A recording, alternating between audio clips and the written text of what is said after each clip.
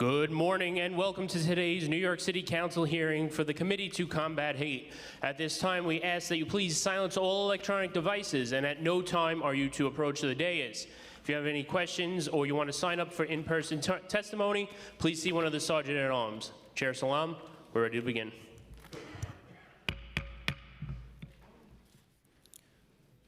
Good morning, everyone. My name is Dr. Yusuf Salam, and I serve as the chair to the Committee to Combat Hate. I would like to start off by thanking everyone for joining us here today. Although this is the first hearing for this new committee, it is not the first time the Council has addressed this topic. Sadly, this committee is needed now more than ever. From the macrocosm of global to national to the microcosm of New York City, recent years have seen a disturbing rise in xenophobia, racism, and intolerance. In the past 10 years, reports on hate crime have more than doubled in the United States, in New York State, and in our city. This includes notable rises in anti-Semitism, in anti-Black hatred, anti-Asian hatred, anti-Muslim hatred, anti-LGBTQIA+ hatred, and other gender-based violence. Across the country, neo-Nazi and white supremacy movements are increasingly visible in mainstream discourse. These groups' rhetoric stigmatizes and dehumanizes minorities, migrants, refugees, women, and any so-called other. Public spaces, community centers, houses of worship, workplaces, and even schools feel much less safe these days. Just this past Saturday, multiple shots were fired at a Matamoros Mosque in the Pike County Islamic Center. Such an attack during one of our holiest times of year, Ramadan, adds insult to injury. Thankfully, there were no reported injuries.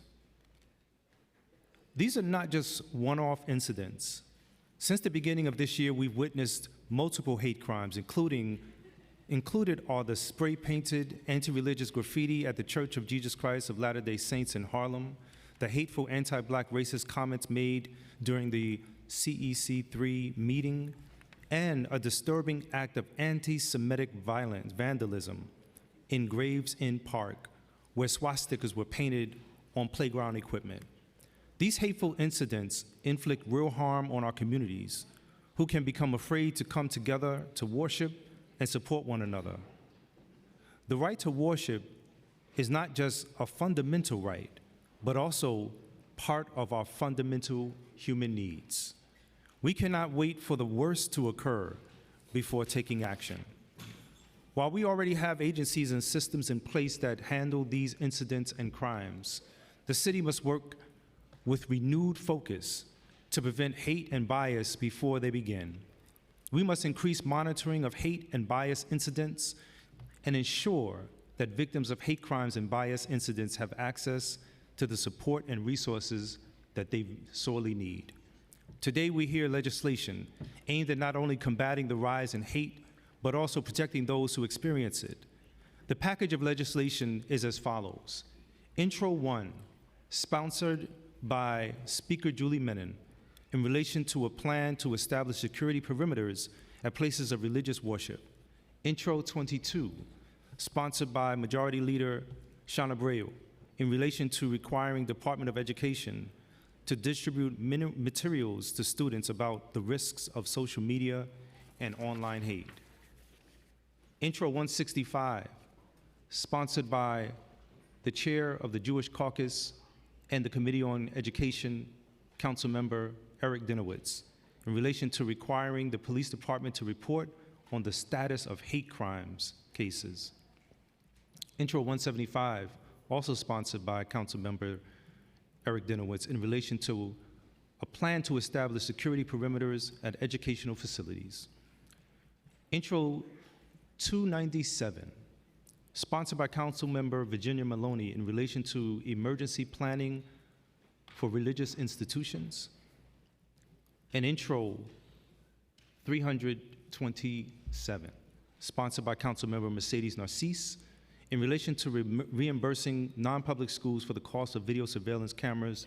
And lastly, Intro 388, sponsored by Councilmember Lincoln Ressler, in relation to establishing a hotline and detailed reports on anti-Semitism and other hate-based related incidents. Before I pass it to my colleagues, I do have some of my more personal reflections to share. I have personally experienced the devastating impact of hate. Sentenced for a crime that I didn't commit simply because of the color of my skin. There was even a call for my death. Racism is very, very real. And my rights were violated, the rights of my family were violated, the rights of my very community were violated during this process. The hatred from my unfair sentence follows me here this day and every day. Follows me on social media. It follows me in what they call real life. This experience has shown me that hate is not inherent, but is in fact taught. We must confront hate in all forms, recognizing it as a learned behavior. We need to work towards healing by promoting love, by promoting inclusivity, and by promoting understanding. The fight against racism and bigotry in all forms is a responsibility we all share. The fight against racism and bigotry in all forms is a responsibility we all share. I look forward to a thoughtful discussion surrounding these issues, as well as any feedback and testimony from the administration and members of the public. I now pass it to my colleague,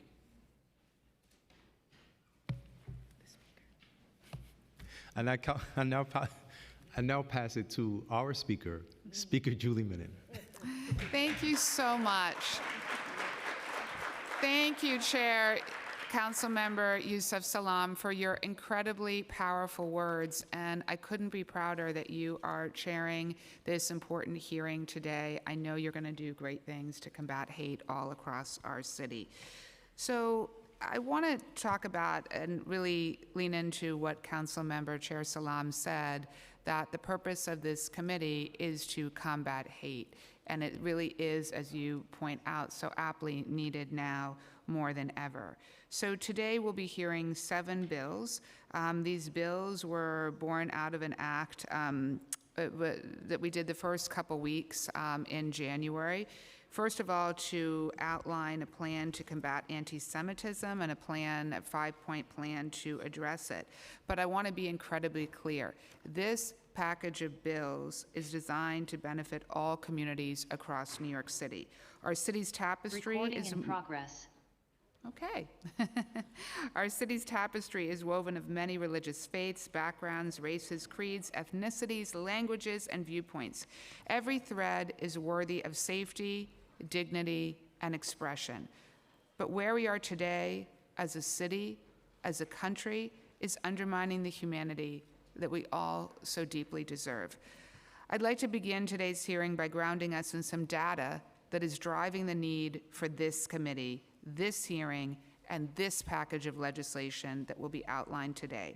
Hate crimes in New York City have risen every year from 2020 to 2024. For the year 2024, according to the Office for the Prevention of Hate Crimes, anti-Jewish bias comprised the highest proportion of hate crime complaints, 53% to be specific, making up more than all other groups combined. For the year 2024, anti-Muslim hate crimes experienced a terrifying 69% increase. And yet, we've heard from so many community groups all across the city that as many as 90% of bias incidents and hate crimes in the Muslim community go unreported. In recent years, we've seen unprecedented attacks on houses of worship, not only nationally, but in New York City itself. Last month, congregants were harassed outside their synagogues at Park East. In 2024, there were a string of vandalism attacks of religious statues in Catholic churches across Staten Island. Last month, 74 swastikas were found at a children's playground in Gravesend Park, Brooklyn. Last Ramadan, an imam in the Bronx was attacked and nearly abducted. The picture on college campuses and educational facilities around the city is equally grim. Judge Lippman's report on CUNY, which conducted more than 200 interviews and met with over 300 people over 11 months, found widespread anti-Semitism across numerous CUNY campuses, as well as a reporting and response system that was failing its students. According to Hillel International, who tracks this data, there were 1,077 anti-Semitic incidents that were reported during the 2025 to 2026 academic year as of February 10th, 2026. There were 2,334 anti-Semitic incidents on campus tracked during the 2024-2025 academic year, the most ever since tracking began in 2019. And according to American Jewish Committee, 35% of current American Jewish college students and recent graduates report having personally experienced anti-Semitism at least once during their time on campus, with 20% reporting that it's happened to them more than one time. These numbers are sobering, and they should alarm all of us. And these are just a handful of the examples of how some communities have been the victim of hateful, threatening harassment over the last several years. I also want to be direct and address some of the misconceptions that have been raised about Intro 1 and Intro 175. These bills are pro-First Amendment. They protect the right to exercise free speech, they protect the right to freedom of movement, and they protect the right to freedom of religion. That means protecting churches, mosques, and synagogues, and all houses of worship. It means protecting Catholic, Islamic, and Jewish schools. Certainly what happened at Parkview Synagogue should not happen again, and those who wish to practice their religions freely at mosques, at churches, at synagogues, or attend classes at schools should not have to navigate the obstacles of intimidation or harassment in order to do so. At the same time, we're not forgetting that our country was built on the protections of the First Amendment. Freedom of speech is truly sacrosanct, and it is a freedom that these bills will uphold. What we will not allow people to do is abuse that freedom to harass and intimidate others outside of their houses of worship or their schools. In conversation with the NYPD, we've made some amendments to the language to give the NYPD more flexibility on the size of the perimeter that they deem necessary, ensuring that there is a safe environment for anyone trying to enter schools and houses of worship. We can all agree that safety is something that should be guaranteed to all New Yorkers, no matter where they pray or where they study.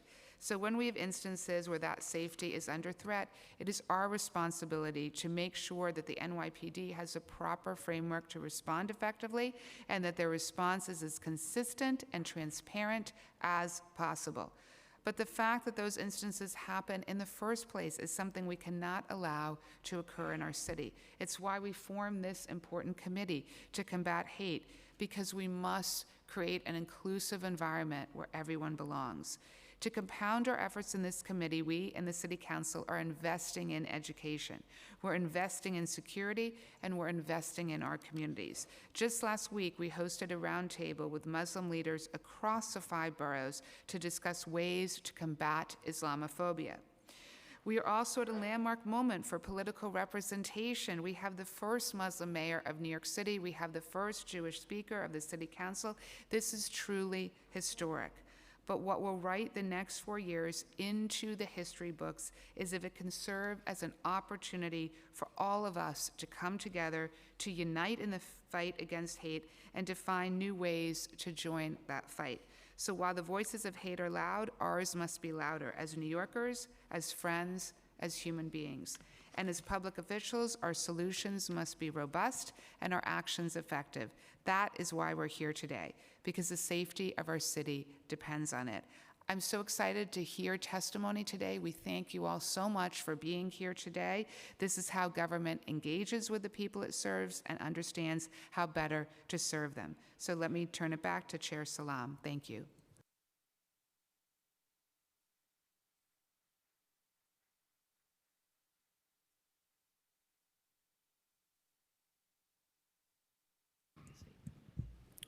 Thank you, Speaker. We'll now pass it to Councilmember Dinowitz. Thank you, Chair, and thank you, Speaker. I think the Chair said it very well. Recording stopped. Because of me? What did I do? Don't take that personally. It is, I think a lot of us, when we ran for office, a lot of people were complaining about quality of life, the potholes, the tree guards, the garbage. And it is a little sad that we need an entire committee to combat hate. But this is the reality of New York City right now. And if you can imagine young girls in their hijabs being harassed, intimidated, or worse, on the way to school. Young boys in yarmulkes afraid to wear those yarmulkes on their way to school or their house of worship. Young people with a cross, they want to tuck it into their shirt because people are outside protesting, harassing, and intimidating them, and in some cases, preventing them from entering their school or house of worship. That is not the New York City that I love, and that is not the New York City that we know, and that is not the New York City that we should have. People deserve safety. People deserve their rights to be protected, which includes their right to religious worship. It includes their right to assembly. It includes their right to free speech. And with this package of legislation today, we are doing that. We are moving that forward. And how are we doing it? I think, to reiterate what the Speaker said, there has been a lot of misconception about some of this legislation, about protecting houses of worship and schools. We are instructing the NYPD to come up with a plan and to make transparent that plan so that everyone, no matter where you are on this issue, no matter whether you're outside the school or inside the school, can have transparency, can know what they're getting from our city government. That is what people deserve. People deserve a transparent city government, to know that their rights are preserved. And that's what we are doing.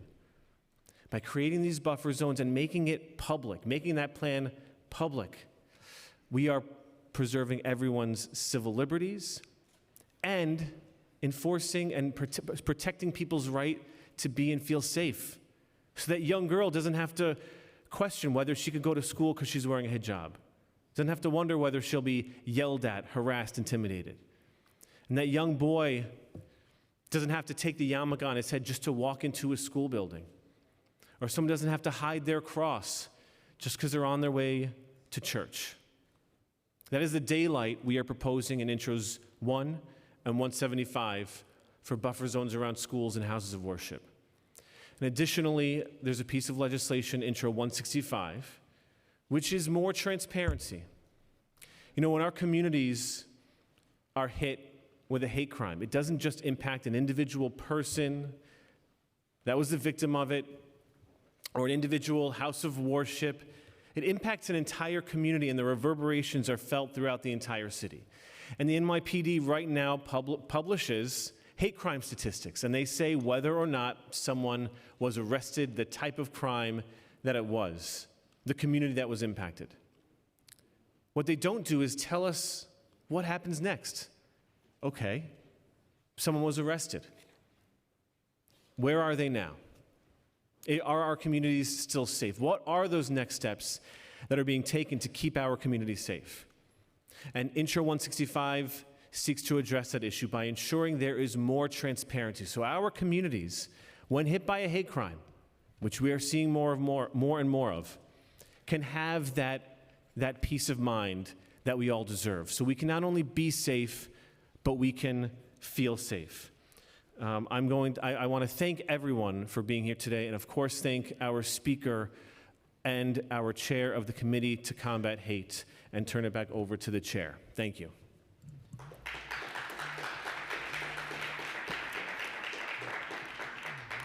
Thank you, and I'll now like to pass it to Councilmember Ressler. Brilliant. Thank you. Thank you so much, Chair Salam and Speaker Menon. And it's wonderful to see so many fellow New Yorkers here with us today. I'd like to thank Speaker Menon for the opportunity and for inviting me to carry Intro 388, excuse me. Intro 388 will establish a hotline at the New York City Commission on Human Rights for New Yorkers to report incidents of hate and bias, and it requires CCHR to publish reports on these incidents. We have seen a profoundly troubling rise in hate incidents across the city, though not all rise to the level of a hate crime. I believe it is critically important that we have an avenue for New Yorkers to report these incidents so that we can meticulously track what type of hateful incidents are occurring, in which neighborhoods, and we can then better tailor education and interventions for communities to prevent these incidents from happening again. In order for any report to be actionable, it is essential that it covers the full breadth of hate that New Yorkers tragically experience on a far too frequent basis. We have an updated version of this legislation that specifies additional categories of incidents that CCHR will have to report on. The report will include the following categories: anti-Semitic incidents, anti-Asian incidents, anti-Muslim incidents, anti-Black incidents, anti-Latino incidents, and gender-motivated incidents, including anti-LGBTQ incidents, will be the categories, but CCHR would, of course, have the discretion to report on additional categories of animus as needed. We also know that some individuals, especially victims of hate incidents, may be reluctant to report those incidents to the police. We will ensure this hotline or to CCHR. We will ensure this hotline is able to accept reports in all languages, and will work with CCHR to make sure that communities feel safe using this valuable resource. I very much appreciate the chair and the speaker holding this hearing today on the urgent topic of anti-Semitism and anti-hate more generally. We must confront and reverse the alarming increase in anti-Semitic incidents citywide. A couple of the bills in this package have rightly received a healthy amount of attention and scrutiny, as the crowd here underscores today. I believe it is essential that all New Yorkers have safe and unimpeded access to religious institutions, educational facilities, abortion clinics, and other sensitive locations. I look forward to the testimony today and hope we can find a path forward that balances the need for safe access for parishioners and students alike without creating unwieldy buffer zones that could infringe on our cherished right to protest. I am keen to understand how this legislation, directing NYPD to create plans for managing protests at houses of worship and educational institutions, will be a change from the status quo. Thank you to the chair, to the speaker, and for everyone who's here today. I'm very much looking forward to the conversation. Thank you. Thank you. And I'd just like to remind the chamber, we need to have order, so the way we clap in the chamber is this way. Thank you, appreciate it.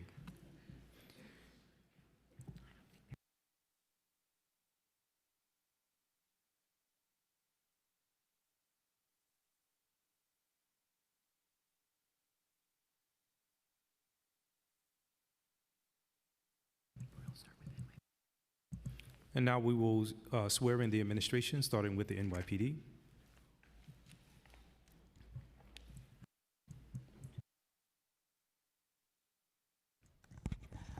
Good morning. Thank you for being here. If you could all raise your right hands, please. Do you swear to tell the truth and nothing but the truth before this committee today? I do. I do. I do. Thank you. You may begin. Thank you. Good morning, Speaker Menon, Chair Salam, members of the Committee to Combat Hate, all members of City Council, committee staff, and members of the public. It's my pleasure to join you today to testify regarding the discrimination protections in the New York City Human Rights Law, as well as Intro 388. I'm Joanne Kama-Ford, Deputy Commissioner of Policy and External Affairs at the New York City Commission on Human Rights, and with me today for Q&A is Jose Rios-Lua, the Commission's Chief of Staff. The Commission welcomes this opportunity to speak about the agency's efforts to combat unlawful discrimination at work, in housing, and places open to the public when that discrimination is on the basis of the more than 25 protected categories articulated in the City Human Rights Law. For over 50 years, the Commission on Human Rights has been tasked with investigating and resolving complaints of discrimination, as well as engaging in public outreach to raise awareness and prevent violations of the city human rights law. This is one piece of the infrastructure across the city to address bias and hate. The Commission is mandated to investigate, prosecute, and adjudicate violations of the human rights law, which is a civil anti-discrimination law. Under the human rights law, it's illegal to discriminate against individuals based on their actual or perceived religion, race, gender, national origin, and sexual orientation, among many other protected categories. The main areas of reported discrimination to the Commission are in housing, the workplace, and places open to the public. Housing providers, employers, and business owners are legally obligated not to discriminate and are a focus of CCHR's public-facing materials, training, and outreach. The Law Enforcement Bureau at CCHR, also known as LEB, is the part of the agency that intakes, evaluates, and investigates allegations of discrimination brought to the Commission by members of the public. Any individual can contact LEB via our live hotline, known as InfoLine, to report allegations of discrimination that are within our jurisdiction. Agency staff answer calls live during business hours 5 days a week, and the vast majority of claims that come to our agency are via this line. Year over year, the most commonly reported allegations of discrimination we receive relate to disability, gender, and race, as well as voucher discrimination in housing. When a member of the public contacts CCHR, the agency assesses whether the allegations that are reported may violate the city human rights law. If they do, staff can take a range of actions to either intervene proactively or investigate to determine whether the case should be prosecuted. These actions may include sending cease and desist letters, requesting information on policies and practices, making document demands, and interviewing witnesses. Where a caller's allegation is within the jurisdiction of another city agency or where an individual is seeking legal assistance, the Commission can refer callers to a range of other resources. If an allegation is determined to be within CCHR's jurisdiction, and an early intervention or conciliation is not appropriate or successful, the Law Enforcement Bureau will investigate to determine if it's more likely than not that discrimination occurred. Thereafter, the Bureau may continue conciliation efforts and can take the case to an administrative trial. Case resolutions can include requiring respondents to engage in training, as well as other measures to ensure future compliance with the city human rights law, such as changes to policy and practice, as well as award damages to individuals and civil penalties to the City of New York. Virtually every settlement or order from CCHR requires respondents to take a training which CCHR staff provide. These are interactive and developed in consultation with community groups, academic institutions, and other subject matter experts. Because CCHR knows there is widespread underreporting of discrimination, the Commission is continually assessing how to build trust and bridge the gap between communities and government. In addition to mandating trainings and case resolutions, the agency also proactively offers trainings to businesses, organizations, and individuals, regardless of whether a complaint has been lodged against them. These trainings include cultural competency, as well as trainings that focus on the rights of New Yorkers and the obligations of business owners, housing providers, and employers. One example of a cultural competency training that CCHR has created is Understanding the Jewish Experience and Anti-Semitism, which promotes understanding of the city's diverse Jewish communities and elaborates on the human rights law's provisions that protect Jewish New Yorkers from discrimination.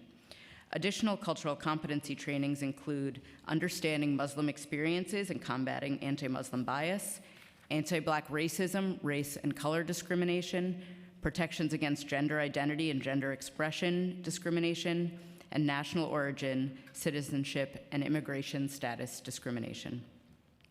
CCHR's trainings are complemented by our outreach work, which is conducted with community and faith partners, some of which are mentioned in my written testimony. Our annual fiscal year 25 report highlights partnerships across diverse New York neighborhoods that allow the agency to engage with over 150,000 New Yorkers. These initiatives and the work of the Commission are just one piece of the city's broader effort to prevent and respond to bias and hate. Work to combat bias and hate is also core to the Office for the Prevention of Hate Crimes, OPHC, which was established in 2019. In fiscal year 25, for the third year in a row, the Commission partnered with OPHC to administer community project grants, where an OPHC provides $10,000 to grassroots efforts aimed at reducing bias. Past awardees are also mentioned in my written testimony. Now, turning to Intro 388, the administration supports the intent of ensuring effective pathways for members of the public to report actionable hate and bias and to connect with resources to vindicate their rights. However, there's an existing city infrastructure to address bias and hate. There are pathways for the public to report unlawful discrimination to CCHR, as I've described, and to report hate-based violence to the NYPD, which we will hear more about shortly, as well as data reporting by agencies, which are all disaggregated in different ways. Accordingly, the administration looks forward to learning more from stakeholders and to further dialogue with the Council on how to most efficiently and effectively operationalize Council's objectives consistent with constitutional guardrails. In closing, thank you for this opportunity to discuss the ways the Commission and the Mamdani administration are working to prevent and respond to bias and hate in New York City. The Commission will continue working to ensure that all New Yorkers receive the protections guaranteed to them in the city human rights law, regardless of religion, gender, race, or national origin. We look forward to continuing this work in collaboration with sibling agencies, including the NYPD, OPHC, the Mayor's Office to Combat Anti-Semitism, as well as with the Council. We look forward to your questions. Thank you.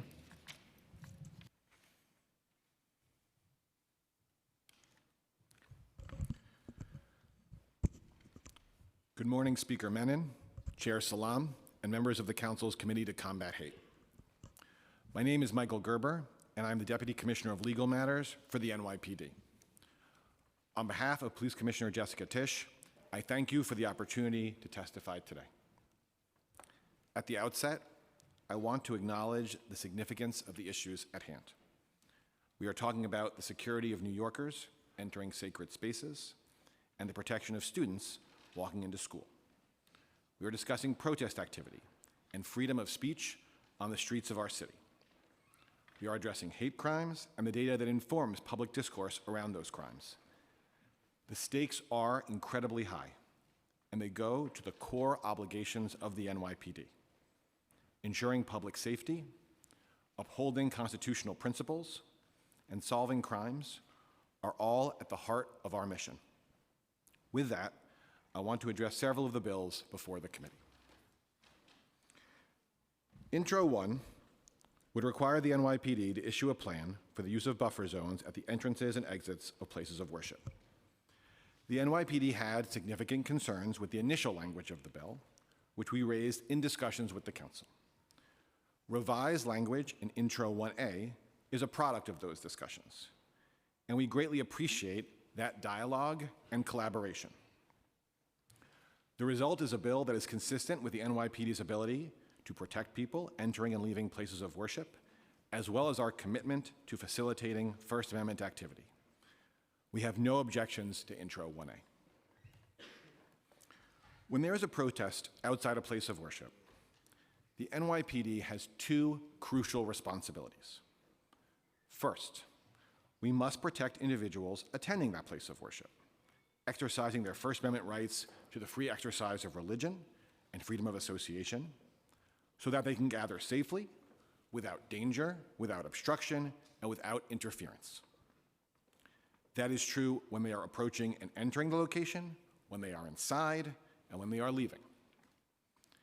Individuals who impede access to a place of worship or interfere with religious services or otherwise commit crimes against individuals coming and going from a place of worship are subject to arrest. Second, the NYPD must protect the First Amendment rights of protesters. This does not mean the protesters can go wherever they want, whenever they want. Under the law, there can be reasonable time, place, and manner restrictions on a protest, though the restrictions cannot depend on the protester's message, and the restrictions cannot limit substantially more speech than necessary. Critically, any such restriction must allow for ample alternative channels of communication for the protesters to convey their message to their intended audience. This means that protesters have a right to sight and sound. That is, to be seen and heard by those that they are protesting against. These two core principles are not in tension. If individuals choose to protest against those entering a place of worship, the NYPD will ensure that they have sight and sound to the entrance of that location, consistent with the First Amendment. At the same time, the protesters will not be permitted to obstruct, impede, or interfere. I want to acknowledge that in this framework, people attending a place of worship may hear vicious speech directed at the very core of their identity. They may see signs or banners that are brimming with hate. It goes without saying that this can be gut-wrenching, infuriating, and deeply disturbing, particularly when this is happening outside a community's spiritual home. Nothing that I say should be taken in any way to minimize that pain. But the First Amendment protects the rights of protesters even when their speech is hateful. And the NYPD is obligated to ensure the rights of protesters without regard to the content of protected speech. When there is a protest outside a place of worship, the NYPD implements these two principles in a number of ways. We create frozen zones, also known as buffer zones, as necessary outside entrances and exits to a place of worship, where no one can enter except those going into or out of the location. The frozen zone needs to incorporate clear pathways in and out, so that those approaching or leaving the building are not obstructed. At the same time, we set up a space for protesters within sight and sound of the location. In these situations, the determinations that need to be made by the NYPD are extremely context-specific. NYPD executives draw on their experience and expertise and use their discretion, consistent with the law, to determine the size and contours of a frozen zone, the space designated for sight and sound, and more broadly, how we can effectively secure space around a place of worship without abridging the exercise of protesters' constitutional rights. These determinations depend on numerous factors, including the physical configuration of the place of worship, the physical layout of the surrounding space, other sensitive locations in close proximity to the place of worship, the anticipated volume of individuals coming in and out of the location, the time of day, the size of the protest, whether protesters are stationary or marching, whether there are counter-protesters, what other events may be occurring nearby, and how that may affect pedestrian or vehicular traffic, and whether there are any specific and credible threats against that place of worship. The list of relevant considerations goes on and on. These operational decisions cannot be reduced to strict, bright-line rules. To do this right, the NYPD needs to be able to make decisions based on the facts on the ground. This practical reality aligns with the law. The legal touchstone here is reasonableness. And what is reasonable turns on the particular circumstances at hand. Intro 1A will require the NYPD to issue a formal policy memorializing the considerations that go into our operational planning. We stand ready to formulate such a policy. To be clear, the policy will not alter our practices, but rather will articulate and describe what we are already doing. The NYPD is proud of the way that our officers respond to protests in this city at a variety of sensitive locations, including places of worship. Are we perfect? No, we are not. But day in and day out, the men and women of the NYPD are doing this work, this challenging work, with professionalism and care, in fidelity to the law, and our obligation to keep people safe. We will continue to do exactly that. Intro 175 is effectively identical to Intro 1, except that it applies to schools rather than places of worship. The ability to enter and exit school safely without harm or interference is non-negotiable. We also must allow protesters to exercise their First Amendment rights outside of schools. The NYPD exercises its discretion, consistent with the law, to accomplish both of these objectives. We raised concerns with the Council regarding the language of Intro 175, and there is new language in Intro 175A that addresses most of those concerns. Again, we appreciate the Council's partnership in crafting this legislation. One outstanding issue is the scope of Intro 175A. As drafted, the bill would apply to police activity on both public property and private property, which raises concerns. These are distinct issues, both legally and operationally, and we look forward to addressing that distinction in discussions with the Council. Intro 165 would require the NYPD to report quarterly and annually regarding the prosecutorial outcomes, bail determinations, and ultimate court dispositions in every case in which someone has been arrested or indicted for a hate crime. The NYPD supports transparency regarding the disposition of cases following hate crime arrests, but that is not data that the NYPD maintains. While we document individual case outcomes, the aggregate data that this bill seeks is maintained by prosecutors' offices and by the Office of Court Administration. The Council should not direct the NYPD to report data that it does not have. We would also note that the NYPD already discloses a wide array of information regarding hate crimes or cases. The NYPD reports aggregate data regarding hate crime complaints and hate crime arrests, the race, sex, and age of individuals arrested for hate crimes, and the types of animus that motivated those hate crimes. This data is reported quarterly and annually, both in total and is aggregated by precinct. All this information is available to the public on NYCD Open Data and the NYPD's website. Intro 297 would require an agency or office designated by the mayor in consultation with the NYPD and OEM to provide religious institutions with support in establishing and maintaining security plans.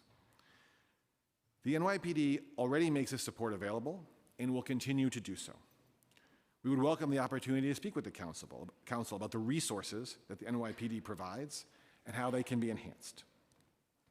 At the same time, we strongly object to requiring another city agency, whether OEM or otherwise, to provide guidance on these issues. The NYPD has the appropriate expertise and experience in these matters. Other city agencies do not. Having a city agency offer guidance on security plans that may conflict with the guidance from the NYPD is a recipe for confusion. It will not enhance security and risks undermining security.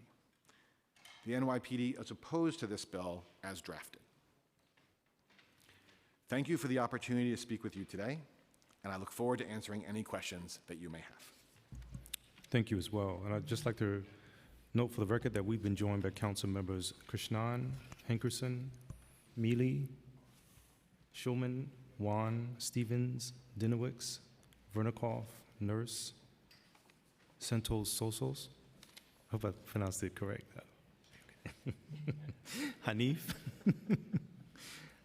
Aviles, and did I mix anyone?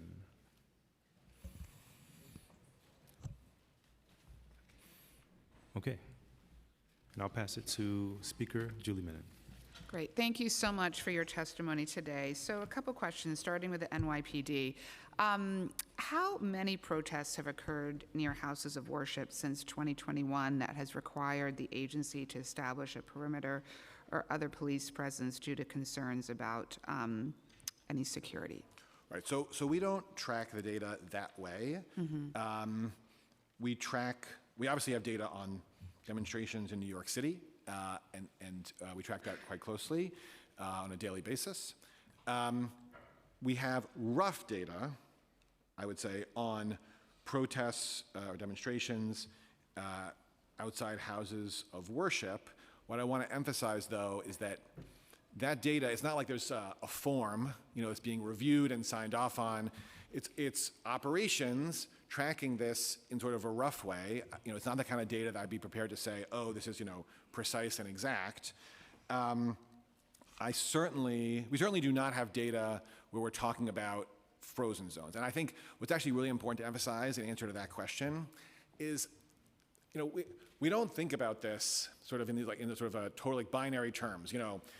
This is a protest, and this would be a frozen zone protest, and this is a protest, and it's not a frozen zone protest. These situations are case by case. They are by their nature dynamic.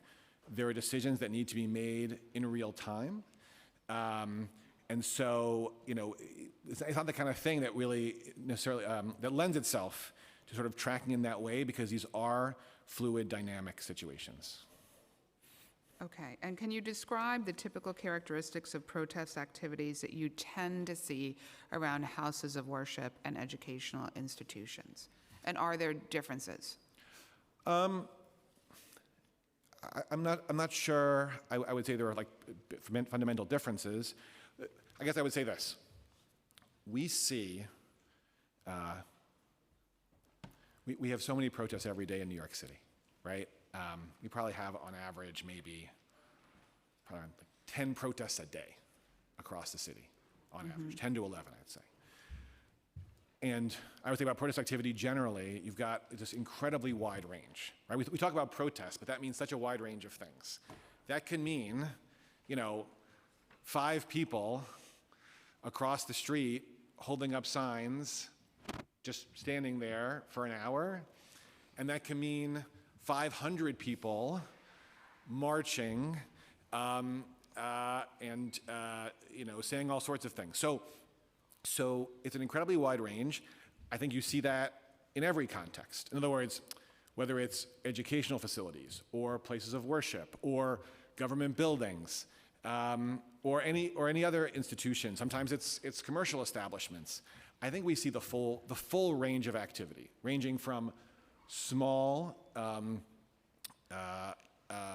non-disruptive protest activity to situations that obviously are a lot more complicated in their size and scope and their effect. So I know, Michael, you've described sort of a wide range of different kinds of protest activities. So then what would trigger the NYPD to set up a perimeter? Like what is your test then to say, okay, this is a protest where we're going to establish a perimeter? Right. So there's not like a test, right? It's not some formula that we can just say. We are very sensitive, right, to all of the factors that are at play in a given situation. And I went through some of them before, but there are more. I mean, certainly in a situation where let's say if it's any kind of sensitive location, and we want to make sure that people can go in and out in a secure way, we're going to do some sort of frozen zone at the entrance, right? We're not going to have a situation where that space at the entrance to a house of worship or a school or a hospital or a government building, or maybe a sensitive location where protesters can just block that, right? With that we cannot have. Consistent with public safety, consistent with public order. The size of that frozen zone and how we set it up and how we configure it and when we put it in place and when we take it down, that's going to be incredibly context specific and does not lend itself to a bright line test or rule. But I can say that in any sort of sensitive location, if we're going to have a protest of any size and we have reason to be concerned about the ability of people to get in and out, the way this is set up, as I said in my testimony, frozen zone at entrances and exits to make sure we're not going to have obstruction, and then also spaces for protesters so they have sight and sound. And then how does NYPD determine the exact size of the perimeter? So, again, it's going to depend on many, many factors. The core question is, how do we ensure that people can go in and out without obstruction? And a lot of that turns on literally just the physical configuration, right? Like, what does a space look like? How are people coming and going? And it's going to be a case-by-case determination. You know, obviously, when we're planning in advance, NYPD executives are looking at this. We're literally looking typically at a map or otherwise of the location, of the space, of the relevant streets. Okay, we could do the frozen zone here, we could do the frozen zone there. Sometimes this is playing out in real time. We don't have the ability to plan in advance. And then typically it'll be the incident commander, the highest ranking uniform executive on scene, in consultation with other executives. I will say that legal plays an important role in this, whether it's planning in advance or on scene. Having lawyers involved in this process is crucial to make sure we're not violating First Amendment rights. But if you look at the frozen zones that we configure, the configurations, it's not some set thing. It's going to vary case by case, depending on all of the circumstances and more that I was articulating before. And in terms of what happened at Park East Synagogue, what did the NYPD do after that incident to prevent that from happening again? Yes. So first, let me just say, we got that one wrong. We did. And the police commissioner, as you know, apologized for that.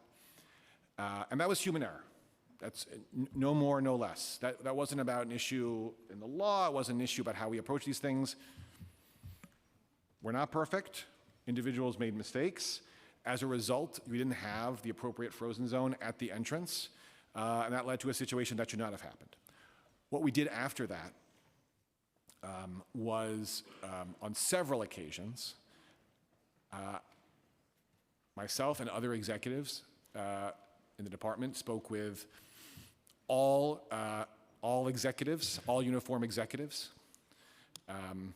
to walk them through really what I was talking about in my testimony, right? That sight and sound is critical. The First Amendment pieces are critical. Making sure people can go in and out safely is critical. And talking about how we think about these frozen zones, how we approach it, the need for frozen zones in these sorts of situations. We were very clear with all executives in the department that what happened at Park East was a mistake. It really can't happen again. It cannot happen again. And we walked everyone through how to do this the right way. And in terms of the balance between establishing the perimeter, protecting the First Amendment rights to peacefully protest, so I know you say that is a case-by-case basis. So what would you say then, how is that balance achieved?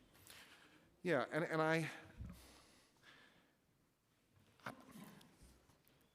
as I was saying before, these two things are not in tension if they're done the right way, right? I know you said balance, but I guess I would resist using the word balance exactly, because these are both two things that are critical, right? And we're not trading off the two things, and I think it's important, right? We're not trading off First Amendment rights against security or vice versa. We are fully committed to those two things. We need to ensure fully those two things, and we can do that. And I think, as I was saying before, sight and sound is a really, really, really important concept in the law and how we think about things. And when we're giving guidance to executives, that's a really crucial element. It's not the only element. I don't want to reduce it to just that, but it is an incredibly valuable shorthand for executives in thinking about these situations, particularly sometimes, right, like we have protests we didn't know about in advance. We're dealing with this in real time. It's very, very challenging. When officers are arriving on the scene, the protest is already happening.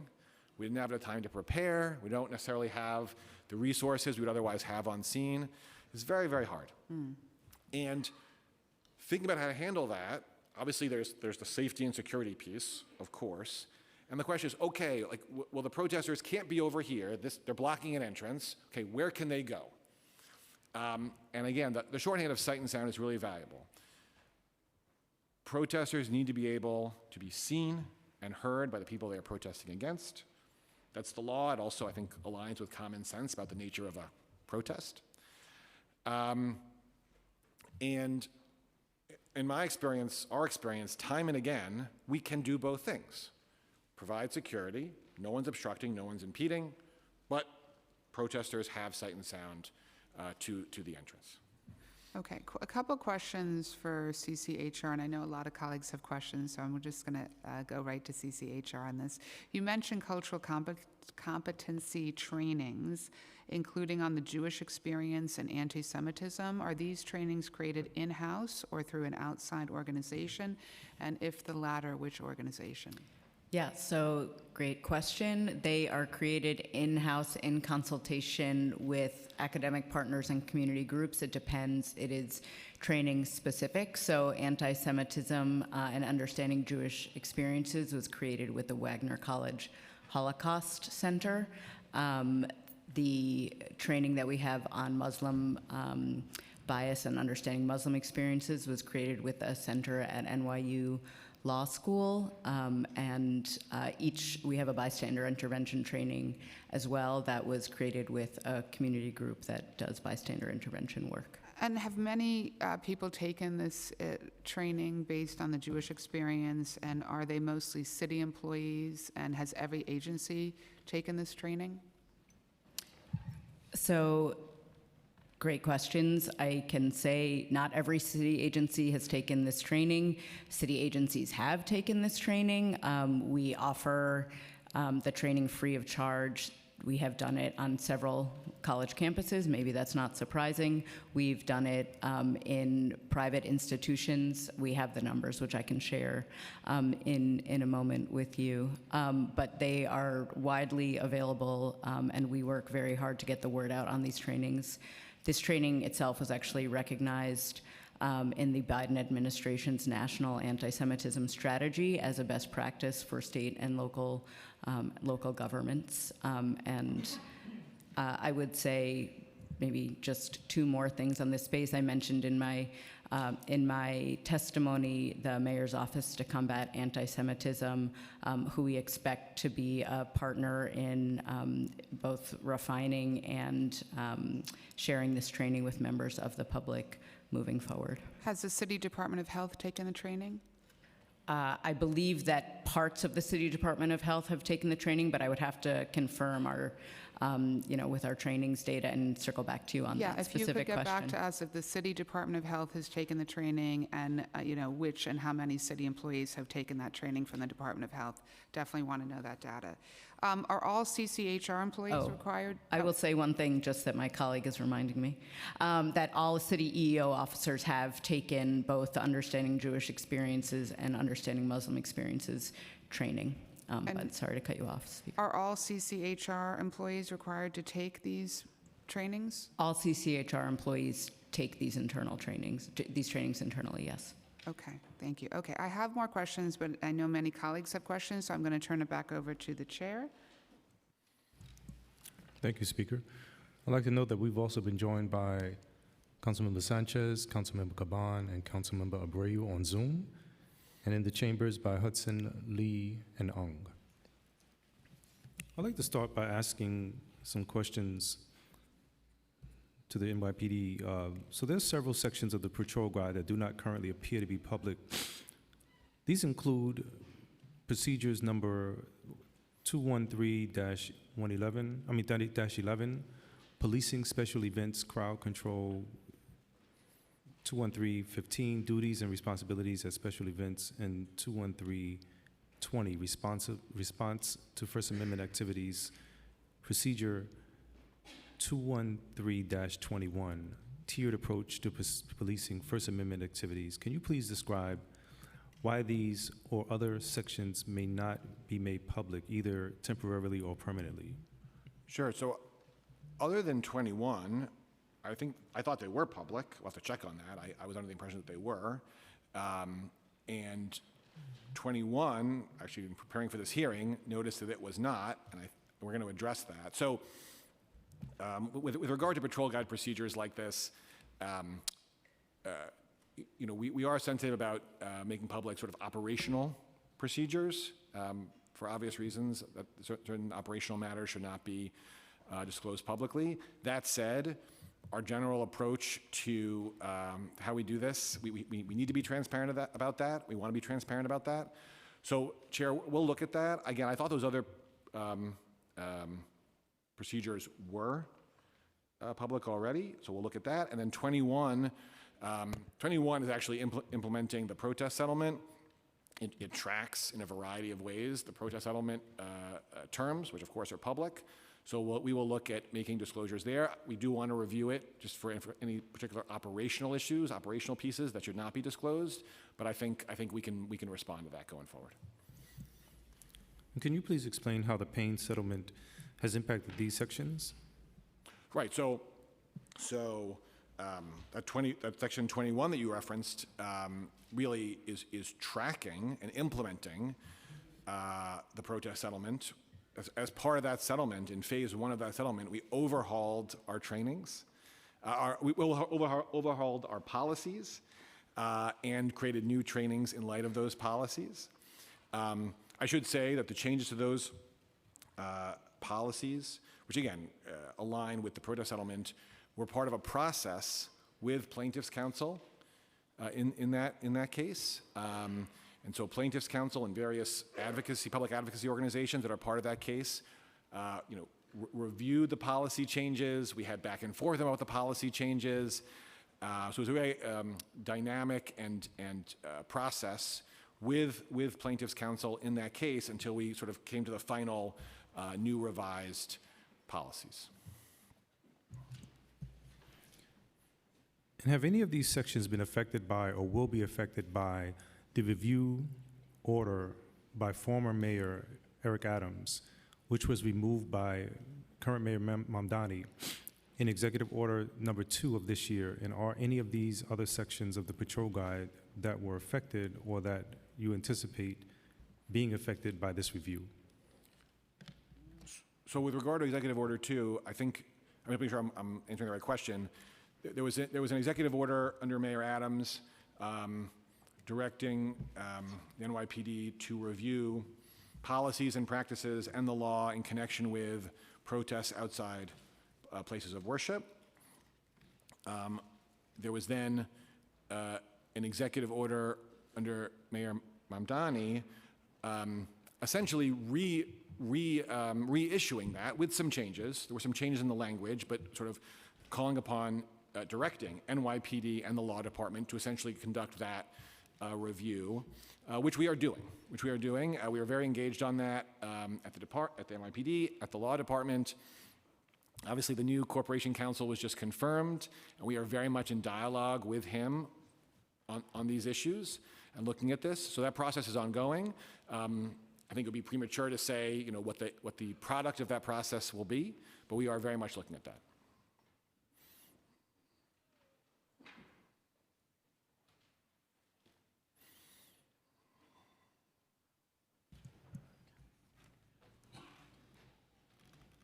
Can you please elaborate on how the NYPD works with different communities in a preventative response and even restorative manner as applicable?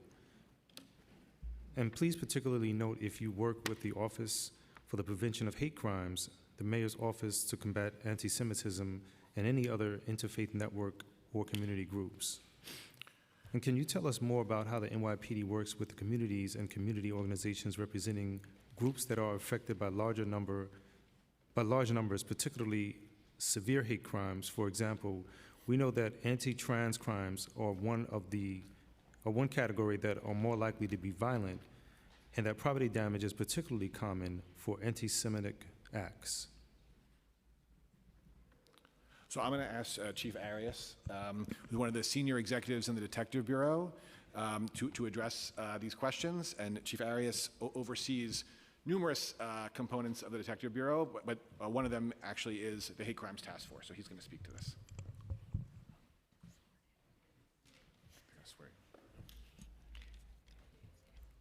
Good morning. Do you swear to tell the truth, the whole truth, and nothing but the truth before this committee? Yes, I do. Thank you. You may begin. Thank you very much, Council Member, for your question. The NYPD's Hate Crime Task Force investigates all incidents of possible bias as they occur. And over the course of investigation, the commanding officer and his command staff is tasked with maintaining relations with victims and with stakeholders, whether non-governmental organizations, nonprofits, or local community members. Over the course of the active investigations, very often they work with the local precinct commander or the executive officer and or the community affairs liaison in each respective precinct to maintain some relationship with affected groups. Although this does not occur in every crime, it occurs holistically across the course of the calendar year or the operational period. Since the most recent commanding officer of the Hate Crime Task Force has been assigned, which is dating to November of 2025, that commanding officer has met with religious groups, NGOs and civic organizations, nonprofits, and government entities. It also, the CO of the Hate Crime Task Force also maintains liaison with the Hate Crime Review Panel, who oversees and acts as a litmus test for active investigations and closed investigations on a monthly basis.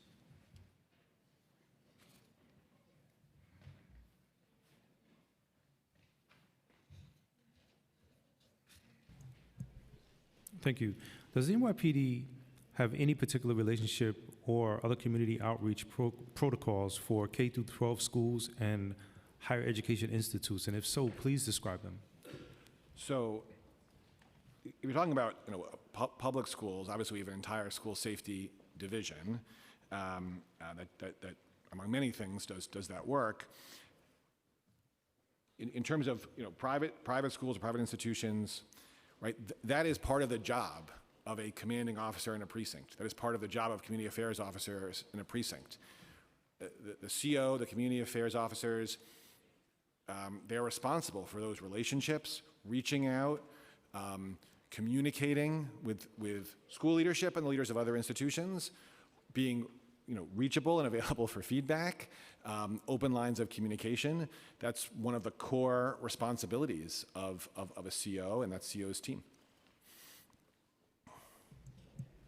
Thank you. I'd like to note for the record that we've also been joined by Councilmember Maloney, and I am going to pass it to Councilmember Abreu to make his statement on his bill.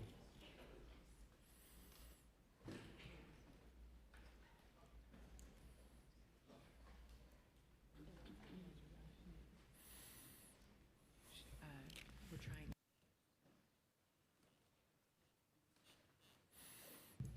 Councilmember Abreu, we're trying to unmute you. Just give us a second.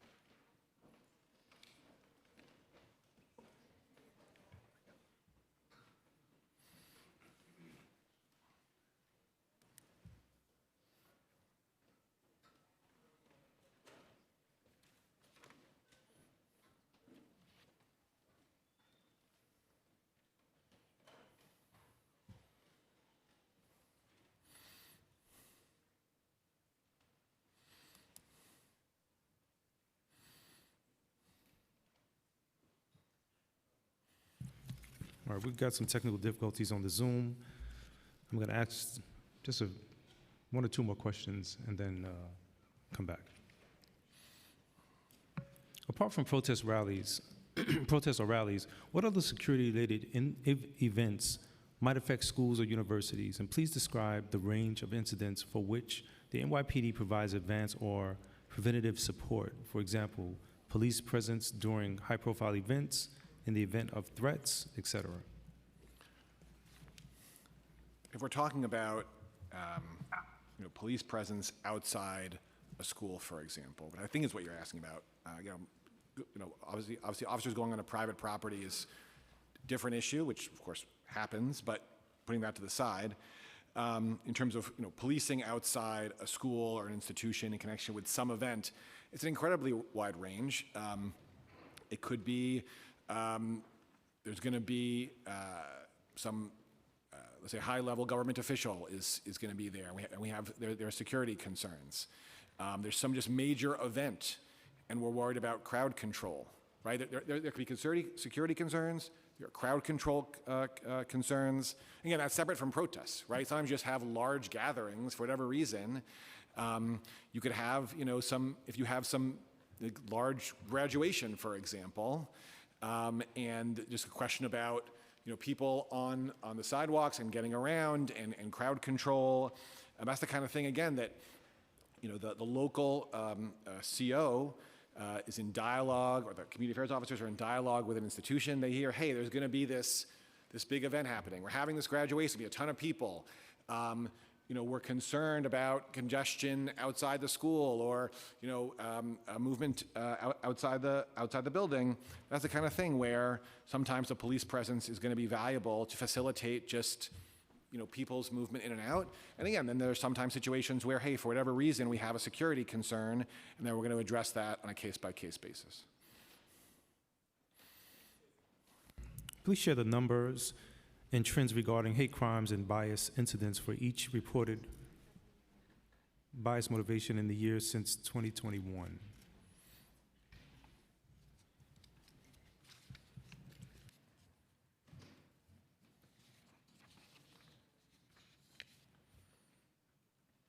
Council member, thank you for your question. Since 2021, we've seen a steady increase of 551 to 646 to 671 to 665, so a small diminishment, to 565 in 2025.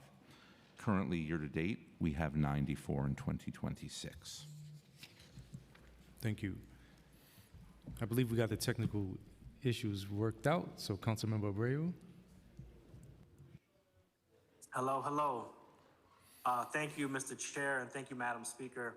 I want to briefly express my support for this package of bills aimed at combating hate in all of its forms. At a moment when too many New Yorkers are feeling targeted or unsafe, it's critical that we respond with clear action and a united front. These pieces of legislation send an important message that hate, bias, and intimidation will not be tolerated in our city. I'm proud to stand with my colleagues, proud to stand with my speaker in supporting this package and advancing protections for all of our communities. Thank you again, Mr. Chair. I'll send it back.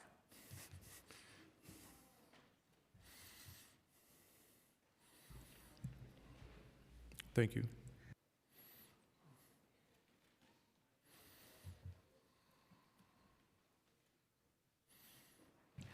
And Councilmember Abreu, if you have any questions, you may ask.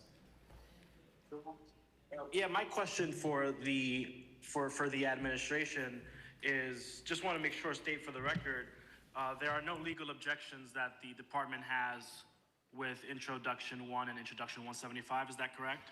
So as I said, with regard to the language of 1A, right, we had concerns before, and again, in dialogue with the council, those concerns were addressed. We do not have concerns about the language in 1A. With regard to 175 is public and private, right? I remember you saying. Yeah. So the concern there, which my hope is that we can work with the council on that, is I think 175A seems to contemplate a plan that includes policing not only on the sidewalks or streets outside of schools, on public property, but also seems to contemplate that the plan would include policing on private property.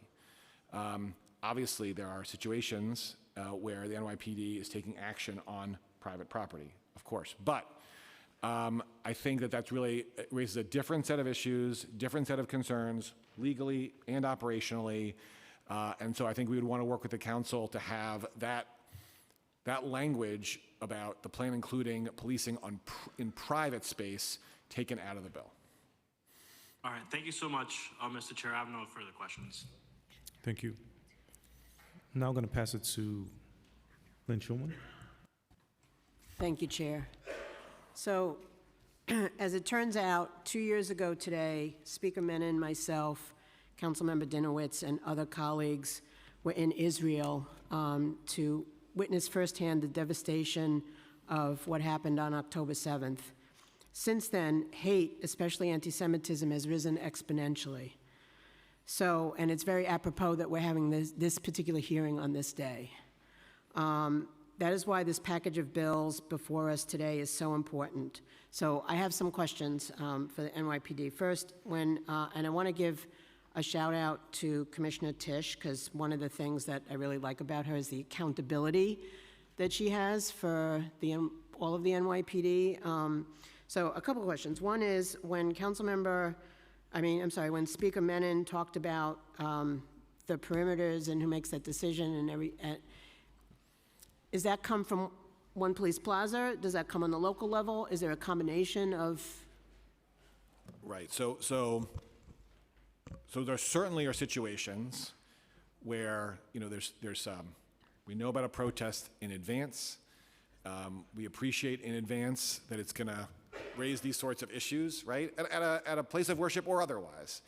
And then, in my experience, executives at One Police Plaza are planning how we're gonna handle that and what it's gonna look like in terms of both frozen zones and sight and sound, and more broadly, right, in terms of what are the appropriate resources and who's gonna be the incident commander, that sort of thing. So that's one situation. I can't say that happens. It does not happen in connection with every protest in the city or even most protests in the city. We have, 10 plus protests a day. So sometimes it's at One Police Plaza. There certainly are times, even for planned protests, where, ones we know about in advance, where you have the incident commander on scene making those determinations. And again, I do want to emphasize that sometimes where we have protests where we just didn't know about them in advance and we're responding in real time, again, the incident commander is going to have to make decisions. Again, sometimes with also very limited resources on hand, initially at least. But yeah, so it's sometimes One Police Plaza, and sometimes it's going to be, the incident commander on scene in real time. I do want to emphasize also, I think this is important, even when we have a plan in advance and senior department executives have reviewed that plan, approved the plan, that sort of thing, it is critical that incident commanders have discretion. Mm-hmm. Right? It's really, really important because, as I was saying before, the facts change, right? We thought it was going to be this. It turns out to be that. We thought the size was going to be this. We thought that. We thought they were going to be stationary, the protesters. Turned out the protesters are marching. And so incident commanders, constrained by the law, of course, and constrained by department policy, do have discretion. So what I want to ask also, when hatred turns up in some of our schools, is that the DOE that's supposed to coordinate with the electeds or the NYPD, or how does that work? Does it get reported to the NYPD? Because there have been instances, particularly in my district, where there's a little bit of miscommunication there. Well, certainly, if we're talking about criminal conduct. Well, swastika's on a desk. Right. I mean, that should be reported to the NYPD. If there's swastikas are being drawn or otherwise on city property, mm-hmm. that is criminal conduct. Okay. That should be reported to the NYPD. Obviously, what's going on in schools does present particular sensitivities. If we're talking about particularly young people, I want to be very clear. I'm not suggesting that we're going to handle that the same way we would handle it with adults. But yes, if there's a swastika on any city property, including city property in schools, that needs to be reported to the NYPD. Because I know commanding officers, they change around every so often and all of that. Do they get training? Do commanding officers get training in hate crimes when they come to the precinct? As part of their promotional process from the rank of lieutenant to captain, they received that training in the leadership training school from the Hate Crime Task Force. Okay, and then my last question is hate crimes covered in the CompStat meetings with the commanding officers? As any case through the investigative process, like special victims or central robbery, if it is applicable, it will be pulled and discussed at a CompStat meeting. I mean, I think that it should be just a category, like there are categories of other crimes that you should look at it on a precinct-by-precinct basis. Correct, and it is, and it's Okay. analyzed and broken down granularly, both on the CompStat sheet and over the course of the citywide CompStat sheet. So Councilmember Schulman, just to be clear, because I think we may have misunderstood the question with regard to CompStat. There are two things. There's the CompStat book, the data, right? Right. And to your point, yes, hate crime data is broken out as part of that CompStat book because it is so important. Separately, what the chief was saying is there also are times when you're having a CompStat meeting and the leadership of the department is talking about particular cases. Hey, what's happening with this? What's happening with that? Sometimes those are hate crimes cases. So oh, I'm sorry. You were saying something? No, I was gonna move to the, Can I just ask just one more question? Thank you. So, it's actually a comment. So, commanding officers have differing opinions, and I've spoken to a number of them, about whether or not something rises to the level of they report it to the hate crimes unit. So that's something you guys should take a look at. That's all. Okay, thank you. Thank you very much, Chair. Appreciate the accommodation. you're welcome. And we're gonna move online to the members of the Assembly, starting with Jeffrey Dinowitz.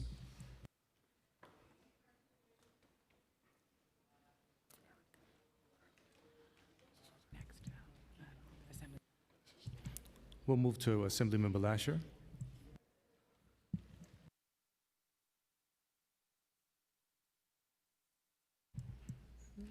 And now we'll move to Assemblymember Wepburn.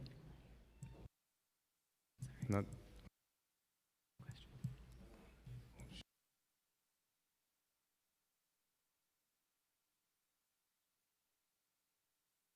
We'll come back to that. We're going to move to Darlene Mealy.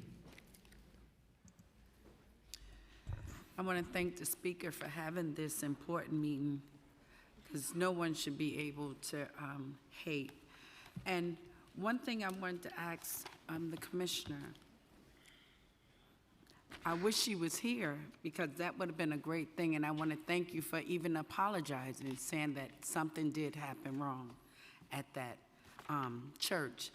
And I want to thank the speaker, what she said, if people feel that was okay, our voices should be louder. I feel church is sacred, and if you denigrate a church, what is this world coming to? So I just want to thank this body for having these legislations. I don't feel that we should have to legislate this, but our spiritual well-being is at stake. So that we have to get the police involved. I wanted to ask you, if there's a situation which the NYPD deemed was a hateful protest happening outside of a house of worship, what typical distance from the house of worship would the NYPD impose on that situation? So a few points. First, and this is very important, it's not about the content of the speech itself. It can't be. It can't be. We can and do, consistent with the law, impose time, place, and manner restrictions for safety reasons and security reasons. But it cannot turn on the content of the speech. So the fact that the speech is hateful in and of itself cannot affect that analysis as a legal matter. I was speaking what distance? Right.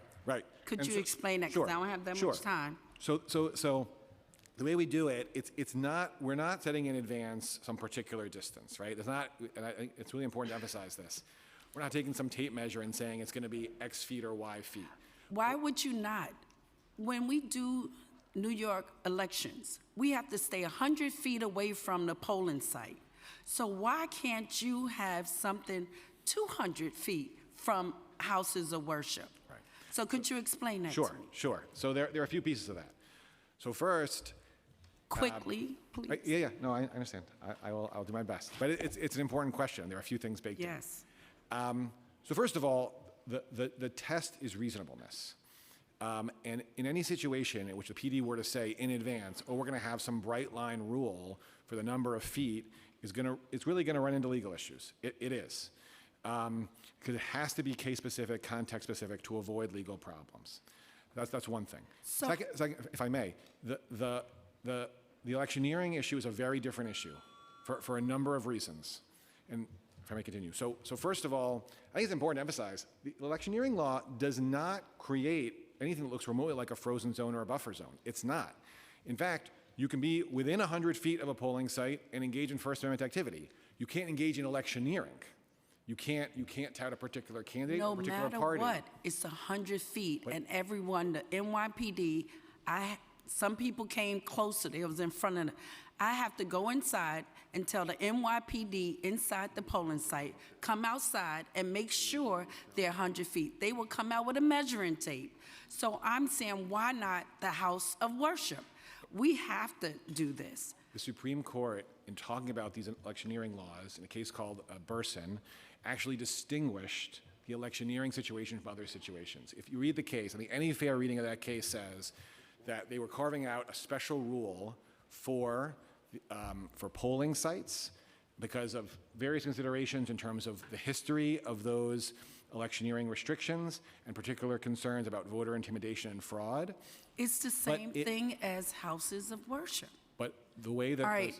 the Supreme Court has structured this, they really have distinguished between polling sites and carved out a special rule for polling sites that is not generally applicable to other types of locations.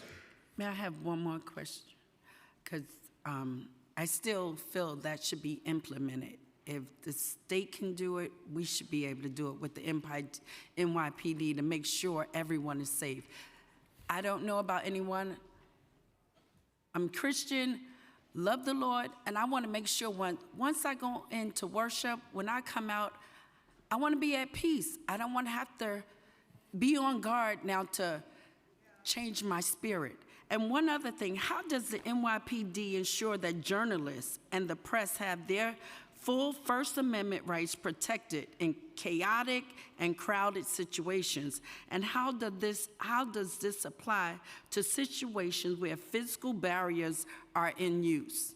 Right. So journalists have wide-ranging access at protests. We have to give them access, both because of the law and also because of the protest settlement, which actually speaks to this issue. There are certainly situations in which we are clearing an area and ultimately no one can be there, and that can include journalists. However, journalists have to be able to be in a position to cover these events.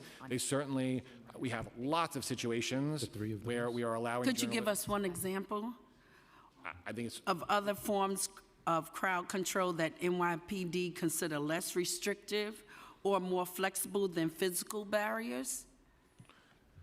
so when we are setting A up quick example. Sure. So what we use are we sometimes use metal barriers. There are times when officers stand there essentially and really say, hey, you can be over here but not over there. Sometimes the officers simply form a line. That happens. And quite frankly, there are times when we are very much in dialogue with protesters. We always try to be in dialogue with protesters. It's not a confrontational situation. The protesters say, we're going to be over here. There's no need for barriers or anything. It's totally worked out, and it's a very straightforward situation. So there are times when we don't need barriers or any substitute. I could take another question after round two. Thank you. Sure, absolutely. Councilmember Salam. Speaker, thank you for this hearing. Thank you. We're going to And go thank you, now. Chair of Jewish Caucus Dimowitz also. We're going to go now to the members of the Assembly who are on Zoom. We have Jeffrey Dinowitz, Member Lasher, and Member Werpen in a room. Okay, good morning, council members. Thank you, Speaker Menon, Chair Salam. We have several of us from the Assembly who'd like to say a few words. We'll all be brief because there are a whole bunch of us. As we all know, October 7th, 2023, a genocide was committed, led by the terrorist group Hamas. 1,200 Israelis were viciously murdered, 250 were kidnapped, many other people were raped during that time. But shockingly, after October 7th, it was hate crimes against Jewish people that skyrocketed in New York and around the world. Right now, a majority of the hate crimes in New York City are committed against Jewish people, despite the fact that Jews comprise maybe 10% of the population. I just want to say thank you to the council members who are sponsoring this package of bills, Speaker Menon, Councilmember Dinowitz, and the other members who have bills in this package. We have to do something, and I'm pleased that the council is taking action on this. You know, phrases like globalize the intifada, from the river to the sea, phrases that call for the extermination of Jews should be denounced, but yet they are so freely spoken these days, and that is really horrible. I've lived in the Bronx all of my life, and never have I ever felt any discrimination because I was Jewish, discrimination against me as an individual. Yet, after October 7th, for the first time in my life, I started to feel that. I started to get hate on Twitter and in other social media. This never happened before. It never happened before. The 1,200 Israelis, not all of whom were Jewish, were viciously slaughtered. So the fact that the council is taking action and trying to address the situation is really a very positive step. We've seen the increase in anti-Semitism, which traditionally has been mostly from the far right, to increase to the far right and the far left. That is what is happening today. We have to stand up, we have to speak loudly and speak loudly as a community against anti-Semitism and all hate. And that's what this package of bills does, I think. People should not be afraid to go into a house of worship. They should not be afraid to go into an educational institution or anything else that's addressed by these bills. So I applaud all of you, and now I will turn it over to my colleague, Assemblymember Weprin. Thank you. Shortly. I'm Assemblyman David Weprin, representing the 24th Assembly District in Queens. I am also president of the National Association of Jewish Legislators, encompassing Jewish legislators from over 40 different states. Anti-Semitism is rising in New York City, and the data is undeniable. In January alone, there were 31 reported anti-Jewish hate crimes, representing more than 180% increase from the previous year. Jewish New Yorkers deserve to feel safe in their homes, in their streets, and in their houses of worship. I commend Speaker Menon and Chair Salam for recognizing the urgency of this crisis and putting forward a comprehensive citywide strategy to confront the scourge of hate. Meeting this moment requires decisive leadership and sustained action, and that is exactly what this plan seeks to deliver. I fully support the package of bills. Thank you.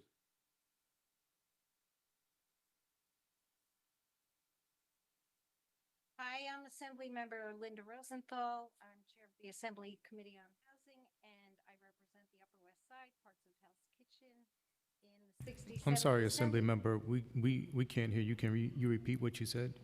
Okay, I'm sorry about that. Can you hear me now?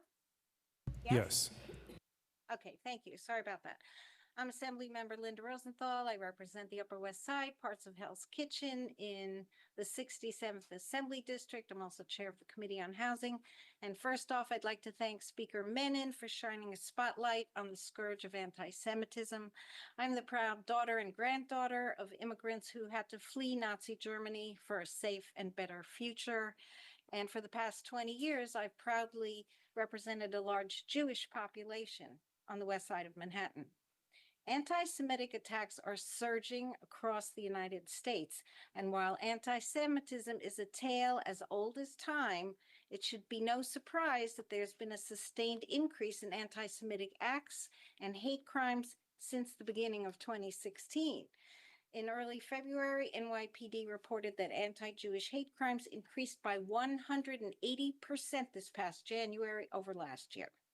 Now, anti-Semitism is not unique to New York or New York City, but we here who represent New York have a responsibility, a moral responsibility to confront hatred, whether it be physical, verbal, wherever and whenever it rears its ugly head. And I've worked with local law enforcement to report and erase anti-Jewish epithets carved into our park benches, church doors, or sprayed onto buildings. I've also worked with Jewish schools and synagogues in my district on security measures to ensure they feel safe going about daily life. And I've also organized Holocaust programming in my local schools. And that is why I'm in strong support of this holistic slate of bills that would expand education, security, and infrastructure measures in New York City to address anti-Semitism.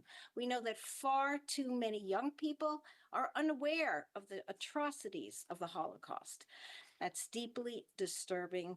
We cannot say never again if new generations of New Yorkers can't explain what happened. So, our young children who navigate a brave new world, they see a social media landscape dominated by lies, fake news, misrepresentations. It's our responsibility, our duty to provide them with the unvarnished truth about the horrors of that time, the deadly impacts of dehumanizing an entire population. Education is the cornerstone of that attempt. And we must double our efforts because never again must mean never again. I'd also like to thank my colleague, Assemblymember Sam Berger, for getting us here today. And once again, the council, Councilmember Salam, and the Speaker, Julie Menin. Thank you so much.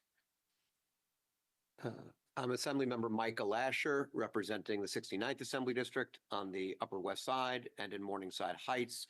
And I'm very pleased to be here, and with gratitude to Speaker Menin and her colleagues in the council for introducing this package of legislation to address the very real, very concerning rise in anti-Semitism in our city. All one needs to do is walk into a synagogue. When I go into my synagogue, I am struck by the extent of the security measures that exist today that did not exist when I was a kid, because that is what we must do in this time to make sure that people entering a synagogue are safe.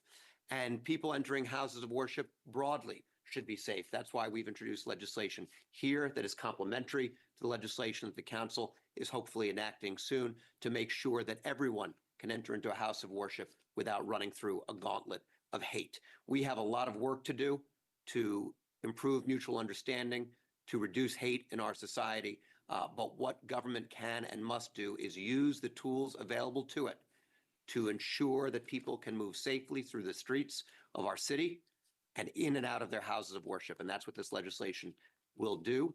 It is entirely compatible and critically compatible with protecting New Yorkers' rights to free expression. And I'm confident in the leadership and the rank and file of the NYPD to put this legislation into practice once the council passes it. So again, I'm grateful to our colleagues in city government, grateful to the leadership of Speaker Menin, and urge the enactment of the entire package as soon as possible. Pass the mic over to Assemblyman Berger. Thank you. Oh, we're good?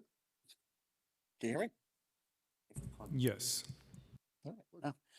My name is Assemblymember Sam Berger. I represent the 27th District, which covers Kew Garden Hills, Forest Hills, Electchester, College Point, and Whitestone. There is a lot of pushback on this legislative package on the grounds of First Amendment and free speech rights. It was in my district in January, my community, my home, where protesters came, and we heard them loud and clear when they said that they support Hamas. We heard them loud and clear when they said that they support October 7th. And I brought a measuring tape because I was there when that event happened. They were not 25 feet away. They were not 100 feet away. They were 300 to 500 feet away, and we were able to hear them and hear their calls for hate. And no speech was taken away. No First Amendment rights were removed. We heard them. I heard them. My community heard them. I had a call from a mother living in one of the houses nearby, huddled with her children, the daughter of a Holocaust survivor, who heard them loud and clear. We have to be doing more. And this is a tremendous first step, and I urge the passage of this package swiftly. I am tremendously grateful to Speaker Menon for her moral clarity on this, for working swiftly on this. It should not take 6 months of a listening period to take action to combat anti-Semitism. It should not take months of reviewing or having a legal review to make determinations on what can help combat anti-Semitism. We have to take action. We have to do more. This is a tremendous first step. I am tremendously grateful for Speaker Menon's leadership on this, and I hope that we can pass this swiftly. Thank you very much. I think that's it. We had two other colleagues, but they haven't. Thank you for your testimony. Thank you so much for joining us today from Albany. We really appreciate it. Thank you so much for your compelling testimony. Thanks. We'll now pass it to Councilmember Sandy Nurse. Thank you, Chair. Just a couple of questions. As it relates to incidents of violence at houses of worship, can you let us know how many incidences have occurred where entrances or exits have been blocked that the NYPD has responded to? And if you could keep it brief and concise. Yeah, I don't have data on that. I don't know that we track it that way. Okay. Yeah, I don't. Okay, so you don't have the data. No. And just to reaffirm, just a yes or no, does the NYPD patrol guide or any other written policy already specify how you respond to a protest at a house of worship? We have several policies that speak Yes, to how we. yes or no? There are several policies that speak to how we deal with protest situations, and they apply broadly both to houses of worship and to any other. Okay, I'll take that as a yes. That said, from what I'm hearing today, this bill essentially asks you to write down what you already have written down, but doesn't substantially change how you would respond at all. Yes or no? The bill would not change what we do day to day. Okay, I'll take that as a yes. It would require us to articulate and put in words and on paper what our approach is in these situations. Which you have multiple written documents about already, which you just said you This did. would require us to put forward a plan with regard to protests in the vicinity of houses of worship, places of worship, and how we, the various considerations that go into how we address those. Understood. So given that, yes or no, does the NYPD support legislating buffer zones? The NYPD has no objection to Intro 1A.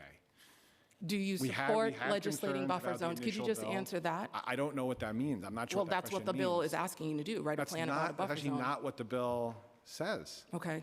It's not. The bill says, as I understand it, Intro 1A now, not the initial language, but Intro 1A. Well, we're talking about Intro 1A because that's what we're going to be deliberating on. Okay.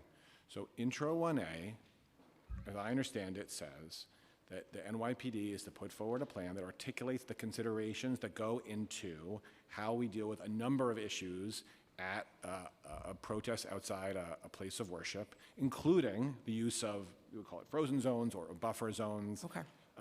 But again, it is articulating and putting forward in a way that's transparent with the public how we. Understood. How we deal with You've already said that. So yes, you support this, is what you're saying.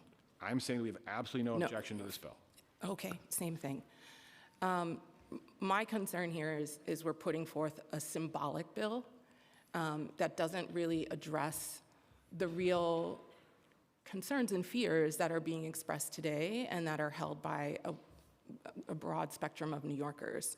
And I would really want to see this committee and this council spend more time deliberating, exploring at data-backed solutions to preventing acts of hate in our communities.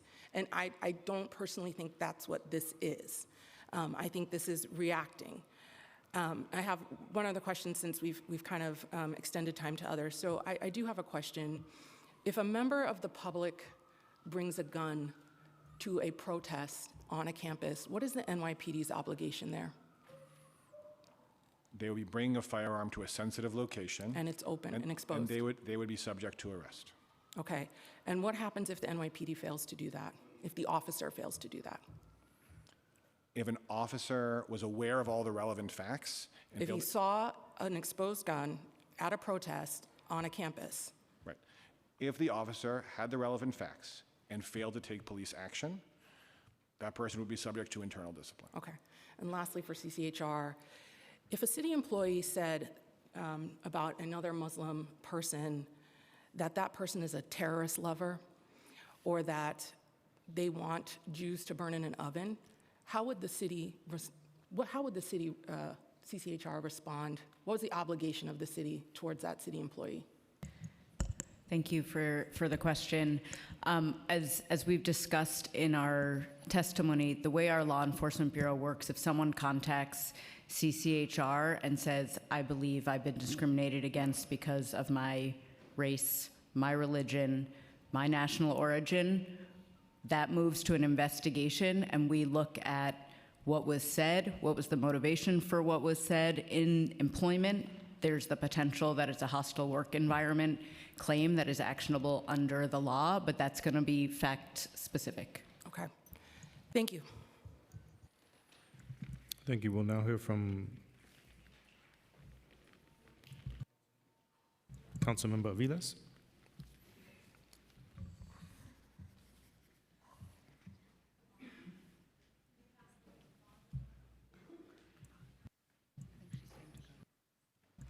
I'm going to pass it to Councilmember Caban on Zoom.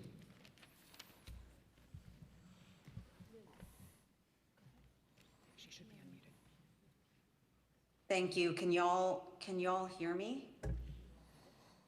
Yes. Okay, great. Thank you. I just want to start by saying that I think that there is a broad consensus amongst the members of this council, and certainly myself, that we understand and are concerned about just rising hate and the fear that people legitimately feel walking into different spaces, whether it is their house of worship or other safe space, based on the intersection of whatever identities they hold. I think our concern here, or some of our concern, is that we want to make sure that we're doing this effectively and not impeding constitutional rights. We've heard a lot of data about the rise in hate violence, but what I have yet to see is data or research on the efficacy of certain interventions and whether this is the right intervention as opposed to lots of other interventions that are available, that there is a level of data and research around. I want to start by talking about Intro 175 first. It works with it. I want to know how it would work with an educational institution like NYU, right? Like NYU has no established campus to speak of, and it owns and maintains buildings across the city. So, yeah, talk to me. How would it work with a facility like that? So again, I think I want to distinguish between the extent to which the bill speaks about private property, what's happening on private property, let's put that to the side, talking about the entrances to NYU buildings, right? I don't know that it matters so much whether it's, a campus or a one-off building. I mean, if there's a concern about individuals potentially blocking access to a school facility, whether that's the entrance to a campus or the entrance to a standalone building, we would want to make sure that people have clear access. I'm not sure that it matters really that it's a campus entrance or a single building entrance. I think, and I'm going to give an example that raises a concern that folks have, is that, with the concentration of NYU buildings around Washington Square Park, for example, we can imagine an omnipresent police presence in a traditional public forum that would create a substantial risk of violating the First Amendment, right? Like this bill is silent on that kind of scenario. So how would the NYPD balance the requirements of this bill with the Constitution? How would the NYPD balance the requirements of this bill with the settlement agreement in the cases around the summer 2020 protests? Sure. So I think I understand the question. The way certainly we're thinking about this, and we have to sort of, when the bill becomes law, if we're creating a plan, the goal is not 100% not to have some sort of, just like full-time or even part-time, just like, frozen zones put up outside NYU buildings or outside the NYU campus. These are responses to particular events, particular situations. In the normal course, day to day, not only would there not be some omnipresent frozen zones, there wouldn't be frozen zones at all. That said, if we learn, okay, this afternoon there's going to be this protest outside this building, we're concerned about making sure people can get in and out securely and safely, then we would say, okay, we're going to do, consistent with the First Amendment, potentially a frozen zone outside that entrance to make sure things can go smoothly. But it would not be, the way I understand the bill, is not, oh, there's some sort of full-time frozen zone situation. But to Councilmember Nurse's point, your understanding of the bill is that these procedures and plans are memorialized in the handbook and other policies that exist, and this would be a duplicative rememorialization of those plans, but with specific questions around the creation of frozen zones or buffer zones. So just to be clear, we do have a number of policies involving how we.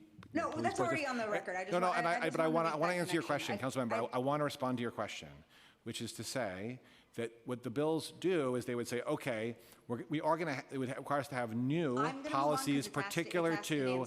I'm just trying to answer your question. It's asked and answered. It's been answered. But it's on you the asked me the record. question. I just want to answer your question, Councilmember. And I said it's asked and answered. I withdraw it. Okay, We can do it that sure. way. I withdraw the question. Thank you, Mr. Gerber. So I want to ask, intros 1 and 175, do they undermine the settlement that the city, because this was talked about a little bit, but not in a lot of detail. Do they undermine the settlement that the city and the protest cases that stemmed from the summer 2020 protests with the NYPD response to First Amendment activities? And I specifically want to give the context around this, right? Like, a central component of the settlement agreement is a tiered approach to protest policing. And then under the protest settlement agreement, the NYPD is tasked with promoting, whenever and wherever possible, First Amendment activity. And so the agreement implemented a tiered NYPD response to protest to prevent the chilling of free speech that occurs as a matter of course when there's an outsized police presence. And then the same outsized presence can also escalate tensions between protesters and police. So how would the two bills interact with NYPD's obligation under the tiered approach in the settlement agreement? The protest settlement binds us by court order. Any plan that would be formulated under these bills would have to be consistent with the protest settlement. We obviously could not put anything in the plan that was contrary to the requirements of the protest settlement. Okay, so I mean, it sounds like there is some tension there because no, I don't see that at all. The creation of frozen zones or buffer zones outside a place of worship or a school is in no way inherently inconsistent with the protest settlement.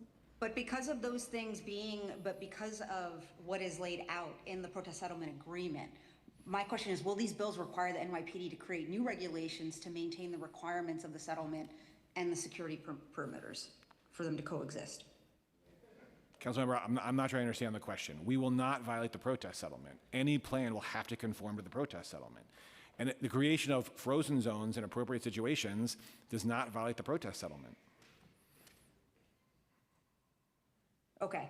I think I've gone over. I can't see the time, by the way. The time has expired. To the staff.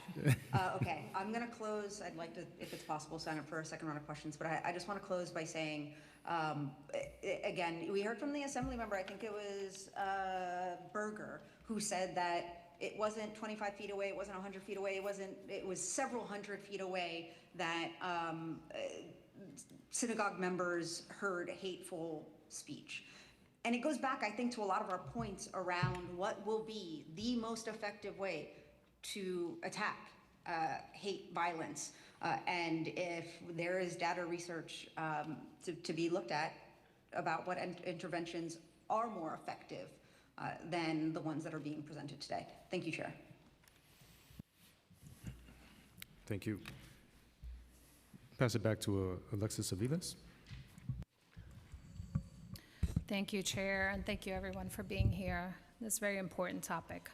I'd like to pick up where Councilmember Caban has left off. I'd like to know, in your estimation, both from NYPD and our other agency, if in your estimation this is an effective intervention to combat hate. And you're referring to the 175? I guess I'm referring to all the bills. Can you just yes or no on each of the bills if this is an effective intervention to combat hate? Well, I can only speak to certain bills from an NYPD perspective. Okay. And again, on 1A and 175A, subject to the qualification with 175A in my testimony, we don't otherwise have objections to those bills.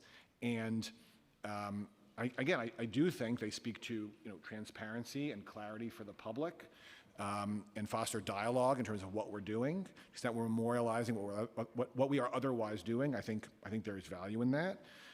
Again, I do not see those bills as changing what we do day to day. Right. I do not. No, I think there are values in clear that. that the bill basically is asking you to create another memo for what I suppose you have in many different patrol guidelines and other internal memos around how you, since you are addressing 10 to 11 protests a day, this seems like you're just adding another memo around what you're currently doing. So I guess the question is, with your understanding, do you think this bill is an effective strategy to combating hate? I think it's like a yes or no. I think the bill fosters transparency. Okay. About how we handle it. And the other bills, just to answer your question, with regard to the reporting bill, again, we had a concern that we just don't have the data that's being asked of us. So that's a fundamental problem. Okay. And then the one about security at religious institutions, again, we already provide that guidance, make ourselves available. So I hear you. I'm not trying to, this is not a trap question. It is really, our goal here is to advance effective interventions to address what is an important thing that we are experiencing both here and across the globe. And so what we are in pursuit in earnest is in interventions that actually address the issue. And so what I am hearing is the ways that you are addressing are reflected in all of these laws, and right now these laws don't necessarily advance or add an effective intervention to combat hate. I guess I'd love to go to the next agency. Recording stopped. Me too? No. Thank you. I think I'm going to speak really just specifically about Intro 388, which is the bill that names CCHR.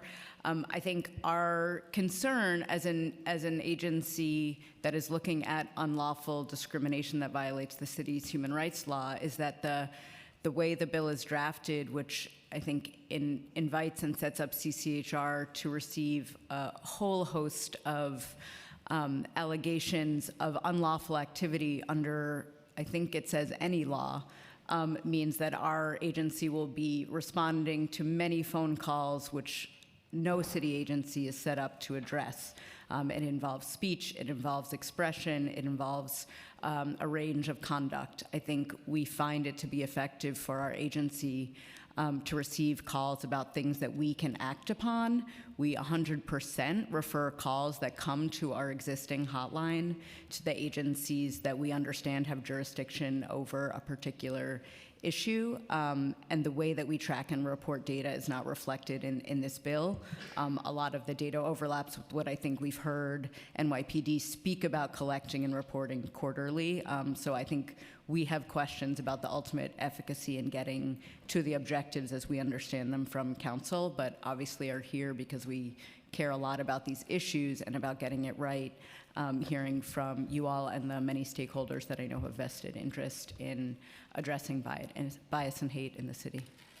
Thank you. And if I may, Chair, along those lines, can you, for the record, speak a bit more substantively around what are the most effective interventions that you have engaged in, and what is the current level of funding and support in those interventions? And are those interventions found anywhere in any of these pieces of legislation?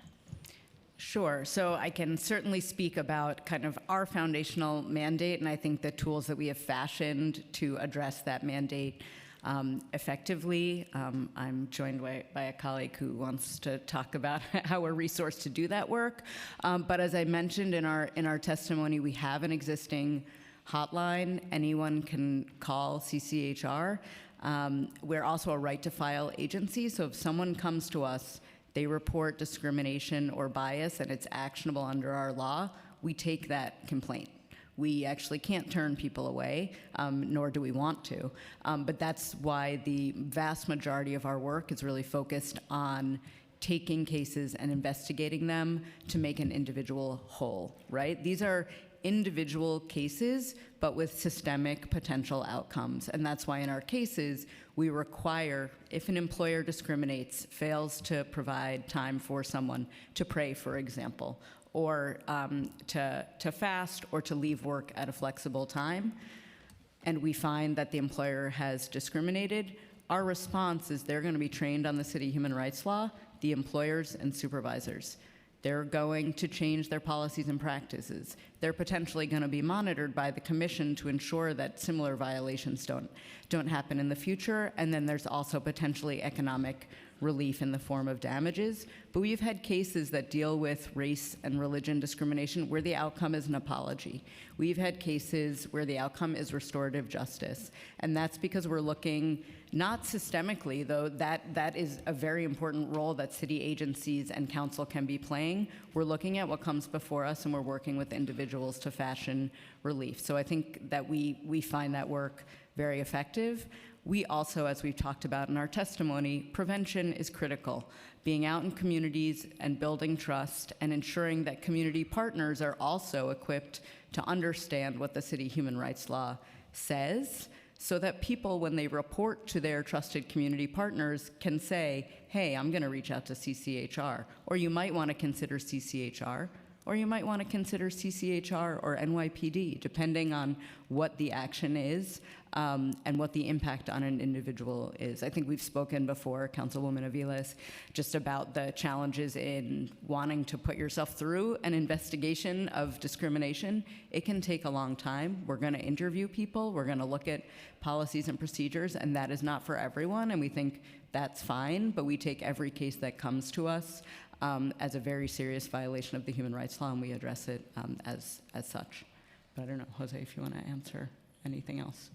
No, I guess I'll just add to this point that I know you asked the resource question on this, and so I just want to be abundantly clear that we have a very dedicated staff of 108 people at the Commission on Human Rights actively. Did you say 109? 108. Active employees at the Commission on Human Rights who are dedicated to doing this work. And one of the things that I've heard questioned about is how much would it take to do this, right? And I don't have a number for you. I don't have a magic number for you, but I can tell you that because of our mandate under the New York City Human Rights Law, those dedicated staff members don't have an option not to maintain the mandate of the New York City Human Rights Law. So I just want to first shout out to them, their dedication and their work every single day. I also want to be super clear that our new commissioner, Christine Clark, has been very public about her desire to increase resources at the commission and her commitment to go out and find those resources. And so those are conversations that we're having with the administration and with OMB, and we'll continue to have them. Thank you. I mean, it is very well known that the agency has not had adequate funding to truly meet its mandate. I mean, on income discrimination alone, it's been severely underfunded. I think what I am utterly interested in and hyper-focused on is investing in actual effective interventions to move the needle. Because our resources are not growing, but the issue remains persistent and is awful, that we actually earnestly address the issue with substantive interventions, with adequate resources, and not play on the margins. So thank you so much for your work. Thank you. We're now going to hear again from the speaker. Hi, I just want to ask one clarifying question because CCHR's intake line has received an increasingly high number of inquiries each and every year.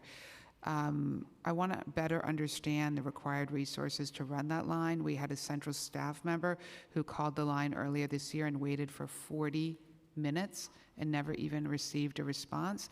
In addition, the state controller's report indicated that in so many different discrimination cases, it's taking the agency 883 days on average to close out the complaint, which is totally unacceptable.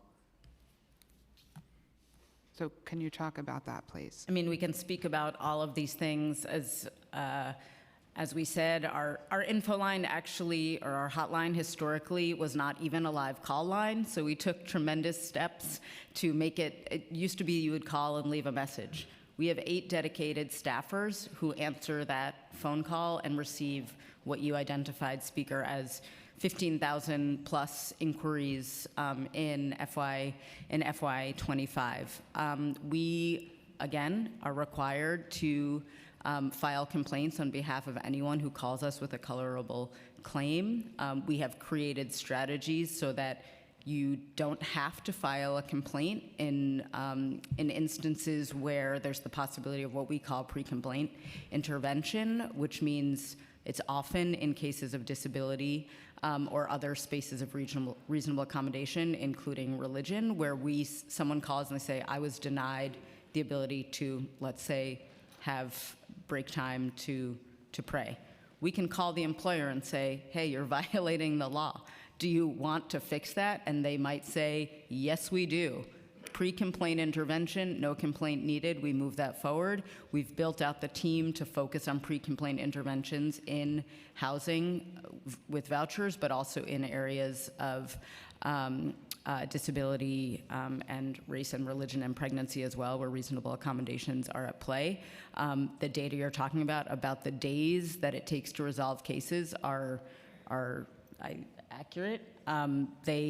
Cases vary in complexity, and we have our attorneys and investigators looking into complaints, doing document review, interviewing witnesses, and it does take also a long time to settle claims, even if we have a complainant who's interested in that and maybe a respondent.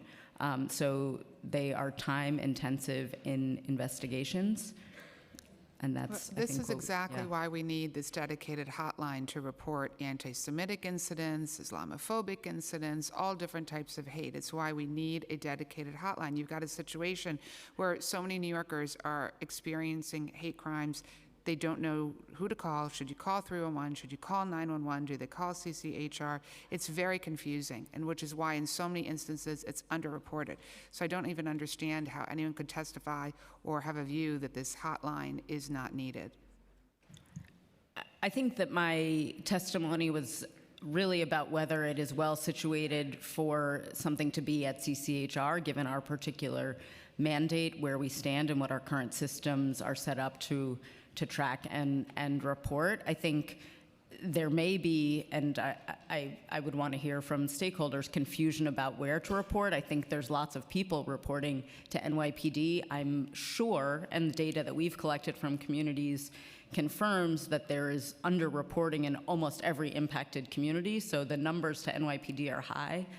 I am sure they are not the whole picture. I think a question is, with a city infrastructure that involves multiple agencies and entities, where should this kind of, if it's an immediate response line, where should that be and what does it look like? And we definitely want to avoid people calling a hotline and not getting resources because what they're reporting can't be acted on potentially by a city agency. But I take your point, and I don't think I'm not knocking down the idea on a hotline. We have a hotline. I think it's where is the hotline? What is it doing? And does that solve underreporting? Probably not alone. So I think other interventions are also needed.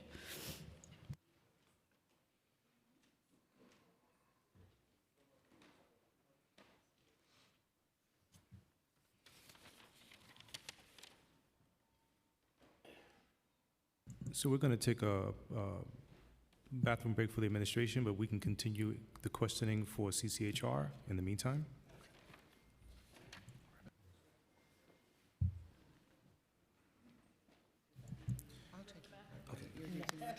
Yeah. Okay. You'll swap next. Oh, No, NYPD asked for a 1-minute break to use the restroom facilities. We're going to keep going. Just to be clear, we are keeping the hearing going. Yeah. Okay, I'm now going to call on Councilmember Eric Dinowitz. NYPD. Okay. Councilmember Santosuoso, is your question for NYPD or? Okay. Is not here. Councilmember Linda Lee. Councilmember Vernikoff. Here? Yeah, I have both. Thank you. Thank you. Good afternoon. Thank you, Speaker. Thank you, Chair. I have some questions for the CCHR. Ms. Ward, I'm sure you don't run the social media page of the CCHR, but I'd like to bring the public's attention to that. Do you, Ms. Ward, do you agree that social media is important for communicating with the public? I agree many people use social media. But do you agree it's important? It's one of For many messaging? strategies. It depends who we're talking about. Okay, for agencies to use social media to communicate with the public. As one way to show communicate with the what public? work they do. As one way to communicate with the public, yes. Okay, have you seen the social media page, for example, Instagram of the CCHR?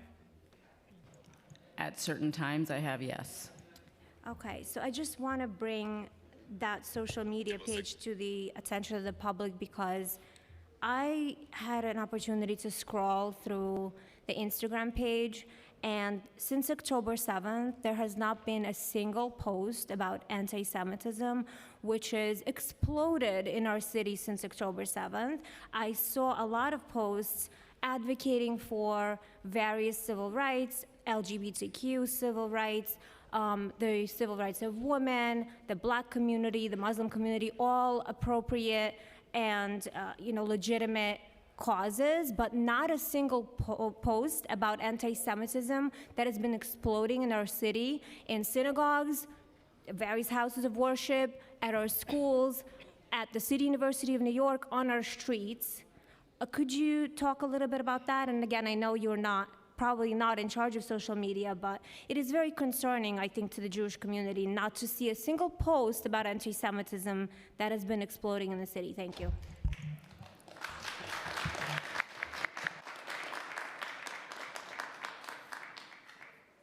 So I appreciate your comment. I think, as I noted in my testimony, CCHR is one of a suite of agencies in the city set up to address bias and hate crimes. We are joined by the mayor's office to combat anti-Semitism, specifically set up to address some of the issues being raised at this hearing. I would say that our social media and Instagram feed does not demonstrate the scope or breadth of our work or commitment to addressing bias based on religion, bias based on national origin that we know has impacted Jewish New Yorkers and many other New Yorkers as well. So we have, and I think we talked about this in the testimony, done a huge amount of outreach and funded organizations that are specifically focused on and working in Jewish communities across New York City, including with OPHC. So I think I would just say that it warrants digging a little deeper into the breadth of the work that we're doing. But what message do you think it sends to the Jewish community when there are no public posts about anti-Semitism while there are posts about every single other civil rights cause? Sure. Just what message do you think it sends? Sure. I also want to bring your attention to Commissioner Clark's statement that she released earlier this week condemning anti-Semitism. Yes, in that, her that first 4 statement was weeks. only released because the JCRC brought it to the attention and spoke up about it on social media. That was 2 days ago. But there's not, if you, and the public can look at this, I'm not making it up. The Instagram page is what it is. There's not been a single post about anti-Semitism since October 7th until the JCRC posted about it. I mean, I think Commissioner Clark is in her 4th week of being the commissioner of the New York City Commission on Human Rights. I think priorities about communications of what she is going to want to be seeing on social media will be changing and will be evolving to match those priorities. But I think it is a message to all New Yorkers that messaging is being pushed out forward. And so you say it was just 2 days ago. You also are claiming that it was just because of a result of one thing. I'm not going to sit here and discuss what her motivations are for those pieces, but I will say that it was important for the commission to put that statement out. And so that is why that statement is out, not only in social media, but in press. And I will. But you do acknowledge that it sends the wrong message to the Jewish community when anti-Semitism just in the month of January is at 182% rise?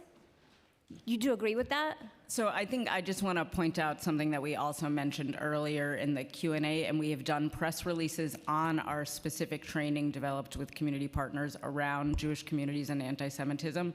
So I don't know that we've put out posts on every single civil rights issue, but I understand that people want to be reflected and they want their experience reflected in the communications that agencies are sending, and we will take that home back to the agency, and we will look forward to talking with you further about it. Okay, and you commit to changing that and discussing that with whoever is in charge of social media?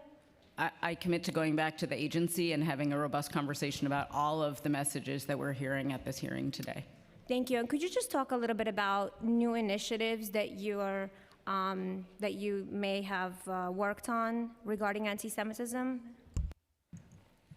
So I think the kind of newest piece is really CCHR will be a part of, and this is the incoming executive director of the mayor's office to combat anti-Semitism has expressed interest in a citywide anti-Semitism strategy. We sit on the task force that is led by that office, and so undoubtedly that will be something that is coming up in the coming months and that the administration looks forward to speaking with council about. Okay, and I'm sure, thank you, and I'm sure you're aware that the mayor revoked certain executive orders as it relates to anti-Semitism. Could you just tell us how you define anti-Semitism? So the way the commission defines unlawful discrimination is treating someone differently or less well because of their race or religion or national origin.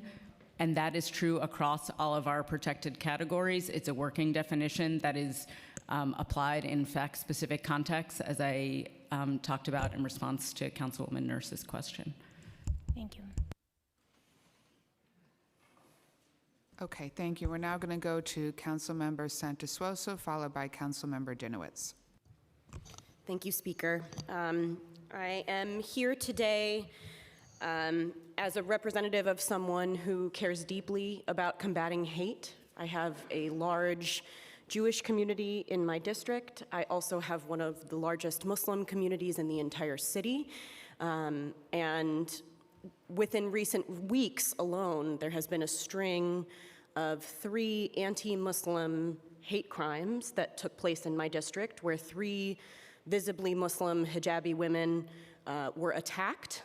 And thankfully, the perpetrator was arrested and charged with hate crimes. So I want to thank the NYPD for responding as quickly as they did in those incidents. I'm also someone who cares deeply about protecting our right to free speech and to protest. So Mr. Gerber, I want to talk to you primarily about Intro 1A and 175A. First of all, are you aware, I'm aware that the amended version 1A does not set a fixed perimeter. Are you aware of any fixed perimeter buffer zone that has ever been upheld in a federal court? Yes, yes, there have been. It was, for example, I believe Hill versus Colorado. That was the case in the 1990s. It involved a fixed. It was a mix, fixed and floating buffer zone, I think, out in Colorado. That was upheld by the U.S. Supreme Court. So it definitely can happen. As I said earlier, there's certainly any time, I think maybe this is your point, anytime you have a fixed rule across the board, that is certainly going to raise significant constitutional questions. I wouldn't be comfortable, I would not say, if there is a fixed perimeter or fixed buffer zone rule that is necessarily unconstitutional. I don't think that's correct. But anytime you're doing that, yes, you are going to raise constitutional questions. Because sure. of yes. And so is it fair to say that in the plan that 1A asks the NYPD to create, that there would not be a fixed perimeter that would be set outside of religious institutions? And by that you mean some like fixed number of feet that we use? Correct. Absolutely not. I think you said earlier that you do not see that Intro 1A would change what the NYPD currently does in practice outside of religious institutions. Do you see this bill as expanding or increasing your authority to create buffer zones or fixed perimeters? No, it doesn't. You also said earlier in your testimony that your current practice to protecting entrances and exits to houses of worship turns often on particularity. Naturally, you know, the type of, the entrance and exit types, Yeah. what have you. Do you see a conflict that this bill asks you to create a fixed plan, a sort of one-size-fits-all, versus a particular response to individual protests or individual incidents? So the way I understand 1A or 175A is it's a plan, but I wouldn't use the word fix. What I mean is it calls upon us to articulate the considerations that go into this and to say, on a number of different issues, hey, here are the factors that we're looking at. Here are the things that we're thinking about. But I do not understand 1A or 175A to require us to have some sort of one-size-fits-all plan. That's exactly what we're trying to avoid. Understood. And so if I know you would have 45 days after the date this bill passed in order to create this plan, but if this plan were to be created tomorrow, is it fair for me to assume that it would not set a one-size-fits-all approach to every protest that takes place outside of a house of worship? That is correct. Now regarding to Intro 175A, do you see the NYPD's approach, plan, or response to protests at educational facilities? Do you see that changing if the participants in the protest are students or parents or faculty from within that educational institution? And just to be clear, we're talking about protests on public streets? Well, let's start with public institutions of education, and then we can go to private. I just mean when I'm going to protest outside on the sidewalk or on public space is what I mean. Right. I think again, we don't think about the content. Content doesn't matter. Whether it's someone who's affiliated with the school or not protesting, no, as a starting point, I don't think that would affect matters, no. Okay. And again, these things are incredibly fact-specific. Things that do matter a lot, is if we know in advance, for example, sometimes we have protests where they're telling us in advance, they tell us, like, here's the plan, here's where we're going to be, we're going to deal with that one way. There are certainly situations in which protesters, as is their right, don't tell us what their plans are in advance. Mm-hmm. That creates, obviously, challenges, as you can imagine, from a policing perspective. But in terms of, like, the institutional affiliation of the protesters, no, that wouldn't change that. Do you find in both the instance of 1A and 175A, so I'm asking educational institutions and religious institutions, do you find existing state or federal law to inhibit the NYPD's ability to protect people seeking religious services or educational services? No. And do you see either of these bills as an encouragement from the council to create formal buffer zones or the institutions of frozen zones? 1A and 175A? No. As I said, I understand 1A and 175A to require us to articulate in a transparent way the considerations to go into how we handle these situations. So it would be fair to say then that neither of these bills mandate the NYPD to create buffer zones or frozen zones outside of religious institutions or educational institutions? Substantively, no, they don't. Thank you. Okay, that's all I have. Thank you. Thank you. We will pass it to Councilmember Ong. Thank you, Chair, and thank you, Speaker, for your leadership on these issues.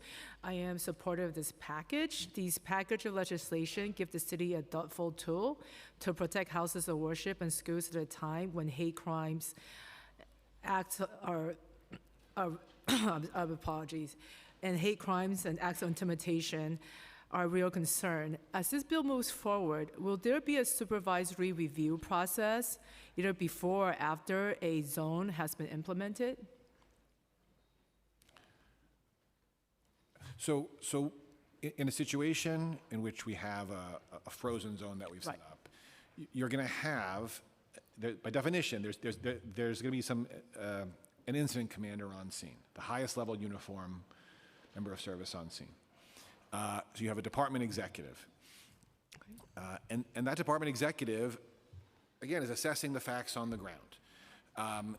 If we've created a frozen zone and then it turns out there's nothing happening, there's no need, then we can take then we can remove the frozen zone.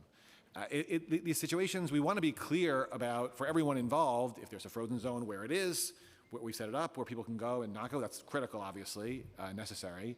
But in terms of how long it's maintained for example, that's going to be very much in the discretion of the incident commander, again, consistent with the law and consistent with consulting with department executives. Thank you. And how will the House of Worship be notified and be involved in the decision to create the zone? Right. So in these situations, we are doing our very best to talk to everybody involved. So we would be talking both to the leadership of the House of Worship. We'd be also trying to engage with the leadership of the protest. And again, sometimes protest leaders will talk to us and engage with us. Sometimes they won't. So in talking to a House of Worship, we would certainly want to hear their concerns. We want to understand kind of how they're coming at this. I will say that ultimately, we're talking about public streets. The determination how to police on those public streets, that's a decision that we're going to make. We want to hear what a House of Worship has to say on the subject, and we're going to consider that, of course, but we're talking about public streets, sidewalks. Those are decisions for the NYPD ultimately. Thank you.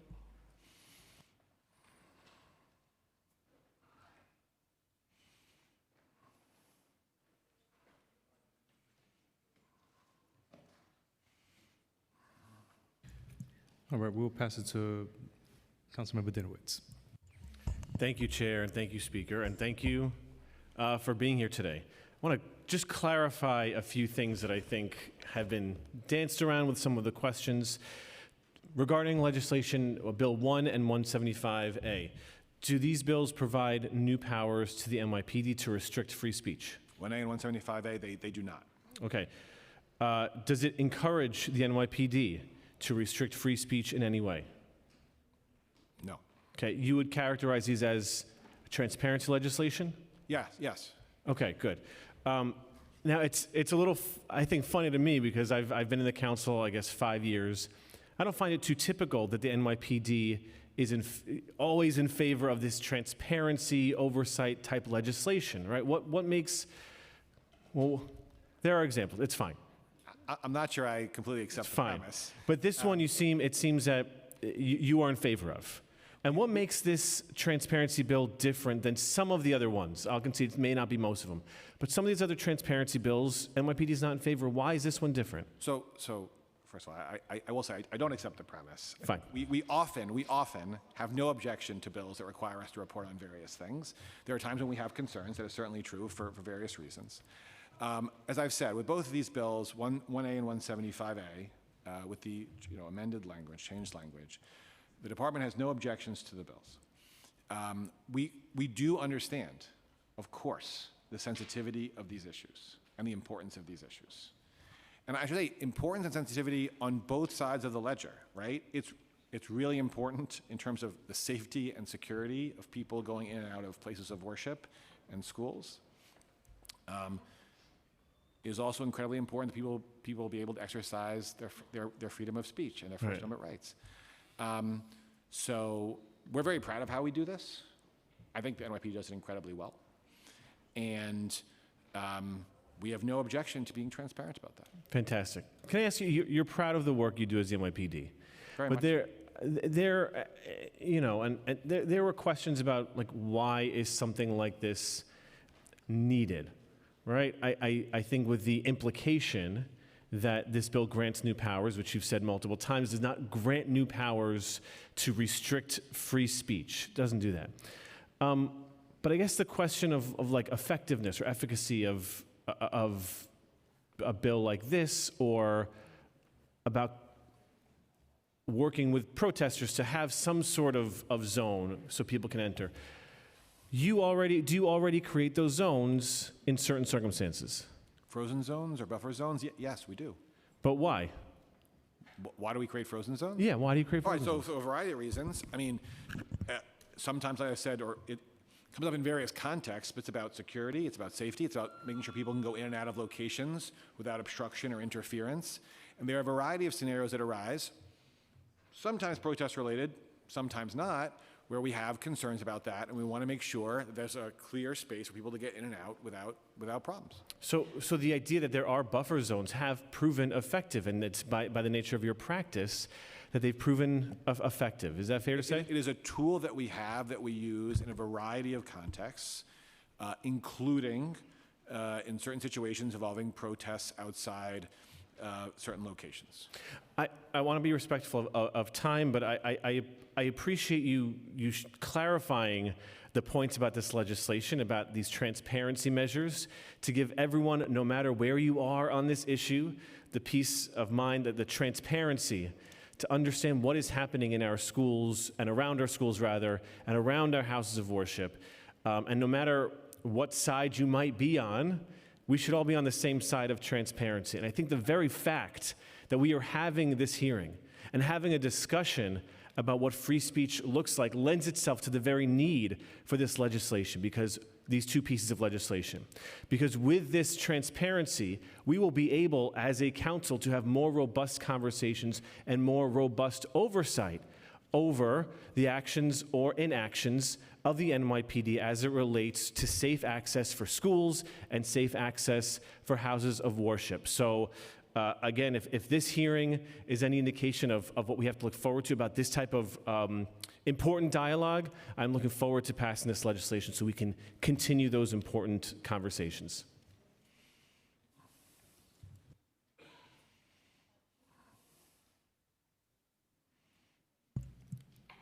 Thank you. We'll go back to Councilmember Vernikoff for the NYPD questions. Thank you, Chair. Mr. Gerber, I know that Intro 1 was amended to remove the 100-foot barrier, and I believe it was at the suggestion of the NYPD. Can you just talk a little bit about why that was the suggestion? Sure.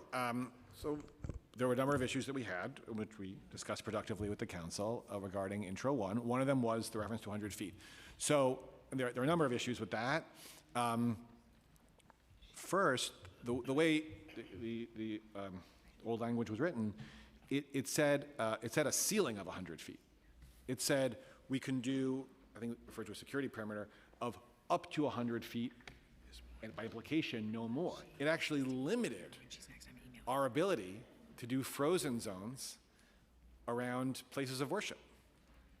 And so from a practical matter, in terms of protecting houses of worship, there are situations where the appropriate frozen zone is far less than 100 feet. There are situations where it could be 100 feet, and there are situations where it could be more than 100 feet. And we certainly would not want to have our hands tied in our ability to protect houses of worship. In addition, I also do want to flag, and this has come up a number of times, anytime you're trying to put a number on these things, it's really going to create problems, both it raises legal concerns, it also raises operational concerns. So yes, we're very concerned about that. There's a current law in place, though, regarding abortion clinics, and there is a 25-foot perimeter in place. So do you have concerns about that one Yeah, as so, well, so, or- oh, I'm sorry. So you're referring to the city law? Yes. Yeah, so that, right, so are you referring to, this is what, admin code 10-1003? If you give me a second, I'll pull up there.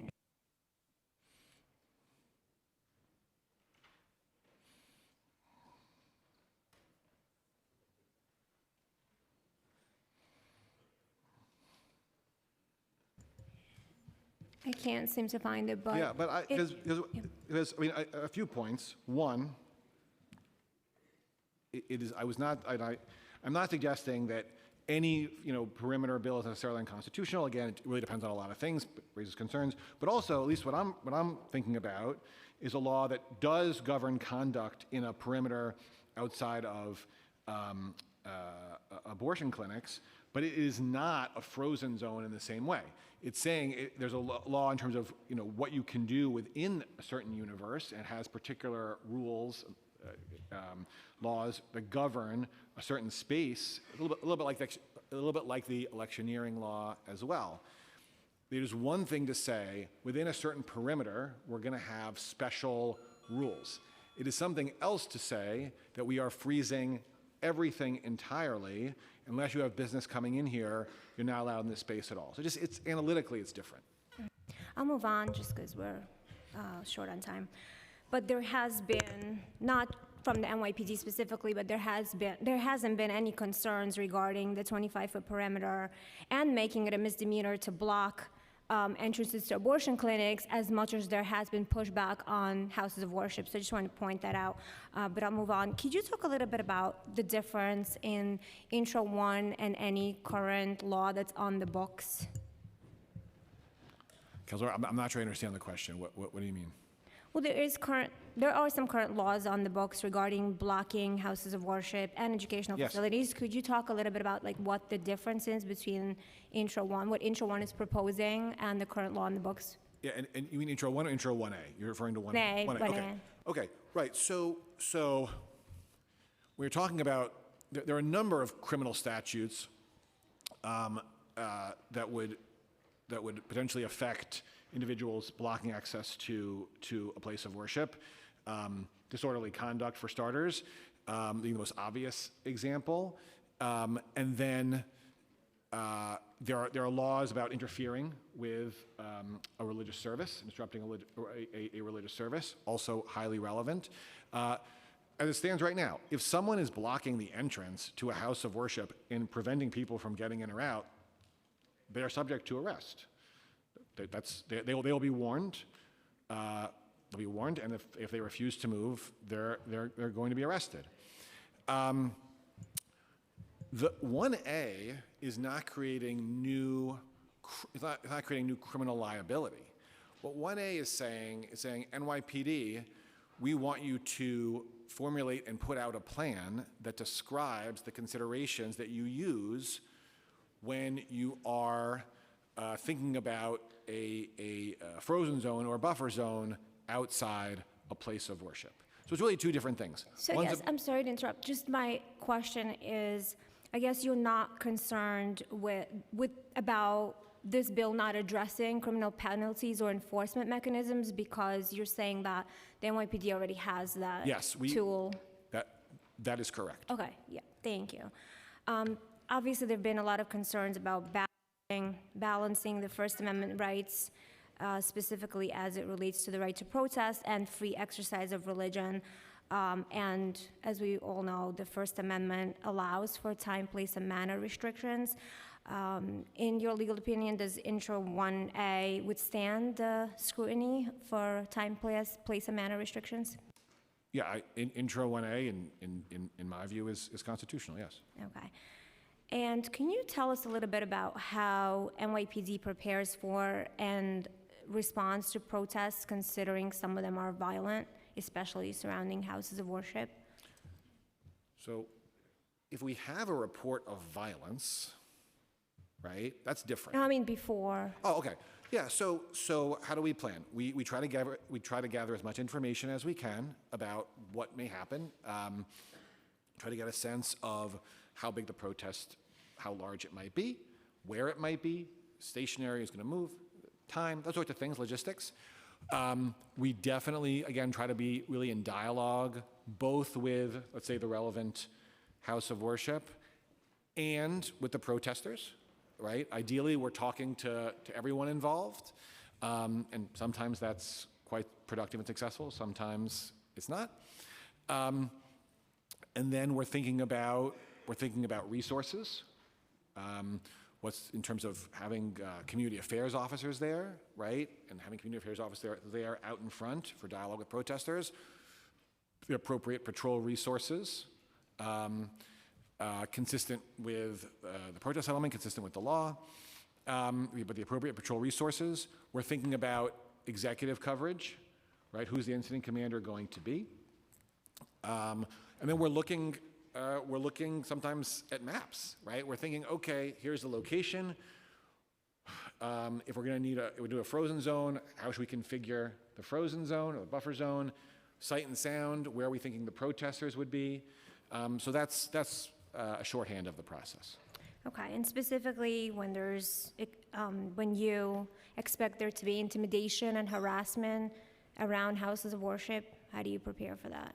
So if we have concerns about criminal activity, which I think is what you're getting at, where people are going to we have worried or people are going to be committing crimes. I'm not talking about necessarily crimes. I'm talking about intimidation. Well, I guess it depends what you mean by intimidation. If we're talking about protected speech, however hateful it may be, that really cannot affect how we do deployment. Right? Reasonable time. Right, that's why I'm asking how so you reasonable respond to it. time, place, and manner restrictions. The law is crystal clear. We can do that. It cannot be content. And after you answer this particular piece, we're going to go to the next member, just because of time. Right. So it cannot be content based. That the law is crystal clear about that for time, place, and manner restrictions. So the fact that the speech is hateful in and of itself does not affect the analysis. Obviously, if we have reason to be concerned about criminal conduct, that is going to affect how we think about deployment. Thank you. And now we'll hear from Councilmember Hanif. Hi, everyone. Good afternoon. Thanks for being here. Apologies, because I realized I forgot my glasses, so I'm not giving you dirty looks. I can't see clearly, so I'm sorry about that.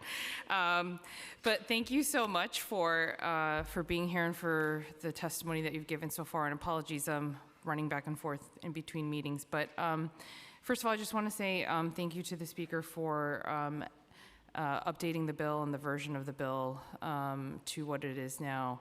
And I just had some clarifying questions. So for the most recent version of the bill, do you see this package about planning, transparency, and prevention tools as helping the NYPD respond more effectively to hate incidences while protecting constitutional rights?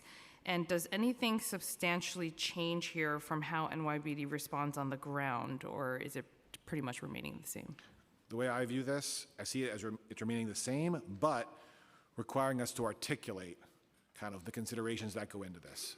So people can understand kind of what we're thinking through and how we're approaching this. But in terms of how we do things day to day, no, I don't see it changing that.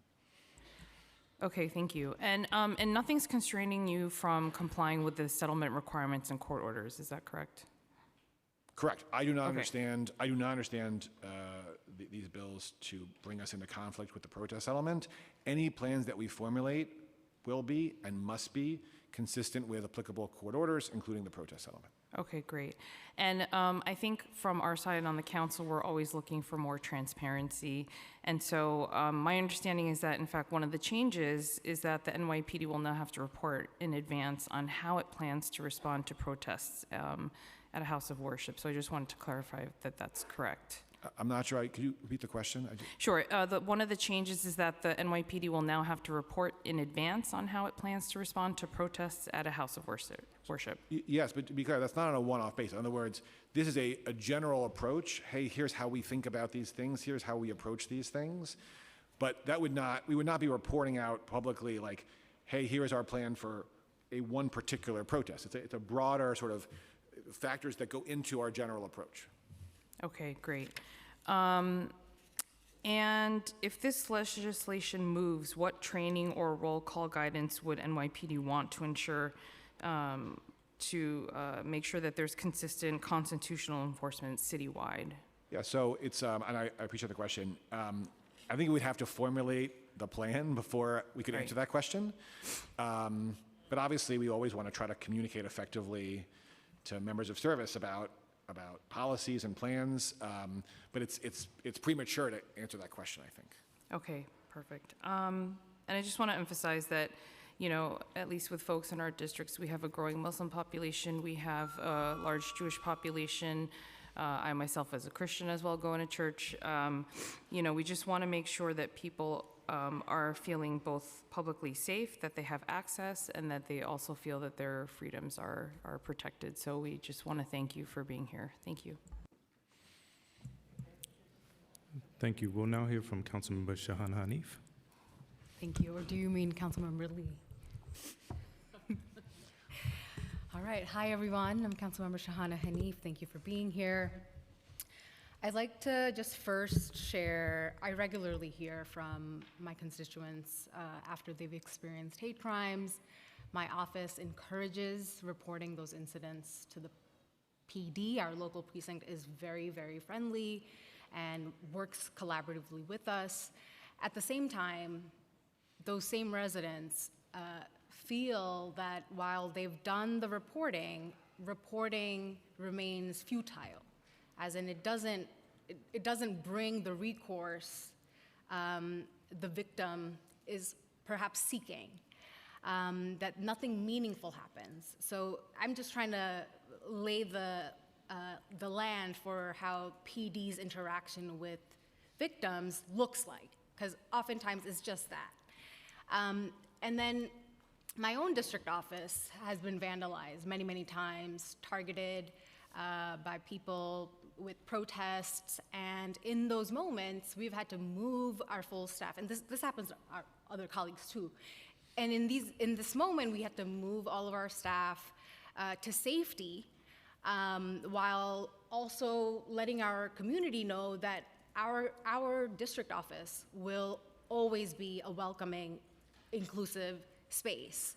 But inevitably, that then creates anxiety for staffers and visitors, and myself. Every day I go out, I'm thinking, okay, today's the day. Today's the day. So I want to understand, if you can imagine a buffer zone with that incident around my office, protest taking place, can you describe the scene and the number of police personnel? Like, what is happening? Right.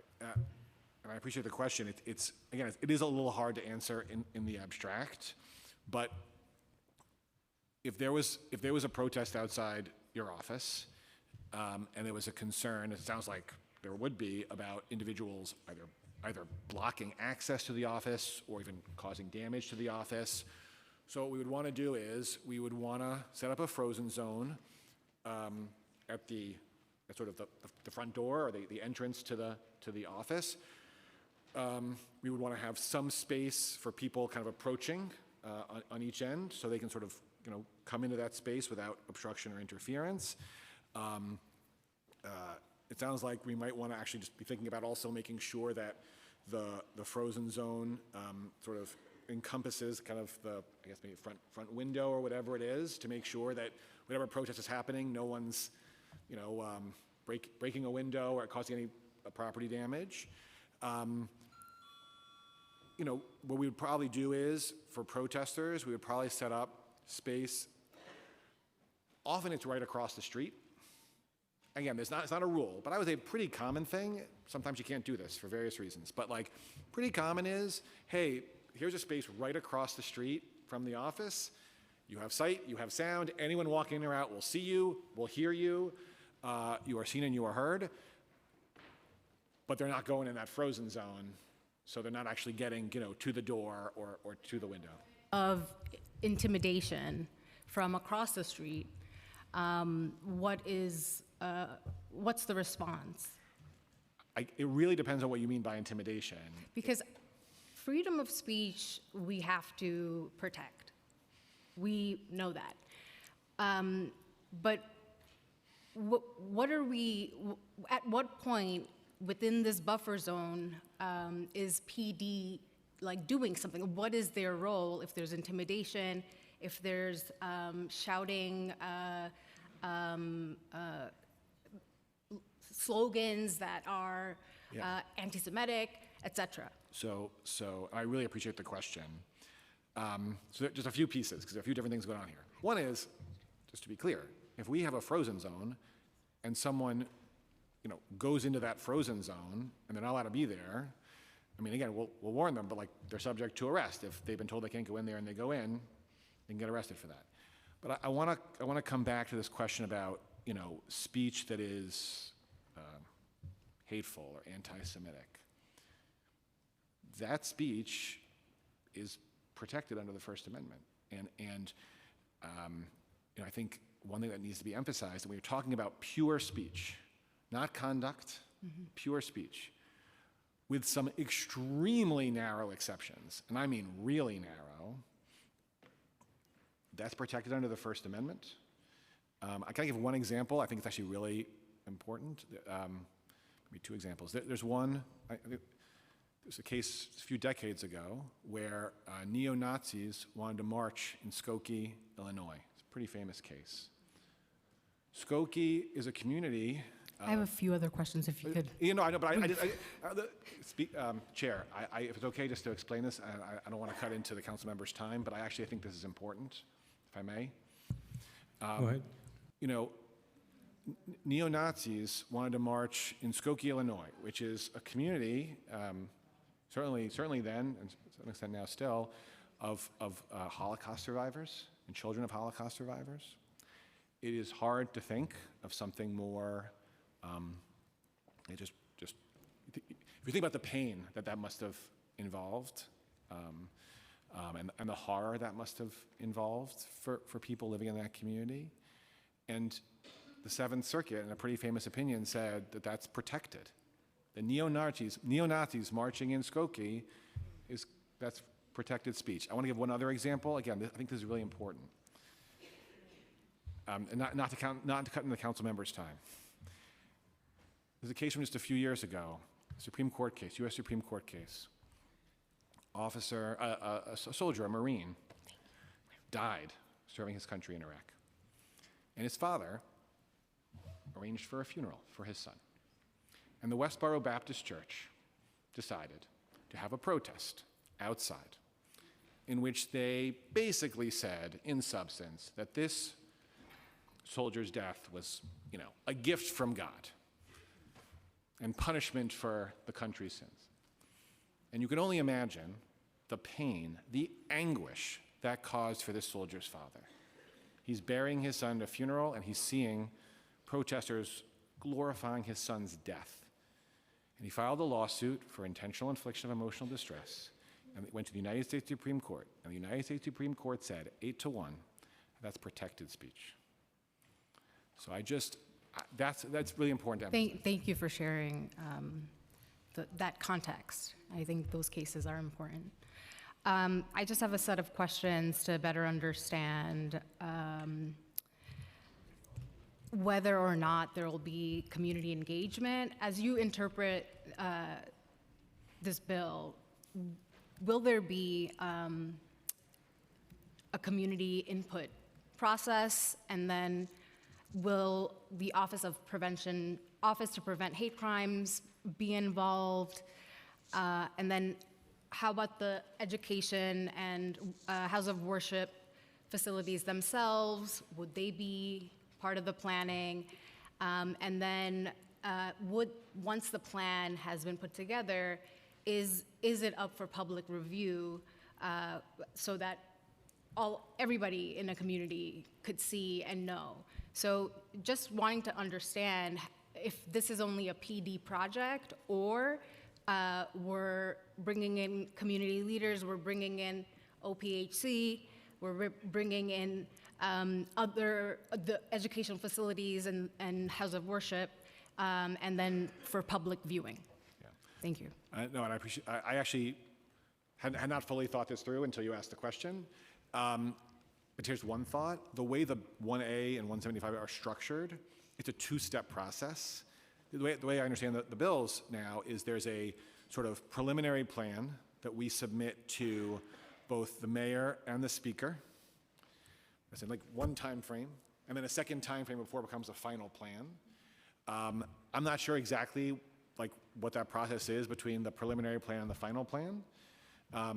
But to be blunt, that's to some extent, not to some extent, I mean, what both the mayor and the speaker choose to do, having received the preliminary plan, that's up to them. And I can imagine that sort of proceeding consistent with some of the things that you're talking about. But I'm just not sure. Thank you. We'll now hear from Councilmember Hudson. Thank you, Chair, and good afternoon. Black churches in this country have been on the receiving end of violent racist attacks since we've been here, from the bombing of the 16th Street Baptist Church in Birmingham, Alabama, to the mass shooting at Emmanuel AME Church in Charleston, South Carolina. Despite this history of violence at black churches, broadly speaking, black clergy are not asking for this legislation. In fact, black churches often serve as places of refuge for the very communities that have exerted their First Amendment rights in the face of the very racism and anti-blackness that has killed so many. As data show, black New Yorkers are disproportionately targeted with stops and criminal summonses compared to their white counterparts, and maintain skepticism toward policing. Given this history and present reality, how does the NYPD intend to protect black churches in ways that do not further criminalize or alienate the very congregants it claims to safeguard? So the way we think about the sort of the plans that we're talking about, under 1A, right? It's obviously, it would apply to any place of worship, including churches, including black churches, of course. The way I think about this is, if someone is trying to obstruct or impede services in a church, if they're trying to interfere with the work of a church, there should be a plan in place to prevent that from happening. And I would think that if someone's trying to do that, I would think that a church or any other institution would want the police to help. I guess what I'm asking from you is maybe a slightly more nuanced answer that actually takes into account the lived reality and experiences of black people, which is not the same always in the face of police and policing as everybody else. And so my question is, how does the NYPD intend to protect black churches in ways that do not further criminalize or alienate the very congregants it claims to safeguard? And let me just be a little bit more specific, right? You can have a group of protesters that include people of all races and ethnicities, and data shows that historically and presently, black and brown men in particular might be more likely to be apprehended by the police. So when you're going into a black church or standing around a black church and protecting a black church, how do you plan to protect the congregants of a black church without further criminalizing or alienating the black people who are inside of that church? 2 points. One, to be very blunt about it, when we are talking about inside a particular location, whether an institution wants us in there, right, absent exigency or some act of violence, is actually very much up to them. We're talking about interior spaces. But I think to your broader point. I'm talking no, about your broader point, which I understand. 1A I specifically. do. No, I do. And the I think implementation. part of the answer, to your question, not the whole answer, but part of the answer is something that maybe has gotten lost a little bit today, which is that when we do this, as part of how we think about policing protests generally, it would certainly be a part of any plan we would do here, is that our community affairs officers are front and center in this. We haven't really talked about that today, but our community affairs officers, who I think do a tremendous job of building bridges to a variety of communities in this city. And when we think about protest activity, it is community affairs officers who are really the face of the police in these situations. Obviously, there are situations where we need additional officers, we need patrol. That happens, of course. But I think community affairs has a critical role to play here, a role to play in a plan, and I think they are particularly good at building the sorts of bridges and addressing the sorts of concerns that you are talking about. Okay, doesn't really, I get that that's your answer, but it doesn't really get to the root of my question. But I'm going to ask my next question, which may feel a bit redundant, but I'm going to ask it anyway. In reference to Intro 1A, you stated in your testimony that, quote, "The policy will not alter our practices, but rather will articulate and describe what we are already doing," end quote. Further, under federal law, the Freedom of Access to Clinic Entrances and Places of Religious Worship Act of 1994 states, quote, "It is illegal to use force, threat of force, or physical obstruction to injure, intimidate, or interfere with anyone trying to exercise their religious freedom at a place of worship," end quote. It appears the intent of this bill is duplicative of existing law.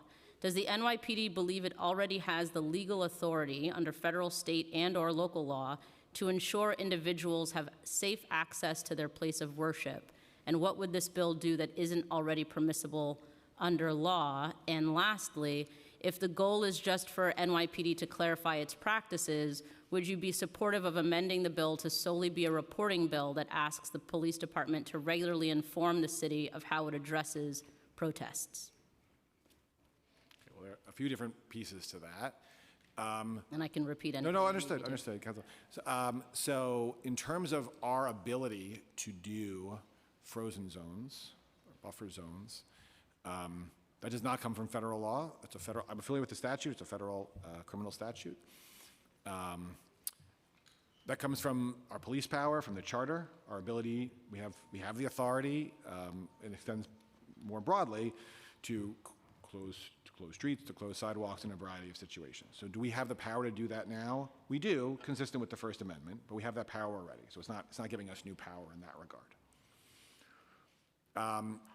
In terms of changing the bill to a reporting bill, it's a little hard to, any bill, we have to see what the language is before we have a view about it. If there was some alternative bill that had a different sort of reporting provision, we would have to look at it and assess it and form a view about it. I really can't do that in the abstract. Were there other questions? Would you be able to post your guidelines for protests online today? You mean, well, as I said earlier, I think most of our policies in this regard are public. I said to Chair Salam, and I think this is right, several of those provisions are available publicly right now. I think there was one he referenced that is not. I'm not sure why it's not. We got to check on that, and subject to a review for operational concerns, we can get that posted too. Okay, thank you. Thank you, Chair.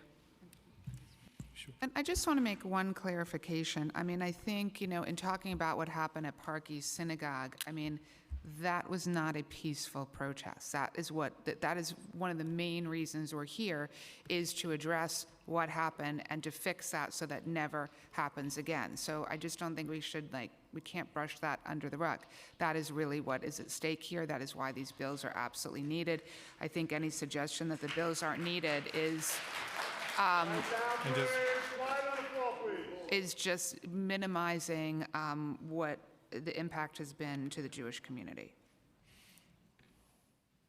Thank you. This concludes the administration portion of the testimony.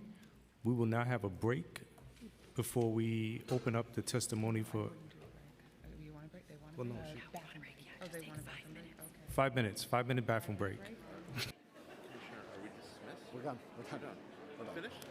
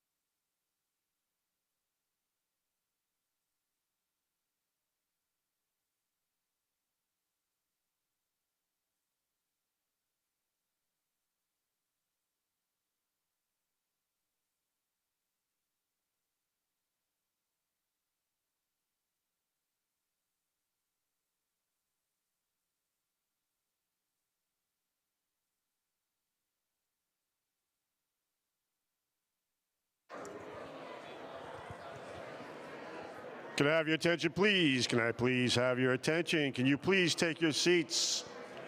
We are about to resume the hearing. Ladies and gentlemen, quiet on the floor, please. Quiet on the floor, please. Please take your seats. Thank you.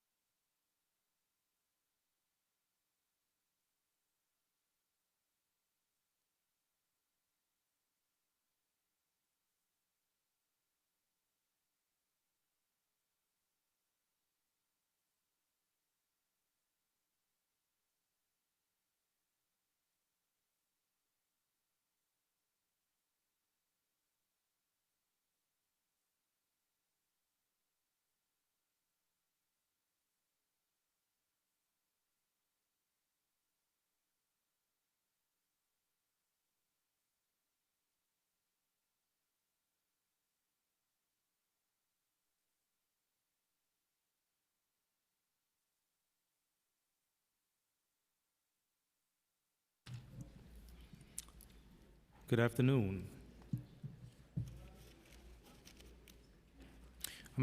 We now open the hearing for public testimony. I want to remind the members of the public that this is a formal government proceeding and that decorum shall be observed at all times. As such, members of the public shall remain silent at all times. As we've seen before, if there's a need to celebrate, we celebrate like this. And the witness table is reserved for people who wish to testify. No video recording or photography is allowed from the witness table. Further, members of the public may not present audio or video recordings as testimony, but they may submit transcripts of such recordings to the Sergeant at Arms for inclusion in the hearing record.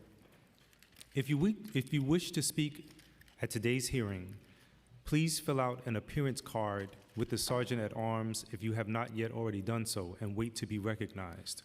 When recognized, you will have exactly 2 minutes to speak on today's hearing topic. Once the 2 minutes is up, you will hear me say, "Your time is up." If you have a written statement or additional written testimony you wish to submit for the record, please provide a copy of that testimony to the Sergeant at Arms. You may also email written testimony to testimony@council.nyc.gov within 72 hours of this hearing. Audio and video recordings will not be accepted there. Again, if you have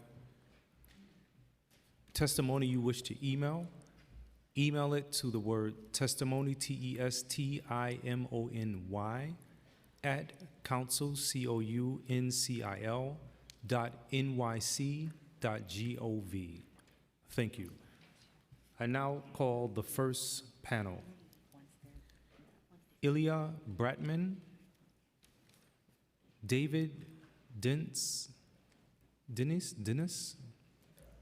Joanne Samuels, Mohammed Shahidullah, Israel Khan,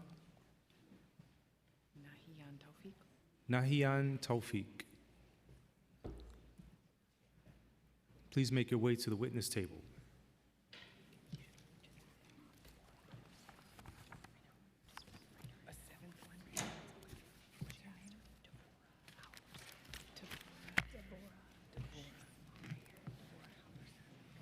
And also Devorah Haberstan.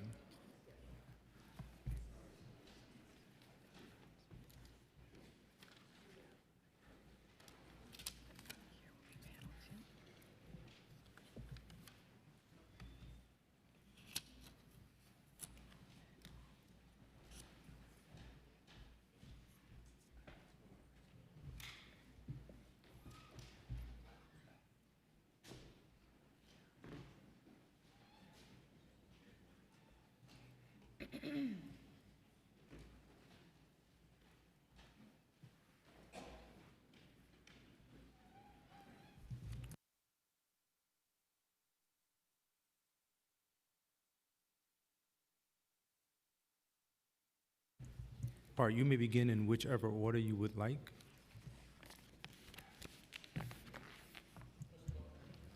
Can you hear me? Yes. Okay. Speaker Menon, Chair Salam, honorable council members, and honorable guests, thank you so much for holding this hearing. Over the past 2+ years, our campuses in Manhattan have endured dozens of disruptions and demonstrations, some inside campus buildings, but most taking place outside on our New York streets and sidewalks directly in front of college entrances. I serve as a Hill director across 9 Manhattan campuses. My name is Ilya Bratman, and I'm an English professor at CUNY, a US veteran, and a refugee from the former Soviet Union. I have witnessed firsthand how these repeated demonstrations have created a hostile and intimidating environment for students, faculty, and staff. These gatherings have not simply expressed viewpoints, they have obstructed access to classes and programming, interfered with the daily operations of our institutions, and forced students to make an unacceptable choice. attend school and risk harassment and disruption, or stay home and forgo their education. No student should have to weigh their safety or dignity against their academic future. As Councilwoman Healy had aptly stated, our churches and religious institutions are sacred spaces. So are our educational institutions. They exist to foster learning, inquiry, and growth, not fear, intimidation, or chaos. Students deserve unimpeded access to their campuses and their opportunity to pursue their education free of harassment. Establishing clearly defined demonstration restrictions set at a meaningful distance from campus entrances and primary access points would protect both free expression and public safety. These temporary buffer zones and restrictions would ensure that protests can occur without blocking entryways, disrupting instruction, or escalating tensions. Experience has shown that when clear restrictions and physical barriers are not implemented, these demonstrations too often devolve into scuffles, arrests, and significant disturbances. Protective structure prevents reactive enforcement. Thank you so much. Thank you. That was good. Thank you. You may go. Good testing. Okay. Good afternoon, Madam Speaker, Mr. Chairman, members of the council. My name is David Dintz. I'm the Director of Litigation and New York Senior Counsel at the Brandeis Center for Human Rights. The Brandeis Center is an independent, unaffiliated, nonprofit legal organization established to advance the civil and human rights of the Jewish people and promote justice for all. We combat the resurgence of anti-Semitism on college and university campuses, in K-12 schools, in the workplace, and elsewhere.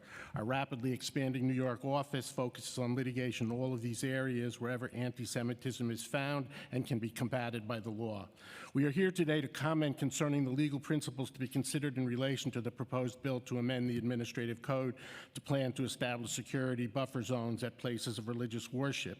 The Brandeis Center is pleased that the Council is addressing a problem that we have been facing in New York and elsewhere. We are facing a crisis of anti-Semitism confronting the besieged Jewish population of New York City, whereby various individuals, groups, and organizations have adopted a tactic of protest at houses of worship, including synagogues.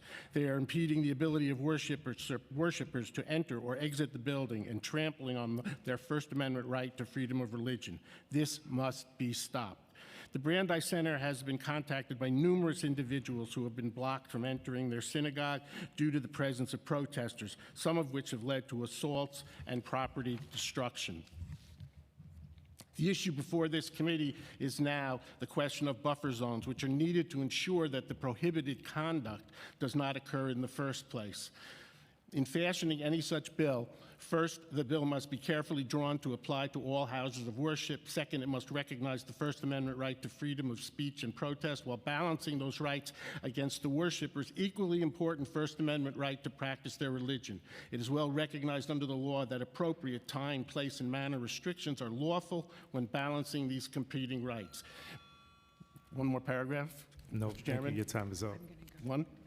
No? Okay. My best one. We do have your testimony, so thank you. It will be submitted. Thank you. You may go. Good afternoon, Speaker Menon, Chair Salam, and members of the City Council and staff. My name is Joanna Samuels. I'm the CEO of the Marlene Meyerson JCC Manhattan, a Jewish community center that serves New Yorkers of all backgrounds each week, 16 hours a day, 7 days a week, through education, culture, wellness, and Jewish life. It is the largest JCC in the world, one that welcomes thousands of people each day. It is the busiest Jewish doorway in New York City. What enables me to sleep at night is the extraordinary commitment of our security staff and our close coordination with the NYPD. I appreciate the opportunity to testify today in support of efforts to ensure safe and reliable access to schools and houses of worship across our city. At its core, the legislative package before you affirms a fundamental democratic promise that every New Yorker should be able to learn and gather and practice their faith without fear of intimidation, harassment, or harm. This is not only a Jewish concern. People of all religions and people of who don't have faith deserve the right to congregate without fear of being harassed, without fear that their entrance will be obstructed, or without the fear of violent rhetoric. Protecting access to these spaces is about protecting the pluralism of this beautiful city that we call home. I'm grateful to all of you on the council for your leadership on this issue and for your commitment to ensuring that all New Yorkers of every faith and background can enter their schools and houses of worship freely and safely and with dignity. I appreciate being part of this very sacred democratic process of testifying, and I thank all of you for all the work you do every day on behalf of our city. Thank you. You may go. Thank you. If I may, without taking off the 2 minutes of my time, that window, can that shade go up? Because there's a witness behind that window right there in my testimony. Speaker, there is a witness behind that window. So I really would wish if we can raise that shade. Can we? Yes. Thank you.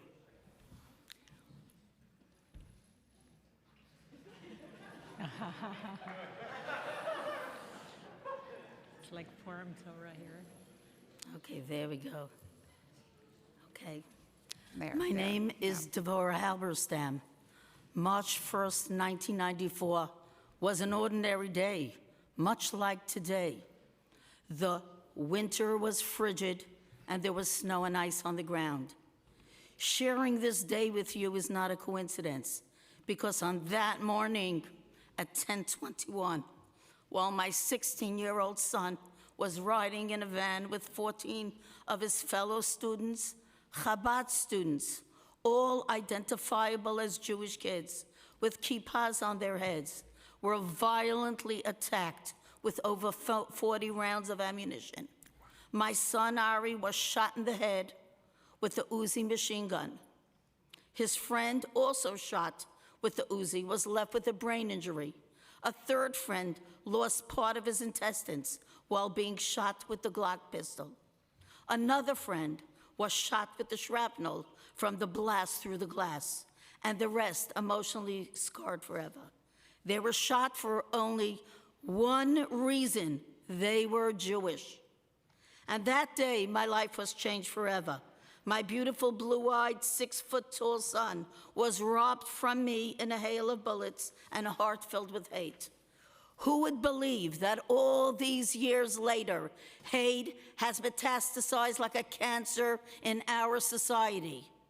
Social media didn't exist back then. Today, it spreads at lightning speed, and swastikas are painted on the doors of homes and synagogues. It has become a platform for every excuse in the world to perpetrate and spread violence in all its forms. To be able to walk down the street without looking over your shoulder, to be sure you will not be slashed in your face or spit on because of how you look or what you represent. Hate crimes, I'm sorry, I gotta finish this. Hate crimes are skyrocketing. Just listen to the numbers. 1 minute. But today is different. Today we have a speaker who is standing up in this chamber to say enough is enough. It stops here.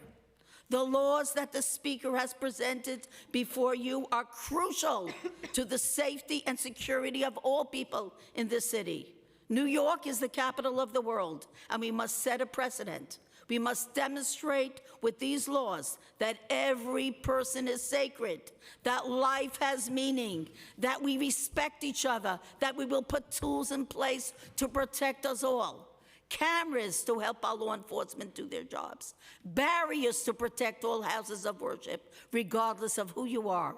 Monitoring and oversight on social media so lies and hate cannot be allowed to fester and poison hearts and minds of our youngsters. And to remember, never forget, educate our children, our next generation, about the horrors of the Holocaust and what hate does. My child was the ultimate victim of hate.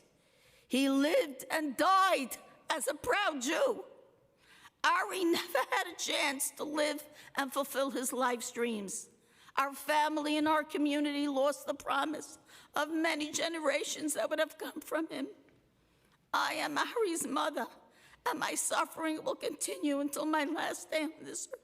But today, as you look out that window on the Brooklyn Bridge, on the Ari Halberstam Memorial Ramp, you remember Ari. May his death count. Do not turn away. Change must happen today because the status quo is not an option. Pass these crucial bills and you will send a message, New York City, we hear you. Hope springs eternal. These bills will bring new hope and a new generations of acceptance, respect, understanding, and justice. Do it for my Ari. Thank you. Thank Speaker you. Menon.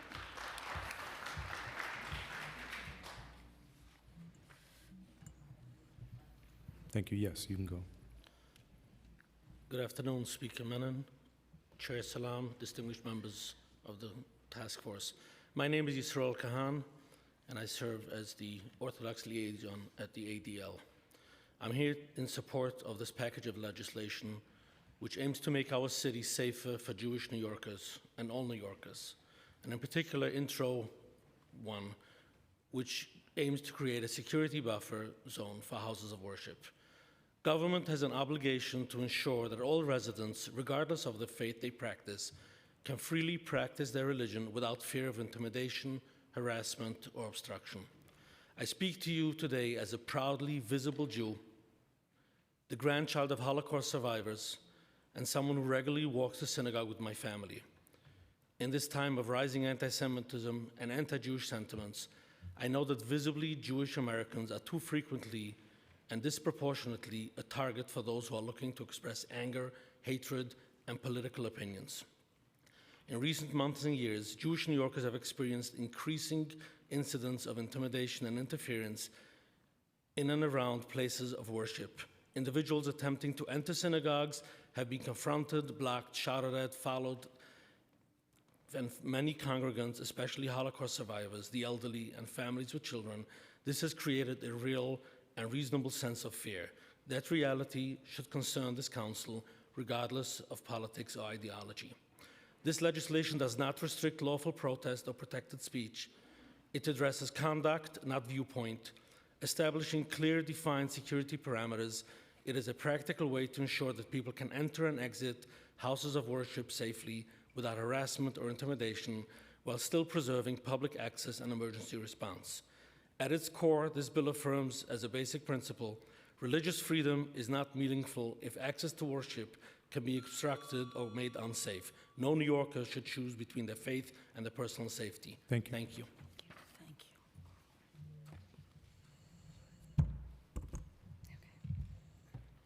Good afternoon, Speaker Menon, Chair Salam, and members of the Committee to Combat Hate. My name is Nahian, and I'm representing Muslim Community Network. As a proud Muslim American and the daughter of immigrants, trust me when I say that this is an important issue to me. I understand the fear of walking into your place of worship and wondering if something's going to happen. Just 2 years ago in Philly, where my parents live, there was a shooting at an Eid prayer. That being said, Intro 1 doesn't protect my community. While on paper, we need something that protects congregants to practice their faith, the current language remains dangerously vague. This bill defines intimidation as placing an individual in reasonable fear of physical harm to themselves or to another individual. What does reasonable fear mean? Who dictates what's reasonable? These questions are left to the discretion of law enforcement officers. And history has taught the Muslim community that when law enforcement is giving broad discretion to define intimidation in public spaces, that discretion is often applied unevenly. Over the last few years, my community continues to be treated with violence and aggression at the hands of law enforcement officers, despite practicing their First Amendment rights in a dignified, justified way. And in the last year alone, 2 Bangladeshi boys, 18 years old, have been unjustifiably shot at the hands of NYPD. And you want us to continue putting our trust in their hands? Without clear guidelines of what constitutes as intimidation, we risk the suppression of free speech and continued harm against the Muslim community. We urge the Council to refine this bill to ensure it only targets physical obstruction and harassment rather than constitutionally protected speech. Thank you. Thank you. We have some questions. First of all, I want to thank this panel. I want to direct my first comments to Devorah. Devorah, we are so sorry for your loss, and I can't think of a better way to honor your son than to pass this package of bills that really fights anti-Semitism and fights all form of hate. So I want to thank you for always standing tall, for your incredibly compelling testimony. I know how hard it is to do what you do every single day. And as a mother, I have such deep level respect for you and everything you've done to honor his legacy. So thank you so much for being here. And we're going to hear questions from Councilmember Vernikoff.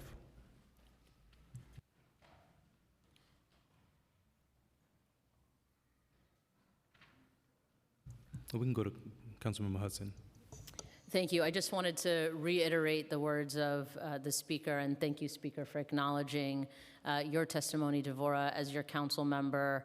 I know firsthand the story of your family, and it always means a lot that you come out to these spaces to make your story known publicly and on the record, which I think is very important for these types of conversations, so thank you.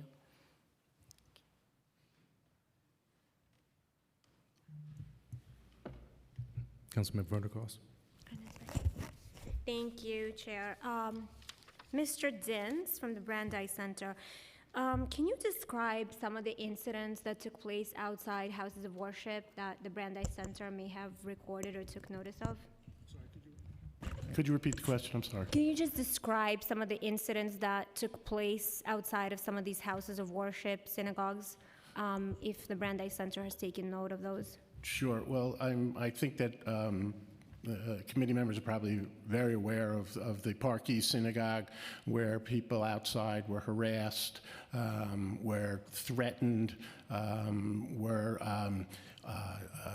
blocked from entering and exiting the synagogue. And I think one of the points that's so important to make are twofold. One is that there are competing constitutional rights here.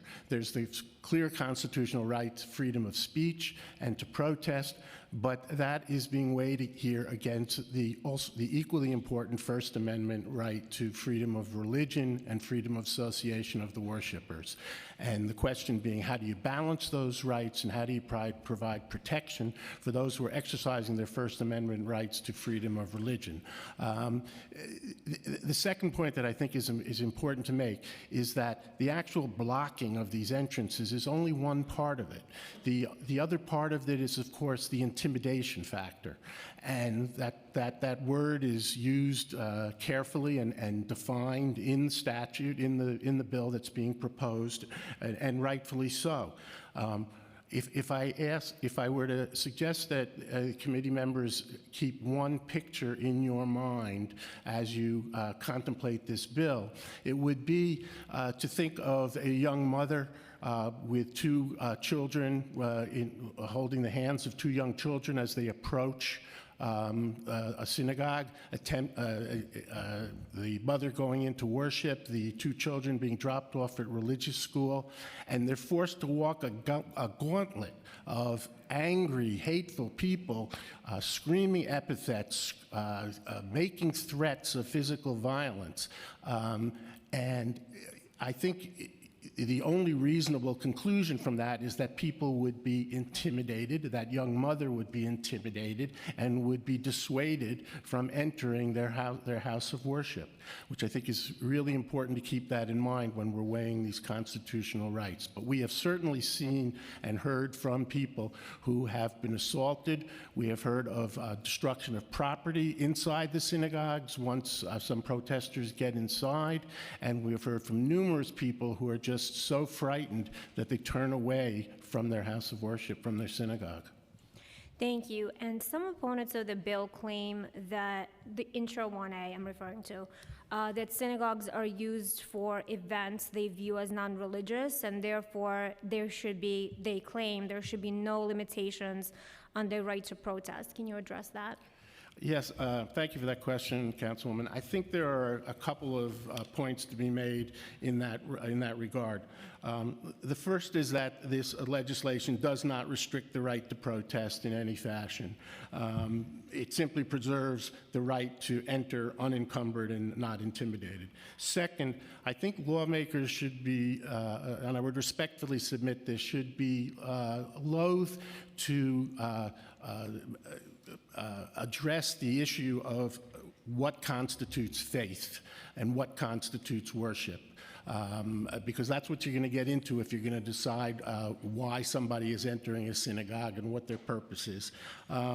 And third, I would point out that there are always multiple activities going on in a synagogue at the same time. So while there may be something that's dealing with a more secular issue, at the same time, there will be people praying, there will be people attending religious school, and so on. So trying to parse those things, I think, is a dangerous exercise that the legislation shouldn't touch. Thank you. And do you have an opinion as it regards to the buffer zone that's required? We are not taking a specific position on the size of the buffer zone. I think it's reasonable to leave that to the NYPD using the reasonableness standard that they described in their earlier testimony. However, I'm going to go back to my same point. It must take into account the intimidation factor and providing a buffer zone which protects the worshipers from being intimidated. Thank you. Thank you. We're going to move to the next panel. Thank you for your testimony. Oh, we have. I'm sorry. One more question for the witness. Yes, go ahead. Okay. You addressed intimidation, and you seem, yes, I'm sorry, I didn't get your name. Nahian. Nahian. You addressed intimidation and reasonableness, and you seem like a very reasonable person. I was wondering what you think about protesters standing outside a synagogue and yelling in support of Hamas. Do you see that as reasonable, or can you acknowledge that is intimidation? I think my point with the intimidation was that it's very subjective to some people. There are a lot of people in this world that see a black man walking down the street and will be fearful for their lives because of racism. So I don't think something that's in law that's supposed to protect people should be left up to the discretion of people and be so subjective. You know, I don't disagree, but specifically regarding individuals yelling in support of Hamas, especially considering what happened on October 7th, do you think that is reasonable to do outside a synagogue? I'm not the NYPD, so I don't think it matters what I think. I think that there are a lot of times I care at what you Palestine think. protests. Please order in the chamber I think there are a to lot of appreciate time what you that- hear. Oh, sorry. This is the appreciation gesture. Thank you. I think that there are a lot of times that people will hear someone say "Free Palestine" or "From the river to the sea" and claim that as intimidation. I'm just asking And I about don't personally Hamas. think that is. Not asking about Free Palestine. Just Hamas, support of Hamas. I don't have an opinion on that. I wanted to put that on the record. Thank you. Thank you for your testimony. We're going to move to the next panel. I now call Robert Friedman,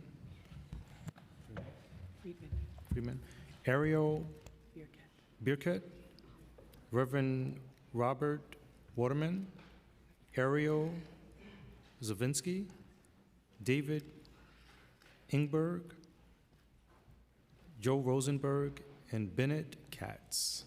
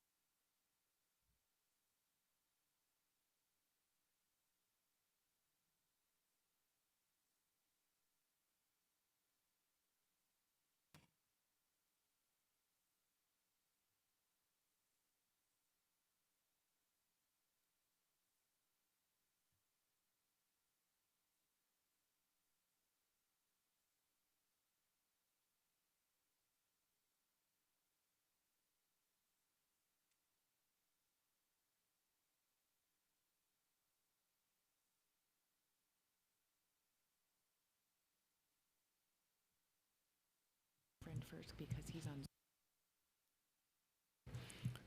We're now going to turn to Reverend Robert Waterman on Zoom.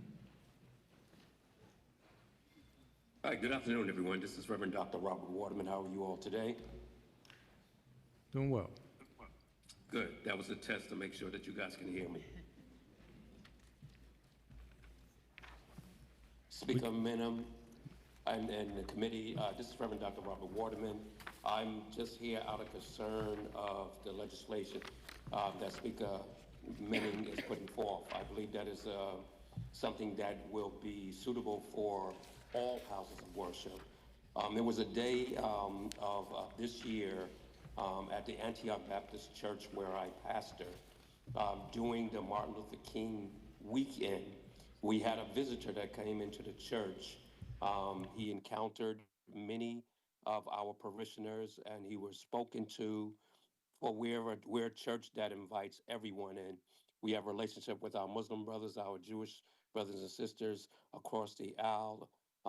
But this particular weekend, this Muslim young man walked in. I'm calling him young, but he was not of that youthful age, but yet he walked in and was spoken to many times to have a seat and sit down. He roamed around the whole church. We could not identify him. He came in under the assumption as an Uber driver. My question about Uber drivers, Lyfts, or even accessorizer, they net.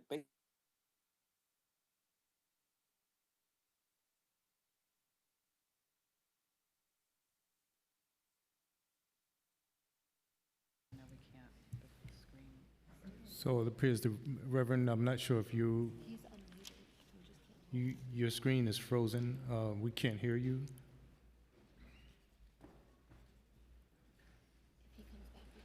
Okay, we're going to come back to you. For the people in the chamber, you can begin in any order you like. 2 minutes.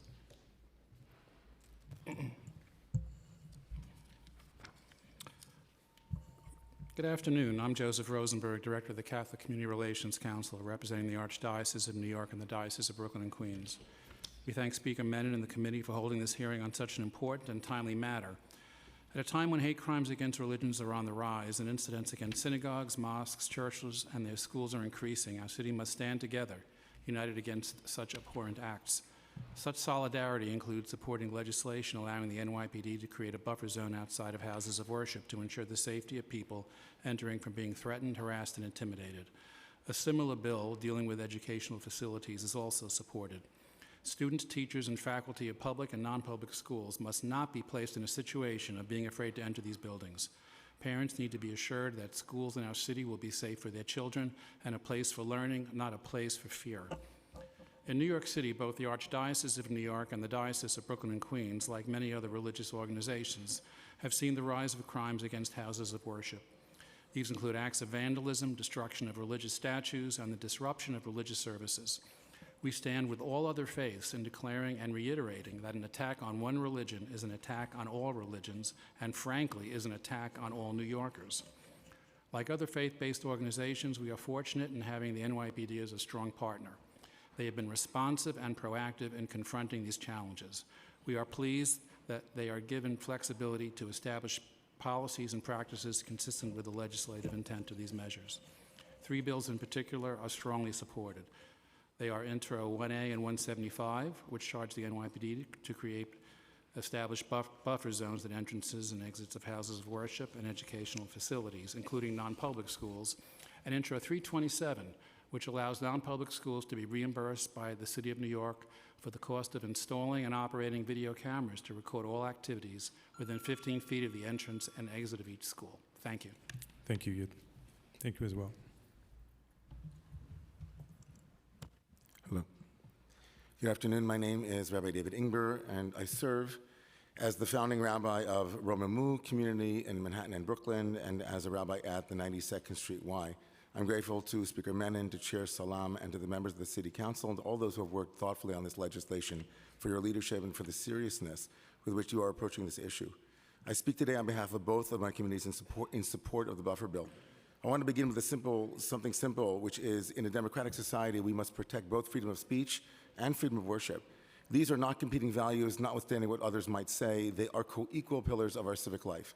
And over the past year, houses of worship and Jewish communal institutions have experienced heightened tension, protest activity, and at times intimidation. I myself was the subject of such intimidation, most recently at an event at the 92nd Street Y, where leaving the event, I was accosted, as were my family, and I felt intimidated. Let me be clear, though, protest is, of course, a sacred democratic right. But there is a profound difference between protests in the public square and protests that targets the entrances of synagogues, churches, mosques, and community centers in ways that make people feel unsafe as they gather to pray, to mourn, to celebrate, and to learn. A buffer zone does not silence speech. It creates space, literally creates space for dignity, safety, and access. It ensures that elderly congregants, families with children, and individuals simply seeking spiritual refuge can enter their institutions without confrontation or fear or being spit at or being called genocide killers or some such thing. In the Jewish tradition, we speak of makom kadosh, of sacred space. Every faith community deserves the ability to create such space without any intimidation. And this bill affirms that New York City can uphold robust public discourse while also protecting vulnerable communities. This is not about privileging one group over the other. It is about setting reasonable constitutional boundaries that allow all of us to live together in a city that is both passionately expressive and fundamentally safe. I urge you to pass this bill. Thank you. Thank you as well. And I'd like to note for the record that we've been joined by Councilmember Phil Wong. You may go.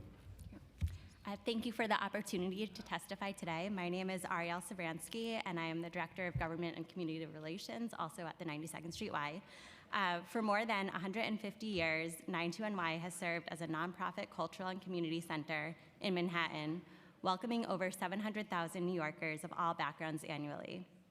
As a prominent Jewish institution that hosts more than 250 high-profile public programs each year, 92NY is both highly visible and deeply connected to the Jewish community. That visibility has increasingly made us a target, and since 10/7, our security costs have increased by 150% and continue to grow. Most recently, at the event that Rabbi Ingber referenced, patrons entering the building were met with drums, flags pushed into their faces, and shouted insults. Our CEO was also physically confronted while documenting the scene. The hostility did not stop at event attendees, and even neighboring businesses were harassed for being in or near a Jewish space. Protests like this occur with troubling regularity. Demonstrators are often aggressive towards patrons and frequently go beyond holding signs to shouting inflammatory accusations, including calling guests child murderers or Nazis. New Yorkers should not be intimidated or harassed for attending a lecture, dropping off their child, or using a gym. The legislation under consideration, particularly related to perimeters, is essential to providing additional protection to organizations at risk and must be passed with language inclusive enough to ensure that Jewish community and cultural centers such as the 92nd Street Y are protected. Thank you for your leadership and your commitment to combating anti-Semitism and strengthening protection for vulnerable communities. We look forward to continuing to work together to ensure that Jewish New Yorkers feel safe. Thank you. Thank you.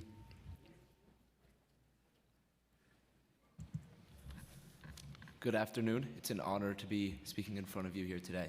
My name is Ariel Bakel. I am 18 years old and attend SAR High School in the Bronx. On February 23rd, 2024, two men dressed in cloaks walked into the Riverdale Jewish Center, one with a large machete in hand. They approached my friends and me and asked in a menacing tone, "Do you want to see something cool?"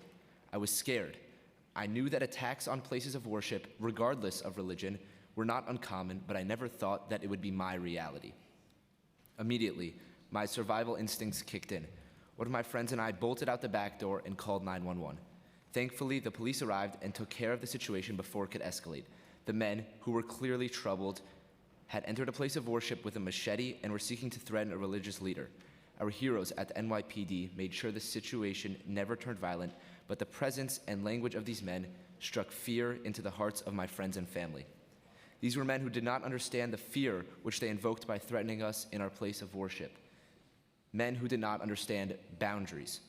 At its core, this bill is about boundaries, setting boundaries on what is safe and productive protest and what is not.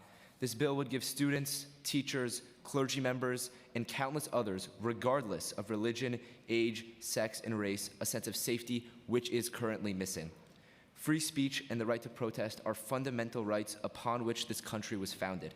This bill does not take away from any of these rights, it only structures them.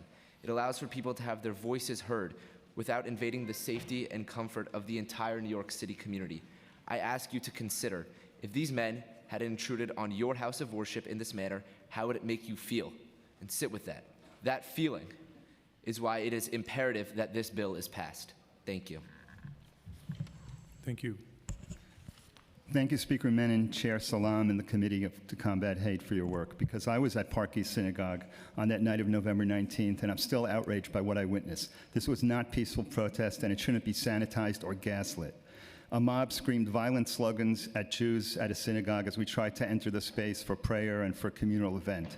Families, seniors, neighbors, folks gathering in faith, just feet away from hostile and often mass protesters yelling, "Globalize the Intifada," death chants, and most chillingly, there's only one solution. Then kill yourself, someone said, slit your throat, and calling folks Nazis. It's all on video, and my link is in the handout that I handed out to you. We all know all too well what these words mean. They aren't abstract. They're hateful threats and incitement, not merely protected hate speech like Skokie and Westboro. And they were directed at a community already facing unprecedented and relentless racist anti-Semitic hostility. High-powered, blinding flashlights were aimed at our eyes. I saw adults shield each other. I saw elders lowering their heads, shaken and humiliated. A sacred space was turned into a site of menacing intimidation. Our mayor promised safety for all New Yorkers. Harassment should never be normalized. Jews attacked, students, businesses, cemeteries, and playgrounds targeted. Synagogues are mobbed. It feels like open season on Jewish New Yorkers. But we've been here since 1654, and we're not going anywhere. We're entitled to equal rights and protection, full stop. We know proper buffer zones don't silence protest or stop sight and sound. They prevent intimidation. But there is a chilling effect here. The chill of parents afraid to bring their children to school or children hiding their faith. The chill of seniors unsure that they can walk through a hostile crowd. The chill of communities wondering if prayer is worth the risk, or if they even should simply be visible in their own city. That's chilling. We have buffers around courthouses, polling sites, abortion clinics, because access to constitutional rights matters. And the right to worship freely matters too. But there's no constitutional right to intimidate, obstruct, or threaten folks at the door of sanctuary. And if you look up there, our founder, Thomas Jefferson, said that no matter what the persuasion is, we should have freedom and equality. Thank you. Thank you. Do we have any questions for this panel? Seeing none, thank you for your testimony.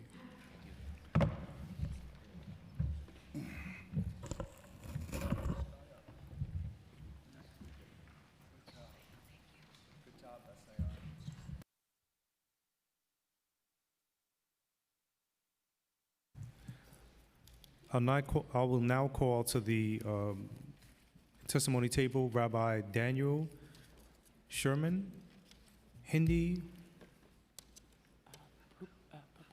Popkow, Mark Traeger, Scott Richmond, Yura Silber, Marcia Caban, Rabbi Abe Fowler. And he's on Zoom, I believe.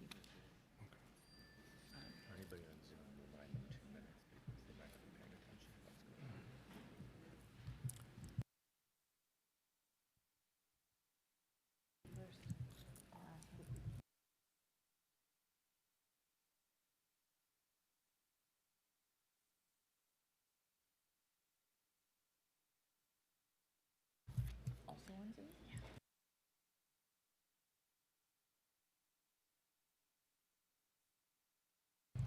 I now call Rabbi Fowler on Zoom. Hi. Hi, Rabbi. You have 2 minutes. You may begin. Okay, well, thank you very much to the committee. I was asked to give some of my thoughts about what it means to be a community rabbi. I'm the chief rabbi of Ohel David in Shlomo, which is a synagogue in Brooklyn. We had to spend quite a lot of money on security over the last year. Our regular budget is $50,000. This year we actually went up to $100,000. So it's been we take it very seriously, and I believe that it's important for the committee to understand that not just as a rabbi, but as a Jew, we're a bit concerned about the direction that things are going in the city. And certainly when we think about potential demonstrations outside any synagogue, it's something that it's not just unpleasant, but it actually can become a security threat. People feel very threatened, especially in light of what happened on October 7th. So we're dealing with crowds that are not just anti-Jewish, but crowds that support violence against Jews, and that's where we get scared, because we're very pluralistic. We're okay with people having different opinions. We respect different opinions, but for us to tolerate people who support the massacre of Jews is something that just makes us feel very uncomfortable with. Thank you.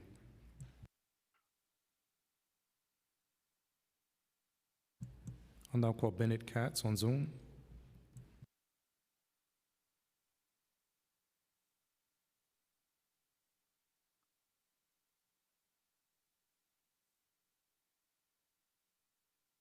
Ask him to stop unmuting. Bennett Katz, can you allow us to unmute you? Hi, here I am. Thank you. You have 2 minutes. Good afternoon, and thank you to the council for allowing me to testify about a violent protest and my personal experiences with it at Park East Synagogue on November 19th, 2025. On that evening at around 7:30, I was approaching the synagogue on East 68th Street, that entrance between Lexington and 3rd. I was wearing a kippah or yarmulke at the time, walking on the north side of the street. As I approached the synagogue, I observed a crowd of about what looked like 200 people stretched on the whole block on the same side of the street as the entrance to the synagogue, right up to the entrance of the synagogue, screaming loudly, death to Zionists, why don't you kill yourself, right at the people going right into the synagogue for an event. As I approached the rear of the protest, I was immediately surrounded by 10 to 15 masked protesters who put up their fists almost like a human wall to stop me from proceeding down the sidewalk towards the entrance of the synagogue. I was jostled. There were bright lights shined in my eye, and suddenly from behind this wall, from behind all these people, threw a punch which fortunately just glanced my shoulder, and I wasn't injured, again, fortunately. One protester said, "Where are you going? They're not going to let you down there." And my thought was, how is that possible on a New York City street that someone's telling me I can't go down there? That synagogue, that street rather, was being occupied by these people. And this was very shocking to me that there were folks who are being obstructed from entering the synagogue. And it should be noted, I was not carrying a flag. I was not carrying a sign. I was merely a person with a kippah on his head walking toward the synagogue. That was enough to provoke this kind of reaction, this violent reaction. Council, no New Yorker should be made to feel unsafe. Thank you. Your time is up. As they enter any house of worship. And I urge you to support these bills that are being discussed today. Thank you very much. Thank you.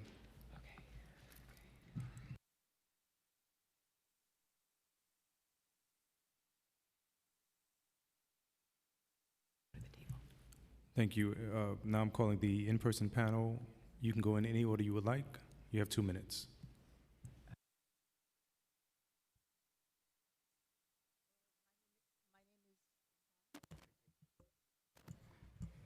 Hi, my name is Marcia Caban. I will soon mark my 10th anniversary as the executive director of Central Synagogue, which is a very large congregation in Midtown East. When I arrived in 2016 in my role, I was surprised to learn that Central had armed guards.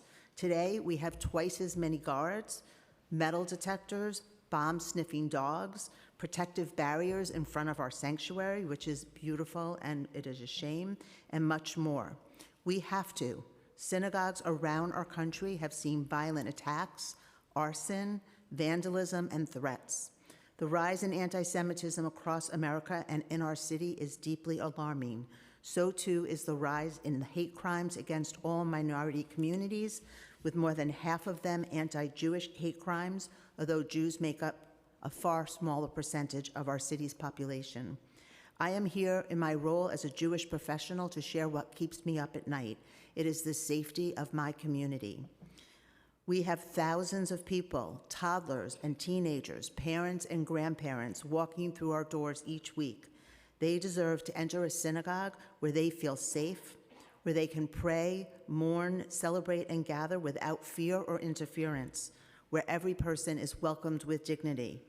And yet we have received threats. We have been targeted. We conduct regular active shooter drills. We place emergency instructions in our pews explaining what to do should the unthinkable occur.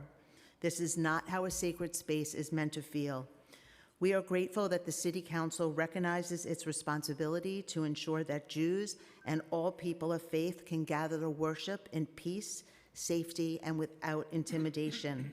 Our community will continue to lead with openness, strength, and resilience, but we cannot do it alone. Thank you for your testimony. Thank you, Chair Salam, members of the committee. My name is Yerucham Silber. I serve as Director of New York Government Relations at Agudath of Israel of America, a nationwide advocacy organization.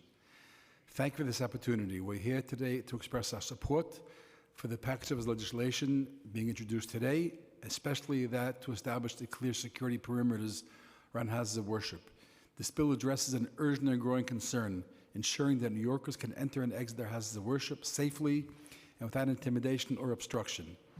Recent events illustrated precisely why this legislation is needed. As we've heard, sadly as we know, anti-Semitic incidents have increased exponentially across the city.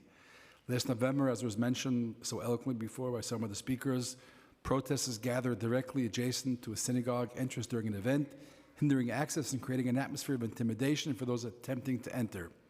While peaceful protest is a protected right, obstructing access to houses of worship crosses a line and undermines both public safety and religious freedom.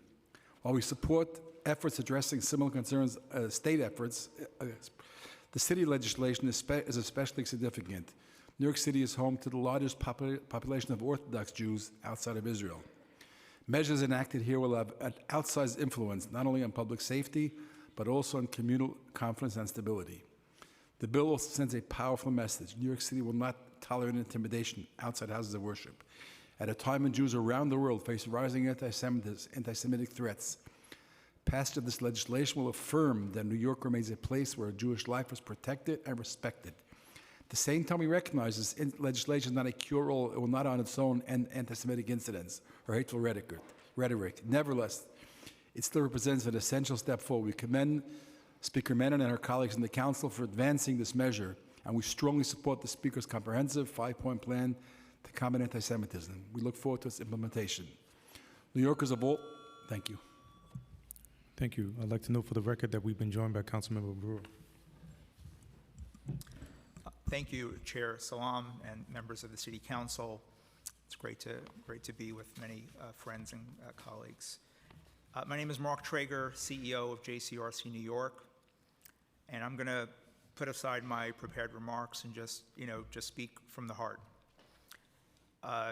Just a few weeks ago, the JCRC celebrated its 50th anniversary celebration at Park East Synagogue, and a 95-year-old Holocaust survivor, Rabbi Arthur Schneier, addressed our crowd, not as a politician, not as a lobbyist, but as a Jewish New Yorker who believed that he lived long enough that he would never again have to see Jewish people fearful to practice their faith.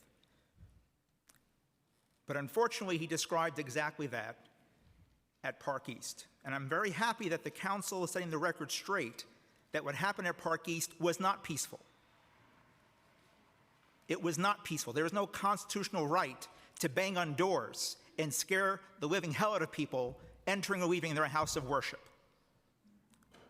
When you bang on the door of a house of worship and scare people and yell at them in their faces, that is not persuasion, that is intimidation. That's against the law. And I'm also pleased to hear the NYPD acknowledge that they did not meet the moment that day, which is also proof positive that you cannot rely on a piece of guidance. And I remind this body that I have so much respect for that guidance is very different than a law. Many laws the City Council has passed, including in my time, began as a piece of guidance in a city agency, and later to be cemented into law to require that agency to be held accountable, to perfect it, training, education, outreach. That's why we have a City Council. So I thank you all for creating this space and opportunity for the community to be heard and to make sure that we protect the rights of worshipers and the First Amendment for everyone. But we have to make sure that we act in this moment. Thank you, Chair Salam. Thank you.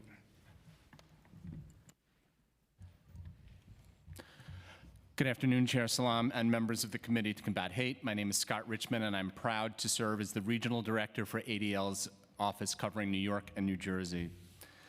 I'm pleased to be here today to testify in support of legislation sponsored by New York City Council Speaker Julie Menin.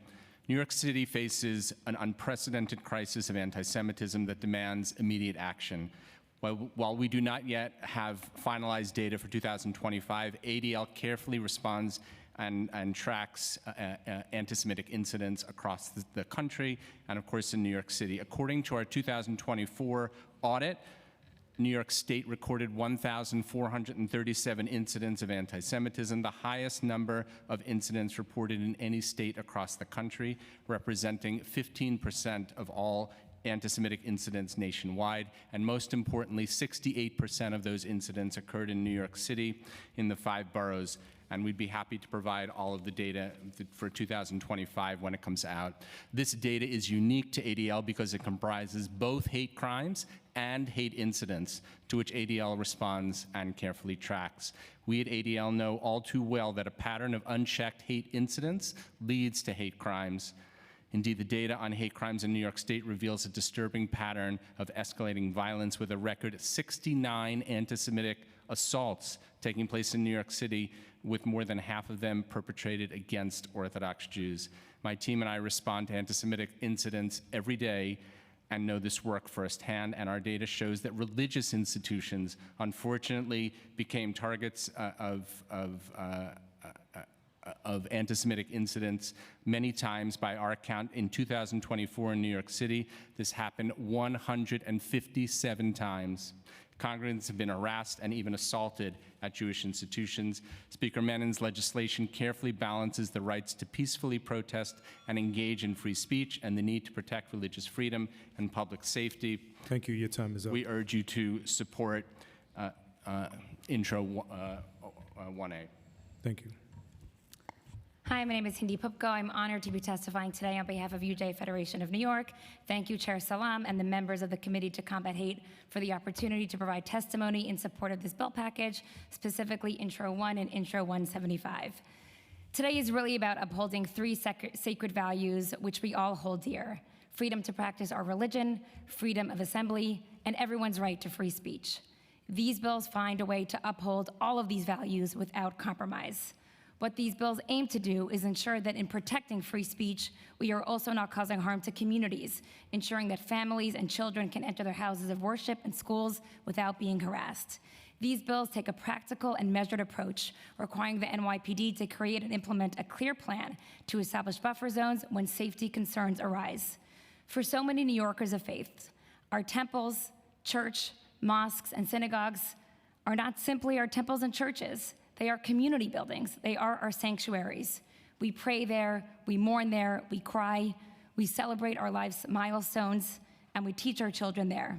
We all deserve to feel safe in these spaces.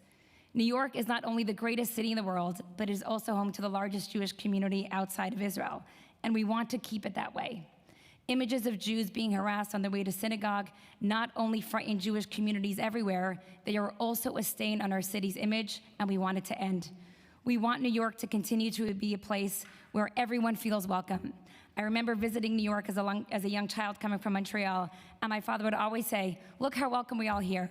So many yarmulkes on the streets." It was also the only city where you can get a kosher hot dog at Yankee Stadium. We want New York to stay that way. We want to feel at home here. We want everyone to feel that this is a city where they could be most themselves, most at home. Peaceful protest is a cherished right in this city. Intimidation and obstacles are not. Thank you again for the opportunity to testify in support of this important legislation. Thank you. Thank you. Hi, my name is Daniel Sherman. I'm the rabbi of Westside Institutional Synagogue and Westside Sephardic in the Upper West Side. And our community serves approximately 300 families, ranging from young children to individuals in their 90s. The beauty of our synagogue is that it is comprised of individuals who fled their homes, whether it's Hungary and Ukraine on the one hand, Morocco, Tunisia on the other. And they have come to New York City to start their lives because of the freedom of speech that they want from the government and the individual in a society that accepts them and allows them to worship. The beauty of this bill is that it provides both the transparency on behalf of the government to ensure that protesters and the individuals that are being protested know the buffer zones that will be given to them, as well as on behalf of the individuals praying that they can enter and access into homes that have become not only their spiritual home, but their communal home as well, their home away from home, from the continents in which they now live in this wonderful city of New York. I'd like to conclude that every morning, or almost every morning, I leave my synagogue after morning prayers on 76th Street. I pass a church on 73rd, I go home to 68th Street where I pick up my two boys, and I bring them to their Jewish school on 75th Street. And I'm blessed every morning to also pass by the mosque at 72nd in Riverside. The New York City that I envision is one of where I left my synagogue and entered into it for morning prayers safely. It's one of where those entering the church on 73rd Street, that they are given the sense of sensitivity and safety as they enter and exit. And when I show my boys this mosque on 72nd Street with the true dream of coexistence that I really imagine everyone in this room wants, that my boys also understand what is happening in that mosque and that the individuals in that mosque feel safe as well. And my blessing to New York City is that those in the synagogues, those in the mosques, those in the churches, each feel equally access and safety, both in their homes, out of their homes, as they exit. And that's truly what New York City has always been and can be and continue with this bill. Thank you. Thank you for your testimony. I think we do have some questions for this panel. Councilmember Fernico. Thank you, Chair. I have two questions, one for Rabbi Faour and one for Mr. Traeger. Rabbi Faour, some opponents of Intro 1A, the bill we're discussing here today, claim that synagogues are used to sell Israeli land, and therefore there should be no limitations on their right to protest. Can you talk about the religious and national connection of the Jewish people to the land of Israel and address how Israel is an integral part of Jewish identity?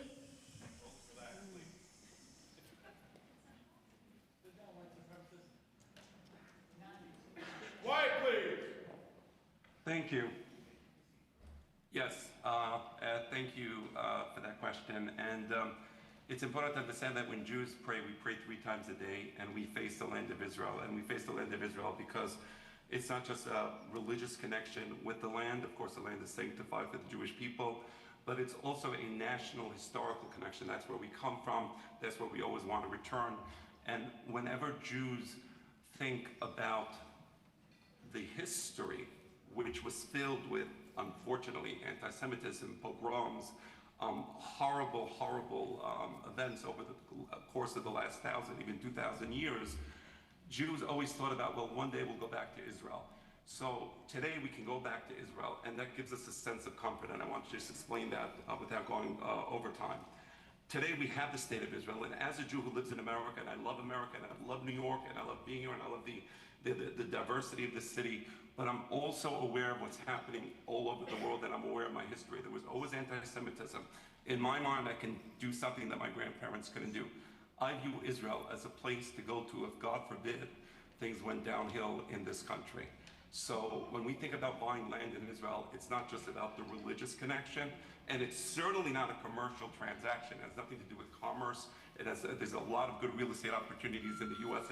and many places in the world. Israel is not necessarily a real estate opportunity. We think about it as a place where we can finally return home and be safe.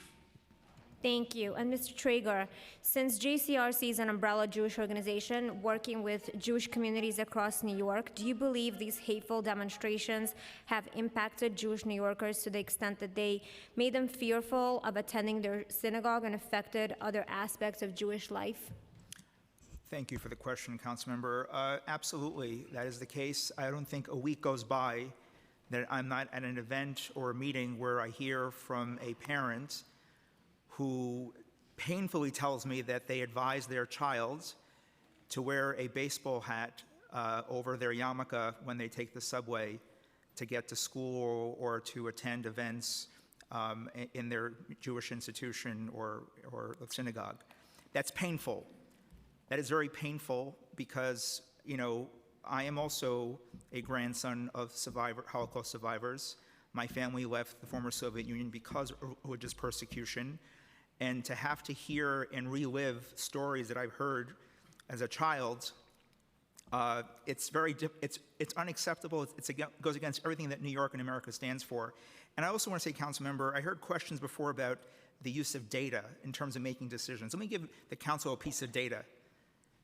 The nonprofit security program that was revamped in 2021 to provide security aid for houses of worship and institutions started at about $180 million back then. Do you know what it is now?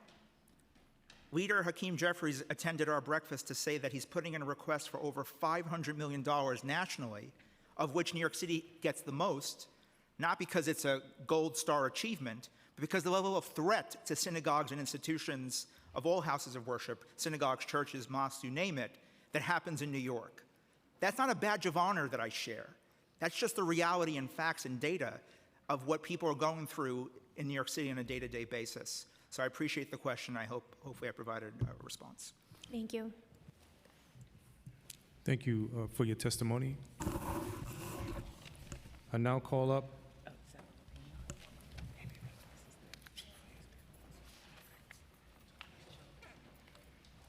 to the witness panel Justin Harrison,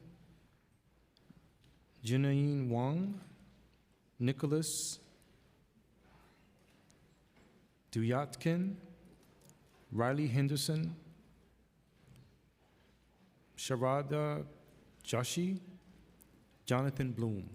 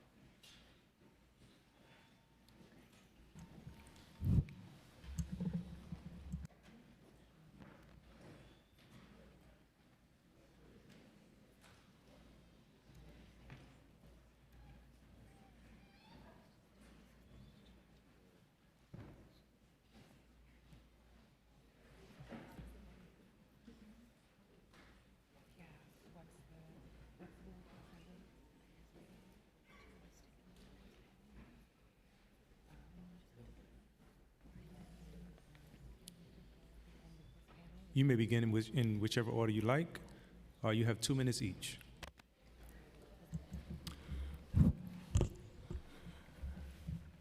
Okay. Good afternoon, Speaker Menon, Chairman Salam, and council members. I'm Justin Harrison, Senior Policy Counsel for the ACLU of New York. I manage our legislative First Amendment docket, and I'm here to testify about 001A and 175A, the buffer zone bills. These proposals are unnecessary and threaten New Yorkers' constitutional rights. Unnecessary because federal and New York state laws already protect access to places of worship and offer judicial relief when that access is threatened, and an affront to the Constitution because they would strip away New Yorkers' free speech rights. Both proposals encourage viewpoint and content-based enforcement against disfavored speakers and messages in that they offer the NYPD wide latitude to decide when, where, and under what conditions they should set up buffer zones, an exercise typically reserved for the courts, which are very limited in their ability to allow any infringement on the right to protest on public streets and sidewalks. To enforce these proposed buffer zones, NYPD officers will be asked to address and contain the risk of injury, intimidation, and interference, a risk they will have to assess with little to rely on other than appearances. Any assessment that is not content or viewpoint neutral will run afoul of the Constitution. Given the concerns animating the Council's proposals, we think this delegation is a recipe for chilling and targeting and suppressing speech. Why? because while the bills at least facially charge the NYPD with honoring First Amendment obligations, the proposals were introduced in response to constitutionally protected protests criticizing Israel and its policies, not a rising trend of criminal activity or an uncontained demonstration that got out of hand. It will present individuals exercising their First Amendment rights with a blunt instrument designed to suppress speech. That sort of censorship cannot be allowed. Thank you. Your time is up.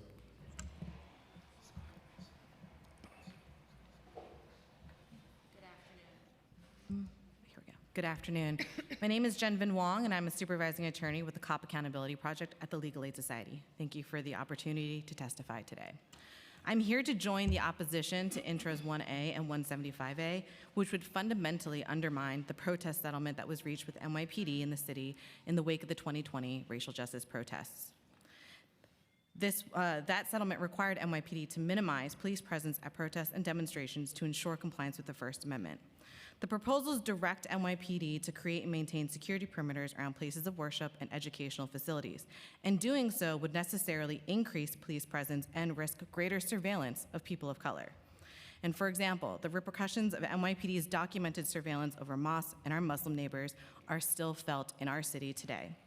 We, along with our co-counsel at NYGLU, represent plaintiffs in the NYPD protest settlement, Payne v. de Blasio, one of the consolidated cases. And under that settlement, NYPD is tasked with promoting, whenever and wherever possible, First Amendment activity. Both of these bills, even as amended, would upset that carefully negotiated balance of the settlement. Modern policing experts understand that police presence at protests can escalate crowd tension instead of promote safety, and we've seen that over and over again with NYPD.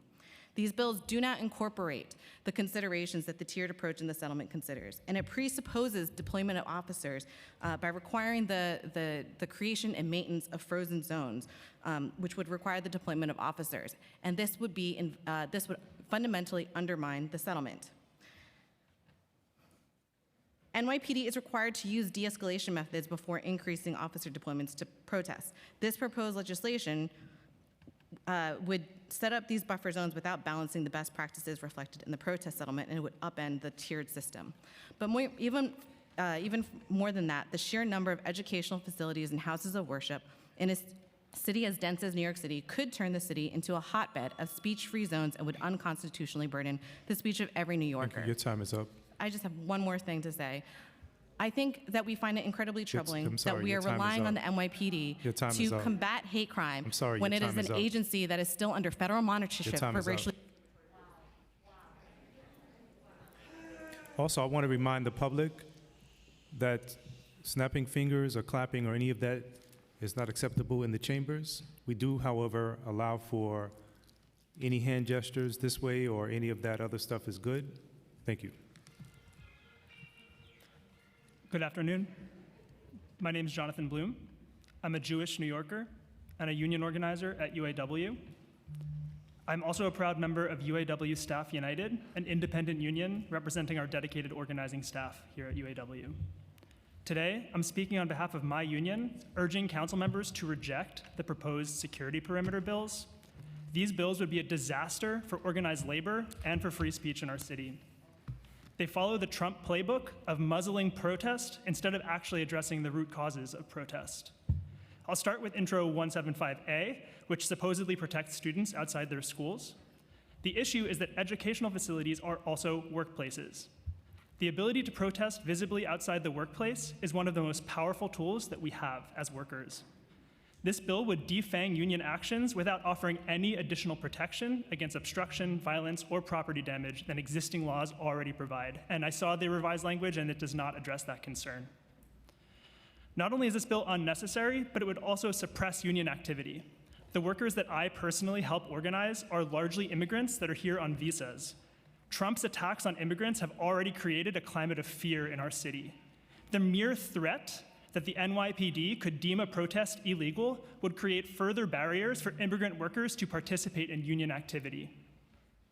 Council members who support these bills would be working hand in hand with Trump to suppress labor in New York. As for Intro 1A, the issue is simple. At the end of the day, if houses of worship host activities other than worship, then we need the ability to protest directly outside. Rather than criminalizing protesters, the city should be targeting the illegal events hosted by houses of worship, as well as illegal union busting activity by educational institutions. As a proud Jewish representative of organized labor in New York, I strongly urge the council to vote no on both proposed bills. Thank you. I'd just also like to remind the witness testimony, the witnesses who are testifying, that they have an opportunity as well to submit their written testimony to testimony at council.nyc.gov.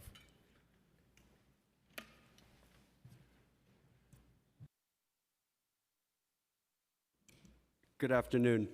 My name is Nicholas Devyatkin. I'm the Director of Legal Affairs for the Professional Staff Congress, AFT Local 2334. We are the instructional staff union for CUNY. We represent approximately 30,000 members and serve about 240,000 students across 26 campuses in the 5 boroughs. I'm here to testify about Bill 175-A, as that specifically affects our members and the students and publics that we serve. We do not believe that this statute would survive a First Amendment challenge, as many other speakers have indicated.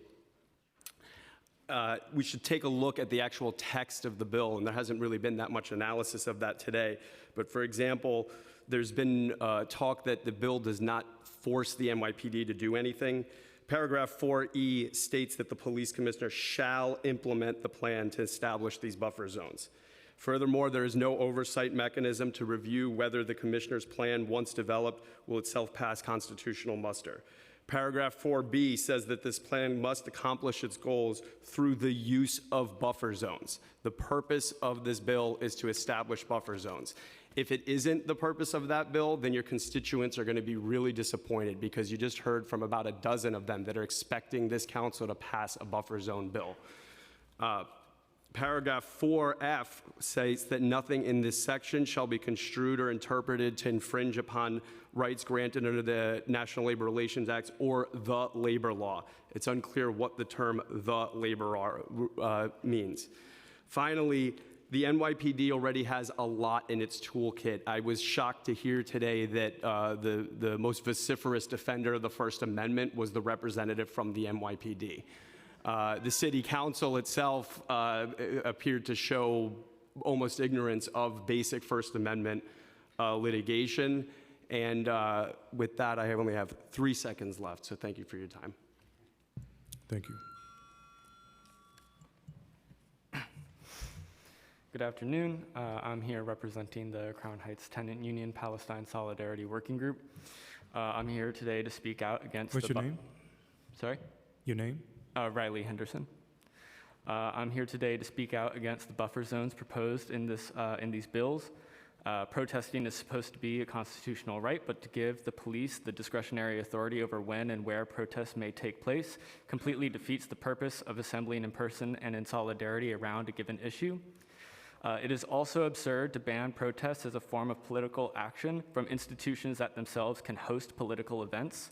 This creates a scenario where anytime a group wishes to host a potentially controversial event or gathering, they simply need to find a religious or educational building willing to host them, and suddenly give them, and then suddenly they are free from the inconveniences of criticism and shame or accountability that they would otherwise face from their neighbors, peers, and fellow New Yorkers. The sale of stolen Palestinian land is an explicitly political action with real material effects on people's lives now and for generations to come. It has rightfully drawn criticism and anger from people all around the world, and this bill would effectively ban meaningful protests against it while creating the conditions to do the same for any controversial event that chooses a religious or educational institution as its host. I urge the City Council to reject these unconstitutional bills and to help preserve New Yorkers' rights to protect and fight for our neighborhoods and our ideals. Thank you. Good afternoon, everyone. My name is Shraddha Joshi, and I'm a paralegal at the DOORS Legal Services Center working with our Detained Minors Project. The DOOR is a comprehensive youth development organization serving 9,000 young people in New York City yearly. For 54 years, we have provided a safe space for health access, mental health care, career and ed programs, runaway and homeless youth services, enrichment, and legal assistance for young people. As a staff member at an organization that works with vulnerable youth, I'm here to raise deep concerns regarding proposed bills 1A and 175A regarding educational facilities and places of worship. Despite recent amendments to these bills, NYPD established buffer zones would dramatically increase police presence across the city, serving as another tool for surveillance and selective enforcement, especially against communities of color. Black and brown youth are disproportionately profiled and targeted by the police, and buffer zones would further put the young people we serve at risk.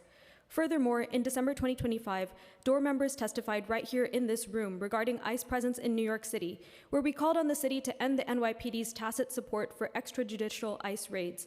Given that buffer zones require escalated NYPD presence and activity, we are worried about the increased vulnerability of immigrant youth, both around our facility and in New York City at large. In defense of immigrant youth, DOOR staff members regularly attend hands-off protests against the violent presence of ICE in our city. Because places of worship and educational facilities are everywhere, these bills would impact mobility and protest across the city, effectively criminalizing and policing demonstrations that our staff members take part in.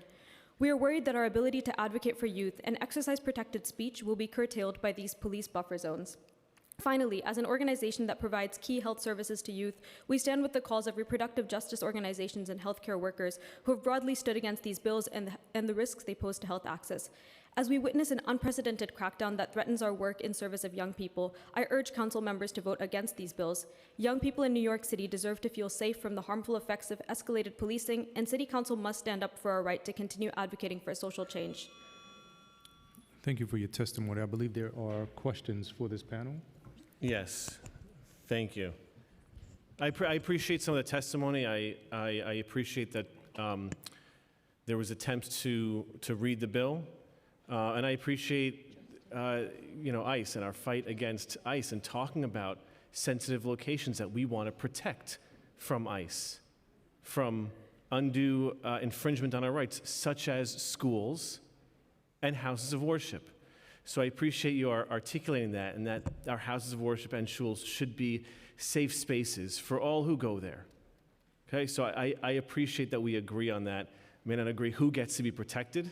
I think everyone should be protected in those spaces. It seems that only some people should be protected in those spaces, so that's a point of disagreement, but I appreciate you bringing up that point. There were a number of things that were brought up about reading the bill. I kind of want to read a little bit of it. But first, I just want to ask for the ACLU and Legal Aid Society, when the NYPD testified under oath that this bill provides no new powers to them and cannot, would not, and will not conflict with the court settlement they agreed to, as per Councilmember Caban's questions, were they wrong? Were they lying? Were they misinterpreting their own duties? Can you talk a little bit about that? I would say that our reading of the bill is that the bill here is directing NYPD to create buffer zones. And as other people have testified already, that is the way that the bill reads. It is directing NYPD to create buffer zones. But let me read that. I'm going to let you get back to your question, but I do want to read that part. Sure. Because what it actually says, I'm going to read section B, which one of you did a highlight from. No later than 45 days to present a proposed plan. And the purpose of that is to provide for feedback, right? We want that sunlight, that daylight on that. Submit to the mayor a proposed plan to address and contain the risk of injury, intimidation, and interference while preserving protest rights. So you left that part out. The purpose, and I'm going to finish the sentence, but the purpose is to address and contain the risk of injury, intimidation, and interference while preserving and protecting protest rights at educational facilities through the use of buffer zones. So the purpose of the buffer zones would be to protect against that and contain that risk. And then the other part that was, and this is a plan, by the way. It says a plan. And the other part that was left out, 4, you mentioned section E, I believe. But it's a subsection under line 4, and it says communicating with the public and individuals seeking to protest at or enter to from educational facilities when the police department has established such a buffer zone. So you have 2 lines in this legislation that's in the text that demonstrates that it is not a blanket buffer zone to protect and infringe free speech. It is saying in certain instances, and it affirms that later in the bill. So can you please speak to those points? I just want to highlight that the carefully negotiated settlement that was reached in the protest cases in the wake of the 2020 racial justice protests really center around the social research science and modern policing experts acknowledging that an outsized police presence at the beginning of a protest, of a peaceful protest, is one that will escalate tensions with the crowd. And in acknowledgement of that, this settlement had negotiated a four-tiered response, a four-tiered approach, which is undermined by these laws, by these proposals, because what the law is directing NYPD to do is actually taking away the discretion to make these plans with the consideration for the tiered approach and actually directing them to create buffer zones outside of the tiered structure, which means there is a presupposition of a deployment of officers before there's a consideration of whether that protest or demonstration falls into the appropriate tier for officer deployment. And that is where the tension lies. Now, if the question here is really about what the execution will look like, I can't speak to that because I don't have a crystal ball. But I will say that just reading the text of the proposals and comparing it against the text of the settlement and the tiered approach, it is in tension. Do you have anything to add to that? Nothing to add to that. I do have one more thing to add to that, and there is something else that was in consideration when the tiered approach was created, that the research and the data showed that when it came to protest arrests and protest violence between police and protesters, it was not just about the escalating tensions, it was about the fact that people of color, protesters of color, were the ones who were being targeted for arrest and violence at a much higher rate than white protesters, even when controlling for factors such as the content of speech, the size of the crowd, and other factors that would be considered relevant to that. And so that was another reason why the tiered approach was so carefully negotiated. It was to protect protesters, and that is something that these two bills have not addressed. I would point out again that the bill calls for transparency, something I thought the ACLU and Legal Aid Society would want to see in our police system. It does not direct them to create buffer zones except for outside of these intimidations. And I would point out, actually, it's interesting, before this hearing, there was a protest outside. Great, fine. And you know what else there was? A buffer zone. There was a stanchion, a open stanchion that separated the protesters from the entrance to the building. And that buffer zone was very small. Right, but that existed. That was something that was set up. So the notion that this would somehow create something that doesn't already exist, I think isn't rooted in the text of the bill. It's rooted in feelings, but we're not legislating based on how we feel. We're trying to pass a law that protects New Yorkers and protects people's right to protest, and we do that through transparency. We do that through a plan, and as the NYPD testified, we are not directing them to change anything, nor can we direct them to change anything that was reached in a settlement. I would just note that another witness at this table had pointed out that there are so many houses of worship and there are so many schools, so many facilities that are swept in under these proposals that it would necessarily increase police surveillance and police presence across the city. And again, whenever there is increased police presence and increased police surveillance, it is the people of color, people from marginalized communities that wind up bearing the brunt of NYPD police violence and brutality. I'd just like to remind everyone that we have over maybe 150 or more people to testify that have not testified yet.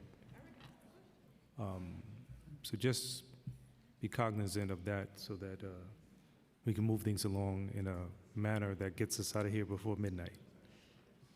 Thank you.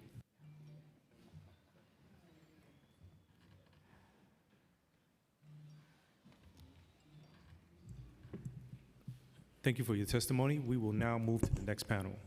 And thank you to the people who responded to my questions. Appreciate it.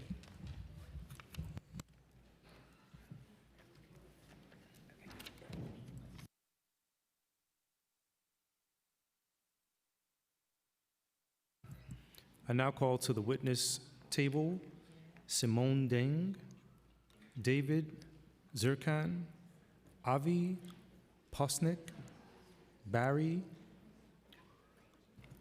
Govenchik, Mayor Waxman, Rabbi Benny Kraus, Jonah Skodos, and Megan Haller.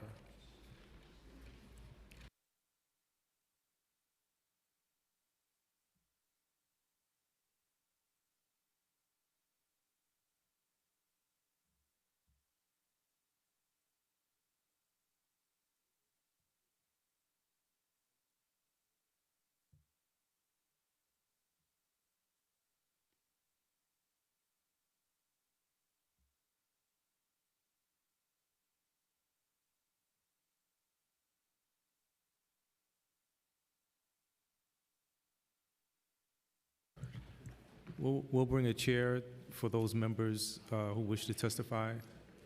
In the meantime, you all can start. 2 minutes each in any order you would like.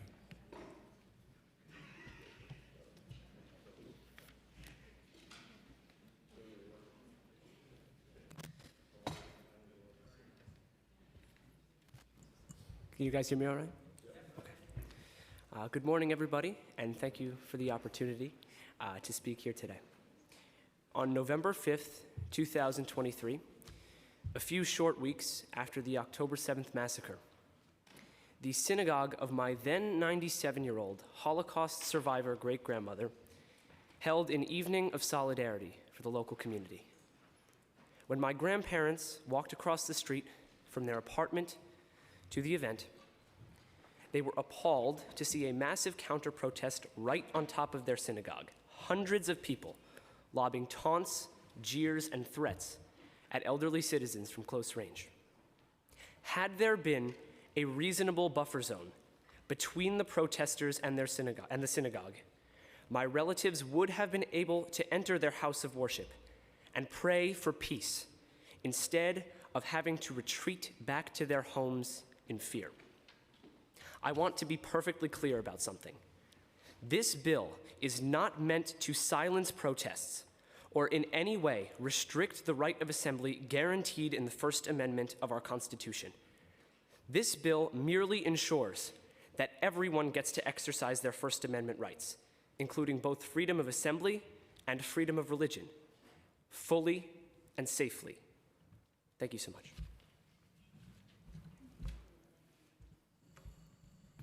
Thank you. Good afternoon. Thank you, members of the councils. My name is Simon Deng. I was born in Sudan. I was enslaved as a child because of my faith and my identity. I believe in protesting. I have protested my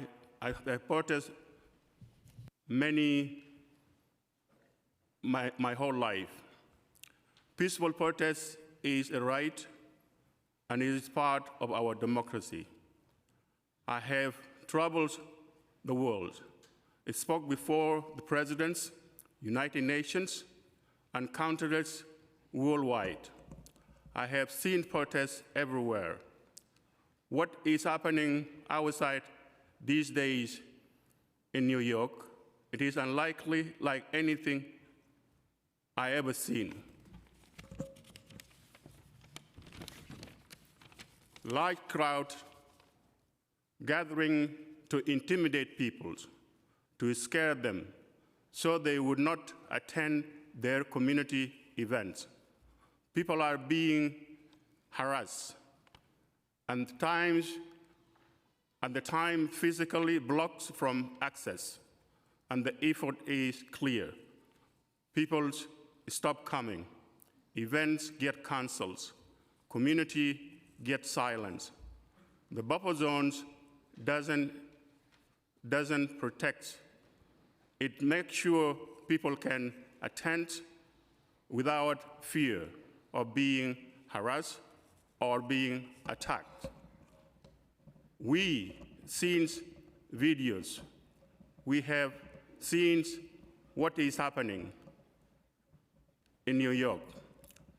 We can protect both free expressions and safety for all peoples.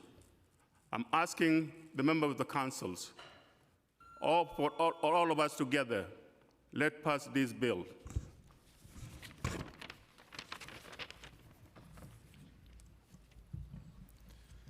Thank you, Chair Salam. My name is Avi Poznik. I'm the Northeast Director for Stand With Us, an education organization that educates and empowers students and communities to fight anti-Semitism and hate.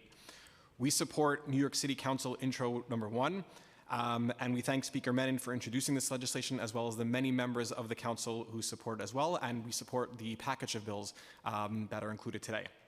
This common sense piece of legislation ensures the First Amendment rights of members of any faith community have free access to their house of worship. It also ensures the First Amendment right for those who want to protest. It does not prevent protesters from declaring, for example, as they did outside the Park East Synagogue, we have to make them afraid, and it does not prevent them from proudly expressing support for Hamas, as they did in Kew Gardens Hills, Queens, though of course such speech is abhorrent. It would not prevent anyone from chanting Islamophobic, anti-Christian, anti-Hindu statements outside of a mosque, church, or temple, though of course such statements are abhorrent as well. Rather, by applying reasonable, content-neutral time, place, and manner restrictions, this legislation helps maintain order and rooted in law that has long been constitutionally upheld and protects the rights of all New Yorkers to worship freely while preserving the right of everyone to protest freely as well. At Stand With Us, we urge this committee and the full council to pass these bills. Thank you very much. Thank you.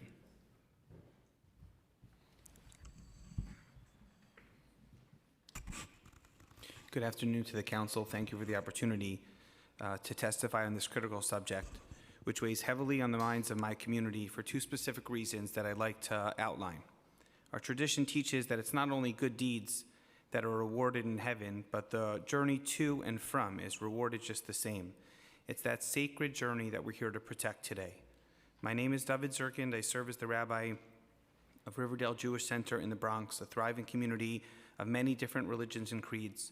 Our community is bursting with newly married couples and young children. Sadly, our community has also not been immune to terrible acts of religious hate. Vandalism, broken windows, bomb threats, and hate speech have all made their way to our doorstep. As a father and a congregational rabbi, I know how special it is to walk our children to school and how meaningful it is to bring our families to prayer. Going to school is not a political act of resistance. Heading to church should not require any courage. But when fear and intimidation are real and present, our parents are forced to ask themselves if these spaces are safe to bring their kids. No parent should have to worry what their child might see on their way to school. No mom should agonize over what her daughter might hear from within the stroller on the way for their family to go and pray. I respect every person's right to free speech, but we cannot allow houses of worship, schools, and community centers to become the easiest and most vulnerable targets of hate and intimidation. They already have, and it's our job to act. I support the safe access bills and testify to that effect on behalf of every dad in synagogue who worries if his children will arrive safely, and on behalf of every mom trying valiantly to shield their children from the hate that is already around us. I believe in this council and its ability to ensure that the narrow technicalities of politics don't erode the basic experiences of what it means to live proudly and religiously in New York. Please join us in protecting our sacred spaces and ensuring that our families can walk to worship with confidence and security. We pray that our comings and goings are safe today and safe forever. Thank you. Good afternoon. My name is Benny Krause. I serve as a principal of SAR in Riverdale. It's a community of 1,800 students and 400 faculty. It is almost 4 o'clock. Our students will now get a pass. The students that are testifying on our behalf are going to get a pass for the entire day. They sat through this entire hearing and learned a lot. But this is a testament to how important this is to them and to all of us.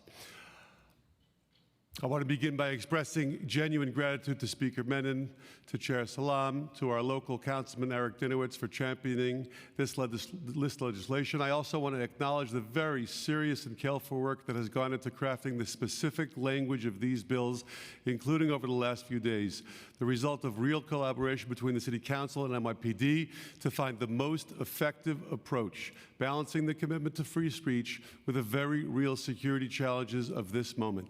That balance matters, and it reflects thoughtful governance, and frankly, it reflects thoughtful people. But the most important words you hear today, I believe, are from our students, not just because they're our students, but our students. I ask you to listen to their experiences and equally to their fears. Both deserve your full attention.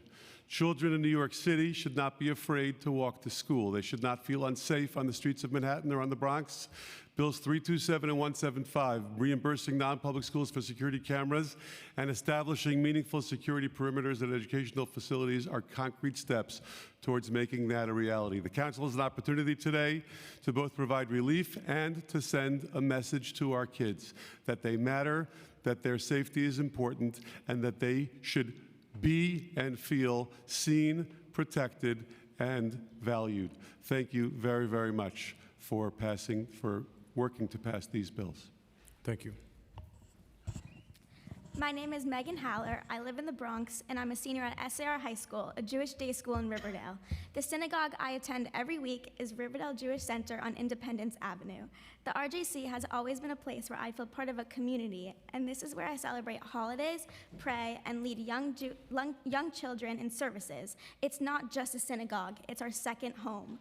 Lately, things feel really different. I worry that one day when I'm least expecting it, I'll turn on the corner and there could be an angry mob of protesters screaming at me and blocking my way into the building. The story of what happened at Park East Synagogue scared me. Many protesters lined up right outside, shouting violent words and shoving people in ways that created an unsettling environment.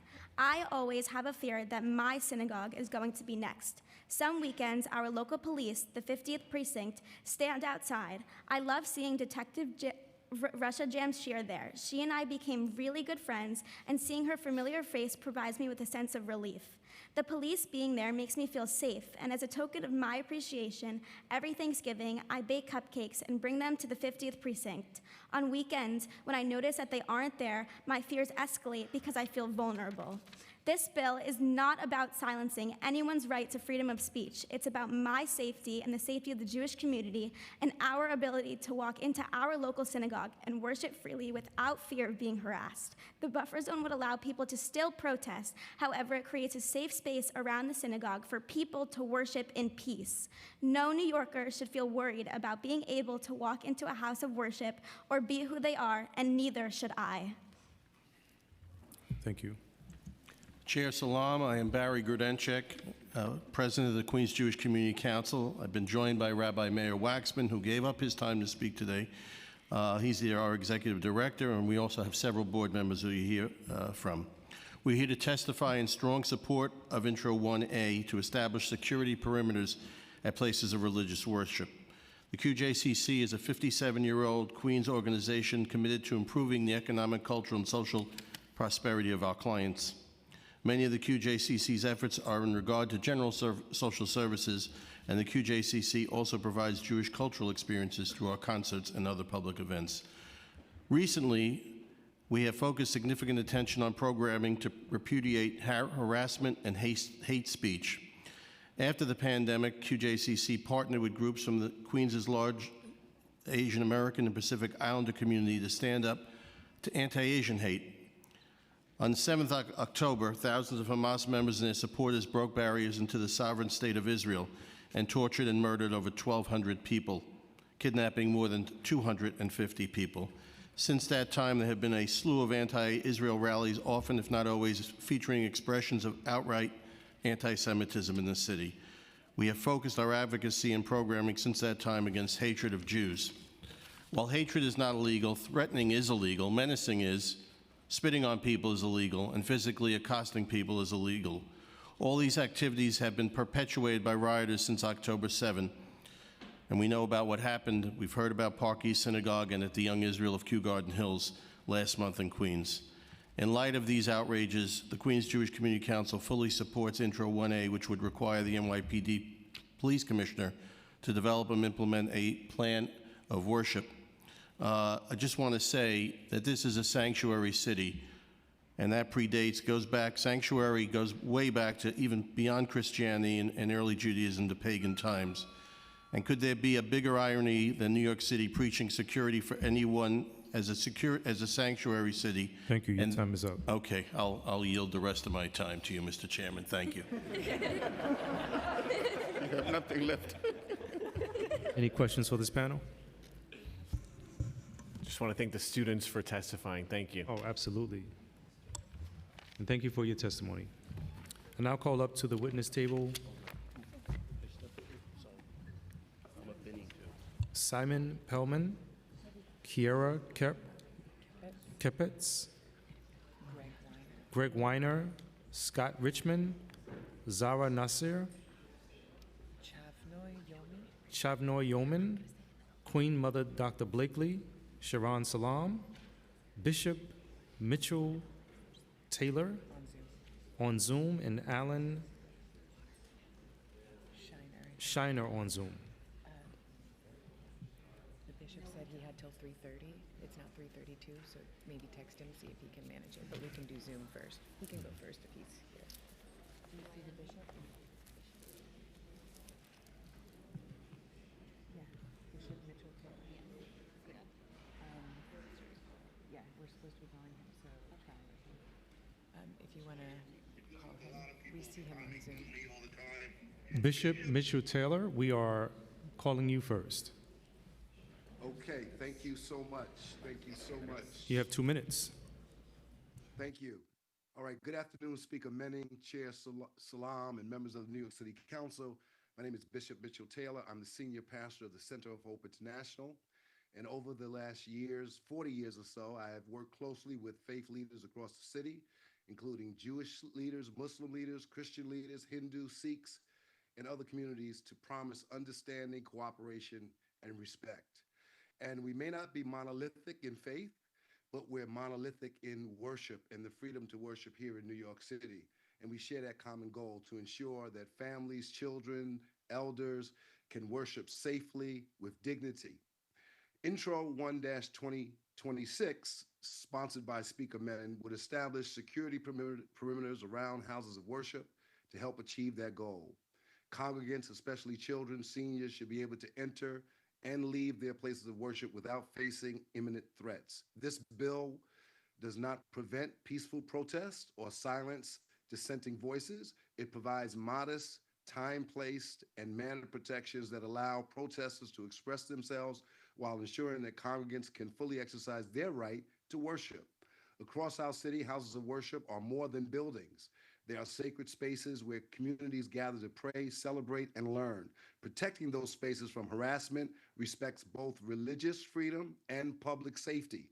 Faith leaders already work in collaboration with law enforcement when needed, including by participating in NYPD clergy councils and such alike. This legislation gives the NYPD the discretion to establish reasonable perimeters based on real-time safety conditions. Supporting this bill is about holding up the dignity of all worshipers, affirming our commitment to interfaith respect, and balancing the right to protest with the right to practice faith freely. By passing Intro 1, the council can ensure that New Yorkers of every faith can worship safely with honor. For these reasons, I respectfully ask the council to pass this bill. Thank you for the opportunity to testify. Thank you, Bishop. Alan Shiner, if you're on Zoom, you can begin.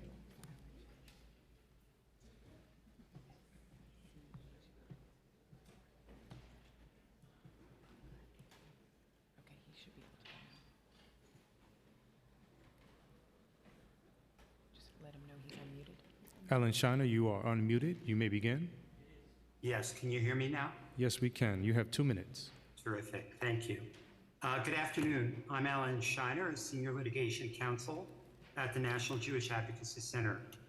NJAD is a nonprofit law firm advocating to protect the civil rights of Jewish people and organizations. Thank you for the opportunity to testify today.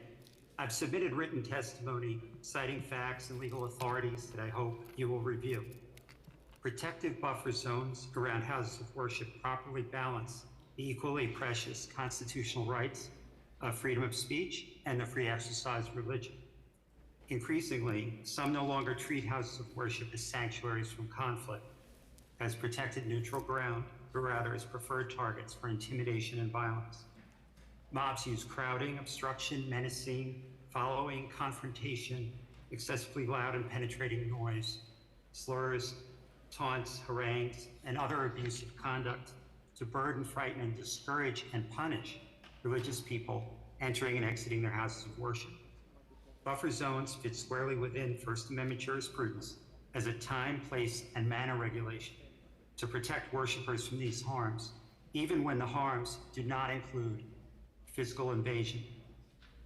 Offensive, hateful speech is protected by the First Amendment, but that does not mean that speech can occur anywhere and at any time the speaker chooses. Civilization requires that we take turns exercising our rights. We cannot all do so at the same time and place.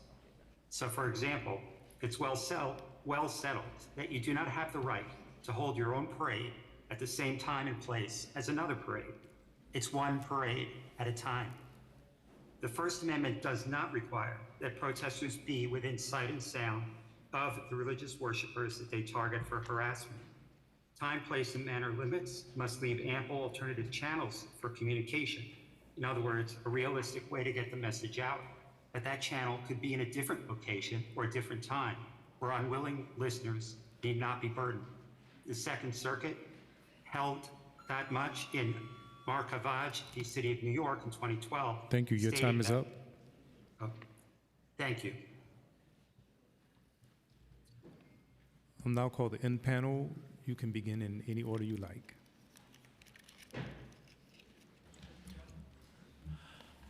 Good afternoon. My name is Simon Shimmy Pellman. I'm the elected district leader of the 27th Assembly District, a 42-year veteran of Community Board 8 in Queens.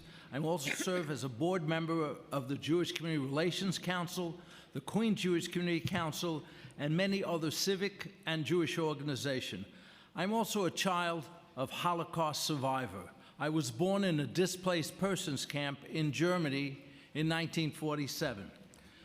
Freedom of speech is absolute. Freedom of assembly is absolute. Freedom of religion is absolute.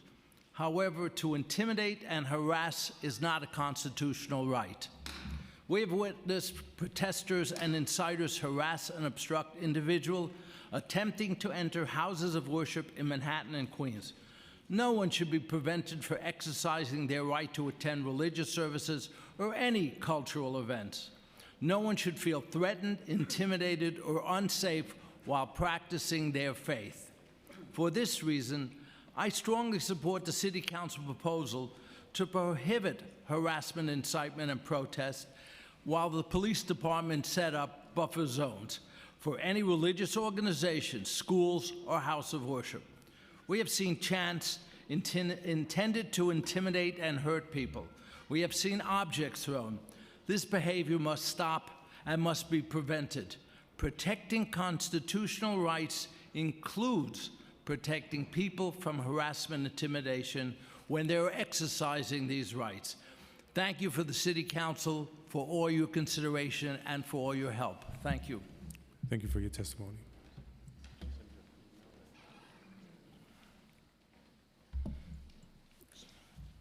Dear Chair Solemn and members of the Committee to Combat Hate, my name is Kira Kepitz, and I'm coming today as a concerned New York City constituent and, more importantly, a CUNY student. I'm here to express my strong support for the entire legislative package, specifically Intro 1, which would require an NYPD police commissioner to develop and implement a plan to establish security perimeters at places of worship across New York City. It is critical that New Yorkers of faith, like myself, are able to enter and exit religious institutions without fear or harassment or intimidation. Specifically, as a New York City Jewish college student, I attend many college events at religious institutions and never want myself or other students feeling scared to attend or leave the events. It is imperative that there be no security perimeter at places of worship so that students like me do not have to worry about even deciding whether they want to attend the college event or even going to class. According to ADL's most recent audit of anti-Semitic incidents, like Director Richmond had mentioned, there were 1,437 anti-Semitic incidents in New York State in 2024, the highest number of reported incidents in the country, representing 15% of all anti-Semitic incidents nationwide. Further, 68% of all documented incidents in New York took place in the 5 boroughs of New York City, and as a CUNY student, I have witnessed many of them. Particularly in the wake of high-profile incidents outside synagogues in our community, such as the Park East Synagogue and Young Israel of Kew Garden Hills, there's no question that American Jews are increasingly living in fear of being harassed and intimidated because of who they are or how they pray. I strongly urge you to give Intro 1 and the entire legislative package a favorable report. Thank you. Thank you.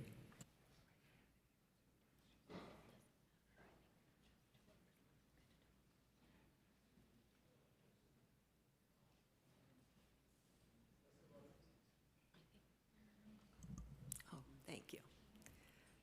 I'm Sharon Salam, and I'm with Justice for the Wrongfully Incarcerated. And you might say to yourself, well, what am I doing here?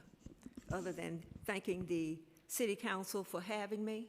Well, I'm here because I'm very concerned. I was more or less concerned when I came, but I'm here because I'm really interested in combating hate. I have lived through hate so many times.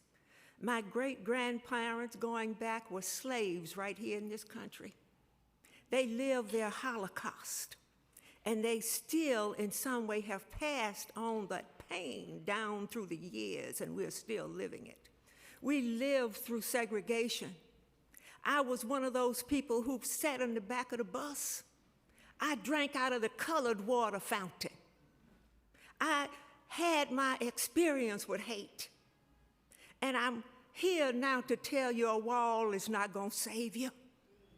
You're not going to be saved by police on every corner.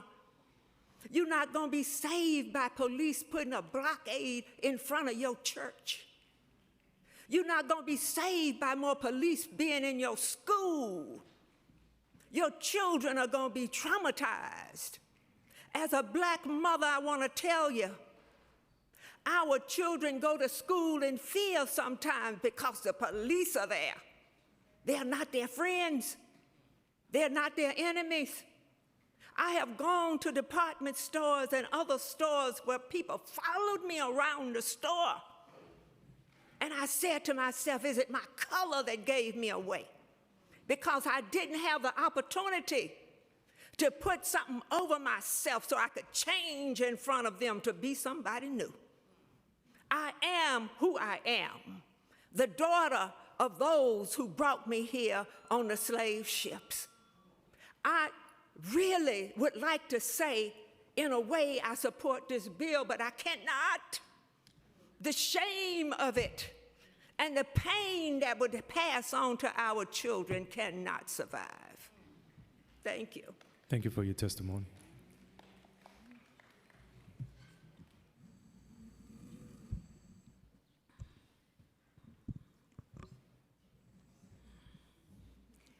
I come in the spirit of my ancestors.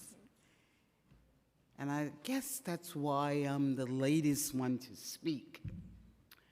I represent 55 million displaced Africans of the transatlantic ocean of the slave trade. We come from a Holocaust. The greatest crime ever committed against our people. We are the descendants, and we sit here today with you. We feel your pain. We see your pain. I am now reaching the age of 85. Yes, Reverend Jesse Jackson just made his transition.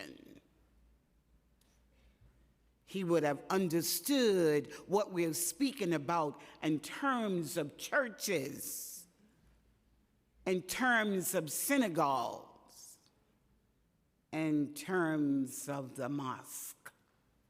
The mosque.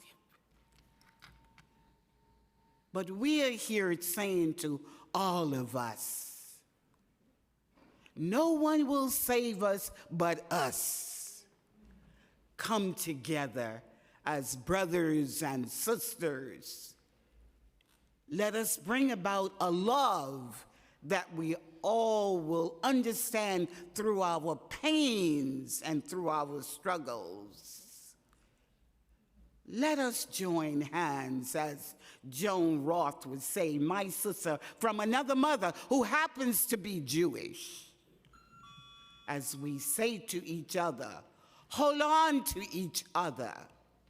And I say to all of us in the chamber, pull together for peace and love amongst us. And I thank you for allowing me to speak. Thank you for your testimony. There are no questions for this witness panel. I'll call the next panel. So we didn't have some of the folks. Oh, I'd like to call Zara Nasir on Zoom.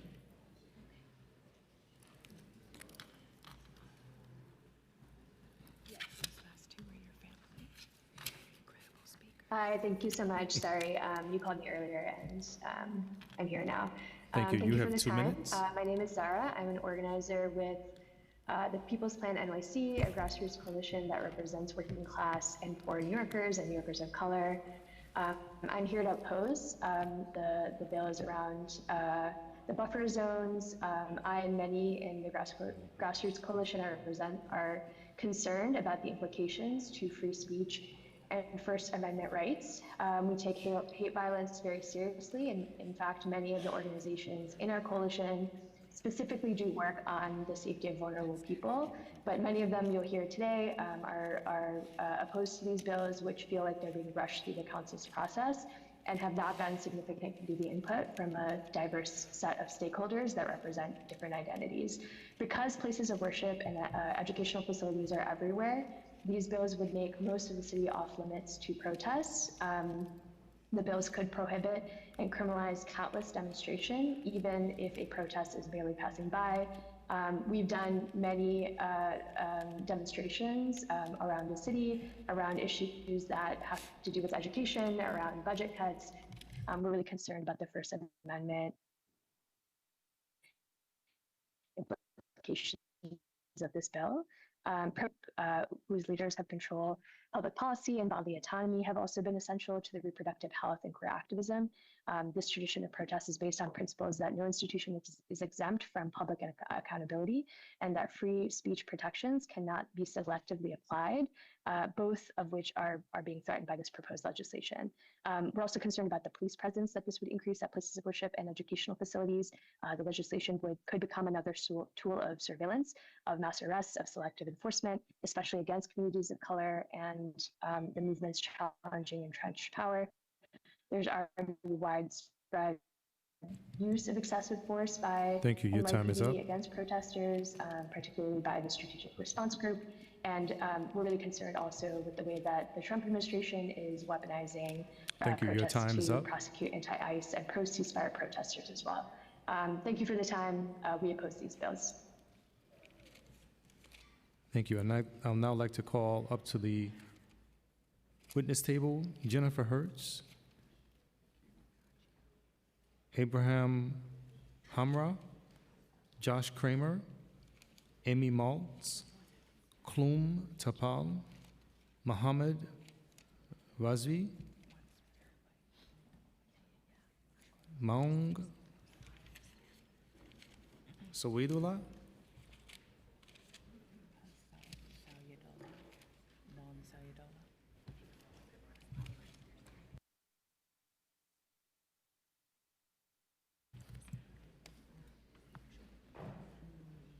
You may begin. You have 2 minutes each.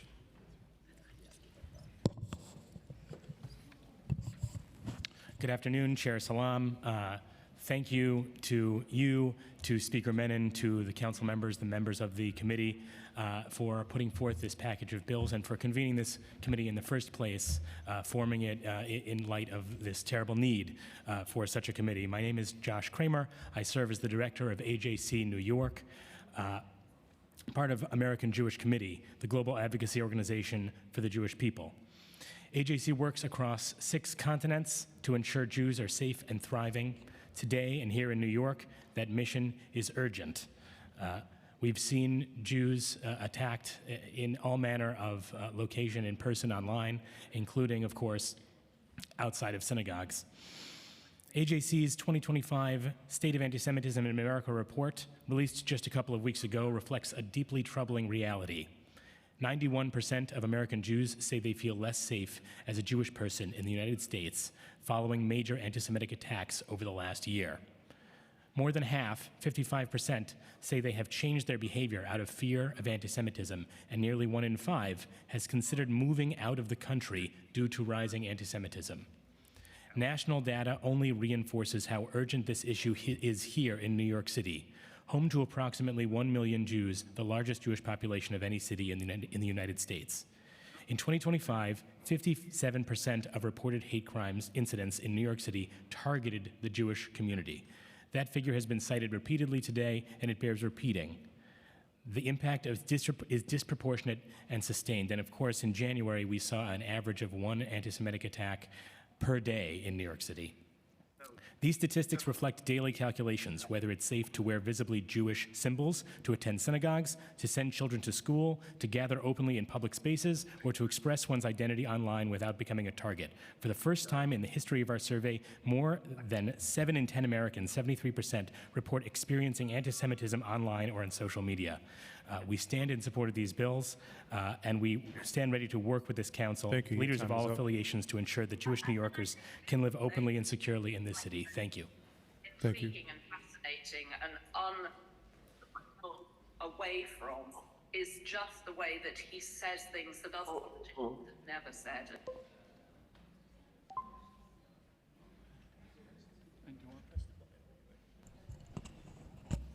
Good afternoon. My name is Kulsum Tapal. I'm the Education Policy Coordinator at the Coalition for Asian American Children and Families, the nation's only pan-Asian advocacy org advancing equity for AAPI children and families. I'm here with many colleagues to oppose Intro 1A and Intro 175A and Intro 388. With the first two, which would allow police to establish buffer zones around places of worship and schools for an unlimited duration, for API communities, this raises serious alarm. Our temples, our gurdwaras, churches, masjids, synagogues, they're not only spiritual places, they are civic and organizing hubs. We cannot ignore the documented history, particularly post 9/11, of NYPD surveillance and infiltration of Muslim communities, particularly through houses of worship. Expanding discretionary policing authority around these spaces without meaningful guardrails or time limits risks deepening patterns of profiling and over-policing that currently still exist.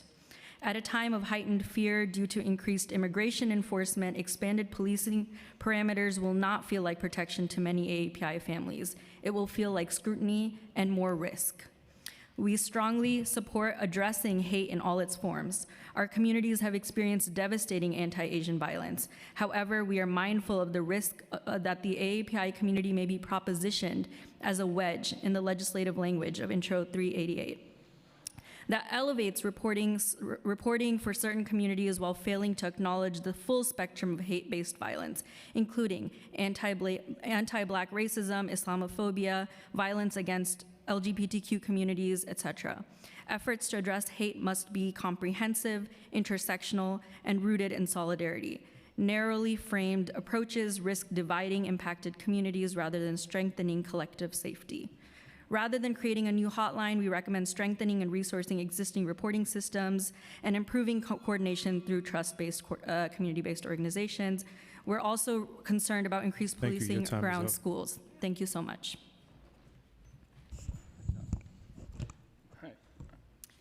Thank you for the opportunity to speak today. My name is Amy Maltz, and I'm a Jewish New Yorker and member of the New York City chapter of Jewish Voice for Peace, a grassroots organization representing thousands of Jewish New Yorkers.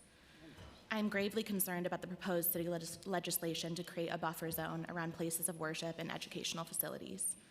Legislation that restricts protest undermines the open society we cherish here. This proposed legislation will restrict New Yorkers' right to assembly and free speech.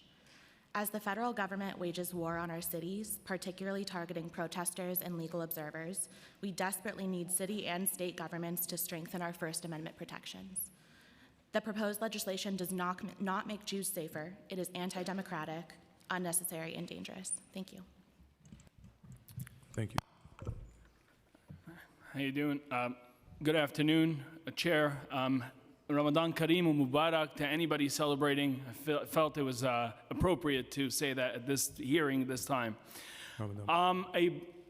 We heard a lot about people talking the impact of this bill to brown and black folk. Well, I am a brown individual. I am also a Jew. I am also a Syrian Jewish refugee, an individual displaced from Syria based on the same hatred that we are seeing take to the streets of New York today, what they call anti-Zionist anti-Semitism. I remember walking down the streets of Syria with my father, trying to get to synagogue, worrying about, are we going to encounter the chants from the river to the sea, and let me say it correctly, Palestine will be free? Or are we going to encounter the other chants, Palestine baladna wal Yahud kalabna, Palestine is our land and the Jews are our dogs? We came to this country and the promise was written on that Statue of Liberty. Give me your poor, your tired, and your huddled masses yearning to breathe free. And we were yearning to breathe free. We were yearning to breathe free and celebrate, to practice our religion free of any intimidation. When I first came to this country, walking down the streets, I found new hope, seeing people wearing yarmulkes without fear, without risk to their life that they're going to be attacked because they're a Jew. What we have seen in the last 2 years was a recreation of what displaced the Jewish community of Syria, Morocco, Tunisia, Lebanon, Egypt, 10 other countries. How many people sitting here today have spoken about the Jews of Arab countries? 850,000 or 1 million Jewish refugees have been displaced because of this hate. I see many wearing "not in my name." Well, this is in my name. In my name as a refugee from Syria that demands to be free, that demands to be protected in the United States, where we are promised, where we are guaranteed the right to practice our religion and our faith free from harassment and intimidation. I support this bill in my name. Thank you. Thank you.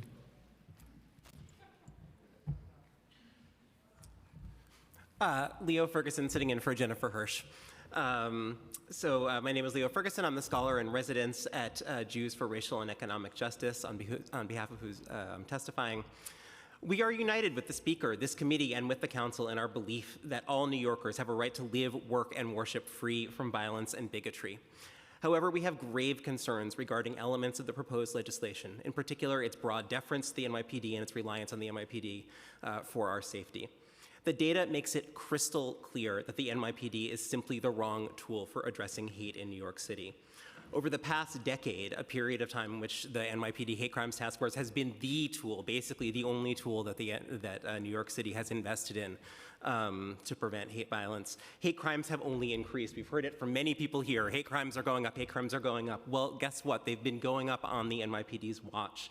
The NYPD is not keeping us safe. In fact, the number of incidents dwarfs the number of arrests. The number of hate crimes convictions stands at a relative handful. Meanwhile, researchers have shown repeatedly that hate crimes laws have no measurable deterrent effect.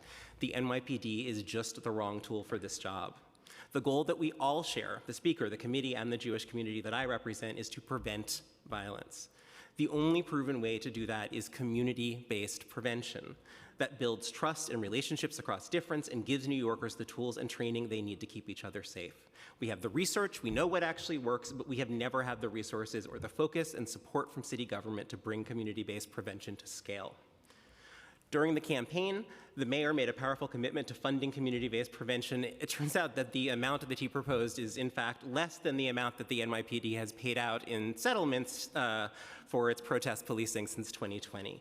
This is just not the right way to go. So I challenge you, I challenge this council to stop the cycle of pouring resources into the same failed strategies over and over again, and instead vote against these bills and vote for community-based prevention. Thank you for your testimony. I believe we have questions for this panel. Hi, Leo. I just wanted to ask you to elaborate more as a scholar who has studied this. What do you think are the proper investments and tools that will effectively combat hate in our city? Absolutely. What the data shows is that investing in bringing communities together and specifically helping communities find shared stakes and shared resources and the things that they all need to stay safe is the strategy that works. There's also plenty of data showing that things like upstander intervention has a positive impact. In addition, we know that education and awareness are incredibly powerful tools, but in particular, it's this key piece of bringing communities together. That's something that the city should be investing in. It should be doing it at scale. It's the thing that will most likely keep Jews safe. Do you happen to know right now if we invest a significant amount of city dollars in upstander intervention training? It's a relatively small amount. I mean, I think the budget for OPHC is about $3 million for a city the size and scale of New York City. It's a drop in the bucket. That money is spread out over many different organizations. And frankly, I'll just say that, like, as someone who's been making this case for years, I am just deeply disappointed in seeing the council again and again do things that are, safety theater, which is exactly how I would characterize these bills. These are not things that are going to keep Jews safe at scale across New York City in the way that Jews need. We keep getting offered crumbs when we need real investments. Thank you. Thank you. Seeing no, we have more questions, yes.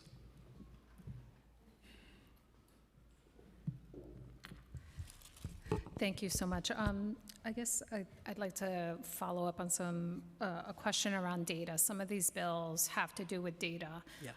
And we see the lack of data. We see data with no interventions that are connected with it. So can you talk a little bit about how you see the data landscape and what could we do that is actually meaningful in combating this horrible issue?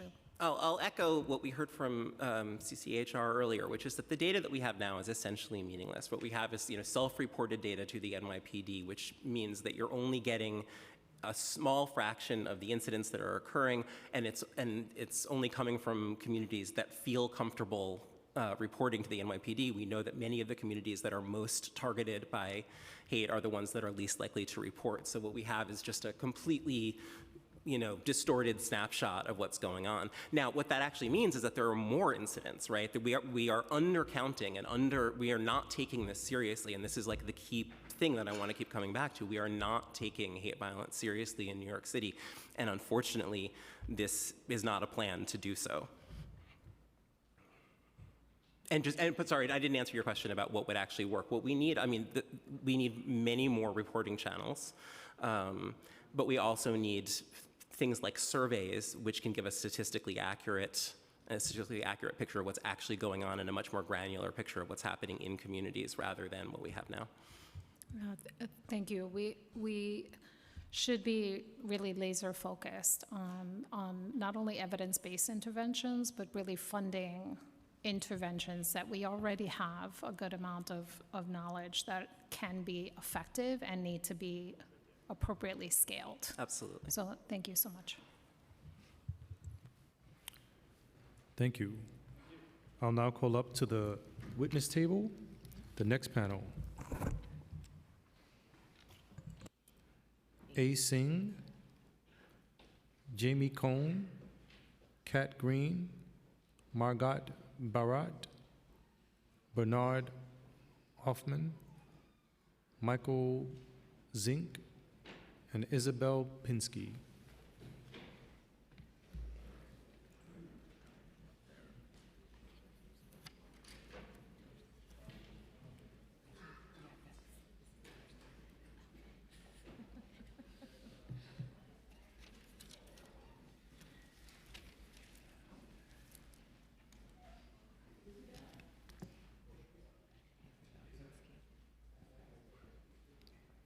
What's the last name?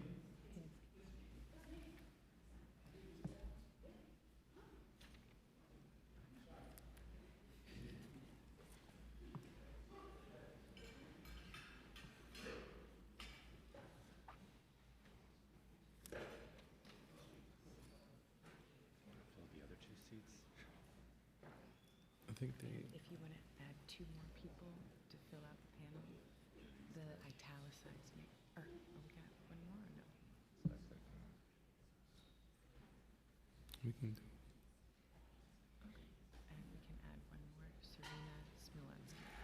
Serena Smolinski.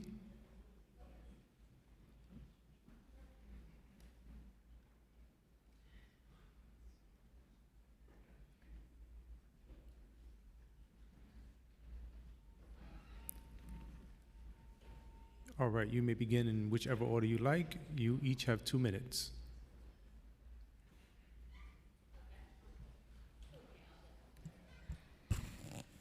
Hi. I first want to say thank you, honorable council members, Speaker Menon, and Chairman Salam. My name is Serena. I live in Lower Manhattan. I'm in Chris Marte's district. I hope he's following this. I'm just a regular person. I feel like we've heard from a lot of luminaries and scholars and children. And I'm in my mid-50s. I'm a woman. I'm a mother. I'm Hispanic. I'm a Jew. Indeed, I'm actually a Jew of color. But today, I'm here as a New Yorker who attends my house of worship. I strongly support the entire package. In contrast to many speakers today, I'm unfazed and not intimidated when I encounter anti-Jewish protesters and hateful speech. And I'd like to tell you why. I grew up with a Holocaust survivor. My childhood was haunted by the Shoah. My dad never fully recovered, and indeed died by suicide. Childhood for me and my sister overall was good, but it also involved martial arts training, knife fighting training in the garage, and even firearms training. So yeah, I'm pretty prepared for hateful speech and intimidation outside my house of worship, and it doesn't bother me. But I ask you, should I be the standard? Is it reasonable to expect that before anyone can feel safe going to a potluck dinner or to celebrate Diwali at their house of worship, that they have knife fighting training in the garage? Thank you.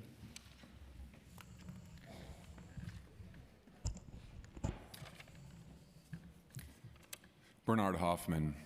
This buffer zone is part of a larger attempted buffer against right and just global disgust with genocidal Israel. Both efforts are failing miserably. I'm not here to sanctify the imperial fig leaf known as the First Amendment. I'm not going to talk about unintended consequences for reproductive rights. I'm going to talk about the intended consequences and stand with the conscience of the world and the Palestinian people. Council, this lawfare will make you a partner in ethnic cleansing, a crime against humanity. Israel's ethnic cleansing of the West Bank is currently on steroids. A defining feature is sickening Zionist violence against indigenous Palestinians. Anyone with a smartphone can see it in graphic detail.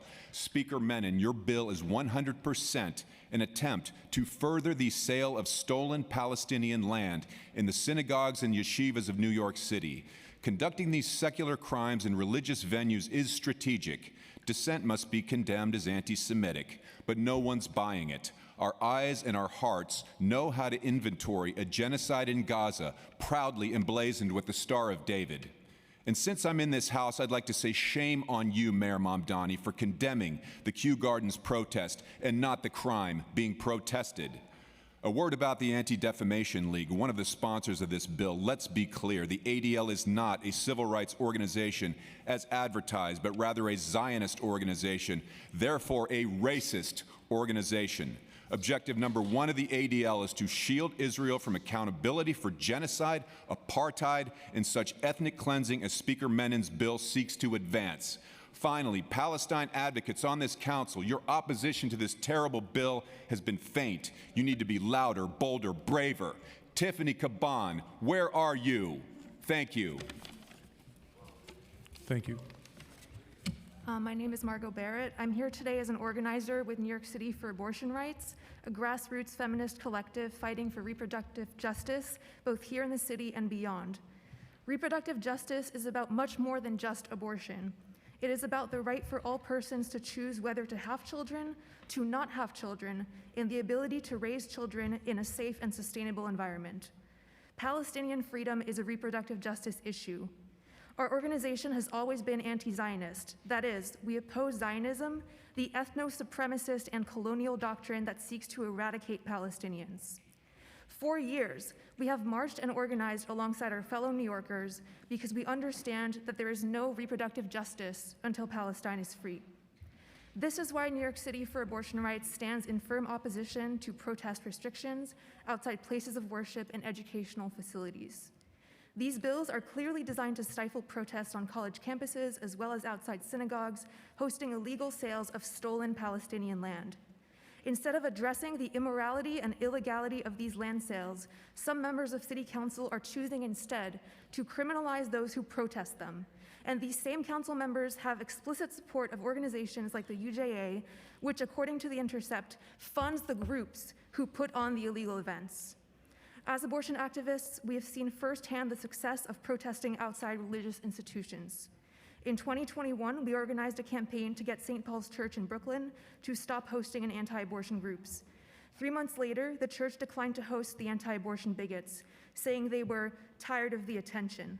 Our campaign was successful precisely because we were able to table and protest directly in front of that place of worship. As an organization, we believe it is our moral duty to inconvenience people who spread hate, violence, and bigotry, regardless of what they are. We will continue to fight until INT 1A and 175A are scrapped entirely. We will continue to oppose those who violate others' bodily autonomy, be they Catholic bigots or genocidal settlers.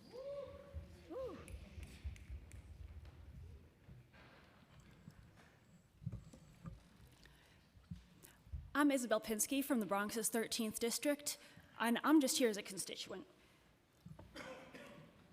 Guys, we gotta reject these bills. This has got to be the most transparent attempt to collaborate with the Trump regime and stamp down on dissent in pretty much any form. There's a lot of schools, there's a lot of religious institutions, and this is gonna render just giant chunks of the city potentially inoperable to protests, pending if the NYPD approves of it or not, pending their discretion. It's asking us to, rely on NYPD to stop hate, kind of manipulating our very genuine fear of potential hate crimes. I cannot imagine a situation, guys, where someone's like, oh man, I was worried that I was about to be discriminated against for my race, religion, or national origin, but thank goodness the NYPD is here.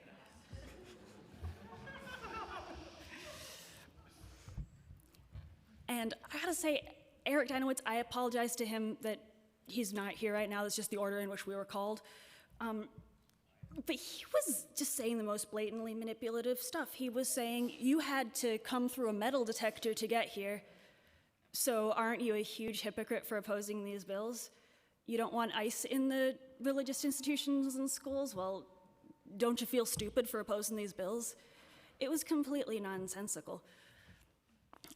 Council, I urge you to reject this package of bills. Thank you.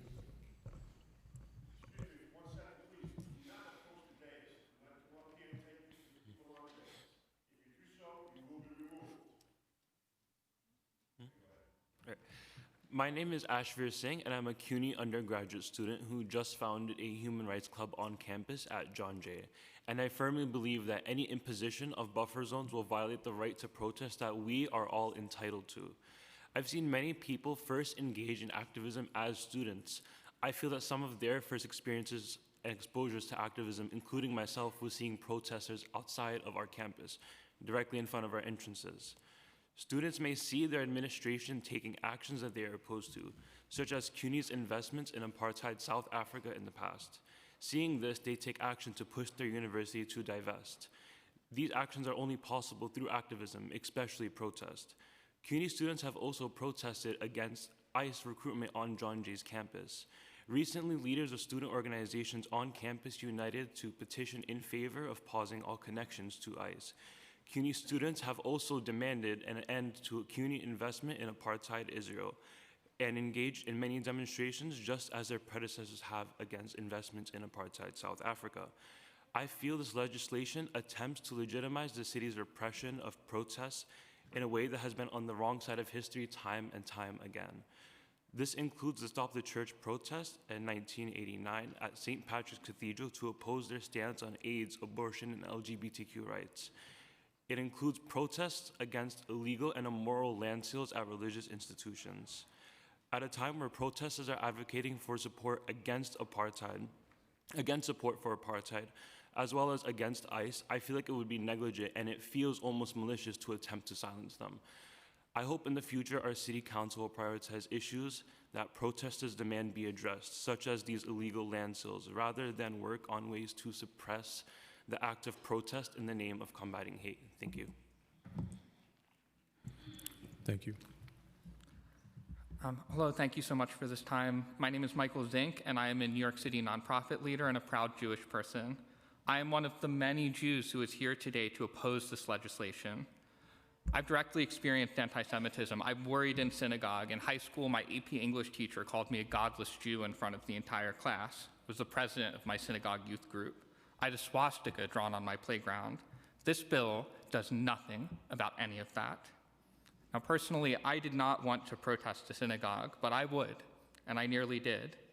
About a year ago, a synagogue near my home planned to host a luncheon with a U.S. nonprofit that fundraises for tactical combat gear for an Israeli Special Forces unit that is operated on the front lines of Israel's genocide in Gaza. And thankfully, after concerted public opposition, that event was ultimately canceled. But had it not been, I would have been on the sidewalk to protest. I'm here as a Jew who cannot find a home inside my local synagogue because of my devastation and moral outrage with the genocide. And for as long as my local synagogues fly the Israeli flag and fundraise for war criminals and host illegal land sales, my moral and spiritual home is on the streets. If you pass this bill, you are telling Jewish people like me that we are the wrong kind of Jews, that we cannot stand on public property and peacefully hold our own faith leaders accountable for contributing to violations of moral and international law. And you are telling Palestinians that supporting the genocide against them is protected activity and that their efforts to seek justice will be criminalized and suppressed. Thank you. Thank you for your testimony. I believe there's some questions for you.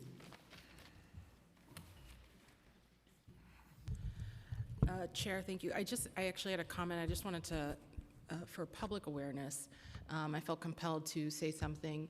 My colleagues that might not be present physically here right now, I can assure you that people are watching this and have been watching it all day. It's been broadcast in our lounge. People are listening online.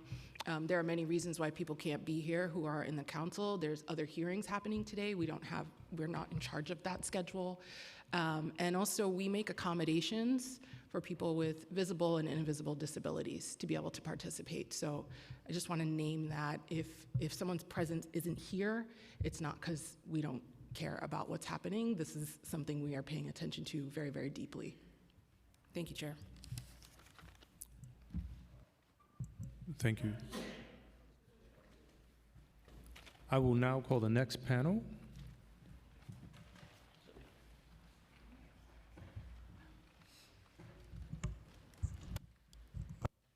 Dina Bax, Michael Cohen, Beth Swartz, Ross Glick, Barbara Birch Simon, Barbara Birch, Joey Saban, Talia Day, Eric Gerber. Erica Gerber.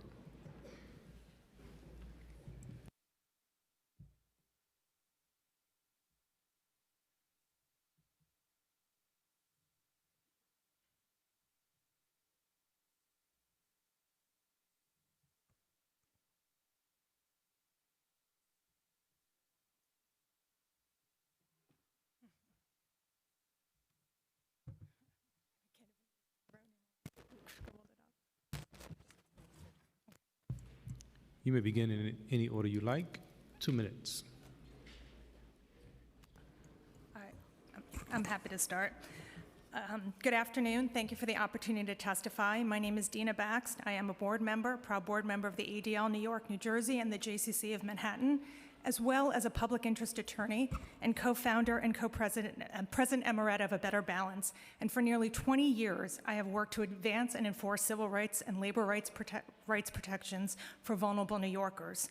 I am here in support of Speaker Menin's Schools and Houses of Worship Access and Safety Acts. These are measured constitutional steps to ensure safe access, not to silence speech, but to prevent obstruction and intimidation at the door. The data is unmistakable, as you've heard. Hate crimes against Jewish New Yorkers have surged to higher than anywhere in the country, and other vulnerable minorities have faced increased attacks, unprecedented attacks as well. Every New Yorker deserves to enter and leave houses of worship and schools without fear. As a board member for 9 years of my synagogue, and the mother of 3 daughters who attended a Jewish day school in New York City, I know firsthand what is at stake. This legislation will provide a critical margin of safety, especially for children who cannot reasonably be expected to assess and respond to threats. Seniors, families, and congregants deserve that protection as well. As a lawyer, I also know that buffer zones are not novel. They are firmly grounded in constitutional precedent. For more than 3 decades, courts have upheld narrowly tailored buffer zone, and in many states, broad coalition of civil rights and reproductive justice advocates have endorsed buffer zone legislation in order to protect safe access. The same principles apply here. Whether seeking medical care or exercising faith, New Yorkers have the right to enter and exit without obstruction, intimidation, or fear. This legislation is vital. No one should have to choose between practicing their faith and feeling practicing their faith or feeling safe. I respectfully urge you to pass this legislation without delay. Thank you. Thank you for your testimony.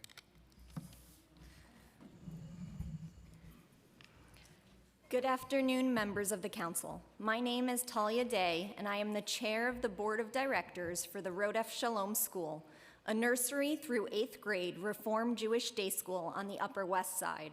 I am also the mother of a 4th grader at that school. I am here today in strong support of the proposed legislation. Every morning, parents walk their children to our school, carrying not only backpacks and lunchboxes, but also the weight of anxiety. Our students are growing up in a time when they are constantly exposed to news of anti-Semitic attacks in synagogues, on school campuses, and in our own city. And yet their parents bravely choose to send them to a proudly Jewish school. That choice should not require courage. The emotional toll on our children is profound. They ask questions that children should not have to ask. Our families worry about what might happen outside our doors.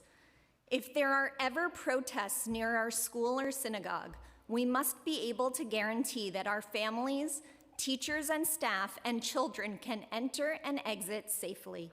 Security perimeters are not about limiting free speech. They are about ensuring safe passage for 5-year-olds holding their parents' hands, for teachers dedicating their lives to education, and for communities gathering to pray. Rodef Shalom is a small school of approximately 450 students, yet we already spend nearly $1 million annually, about 4% of our total budget, on security alone. We are committed to doing everything in our power to make our community feel safe, but we cannot do it alone. We are asking you to stand with us, to send a clear message that in New York City, every child deserves to walk into their school without fear. Every family deserves safe access, and every community deserves protection. Thank you. Thank you for your testimony.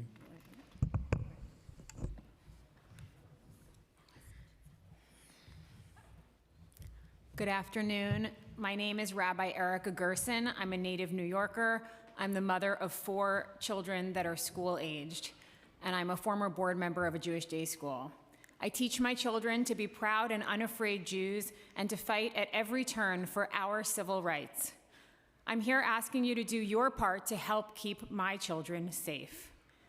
I'm in strong support of all of the bills that are being proposed, but I want to speak particularly to Bill 165, which hasn't received much conversation. This requires the NYPD to report on the status of hate crime cases. In 2022, unprovoked, on our way out of school, our crossing guard, provided by the city, outside of our Jewish day school, unleashed Jewish hatred at me and my 9-year-old daughter. She then did the same to another family, letting the child hear as she spoke to the mother, saying she should push her child in traffic and hope she gets hit by a bus. We went immediately to the NYPD, and the precinct commanding officer agreed she needed to be removed from the intersection. But they removed her, but we never found out her name. They declined to tell us her name or to confirm whether she was reassigned to another place in New York City. There was no way to ensure that justice was served. My 9-year-old, now 12, never forgot, and she deserves justice. So please support that bill to ensure that we know what happens when we report these problems. The second bill I want to support is Bill 327. It reimburses non-public schools for the cost of video surveillance. As Talia Day just said, our school spends $1 million. That's almost $2,500 per student. Do the math. I have 4 children. It's not fair for Jews to have a security tax on us, which is what we effectively have. And it's absurd to blame the victims when we need protection. You need to help us so that we can afford to be safe like everyone else and have an equitable share in this city where everyone deserves protection. Thank you. Thank you for your testimony. Thank you.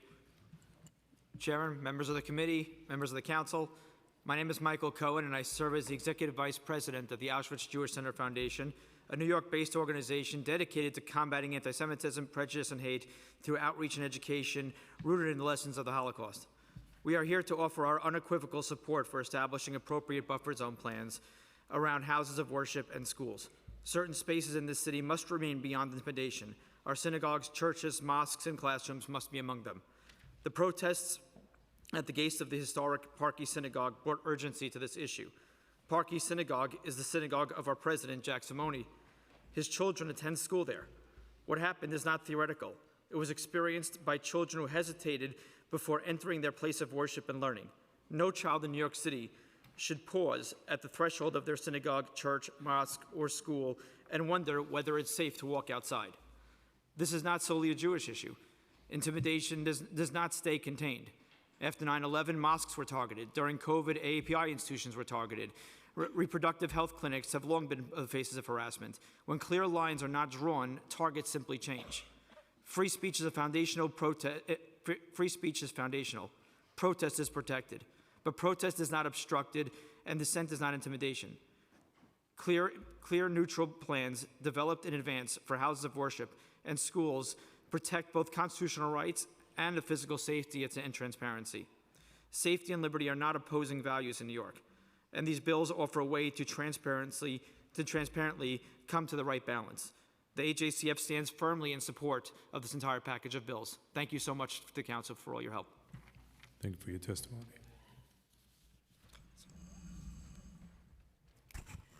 Good afternoon. My name is Beth Schwartz, a lifetime New Yorker. My husband and I raised 4 Jewish children on the Upper West Side, and I am an active member of the Jewish community in New York City. Thank you for the opportunity to testify today. This package of bills was introduced because of the violent protests targeting Jewish spaces that began on October 8th following the brutal October 7th attack carried out by Hamas.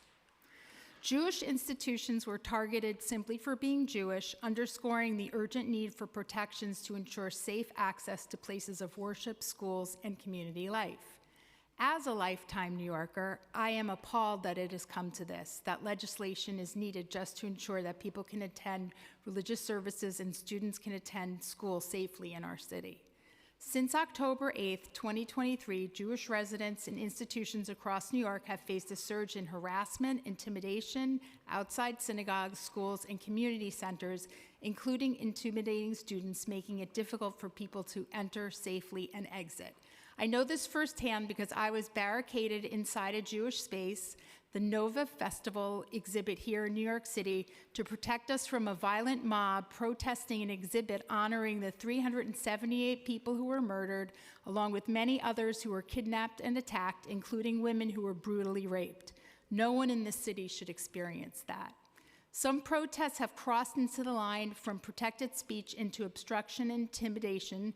Chants such as Globalize the Intifada and the chant We Support Hamas, which was shouted outside the Park East Synagogue, are not heard as abstract political statements. They invoke a history of violence and trauma. When crowds block entrances, surround buildings, or intimidate students and congregants, it creates a hostile environment that prevents people from exercising their fundamental right to worship and learn in peace.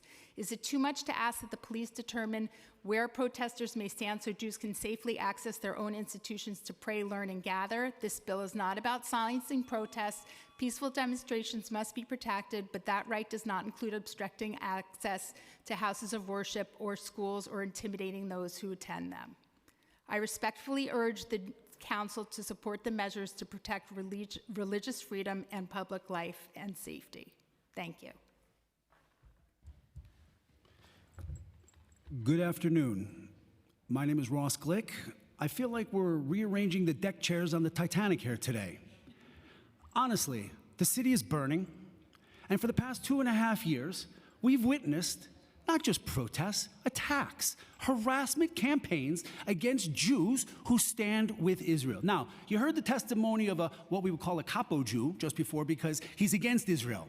And this guy is saying that as a Jew, that he should be able to go into a synagogue and protest. Well, this is unacceptable. I was at Park East Synagogue. I stood on the doorsteps and I arrived and I saw young men, thuggish men, fully face covered, wearing keffiyehs, screaming death to Zionists. We don't want Jews, Zionist Jews here in New York City. They were standing at the doorstep, pushing, screaming. I was pushed, I was poked, I was punched. And the Jews who were there to support the synagogue were penned and corralled across the street while the so-called protesters were standing in the doorway, screaming, yelling vile obscenities. What were they protesting? A group of Jews showing up at a synagogue for an event? How is that going to help the innocent Arabs in Gaza? Really, after 2.5 years, I was at 770 Eastern Parkway last May when a violent mob from within our lifetime, who's been marauding the city with impunity, costing this city millions of dollars in overtime and cost to the NYPD. Where are they? Why are they not being held to account?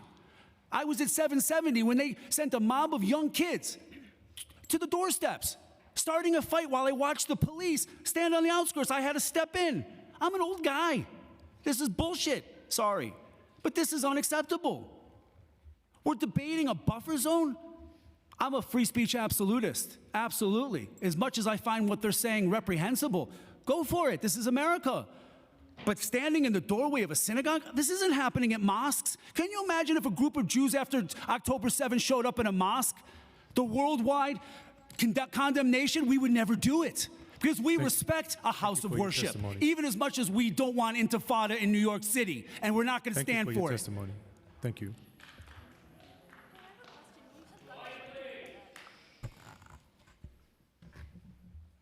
Good afternoon, Chair Salam, committee members, and council members. My name is Barbara Birch, and I serve as the Executive Vice President of the Northeast region of the Simon Wiesenthal Center. We're here today in support of the Speaker's 5-point plan to combat anti-Semitism, as well as the legislation being heard today, especially Intro 22, which would require the Department of Education to distribute materials to students about the risks of social media and online hate. As you may know, the Simon Wiesenthal Center is a nearly 50-year-old global human rights organization researching the Holocaust, genocide, and hate in historic and contemporary contexts. The center confronts anti-Semitism, worldwide genocide, hate, bias, and terrorism, promotes human rights and dignity, defends the safety of Jews worldwide, and teaches the lessons of the Holocaust along with other historical moments for future generations. Our programs teach tolerance and empathy to thousands of students and educators across the city each year. In partnership with the City Council, the Simon Wiesenthal Center, and our team of educators have reached thousands of New York City public school students through our in-classroom Combating Hate in Digital Spaces educational workshops. Combating hate in digital spaces is a learning experience designed for grades 7 through 12, offered in classrooms that aligns with the C3 College, Career, and Civic Life Framework, social justice standards, and the New York Department of Education Media Literacy Toolkit. Learners explore the formation of online identities and examine how digital systems such as AI and the algorithm influence and manipulate individual actions in digital spaces. At a time when manifestations of hate are increasingly visible across facets of society, particularly online, it is imperative that students receive direct instruction on investigating the harmful effects of fear-driven hate. The Simon Wiesenthal Center's programs, workshops educate students on the risks of social media, the harms of online hate, misinformation, bullying, and equip students with strategies and solutions to create a more positive online presence. Thank you for introducing such impactful legislation. Good afternoon, Chair Salam and distinguished members of the council. My name is Joey Sabin, and I'm a proud member of New York's Sephardic Jewish community. I'm a district leader in southern Brooklyn and serve as chief of staff to New York State Senator Sam Sutton, whose district includes vibrant Jewish communities that in recent years have faced a deeply troubling rise in anti-Semitic hate crimes. I'm here today in strong support of Speaker Julie Menon's proposal to establish safe passage protections to and from houses of worship. For many New Yorkers, a house of worship is more than a building.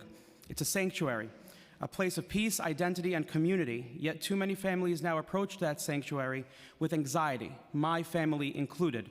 I'm raising young children here in New York City. During the Jewish high holidays a few months ago, I had to explain to my young son why a man was shouting obscenities at us while we were trying to enter our synagogue. No parent should have to reassure their children about safety before they go to a synagogue, ever. No child in any faith community should carry fear on their way to pray. Religious freedom is not only the right to believe, it's the right to gather, to enter, and to leave peacefully.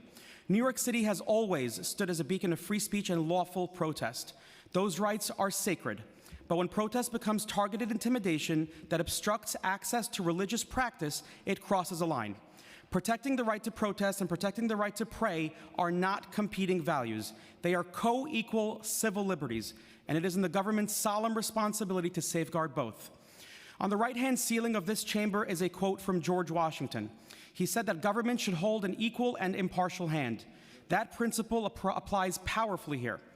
An equal and impartial government cannot elevate free speech by diminishing the right to practice and pray free from intimidation or harassment. An equal and impartial government safeguards both. Holding that balance is not a restriction of liberty. It is the truest expression of it. Today, you have the opportunity to reaffirm that truth. Thank you for your leadership, and thank you for the opportunity to testify. Thank you. We have some questions for this panel. I just want to thank everybody for the time in testifying today, and I also just want to comment that we are here today because we take hate seriously. I hope that is something that all of us hold seriously and dear to our hearts. We did hear from a panelist who used, in my opinion, an upsetting anti-Jewish slur, and I would like to just draw attention to that and name that, because we in our council and in our body have the responsibility to call out hate even when it happens within our own members and also within our own hearings. So that is all I would like to say. Thank you, Chair. Thank you. Seeing no further questions, this panel is excused.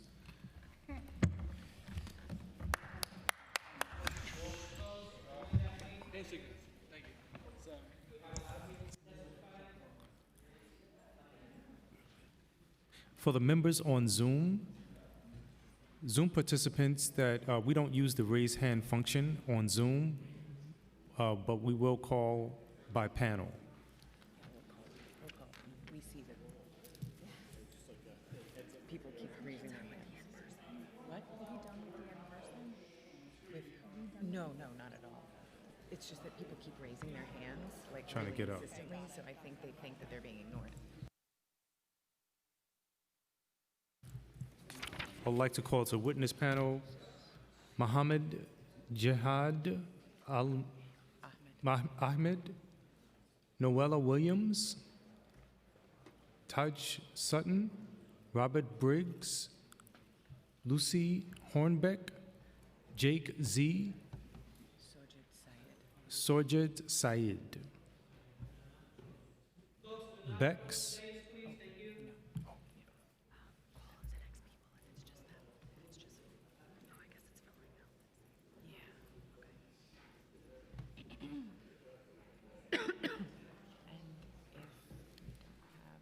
Anyone come up? Let's do two more names here. You can do the top two. In italics, not her.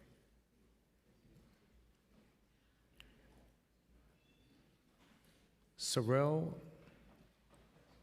Idols. Sarah Lee, maybe? She got it. Okay. Rachel Bryant.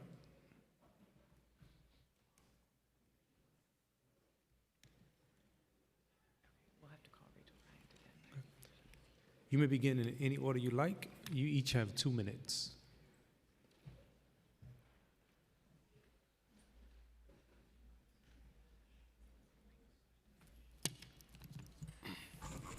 Good afternoon. I'm Mohammed Jihad Ahmed, a Palestinian New Yorker, public high school teacher, and current doctoral student. I'm here to testify against the bill's Intro 1A and Intro 175A, which attempt to codify NYPD practices that often abridge New Yorkers' right to assemble on public property and further empower the NYPD to continue their brutalization of protesters with impunity, most often black and brown protesters. Educational institutions are places where knowledge is made and shared. Protests maintain the integrity of educational institutions as counter-narratives to the top-down imposition of oppressive knowledge and institutional policy. Restricting the ability to protest at educational institutions relegates them to sites of indoctrination, not learning. It's clear that Intro 175A is in response to the student protests against Zionist genocide of Palestinians and an effort to empower the NYPD to continue suppressing and brutalizing students exercising the right to assemble. Is this what Councilmember Dinowitz and his co-sponsors are aiming for? The continued brutalization of students because he disagrees with them? Anyway, as a Palestinian whose family comes from the ethnically cleansed and erased villages of Lifta and Qazazeh, the continued illegal dispossession and theft of Palestinian land deeply troubles me. Equally troubling is the use of houses of worship here to conduct business in violation of international law, specifically the illegal sale of stolen Palestinian land. When foreign agents use houses of worship and their worshippers as human shields to protect their illegal activities, those agents endanger the community that they are hiding within. In the case of the incidents that caused Intro 1A to come together, those foreign agents also endangered my people, who are suffering an escalation to an almost 8-decade-long genocide. Intro 1A does not get to the root of the problem at hand, but brings into question the premise from which it was born. Not addressing the breaches of international law conducted inside these houses of worship with impunity makes the city government complicit in those crimes. Whose interests are Speaker Menon and her co-sponsors serving by pushing this bill? Not ours. It's no irony that the premise of these bills as safety at schools and houses of worship when we saw militarized police forces attacking college students at university encampments and the ongoing illegal sale of stolen land in the West Bank and Gaza being held in local synagogues. There you go. Is this working? Hello? Hello, can anyone hear me? Okay, my name is Sajid, and I am simply a concerned citizen that is deeply troubled by this bill, and I strongly oppose this. I would like to bring up a couple arguments here. Firstly, I believe that everyone in this room can agree that rules are rules and they must be followed. And secondly, I believe that religious institutions are a place of worship, not to break laws. And finally, the sale of stolen Palestinian land is illegal under international law. I hope you know where I am going with this. This is a component that gets purposely overlooked when discussing this buffer zone. And for some reason, these previous panelists refuse to talk about that. I wonder why they don't want to talk about the crime that the religious institutions are committing. Synagogues are a place of worship, not places to harm Palestinians and displace them from their homes. These acts are disgusting and illegal. I want to bring up one final argument here, and it is that people protest when they feel their government isn't doing its job of enforcing the law. And if our government wants to sit by and allow illegal land sales to happen under their watch, then these protests are going to happen. If you don't want these protests to happen, do not break international law. Do I have to repeat myself? Do not break international law. And to my city council, if you care about stopping these protests, then recognize that these land sales are illegal and criminal acts of terrorism towards Palestinians. Pass a bill that punishes those that sell land illegally, or these protests will continue. And one final statement, the council member over here was talking about combating hate. Where is that energy for Council Member Palladino, who said that us Muslim New Yorkers do not belong here? When will she be expelled? Thank you. Thank you. Good evening, everyone. My name is Noella Williams, and I'm an organizer with New York City for Abortion Rights. I am here to oppose Speaker Menon and Councilmember Dinowitz's proposed bills around places of worship and educational facilities. By preventing First Amendment protected speech and protests, the intent of these bills is to stifle free speech on significant issues in public places like the streets. In New York, places of worship, healthcare facilities, and buildings associated with educational institutions are everywhere, and their close proximity would limit political protests and potentially criminalize countless demonstrators. This legislation mirrors the Federal Access to Clinic Entrances Act, known as the FACE Act, which the Trump administration is currently weaponizing to prosecute anti-ICE and pro-Palestine protesters, as well as journalists like Don Lemon and Georgia Fort. As a Black independent journalist, I find it deeply jarring that this bill could strip reporters of their press freedom and place us at risk of policing. This bill also arrives at a time of an escalating national criminalization of dissent, and there are countless examples of state-sanctioned violence enacted upon journalists, such as last summer in Los Angeles. Journalism is not a crime. Building solidarity with students, healthcare workers, educators, and activists to oppose this bill reminds me of the coalition fighting similar strategic repression and censorship in my home state of Florida. During my time at college in the city of Tallahassee, I've seen firsthand how bills like HB 1, Florida's anti-protest law enacted in 2021, target Southern organizers, and it's clear that this has the potential to be replicated here. Even after a blizzard, even after we were left outside to wait for over an hour, we're here to share our personal reasons to why, as New Yorkers, as the inhabitants of New York, we care. And so I urge all council members, particularly those who claim to vote against these bills, please listen to us, and we need our city council to stand for New Yorkers' freedom of speech and assembly. Thank you. Thank you. Sheena next? Oh, no. Thank you. Good afternoon. My name is Robert Briggs. I'm here today to oppose the buffer zone bills, or more appropriately named the far enough away so they can't hear you zones. Council Member Dinowitz, you mentioned the protest before this hearing earlier. You said how it was great and how there were in fact buffer zones there. Well, for the record, I was there along with several other community members who are opposed to this bill. Speaker Menon simultaneously held a rally inside the building with no buffer zone applied to the supporters of the bill. And when the dozens of us subject to the buffer zones tried to enter to testify, we were told by security that chambers were already full and we had to leave, only after insisting that we had a right to testify about these deeply problematic bills and waiting for over 2.5 hours were we finally allowed in. I understand that you like buffer zones, but this morning was an example of their disproportionate impact on people based on their views and whether or not they support certain bills. Protesting at schools and places of worship has long been a part of positive social change in New York City. In 1964, students, parents, teachers, and activists marched on New York City schools to protest segregation. These protests brought about immense positive social change. Now imagine the NYPD setting up buffer zones around these schools and arresting anyone who dares to get within shouting distance. In 1969, James Foreman famously interrupted the service at Riverside Church to protest white supremacy and to demand that religious institutions that benefited from slavery pay reparations. This council passed a bill in 2024 to study the city's role in slavery and explore reparations. Now this bill asks the NYPD to set a barrier around Riverside Church and arrest James Foreman for having the courage to go inside. People protest at certain places because of the hateful injustices occurring, being planned, or propped up inside of them. This is the Committee to Combat Hate. Is more policing really the best we can do? As Councilmember Nurse, the ACLU, the Legal Aid Society, and many other experts made clear in their comments, these bills will not actually achieve their stated goals. These buffer zone bills are symbolic and reactionary. They're meant to chill dissent and repress students and activists who protest against their schools funding genocide in Palestine and illegal land sales in the West Bank. Thank you Claiming so otherwise much. is gaslighting. Thank you. Next speaker, please.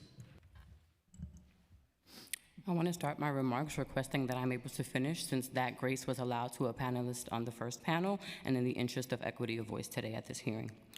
If the legislative bodies that comprise this committee want to have a conversation about combating hate, I would advise we use a historical lens. That requires us to start at the beginning. And this country's beginning rests upon the bones of Native American ancestors and the backs of African American enslaved people's labor and exploitation, who happen to be my ancestors. There can be no conversation about mass displacement, violence, brutalization, mass murder, interpersonal violence and hostility, and fear of walking down the street, or hate that does not include Black people in a city that sits on the bones of unmarked graves just blocks away from Wall Street and our educational headquarters. Because we have not rooted ourselves in that history, and the shadows that chattel slavery, Jim Crow, segregation, and fascism continue to cast over our city and society, we lack a collective understanding of the fact that anti-Blackness exists. More than this, anti-Blackness is so pervasive, so insidious, so normalized that it does not even show up in the legislation already on the books to supposedly combat hate.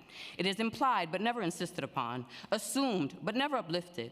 We also have to root ourselves in the history of policing. The NYPD, regardless of how diverse it becomes, is an arm of an aggressively fascist state derived from the tradition of slave catching.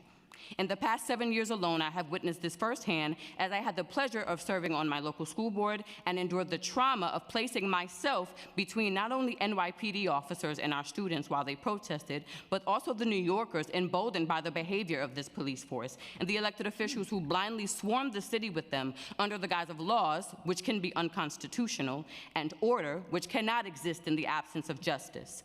Because of this, I know that regardless of the supposed intent of these bills, their impact will be the further criminalization of Black, brown, immigrant, Muslim, Arab, South Asian, Palestinian, disabled, queer, poor, low-income families, educators, and worshipers. It is no coincidence that these bills coincide with a 5-point plan to promote safety and fight anti-Semitism. And while I support that, as a former member of the first iteration of the Anti-Hate Crimes Task Force, which was charged with addressing anti-Black, Islamophobic, anti-LGBTQ, and anti-Semitic hate crimes. Thank you so much. I was on the front lines in Williamsburg, but for your testimony. no such 5-point plan exists for Black people, And just as a for reminder to Latinos, everyone, for queer people. You have 2 minutes to testify, and that's going to be very consistent.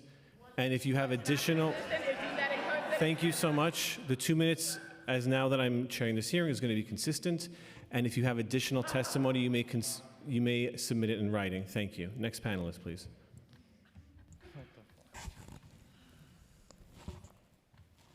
Members of the Council, my name is Sarala Idels. I'm the co-founder of the Queens Jewish Alliance. On Election Day, this past November, I stood outside a polling site in my neighborhood, as I have for years, greeting voters. I don't campaign. I simply say hello and thank people for participating in our democracy. I stand 100 feet from the entrance because that is the law. In Burson versus Freeman, the United States Supreme Court upheld that boundary to prevent intimidation and to protect the integrity of the vote.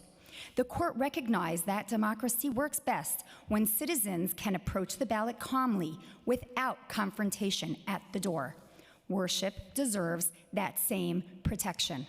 In New York City, synagogues are filled with New Yorkers of every age, children to seniors, and seniors who remember times when gathering openly as Jews was not safe. When protests take place directly outside synagogue doors during active services, it does not feel abstract. It feels personal. It feels targeted. And at a time when anti-Semitic incidences are rising in our city and across the country, even the appearance of intimidation carries real weight. This is not about silencing protest. The First Amendment protects protest, and it should.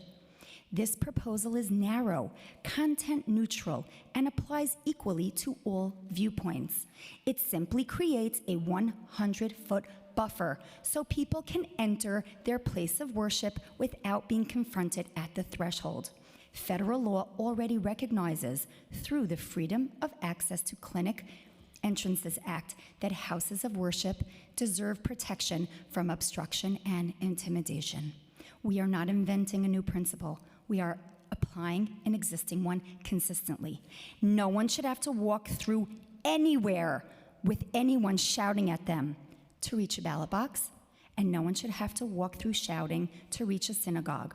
New York prides itself on protecting diversity and religious freedom. Protecting 100 feet of space for worship is how we turn that principle into practice.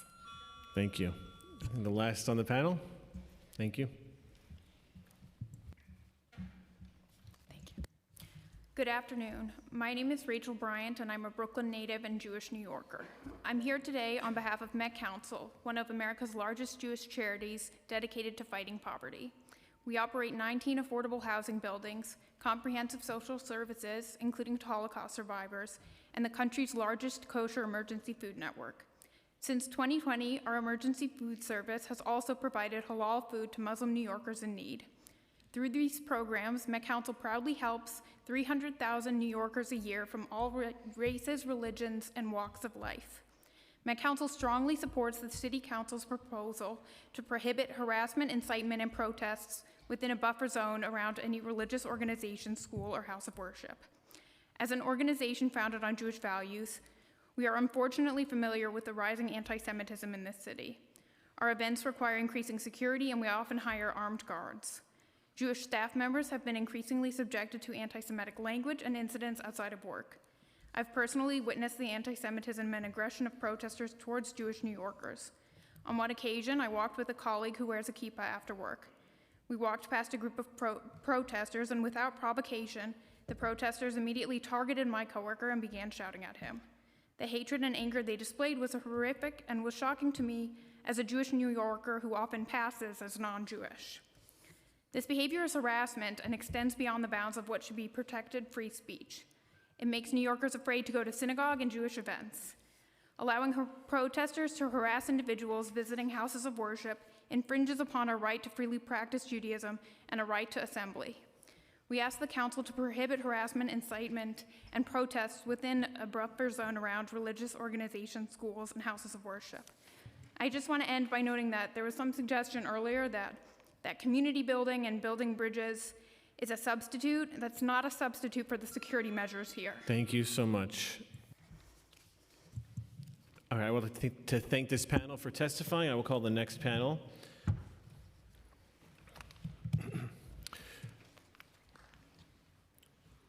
Melinda Thaler, Peter de Blasio, Josh Melman, Sam Weinberger, William Steele, Maya Sikand, Imad Gad, Annabelle Ruggiero, and I apologize for any mispronunciations that you will correct when you testify.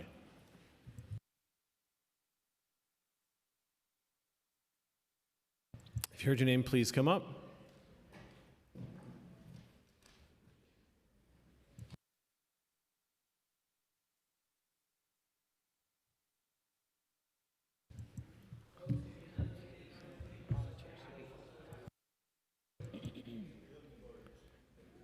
I'm going to read the names again because all the Melinda Thaler, Peter de Blasio, Josh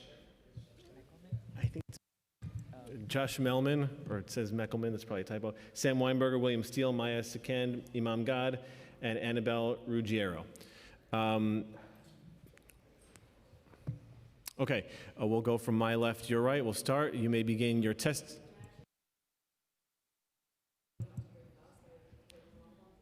We're going to do this panel, and then we'll discuss with committee counsel about that.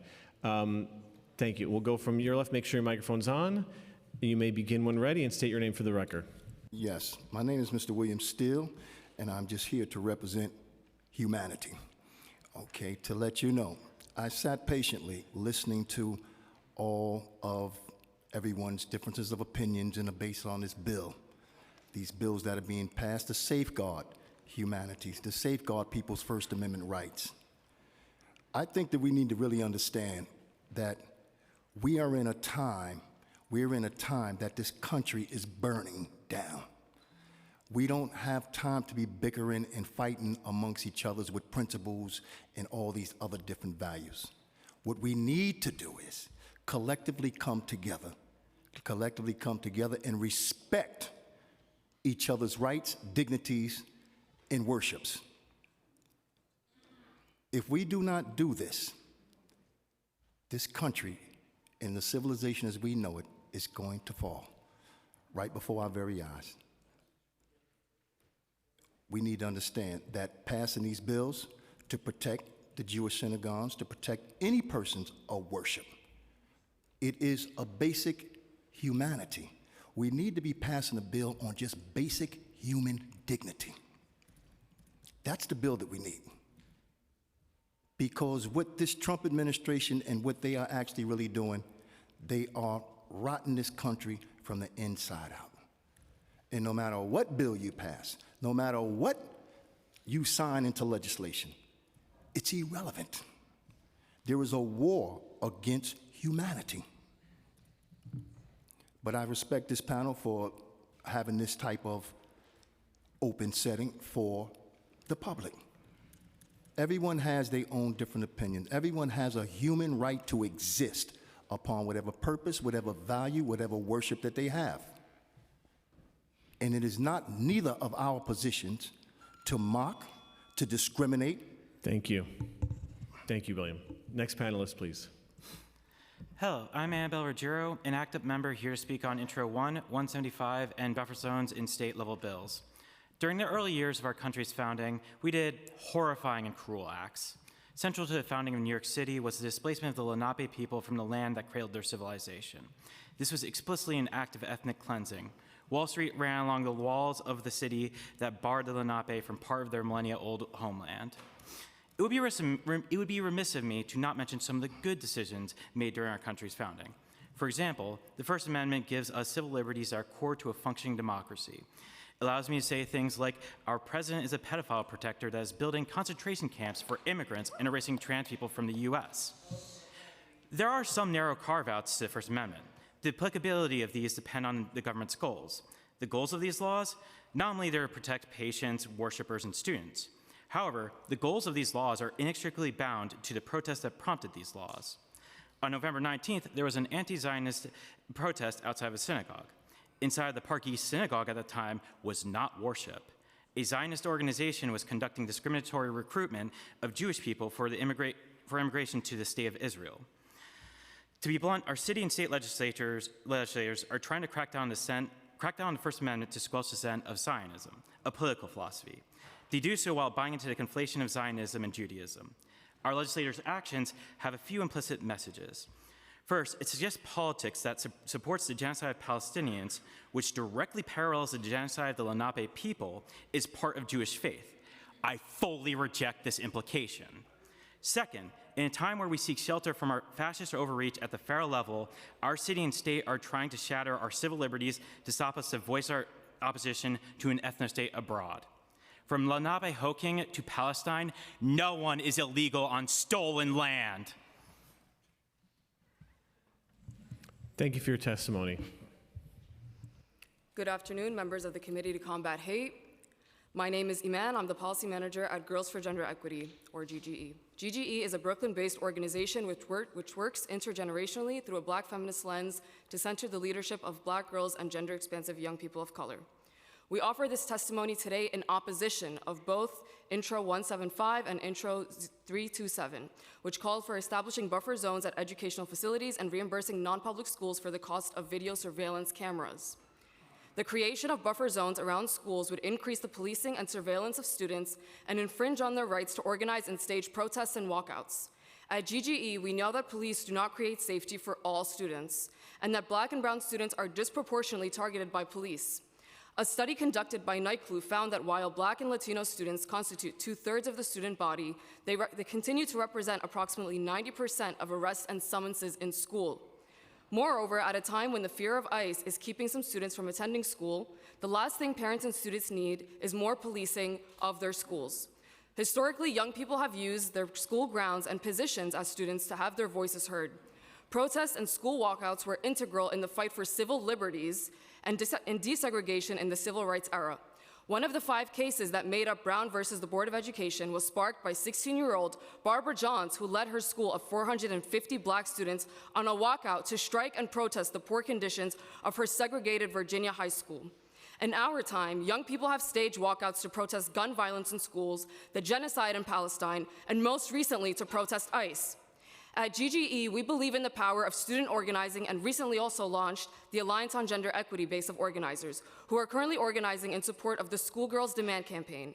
We want to ensure our young people and their peers all feel safe and empowered to use their voices in their schools to call for the change they want to see. At a time when there's heightened fear around law enforcement and police are increasingly brutalizing students and protesters, the city should not give the NYPD increased discretion to police and surveil our schools. Thank you, Iman. Make sure your microphone's on and then state your name for the record. Good afternoon. My name is Maya, and I am a resident of New York City, an immigration attorney who represents low-income New Yorkers from all faiths and walks of life, and the granddaughter of a New York City pastor. I grew up attending the New York Chade Church in Queens, which my grandfather founded to be a spiritual sanctuary for the Korean American community of New York City. I am here today to strongly oppose Bills 1A and 175A. Increased police presence outside New York City places of worship or educational facilities will not make us safe or protect us from hate. Rather, increased police presence will fill congregants with fear, especially immigrant congregations and congregations of color, and lead to the erosion of religious spaces as a safe and important sanctuary for New York City's faith communities. We are all too familiar with the horrific violence that the NYPD unleashes on New Yorkers every day from all walks of life, and the idea of trusting them with enforcing these bills is absolutely ludicrous. The hypocrisy of these bills is blatant. Rather than actually protecting New Yorkers from hate, they are weaponizing fear to target the movement for Palestinian liberation. The places of worship proposal is intended to strengthen the city's protection of illegal sales of stolen Palestinian land.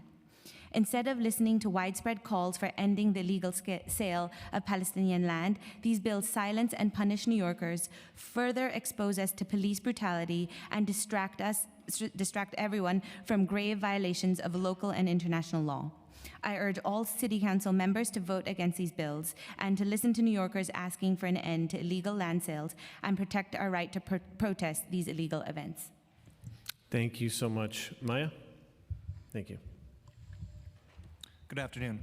Thank you, Council Members Dinowitz, Aviles, and Wong for allowing us the opportunity to speak here today. These hearings can be very demanding, and I appreciate you taking the time in your busy schedules to stick around and listen to this hearing. My name is Sam Weinberger, and I am speaking today in a personal capacity. I am here to express my support for the proposed legislative package that has been discussed today.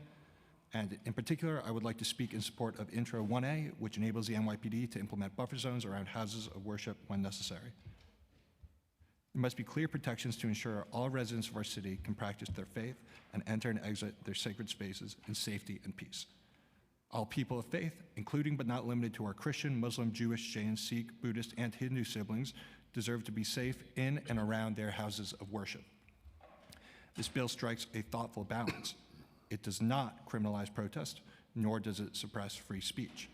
Rather, it empowers the NYPD to assess each situation and establish reasonable buffer zones where needed, zones that protect individual safety without unnecessarily restricting First Amendment rights. Critically, this policy affirms that freedom of worship and freedom of speech are not mutually exclusive. One person's right to protest should not overwrite another's right to worship without fear or obstruction. By supporting this legislation, we reaffirm that New York is a city where people of all faiths and all backgrounds can pray, reflect, and live without intimidation. In closing, I just want to applaud and thank Speaker Menon and the entirety of the Council for standing up against hate, and I urge the Council to advance this bill and the entirety of the legislative package. I thank you all for your time. Thank you, Sam. Last on this panel. Thank you, council members, for this opportunity to testify. My name is Melinda Thaler, and I'm General Counsel to the West Side Community Organization, a civic group focused on community affairs. We strongly support these bills, and I want to address two arguments raised by those opposing the floating buffer zone bill. First, The rights to free speech and protest are not absolute. No one has a right to march into the Oval Office and demand to exercise their freedom of speech there, and no one has a right to exercise their speech while impeding access to a house of worship. Restrictions on these rights in the form of flexible floating buffer zones have been repeatedly upheld by our Supreme Court and are entirely constitutionally valid. Second, opponents of this bill suggest that protests outside houses of worship enjoy some special status because activities inside those spaces, quote, violate international law. Mayor Mamdani expressly stated after the Park East Synagogue debacle that, quote, sacred spaces should not be used to promote activities in violation of international law, close quote. Not only is it false that the legality of activities in a space enlarge the right to protest the activity, but not one adherent to this unsupported idea, including Mayor Mamdani himself, has ever identified any law, treaty, or international compact governing New York City that has been contravened by activities inside a New York City house of worship. If activities going on in houses of worship violate a law governing this city, which law is it? No one in opposition to this bill, including our mayor, has come up with an answer. The stalking horse of vague violations of never identified laws do not give rise to a new elevated status for the right to speech and protest, nor does it give rise to immunity from restriction. Please protect access to all houses of worship alongside the constitutional right to free speech and protest. Thank you. Thank you. I would like to thank this panel for their testimony today, and I will call up the next panel.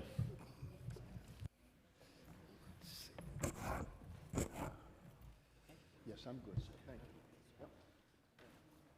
Okay.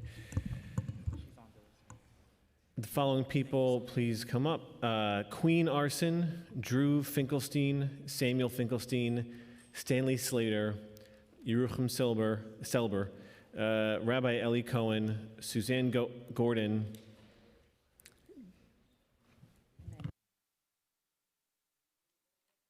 okay, and we're going to start with our Zoom panel.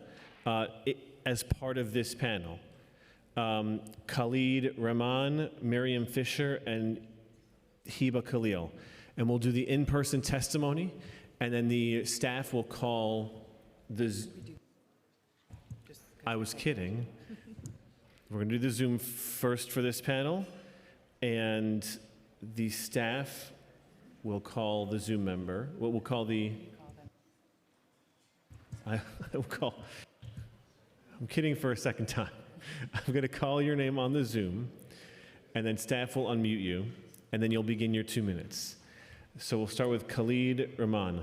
You may begin. Thank you very much. I applaud the council for taking the time and the effort to work on the hate issues and hate crimes. However, I do not support the bills as they're written. To me, there seems to be a lot that needs to be fleshed out. The last time I looked at, there were about 7,000 registered houses of worship in New York City, and as many as that which are not registered. And there may be thousands of schools. So when you create 100 meters or 100 feet around all of them, there is really no space left for the protest. So that is one.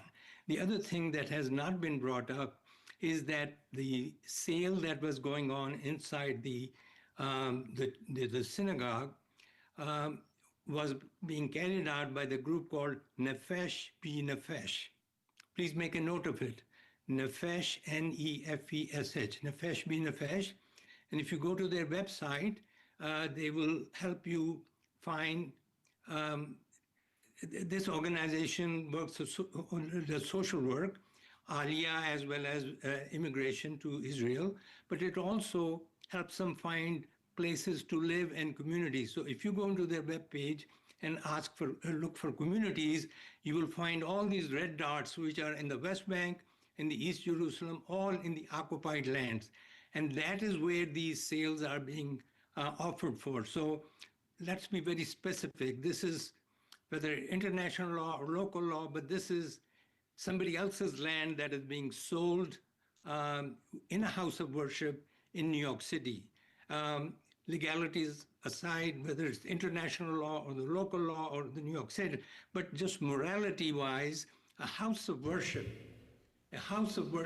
should not be carrying out activities. Thank you for your testimony today. Sale of Thank stolen you. property. Thank you for your testimony. Just sergeants, I'm not sure they hear the buzzer on Zoom, so just a reminder, if you can let them know that it's time on Zoom. Thank you so much. Next on Zoom, Miriam Fisher. You may begin. It's Miriam Fisher. I am a lifetime New Yorker. I am a Jew, and I'm extremely offended by the rage-baiting, demagogic characterization of anti-Zionism as anti-Judaism. I'm not a capo, and that's offensive too. I'm anti-Zionist, and conflating anti-Zionist illegal, like what we're protesting is illegal and completely criminal and morally bankrupt, stealing land and selling it in synagogues. My belief is any synagogue that allows that to happen on their premises should get their tax-free status as a religious institution absolutely revoked. Also, so many speakers are referencing the Shoah. I also learned about the pogroms that happened before that, but you know what? There's a Shoah happening now in Gaza and in a different way in the West Bank, but they act like that doesn't exist. And we all see it on our damn phones every day for years. So, you know, the hypocrisy of these, I'm against these bills, I'm for the First Amendment, and the police de facto would become the assessors on the ground of what to do. They're not equipped for that. What they've got is anger management issues and weapons, and they cannot adjudicate things, but they would be put in a position of adjudicating which things are what and deciding on the ground. And, you know, I don't really love their history. They're going to be rougher on people who are defending. Thank you for your testimony. Time has expired. Thank you. Thank you. Next on Zoom, we have Hiba Khalil. You may begin. Hello, my name is Hiba Khalil, and I serve as the State Director for MGage New York. Thank you for the opportunity to testify. We support Intro 388 and Intro 327. Intro 388 should be strengthened in two ways. First, by explicitly including anti-Muslim hate as a distinct reporting category, and second, by ensuring strong language access requirements so immigrant communities can report incidents without barriers. We have concerns about Intro 1A and Intro 175A, and we thank the sponsors of the bills for the changes already made before the hearing. As a Muslim New Yorker, protecting houses of worship and schools is essential. As CM Santosuso mentioned earlier, in January 2026 in Bay Ridge, 3 visibly Muslim women, including a 12-year-old girl, were attacked and targeted. These are not abstract fears. They affect whether families feel safe attending Friday prayer and now prayers during the holy month of Ramadan. Protecting houses of worship is crucial, and these efforts must not erode First Amendment protections, regardless of the viewpoints expressed. The First Amendment protects minority communities like ours from government overreach. We must be careful not to create a framework that can later be exploited. As Muslims, we have lived through eras of surveillance and profiling justified in the name of security. We know how quickly expanded authority can be misused. The Supreme Court case in McCullen versus Coakley makes clear that buffer zones are disfavored when existing laws already address obstruction and harassment. For that reason, we urge the Council to reconsider whether buffer zones are advisable at all. If you are to proceed, we strongly recommend a required public comment period before the laws are passed, annual reporting and data collection, including where zones are deployed, their size, duration, and enforcement actions, so the policy can be evaluated transparently and equitably, a sunset clause requiring review and clarification. Thank you for your testimony. Time has expired. Thank you for your testimony, and thank you for the recommendations to strengthen or amend legislation. We appreciate that, Heba. We will now start with the in-person, starting from my left, your right, and please turn your mic on and state your name for the record. Hello, I'm Sam Finkelstein.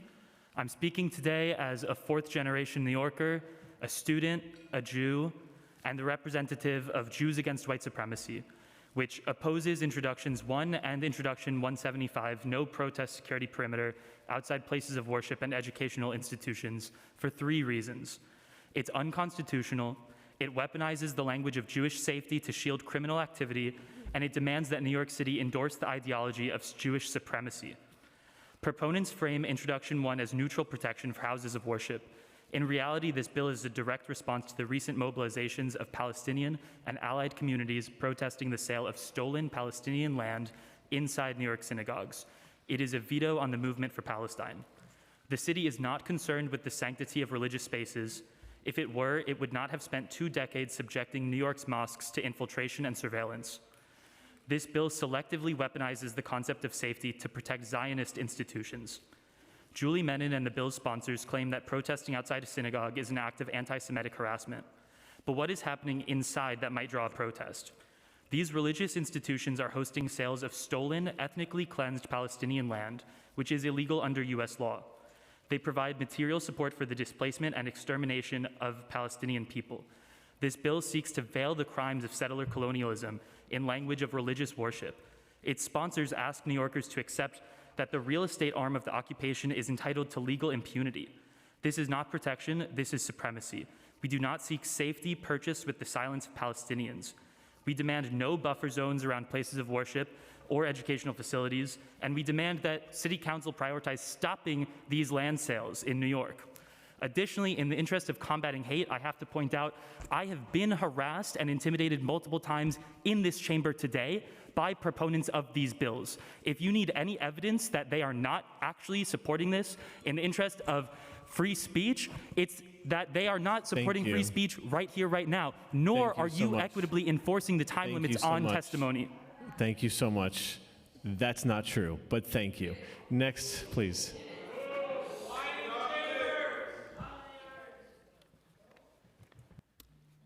Thank you so much. Originally, I said good morning, then I said good afternoon, but now it's good evening. Thank you for hearing us. I actually am not going to say what I had planned to, because hearing what other people feel, listen, the 2 women that spoke, I'm here as a mother, and I have children in New York City Public School, and I have a child in a SUNY school.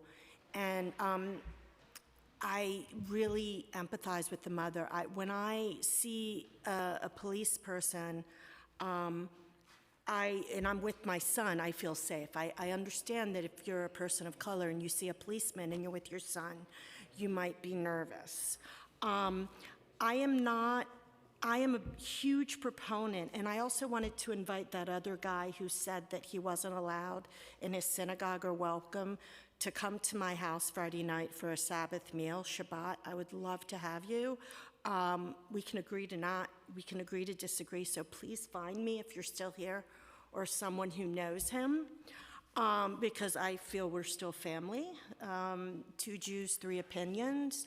But what I wanted to say is I wanted to go over some things that have happened that have not necessarily been in the news. I don't want to talk about my children because they're not at Columbia University. I have 2 friends who are that are professors at Columbia. Anyway, faculty workers, 4 were trapped in Hamilton Hall. 2 filed lawsuits. They were people of color. Someone at Barnard, who they will not name, was a guard. He was also hospitalized, and the labor union came out against it and condemned that assault. Brad Lander also said, quote, let's be crystal clear, this vile anti-Semitism, said the city's former comptroller, should not have been said. You cannot oppose land sales in the West Bank without supporting terrorism. Thank you so much. And as a reminder, it looks like you got a lot of notes there. Testimony at council.nyc.gov to submit written testimony. Our last in-person panelist for this panel, please state your name for the record. Good afternoon. My name is Awali, and I'm reading a testimony for Queen, a Brooklyn resident. And I quote, I'm a parent of a New York City public school student and a New Yorker who is deeply involved in both the labor movement and the movement for Palestinian liberation. I'm urging my city council to vote against proposed bills that would create major and targeted restrictions around educational facilities and places of worship. These bills clearly target Palestinian solidarity protests, and by infringing on this crucial political speech, these bills seek to curb our basic freedom and our moral duty to protest injustice. These bills are not content neutral. They have been invoked explicitly to target pro-Palestine protests. The places of worship proposal is intended to derail scrutiny around the city's protection of illegal sales of stolen Palestinian land. The Educational Facilities Bill is intended to criminalize protests on college campuses, especially in light of student protests against university complicit in the U.S.-Israel genocide of Gaza. New York is lucky to be a city full of education institutions and places of worship of all kinds, and a city full of densely built neighborhoods. These bills would create even more surveillance and policing of New York's speech. I want the city to focus on providing for residents, not criminalizing us. I would hope that the Committee to Combat Hate would focus its attention on something that actually promotes hatred and disenfranchisement. The illegal land sale that so many people are discussing today. The protests outside of these land sales are doing far more to combat hate than these short-sighted and deeply concerning proposed bills.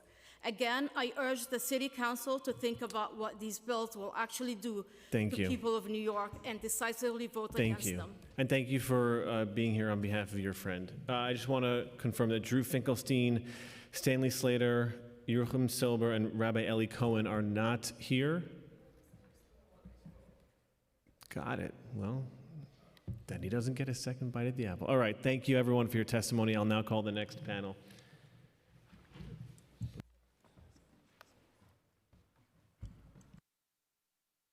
Okay. Rebecca Goyette, Ken Schless, Garth Simmons, Juan Escalante, Emily Adler, Pamela Sporn, Irene Siegel, Dora Finns. Would you please come to the table? And then on Zoom, be ready. We have Maureen Silverman and Chaskell Bennett. Chaskell Bennett. Oh. Apologies.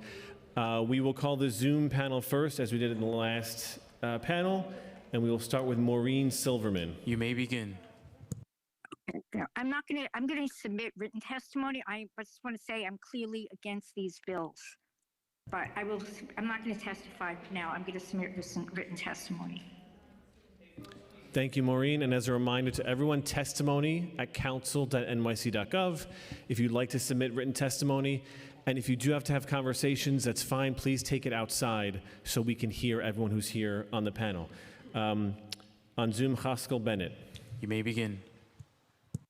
Good afternoon, good evening, Councilman Dinowitz and the Committee to Combat Hate. My name is Chaskell Bennett. I'm the co-founder of the Flatbush Jewish Community Coalition, an executive board member of Agudath Israel of America. I'm a child of Queens and a longtime Brooklyn business owner. I was the first responder to the terror attacks on September 11th, and I'm a proud Jewish grandchild of Holocaust survivors. All were New Yorkers. I know what happens when vulnerability is ignored, and my family understands the deep price paid when threats to our people are not taken seriously. I testify today in strong support of Speaker Menon's intro number 1A, establishing a safe protected buffer zone around places of worship and the full package of bills that accompany it. We are grateful that this was introduced as the first bill of the session, number 1. That sends a clear message protecting New Yorkers from hate is not secondary, it is essential. The need, as has been discussed over and over and over again throughout the entire day, and I've sat through every hour of today's testimony is undeniable. Our beloved city has seen an alarming surge in anti-Semitic incidents. Jewish New Yorkers have been assaulted, harassed, and intimidated outside synagogues simply for attempting to attend their houses of worship. The First Amendment, as has been mentioned many times, protects both speech and religion. But our founding fathers, in their wisdom, chose to lead that amendment with the language of free exercise of religion, recognizing that the right to worship freely is fundamental to a free society. So let me be clear, no matter how loud and how irrational some might be, let's talk about what is the fact. A safe, large, protective buffer zone is not about restricting speech. Thank you for your testimony. Time has expired. Let me finish this Thank one you. sentence. No, that's time. Thank you so much. We will now go to the in-person panel, starting from my left and your right. Please state your name for the record. Yes, and you could speak into the microphone. Make sure the red light is on. Try again. Is that good? That's good. Oh, I can hear me. Good afternoon. My name is Janet. Thank you for burning the midnight oil on this very long hearing. Sorry, I'm terribly sorry. Your name's Janet? Janet, I'm sitting in for Pam. Okay. Okay, It was thank clear. you. It was Okay, clear. thank you very, yeah, I just wanted to clarify because we're on a list. Thank you very much. Okay. As a Jewish woman and New Yorker and constituent of Eric Dinowitz, I hereby submit this testimony urging the upcoming buffer zone legislation be rejected. In the last 2 years, I have stood with my fellow Jews, including Holocaust survivors, in opposing the civilian tragedy unfolding in Gaza. Despite smears, every one of these rallies have been peacefully conducted, even when assailed with violence by the pro-Israeli side, ironically often against fellow Jews. All too often, I've also witnessed the use of religious locations to hold events of a political and sometimes criminal nature. For example, the sale of stolen Palestinian land in synagogues and stump speeches by war criminals such as Ben Gvir in his 2025 violent visit to Brooklyn. Where is the city's condemnation and legislation for that? Such events should face opposition. Creating a buffer zone cuts the legs out from under the concept of peaceful protest itself. And giving discretion to the NYPD to decide what is sufficient is a recipe for oppression. Protest that isn't seen and heard by those being oppressed cannot work. And to criminalize those who speak up for human rights is the very definition of fascism. I stand against the enactment of such draconian legislation as a Jewish woman, as a New Yorker, as an American who is acutely aware of how precious and vulnerable our right to free speech is. Thank you. Oh, I was going to give you 20 extra seconds for the time I took from you, but if would you like the 20 extra seconds? Okay, thank you so much for the testimony. Please, next speaker. Council members, thank you for holding this hearing. My name is Irene Siegel, and I'm here with Jews for Racial and Economic Justice, with whom I've co-facilitated trainings against anti-Semitism and other work to promote community safety. I'm also a JVP member and Arabic Studies professor at CUNY and teach in after-school Jewish education programs for kids. I'm here to voice my strong opposition to the perimeter bills. As a Jewish New Yorker, I care deeply about Jewish safety, and thus I know that it is inextricable from the safety of my Muslim and BIPOC neighbors, who are the most likely to be targeted and racially profiled by this legislation. As an organizer and a CUNY educator, I have repeatedly witnessed the police brutalizing or intimidating principled and courageous student protesters, most of whom are BIPOC or Muslim, while protesting the genocide in Gaza. Some of these same demonstrators have stood side by side with Jewish New Yorkers like myself to peacefully protest the illegal sale of stolen Palestinian land at fully secular promotional events being held at synagogues like Park East. Dozens of CUNY faculty and staff, including myself, have also been targeted with doxing or even fired for expressing support for Palestinian liberation. People speaking their conscience against atrocities should not be subjected to intensified surveillance and control, which is what these bills would encourage, all justified through a weaponized Jewish identity. As the Trump administration wages outright war on our cities and educational institutions with everything from violent masked Gestapo to FBI investigations and lawfare, the last thing we need right now is to direct more resources to increase policing that will make us less safe while undermining our rights. What we need is more resources for data-driven interventions that meaningfully build safety infrastructure from within and across communities, such as upstander, anti-racism, and restorative justice trainings. Please oppose these bills and feed initiatives that keep Jews and all New Yorkers safe. Thank you. Thank you for your testimony. Hi, I'm Rebecca Goyette, a public artist standing in resistance for a free Palestine.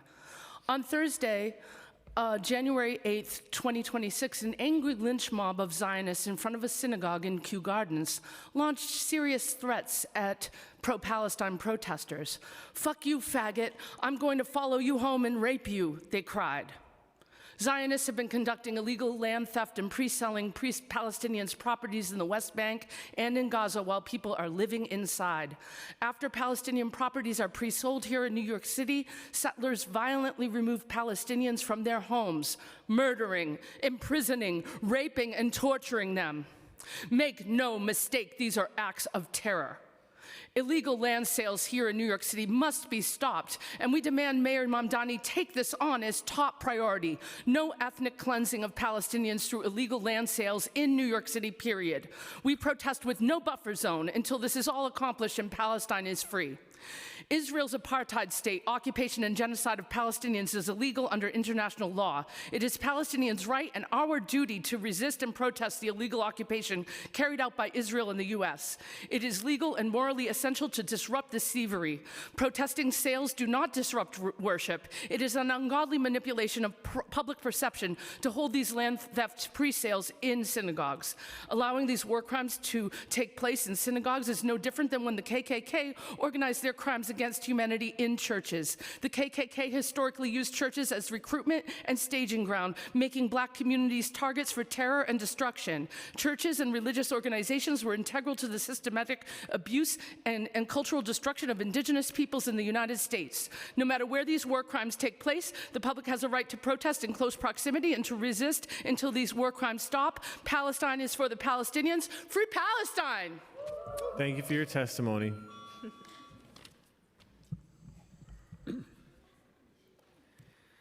Hi, my name's Ken Schless. I'm a father, a lifelong New Yorker, and a Jewish member of JVP, Jewish Voice Peace. I'm also a childhood survivor of anti-Semitic violence. I strongly oppose Intros 1A and 175A to create arbitrary deployable buffer zones around places of worship and educational facilities. These bills, presented as part of a package to combat anti-Semitism, pit parts of New York City's Jewish community against the right to protest. They don't address hate. They threaten New York's storied tradition of activism, protest, and the public's ability to speak truth to power. These bills give police discretion to criminalize proximal acts of protest. In Minnesota, it was also discretion that DHS officers murdered peaceful protesters deemed to be in the wrong place. Constitutional rights should never be contingent on police discretion. Intro 1A was written in response to incidents at synagogues where stolen Palestinian land was illegally auctioned. Synagogues should not be a cover for illegal acts. In our upside-down world, even valid claims of anti-Semitism have been weaponized against us. In places of higher learning, anti-Semitism is used as a pretext to eliminate research funding, to threaten accreditation. My daughter currently studying for her master's at Columbia tells me how fearful students and faculty are to speak their minds now. She describes a chill that has befallen the campus.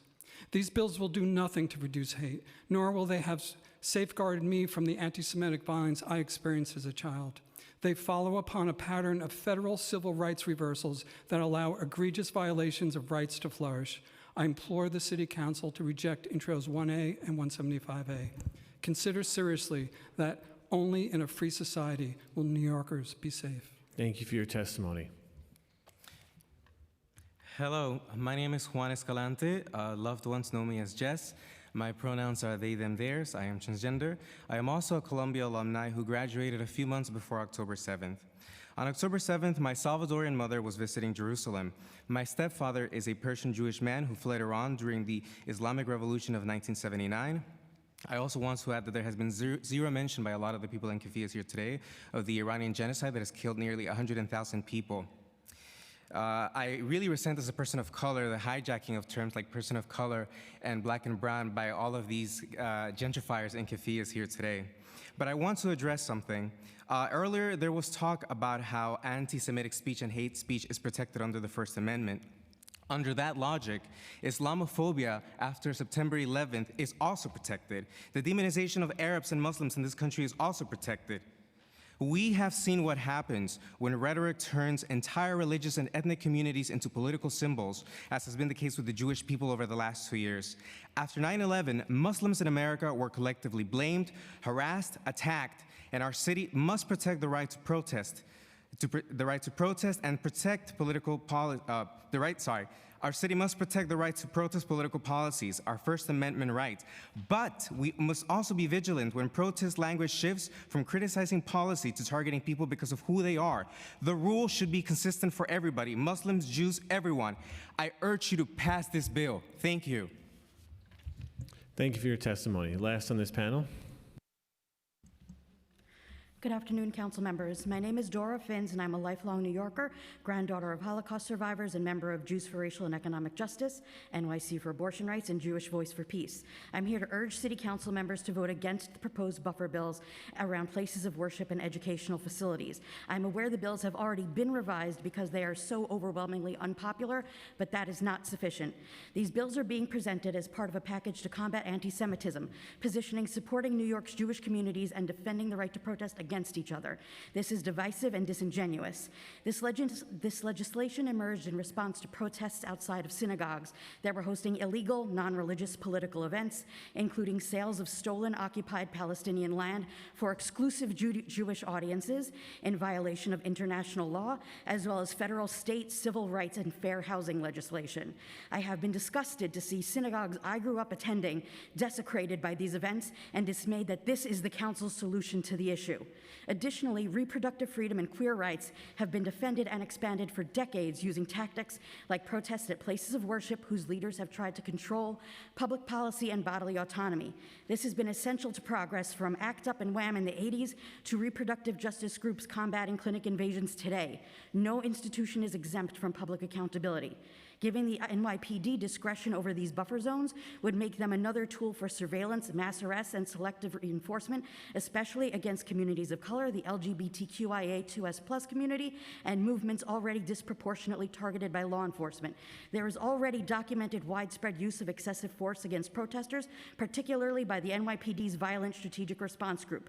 The federal government is currently waging war on our cities, targeting protesters and legal observers. We need this council to protect us from these attacks, not add to them. I urge all council members to vote against these bills and stand for New Yorkers' freedom of speech and assembly. Thank you.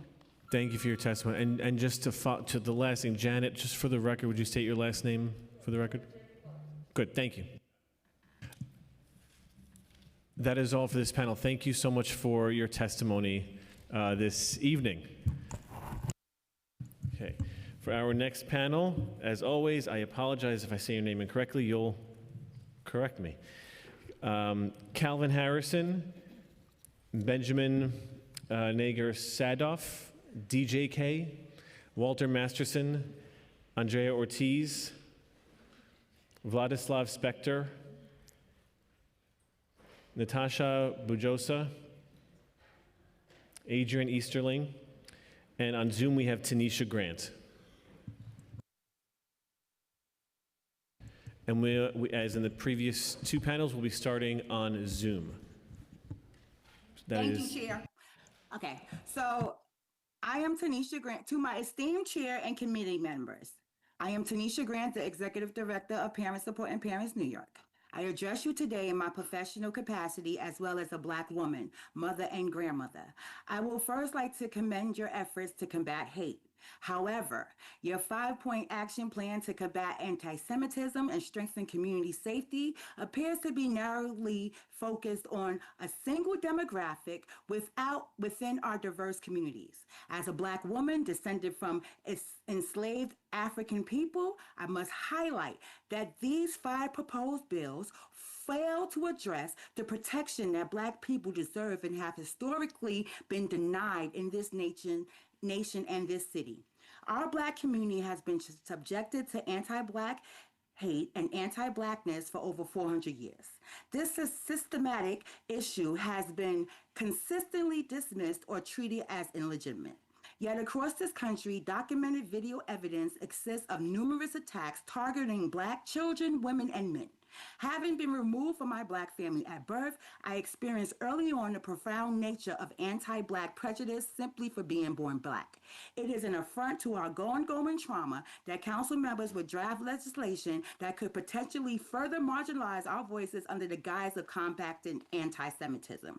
Such an approach suggests a tiered system of protection where only certain groups are prioritized.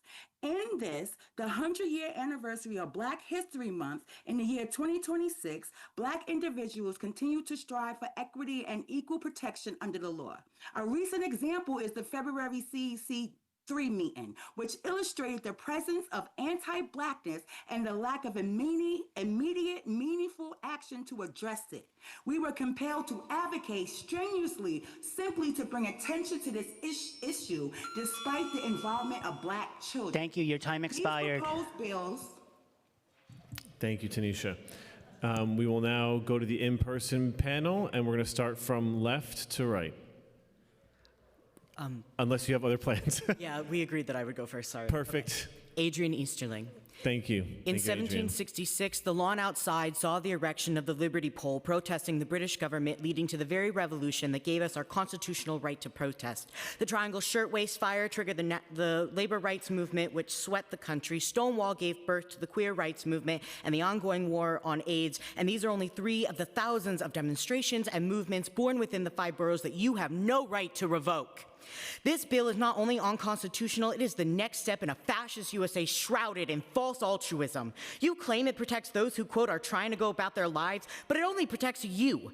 The ever-changing buffer zone, now decided entirely by a group that killed a man over a $2 fare and uses weapons against unarmed civilians that are illegal in warfare, closes off any number of blocks, meaning that no one would be able to hold a ULP strike, which is the only type of strike protected by the NLRB. The Pride Parade and all parades will be barred due to the fact that routes pass multiple houses of worship and schools, and you could forget about protests against religious leaders committing sexual abuse. But what really gets me is the fact that Kathy Hochul's regional office in Manhattan qualifies as a house of worship due to the Heritage Baptist Church being in the very same building, which means that no one in the city can inconvenience her with our peasant problems. This bill protects you. Don't act like we're too stupid to see that. Thank you for your testimony. Have you decided who's next? Okay, so we'll go from left to right. My left, your right. Start with you. Hi, my name is Ben. I'm a member of Jewish Voice for Peace, a grassroots organization of thousands of Jewish New Yorkers. I was proud that we were able to turn up many to the hearing today, many of whom have waited hours to speak. I'm here to express fierce opposition to the proposed legislation to restrict protest outside places of worship and educational facilities. The legislation was proposed in response to specific demonstrations protesting the auctioning off of Palestinian land in the occupied West Bank. These sales are both illegal under international law and discriminatory under US law. Organizations are increasingly carrying out this theft inside synagogues with a strategy to make the story into one about protests outside synagogues rather than about the heart of the matter, the illegal theft and sale of Palestinian land. This proposed legislation communicates a dangerous message that if you want to violate international law or US law, you need only do it inside a house of worship and you will be insulated from protest. We call on New York City's legislators to work to prevent such discrimination and violations of international law in the first place, rather than suppressing constitutionally protected dissent of such violations. When houses of worship host non-religious political events, including real estate sales, they are making a choice with the knowledge that they might be protested for doing so. As a Jewish New Yorker, I encourage our city council members to vote no against this dangerous and unnecessary bill that does not keep Jews safe and instead criminalizes free speech, which speaks out against the genocide in Gaza and settlement expansion in the West Bank. Thank you for your testimony. Good evening, council members. My name is Calvin Harrison, and I'm a member of Jews for Racial and Economic Justice, here to voice opposition to Bills 0001 and 175. As a Jewish New Yorker, I care deeply about my community's safety, but I do not believe these bills will make us safer. Quite on the contrary, they have the power to significantly curtail our First Amendment rights to protest and would further empower the NYPD, which has been known time and again to violently over-police protest, to make arbitrary decisions about who is allowed to say what and where. I've personally attended many protests that would fall under the purview of this law. At one in particular, I served as a safety marshal for a group demonstrating on a rainy evening outside a Midtown synagogue that had chosen to host a real estate event for land in West Bank settlements, which are illegal under international law. We were separated from those entering the event by barricades and were under the eyes of at least a dozen NYPD officers. As marshals, our job was to help demonstrators be their best selves, to help our voices be heard while ensuring the safety of our demonstrators. Voices were raised and there was palpable tension, but no violence occurred, and we ended peacefully after a short march to Bryant Park. Protests, like any exercise of democracy, can be difficult and can make people uncomfortable, but we need to reflect and work through that discomfort together to move forward and build the world we wish to see. That synagogue made a choice to host an event that, in my opinion and that of many other Jews, is antithetical to our religion and the moral code it imbues us with. That night, we chose to let those who attended the event hear and see our disagreement. We did not prevent anyone from entering the building. Had we done so, the NYPD would have been able to arrest us under existing laws. Had one of our demonstrators attempted harm on someone entering, again, we could have been arrested under existing laws. While claiming to be combating anti-Semitism, this law does nothing to further protect Jews. On the contrary, it could actually end up criminalizing certain Jews for rightful criticism. Thank you for your testimony. You make sure the red light's on when you push the button. Thank you. Hi, everybody. Happy Black History Month. Happy Ramadan. My name is Natasha Bohosa. I am an educational organizer with New Settlement Parent Action Committee in the Bronx, the Great Boogie Down, and I'm also here with many colleagues for educational rights. I'm here to oppose the bill in its entirety. While it's a vague disguise as inclusive, it's clear as demonstrated today that it only uplifts one group while leaves the rest of us vulnerable. I represent many schools who are mostly Black and brown kids who don't have the greatest relationship with NYPD, unfortunately. So while the increase in police presence may benefit some schools, it does not benefit all schools, and that's just not unacceptable. Would you hold the same concerns or hearing in the future when those students are subject to hate crimes by other people that oppose them? Did this council even consider the impact that these bills will have outside for other minority groups? I guess we're gonna have to find out if we pass this in a couple months. Thank you, and I yield my time. Thank you for your testimony. Hello, my name is Andrea. I'm with the Dignity in Schools Coalition, which encourages students, parents, and educators to engage civically. The bills being debated today in the name of safety would essentially prevent protests and demonstrations from taking place and increase police presence and surveillance at a time of heightened fascism and political repression. Our schools and public institutions are most effective when communities have agency and protected rights to speak and assemble to help shape the systems that serve them. Therefore, we urge you to oppose all proposals to create protest-free buffer zones zones around healthcare centers, places of worship, and educational facilities. Stop targeting all protected free speech activities, and do not waste public funding on private school camera surveillance systems. Suppressing free speech does not make people safe. The buffer zone proposals will inevitably increase the intensity of encounters between civilians and overzealous law enforcement, a result that will disproportionately endanger not only certain viewpoints, but also Black and brown communities that are already over-policed. Policing and surveillance in and around schools is harmful for all students. We cannot waste $35 million to get private school surveillance cameras at a time when the city is proposing cutting restorative justice and mental health services in public schools due to budget cuts. Additional police presence is also problematic because NYPD school cops are able to contribute names to secret lists of people it deems gang members with little or no evidence. In a time when Trump and other political leaders are prioritizing youth criminalization and expediting deportations and detentions of gang members with no justifiable evidence, we cannot let more NYPD officers contribute to the ongoing surveillance and criminalization of our young people. It would be a grave mistake for the council to react to peaceful protests, including the youth and community groups protesting for Palestinian human rights, by imposing buffer zones that would restrict free speech. If our elected leaders are truly concerned about our safety, they would make a concerted effort to push the federal government to reinstate sensitive location policies and establish real sanctuary zones where ICE and police cannot terrorize our communities, including in schools, courthouses, hospitals, parks, religious institutions, and our demonstrations. Thank you very much. Thank you. Right in that 2 minutes, perfect. I'm Walter Masterson. I'm here to express opposition to the Buffer Act. Last month, myself and several protesters went to a congressman's town hall. We disrupted it, and we were thrown out. A few days later, I opened up Twitter to find that Trump's Department of Justice was opening an investigation into myself and my friends. Great day, amazing day. You see, because the town hall was held inside of a synagogue, the Trump DOJ was able to use that to weaponize protesting against myself and my fellows. So we're here today because Council Member Julie Menin and Eric Dinowitz are drafting a law called the Buffer Act. Under the Buffer Act, I can be arrested not just for being inside, but also outside of a religious institution, healthcare, education facility. Now, outside, that seems very vague, right? Like, what are the boundaries of that? Well, according to your bill, the NYPD determines these boundaries.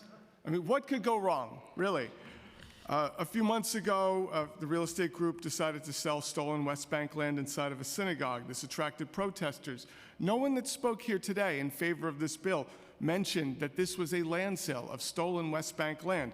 This is not just a violation of civil rights law, fair housing law, it's a violation of the Fourth Geneva Convention. Okay? Julie Menin and Eric Dinowitz are pushing the Buffer Act so that a real estate company can continue to sell Palestinian land inside a place of worship. Why?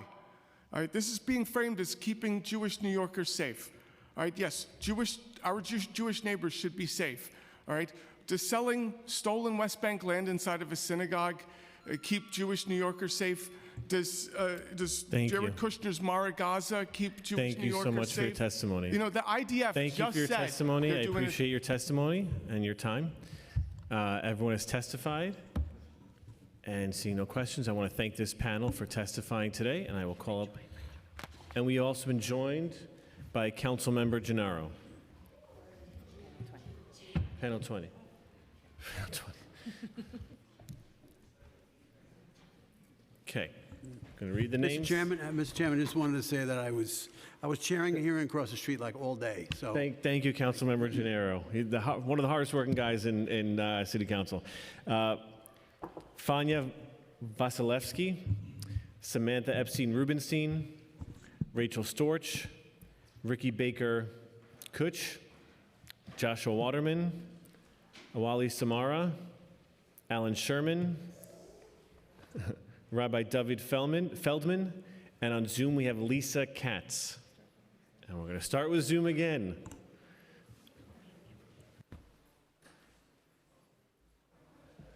Can you hear me?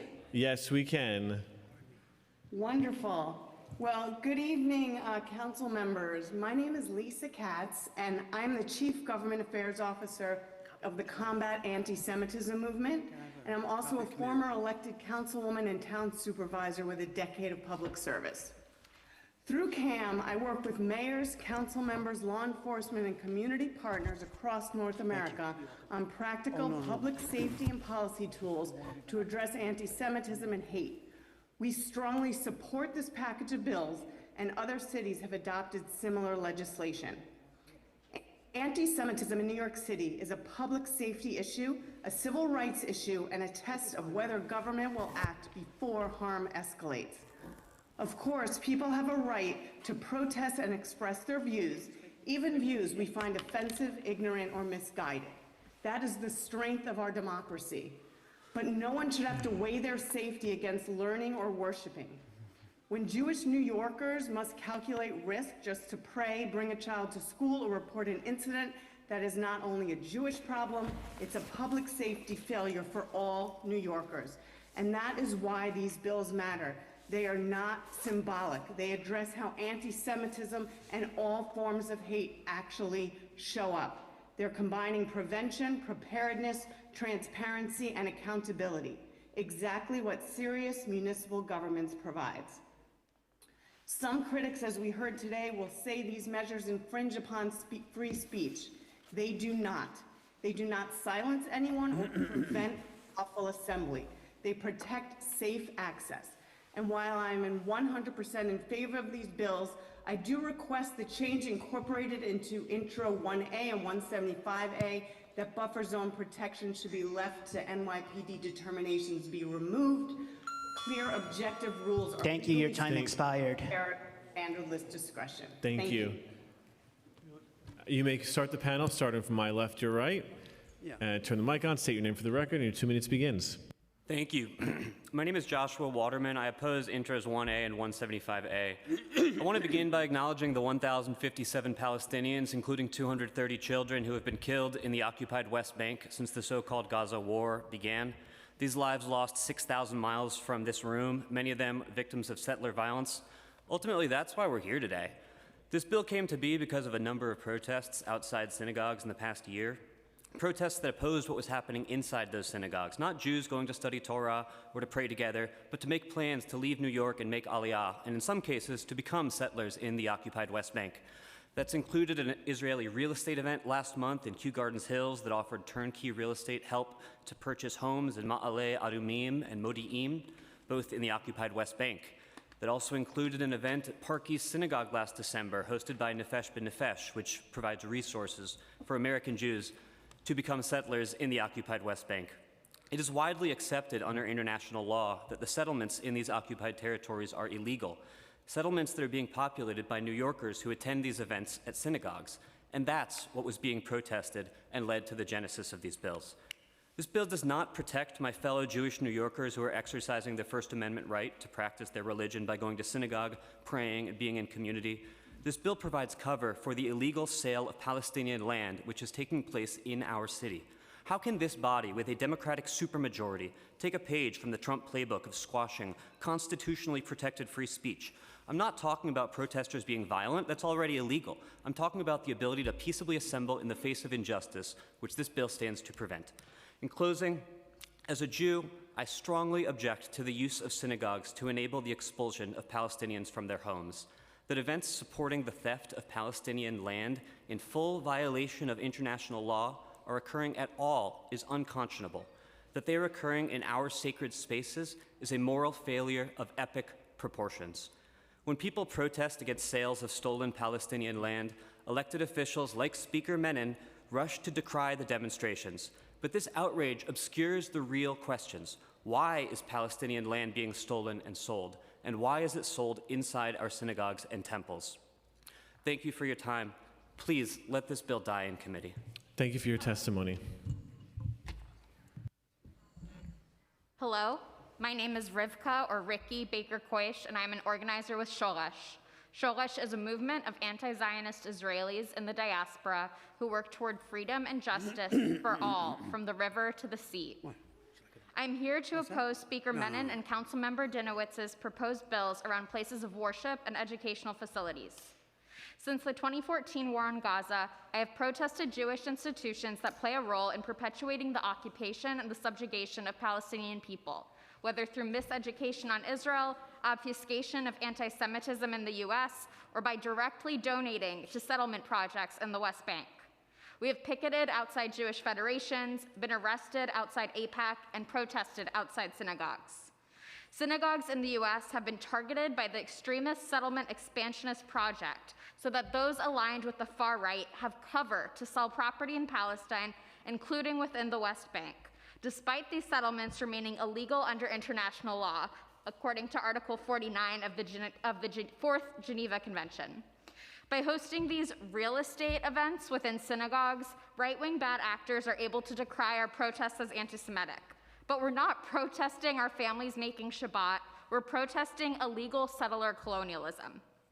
While 2.2% of the Israeli population are US citizens, 15% of settlers in the West Bank are US citizens, with 1 in 10 recent American immigrants moving to the West Bank. This isn't accidental, it's intentional, because for too long we've given cover to these settlement expansionist projects as they illegally sell Palestinian land to New York residents. This tradition of protest is based on the principles that no institution is exempt from public accountability and that free speech protections cannot be selectively applied, both of which are threatened by the proposed legislation. I urge all council members, particularly those who claim to value democracy, to vote against these bills. Thank you for your testimony. You may begin. Make sure your microphone's on, and then state your name for the record. You'll see the red light. Oh. It's on. Okay. You may begin. Before I testify, I want to say that no Jew, I repeat, no Jew can talk in the name of all Jews. On the term stolen land, we're here not to adjudicate Palestinian-Israeli conflict, especially when there is use of inflammatory, insulting language and questionable statements. I'm start testifying. My name is Fanya Vasilevsky. I was born in the Soviet Union and lived there for 30 years. I experienced firsthand anti-Semitism on the state level. Lucky for me, I came to the United States and made my home here. Never in my almost 50 years of my life in this beautiful country, I was ashamed or afraid to be a Jew. The sad truth that now the Jews are not feeling safe in our city. It is the time the city government protects its residents. I commend the committee for proposing these laws. Unfortunately, I could not find in the final proposition the 100-feet buffer zone that was written in the original documents. I urge the committee to bring back this 100-feet buffer zone for the places of religious worship and the schools. I also would like to propose one more item, to allocate funding for professional self-defense and de-escalation training programs for Jewish youth and congregational members. Jews should feel safe in our great city, and Jewish children should not grow up thinking fear is normal. To be sure, the prejudice will always exist in society. Yes, Thank you. Okay. I know. Thank you so much. And I'll pause here, and I want to acknowledge, 2 minutes doesn't feel like a lot. And there's a lot more I think everyone testifying could say. And I just want to first say we do value every single second that you are testifying, no matter how you feel about these bills.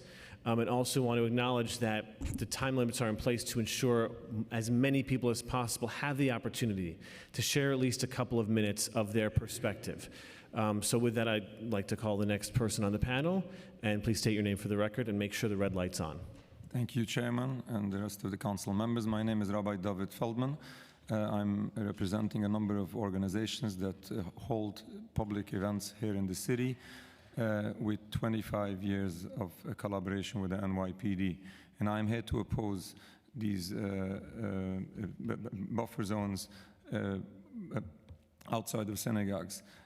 As a religious leader, I definitely appreciate when politicians are working towards the freedom of religion.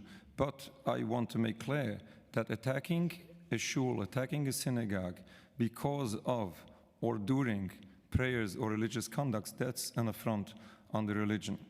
But protesting criminal activities taking place in synagogues, this is not against religion. On the contrary, supporting crimes in a synagogue is a desecration of the religion. Selling stolen land in synagogues or supporting occupation of Palestine, this is not only a crime, but this is a violation of Judaism. Killing and stealing, oppressing an entire people, these are violations of Judaism. The concept of the Zionist movement, ending Jewish exile by physical means, is in total contrast of Judaism. Therefore, protesting the state of Israel or any of its actions is not about hate, it's not against Judaism, and it's not anti-Semitic. We have to remember the difference between Judaism and Zionism. Judaism is a religion, Zionism is a political movement, should never be confused. Masses of Jewish people oppose the state of Israel. When people stand up for righteousness, for justice, these activities should be admired, should be supported under the First Amendment right. If administrations of religious institutions are concerned about these demonstrations, I encourage them to keep their institutions to religious activities only and not to crimes supported. I encourage you to oppose these bills. Thank you. And last on this panel, please state your name for the record. Well, good evening. My name is Alan Sherman from the great borough of Queens, New York. At least we have the Mets.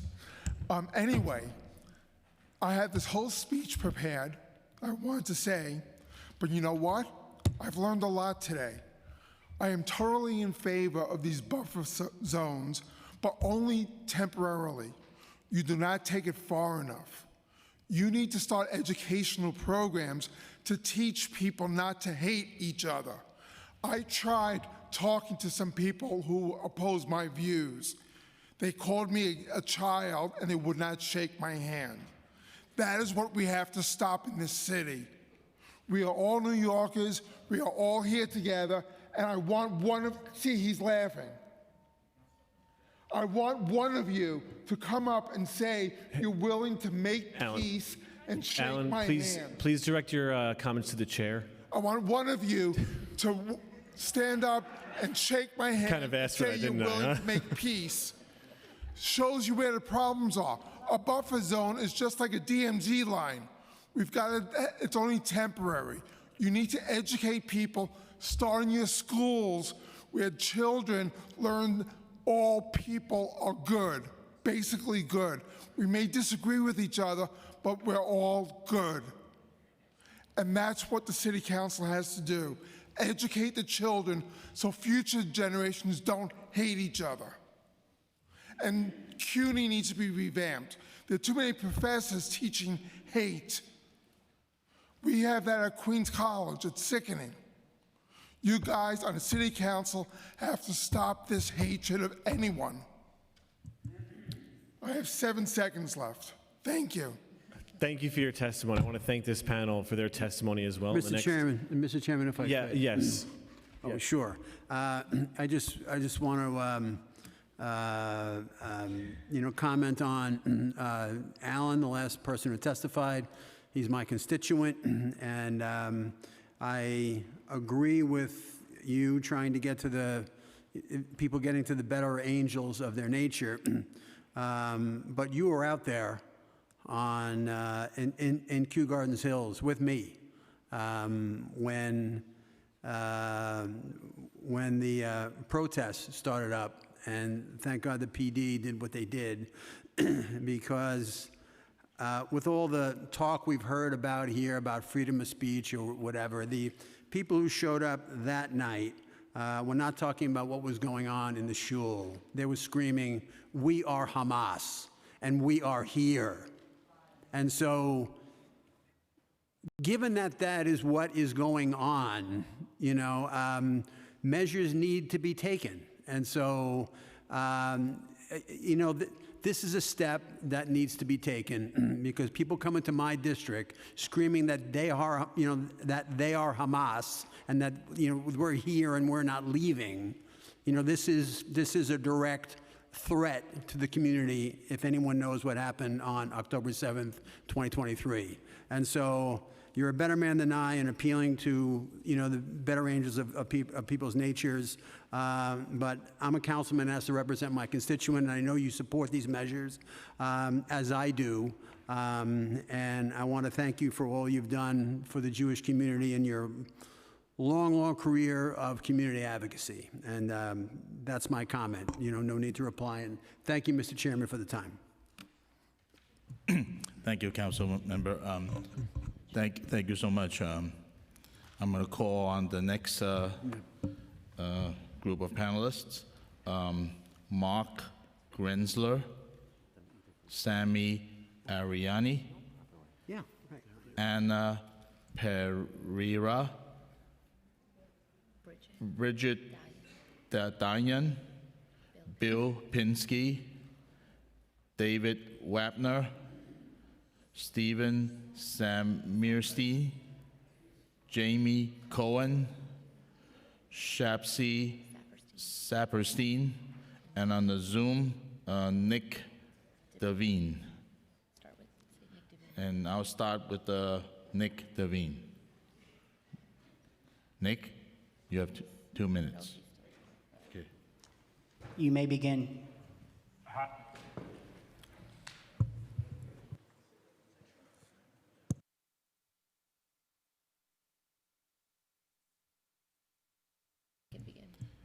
Nick, you may begin. Can you hear me now? Yes. All right. Thank you. Good evening, Mr. Chair and members of the committee. My name is Nick Devine, and I am speaking to you this morning on behalf of, or this evening, wow, on behalf of the Association of Legal Advocates and Attorneys, UAW Local 2325, a union of nonprofit legal workers where I serve on the executive board. We strongly encourage all of you to vote against these bills before you, and in particular, intros 1 and 175A, 1A and 175A. Last summer, hundreds of our workers at 10 of our bargaining units went on strike. Legal service offices are often embedded in the communities in which they serve, as a critical part of our success is our access to our clients. As such, during the 2025 strikes, many of our pickets were next to churches and schools, which are similarly embedded. In one instance, a unit that was on strike for almost 6 weeks picketed in front of their employer that is directly next to a church. Another unit of that same employer, the Canva IT Workers Union, remains on strike as of now. And if this bill were to pass, it would directly impact their ability to continue picketing in front of their employer. These bills would attack protected union activity more effectively than any union busting activity that management could deploy. Many on this city council have claimed in the past that they stand with workers. Some of you have visited our picket lines for photo ops, and our workers have ended up on your social media. Many of you have come to us for endorsements. As elected leaders of this city, we appreciate your support. Visible support from you adds pressure on our employers to bargain with us. But no politician is as influential or as important in forcing management back to the table as the workers are, and we make our presence and our demands known on the picket line. In limiting where we can picket, you silence our voices, and in doing so, you speak and act for our employers. In closing, these bills fail to accomplish their stated goals while preventing workers from securing our economic rights and further Thank you for criminalizing testifying. existence in this city. Okay. You may start from my left. Yes, please. Good evening, and thank you for having me. My name is Mark Gensler, and I'm an Episcopal priest in District 39 in Cobble Hill. So good evening, Councilmember Hanif as well. I wish to speak clearly in opposition to this bill, and to do so specifically as a religious leader who is responsible for the safety of those who gather in my building. And I really would urge council members to pay attention to those sorts of questions. My own particular location, we deliberately welcome a variety of communities to share our space, our small Episcopal church in Cobble Hill. These are, and I'd want the room to know this, these are Jewish groups, These are Muslim groups, these are Buddhist groups, many of which do not feel they have a place to gather within their own wider community, so they gather at our little place called Christ Church, Cobble Hill. I am intensely concerned with their safety and with their access to the practice of their religious observances, their prayer gatherings, any number of reasons for gathering in our space. I am offended, though, at those who would wish to hide behind religious edifices. And so much of this discussion has been utterly disingenuous, and I have been disgusted to hear a lot of that over the course of the day. And I don't use that word lightly, because there's been so much outrage theater here already, truly. The other reason I'm opposed to this bill, though, speaks to, I think, our common need for civil liberties. Last week, a week ago, it was Ash Wednesday, which was the beginning of the season of Lent, and I gathered with many of my colleagues in front of the Federal Building, 26 Federal Plaza, right up the way, and we gathered to sing, to protest, to chant in defense of our immigrant neighbors. It was protected speech, it was moving on a sidewalk, right? It was in protest at activities taking place inside that building. Thank you for testifying. Thank you. Yes. Next speaker. Hello. Hi, I'm Sami Ariani. I'm a New York resident. I oppose these bills, and I want to echo the previous panelists that there has been an incredible amount of disingenuousness happening here today. This is about Palestine, and I just came back from Palestine, legally called the Occupied Palestinian Territories, because it's an occupation that's been ongoing since 1948, but specifically since 1967. And what an occupation is a temporary military administration of a piece of land, temporary. It is a war crime to settle civilians on occupation, okay? And I saw what those war crimes look like. I saw the burned fields, the uprooted trees, the destroyed homes, the burnt mosques, the bullet wounds, the broken bodies, the terrified children, and the story after story after story of Palestinians murdered by settlers. Over a dozen villages have been wiped off the face of the earth in the West Bank in the last 2 years. That's what this is about.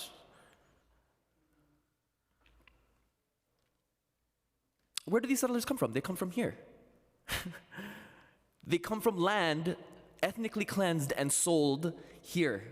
And if the thing that makes me so disgusted is the idea that there's any other reason we're there protesting.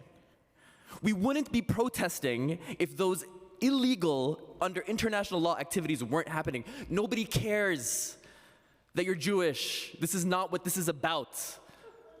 My God. This is international human rights violations that are happening under your watch. And you're choosing to criminalize the people that are fighting it, that are trying to uphold international law. We're doing your job. Thank you for testifying. Thank you. Hello, my name's Anna. I come speaking as a everyday constituent. I'm not religious, but would find myself more aligned with the protesters and how this bill would affect that. I would like to draw attention to a former testimony giver whom used an anti-Jewish slur. This man was outside harassing people, some of whom are Jewish, as we patiently waited in the cold this morning. His hypocrisy is a microcosm of the hypocrisy many proponents of this bill exhibit. In my understanding, this bill is about outlining NYPD's power. As the police commissioner stated numerous times, buffer zones are already a strategy in place. My concern is this bill would encourage NYPD to establish new, more aggressive tactics to control protests. I'm questioning if this is the intent of the bill. A council member questioned police commissioner about who would be consulted in development of guidelines for buffer zones per this bill. He did not speak to or name any organization which would be consulted. Thus, my concern is this policy would empower NYPD to be more aggressive with no outside input. Additionally, I want to remind everyone that someone's religious affiliation does not make them immune to committing crimes. If a religious person commits a crime in the name of their religion, the First Amendment would support people protesting their crimes. If a crime is committed in a church, wouldn't protesting be encouraged? At a time where I can pull up a recent video of police brutalizing onlookers of ICE, even police cooperating with ICE in Brooklyn yesterday abducting a father. What will this bill do to protect New Yorkers? Thank you for your testifying. Next speaker. Good evening, council members. My name is Jamie. I am a proud CUNY graduate and currently a public school teacher. I'm a member of the United Federation of Teachers, and I am a supporter of Palestinian liberation. I strongly oppose this legislative bundle. I have attended protests organized outside of synagogues. I did not attend these protests to terrorize Jewish people. I attended because officials from synagogues have partnered with Zionist real estate companies based in Israel to hold real estate events open only to vetted Jewish attendees. At these land sales and recruiting events, land that is recognized by international law as Palestinian occupied territories is being offered to ethnically restricted groups. This is clearly illegal under US law. How can anyone with a conscience let this happen? I would like to bring up another point in regards to the discourse around violence at protests outside of houses of worship. The Islamophobic, homophobic, transphobic, and misogynist violence of Zionists at protests has been documented thoroughly, and yet the narrative that continues to dominate is that the people who are standing up against the genocide of Palestinians are the violent ones. Further, I have no interest in giving the NYPD more authority to decide when and how buffer zones should be implemented. There are 2 pending class action lawsuits against the NYPD that allege that they have treated Palestinian solidarity protesters with increased levels of brutality and issued elevated charges. I have personally witnessed this targeting countless times, including that of students. I have also witnessed the generosity of everyday people organizing mutual aid for arrested and brutalized protesters. This is the kind of care that I value. Thank you for testifying.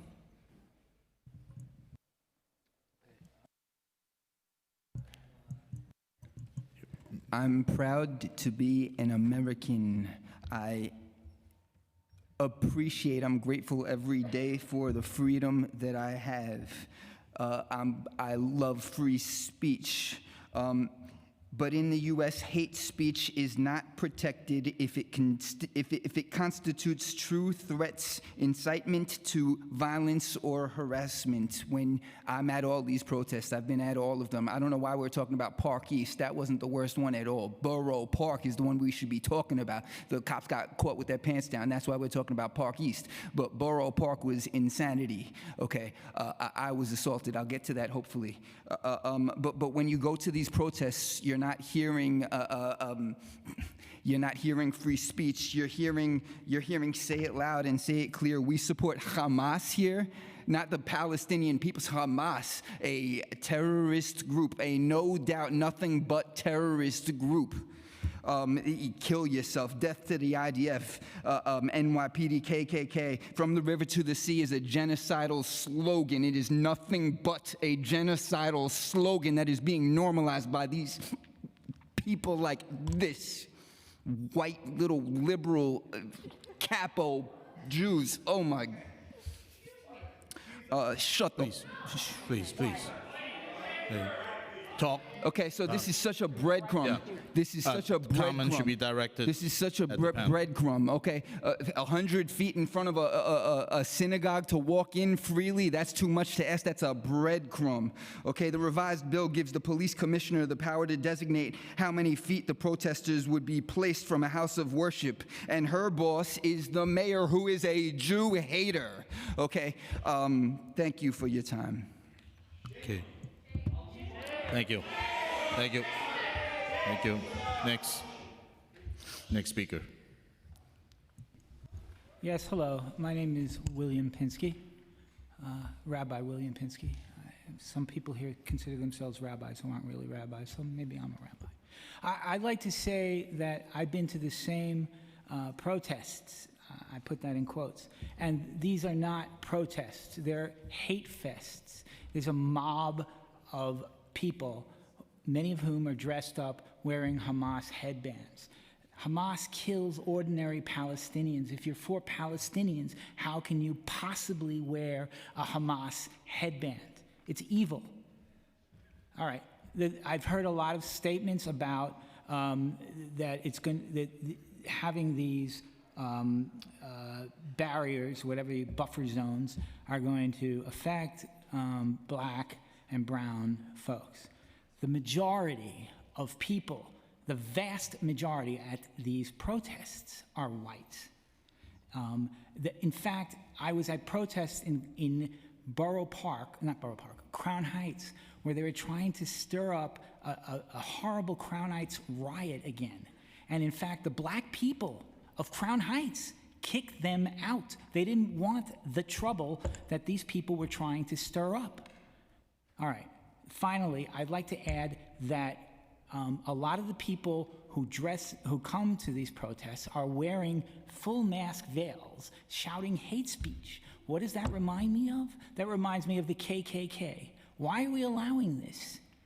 I mean, there should be an additional thing added to this bill, whatever you want to call it, and we should get rid of masks at protests. It's evil. I wouldn't go to any other place wearing a mask. There's no reason to do it other than to intimidate. Thank you very much for your time, Chair Thank you. Wong. Thank you for testifying. Thank you. Again, you are commenting at the committee. You're talking to us. Thank you. Good evening, council members. Good evening, Councilmember Gennaro. My name is Steven Saperstein, and I'm a New York City resident residing in Kew Gardens Hills, a neighborhood in central Queens that has been at the forefront of much of today's discussion. I serve as the Community Outreach Coordinator for Queens Shmira, the Queensboro Safety Patrol, a volunteer public safety organization that works closely with the NYPD to help protect residents and respond to community safety concerns. I also serve as the assistant to the publishers of the Queens Jewish Link, a community newspaper serving thousands of families throughout central Queens. I'm here today in strong support of the Schools and House of Worship Access and Safety Act, legislation that I believe is necessary given the very real public safety challenges for our communities are facing. We're living through a moment of heightened tension and a documented rise in anti-Semitic incidents across New York City. For many Jewish residents, particularly those who are visibly identifiable, while attending synagogue or community events, the question of safety is no longer theoretical, it is personal and it is immediate. My perspective comes from firsthand experience. Recently, I was directly involved in coordinating community outreach and safety communications surrounding a pro-Hamas protest that took place in central Queens near an educational event promoting real estate opportunities in Israel that I helped publicize through the Queens Jewish Link. Due to credible safety concerns and escalating rhetoric, the NYPD's 107th Precinct deployed a significant police presence to maintain order and prevent confrontation. Working alongside law enforcement, my Shmira volunteers assisted with situational awareness, communication with community members, and helping ensure that attendees, including families and religious participants, could safely access and leave the event. What we witnessed was deeply concerning. Even protests remain legally permitted. The atmosphere created with demonstrations occurred directly outside. Thank you for testifying. Mr. Chairman, I just want to address the last witness. Thank you very much, Shabsi. As many may know, that he's my constituent, and I represent that area in Kew Gardens Hills. I want to give you just a public shout out of recognition of grateful recognition for all you've done in order to make sure our streets are always safe through working with the PD, through Shmira, and your events and your actions of that night of the protests that we were both at, led to the best outcome which was possible, which is that everybody was safe, everybody went home safe. So I thank you for that. But the echoes of "We are Hamas" and "We are here to stay," will haunt me for a long time. So thank you for your good work, Shabsi. Thank you. Okay, thank you, Councilmember Gennaro. Thank you, panel members. I'm going to call the next panel. Brittany Kaiser, Jonathan Silverman, Paul Werner, Brianna Silberberg, Bayan Mastel, Trevor Norwitz, Danae Elihu. And then two people from the Zoom, Tazan Azad and Linda Sadaka.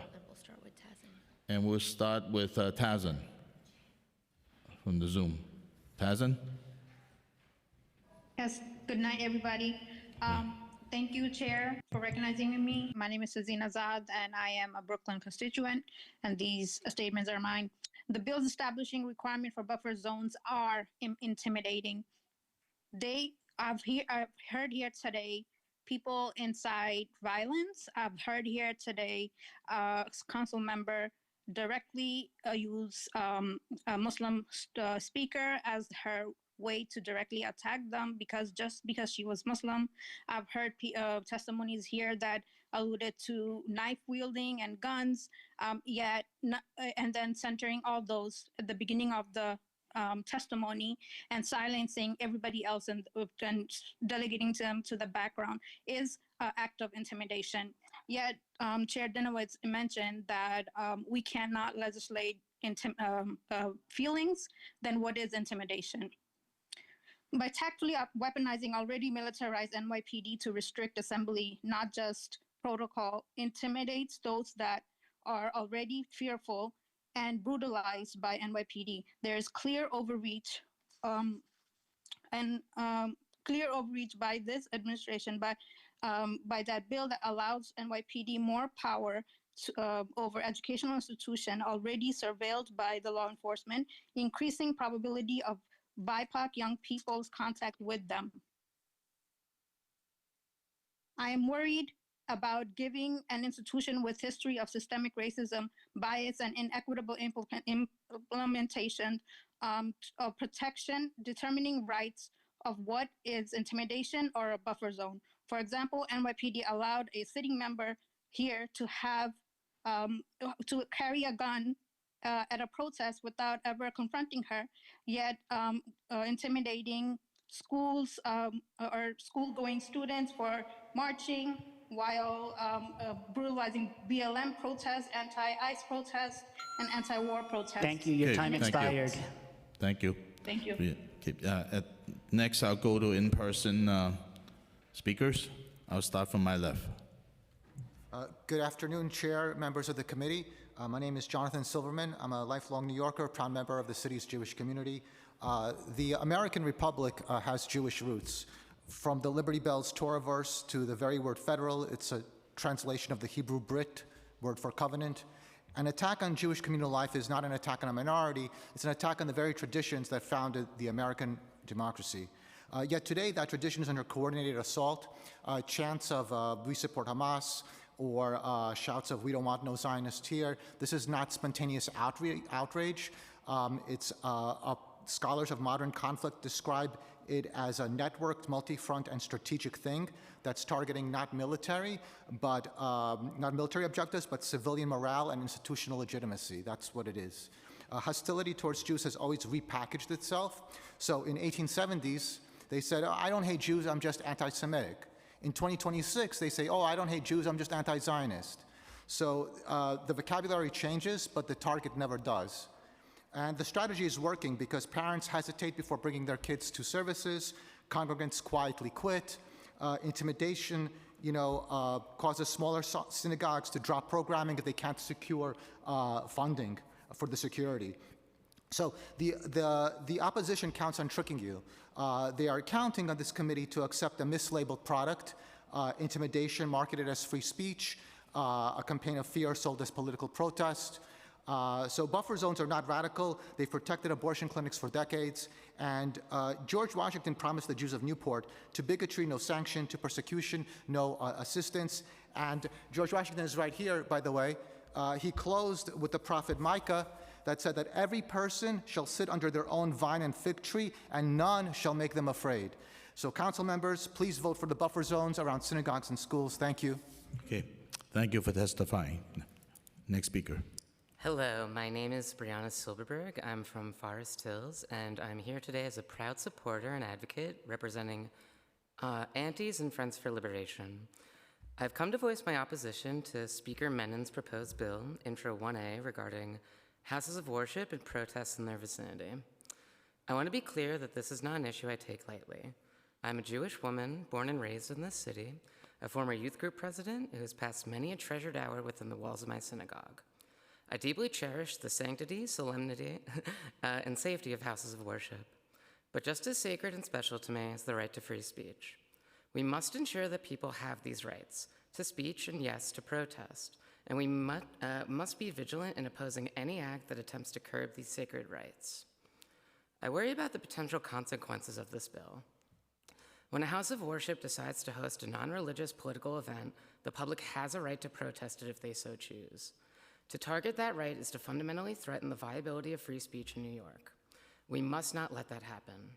Please vote against this bill so the vibrancy that makes this city so great can continue unabated. Thank you. Thank you for testifying. Next speaker. Hi, my name is Kaiser. I'm the community organizer for the Alliance for Quality Education. I'm a parent and former NYC DOE teacher here to oppose Intros 1A and 175. Many Black, Brown, and Muslim students and families feel criminalized and in fear when interacting with the NYPD. Councilmember Dinowitz, in absentia, you took the reins of the Education Committee overseeing a school system consisting of majority low-income Black and Brown New Yorkers. Their visceral, mental, and emotional reactions when interacting with the NYPD will always be different than yours or mine. Immigrant families are already rightfully hesitant to send their children to school because of the threat of violence and abduction by federal agencies. Buffer zones will needlessly add another barrier they are forced to contend with before their child can access the education to which they're entitled under the Constitution.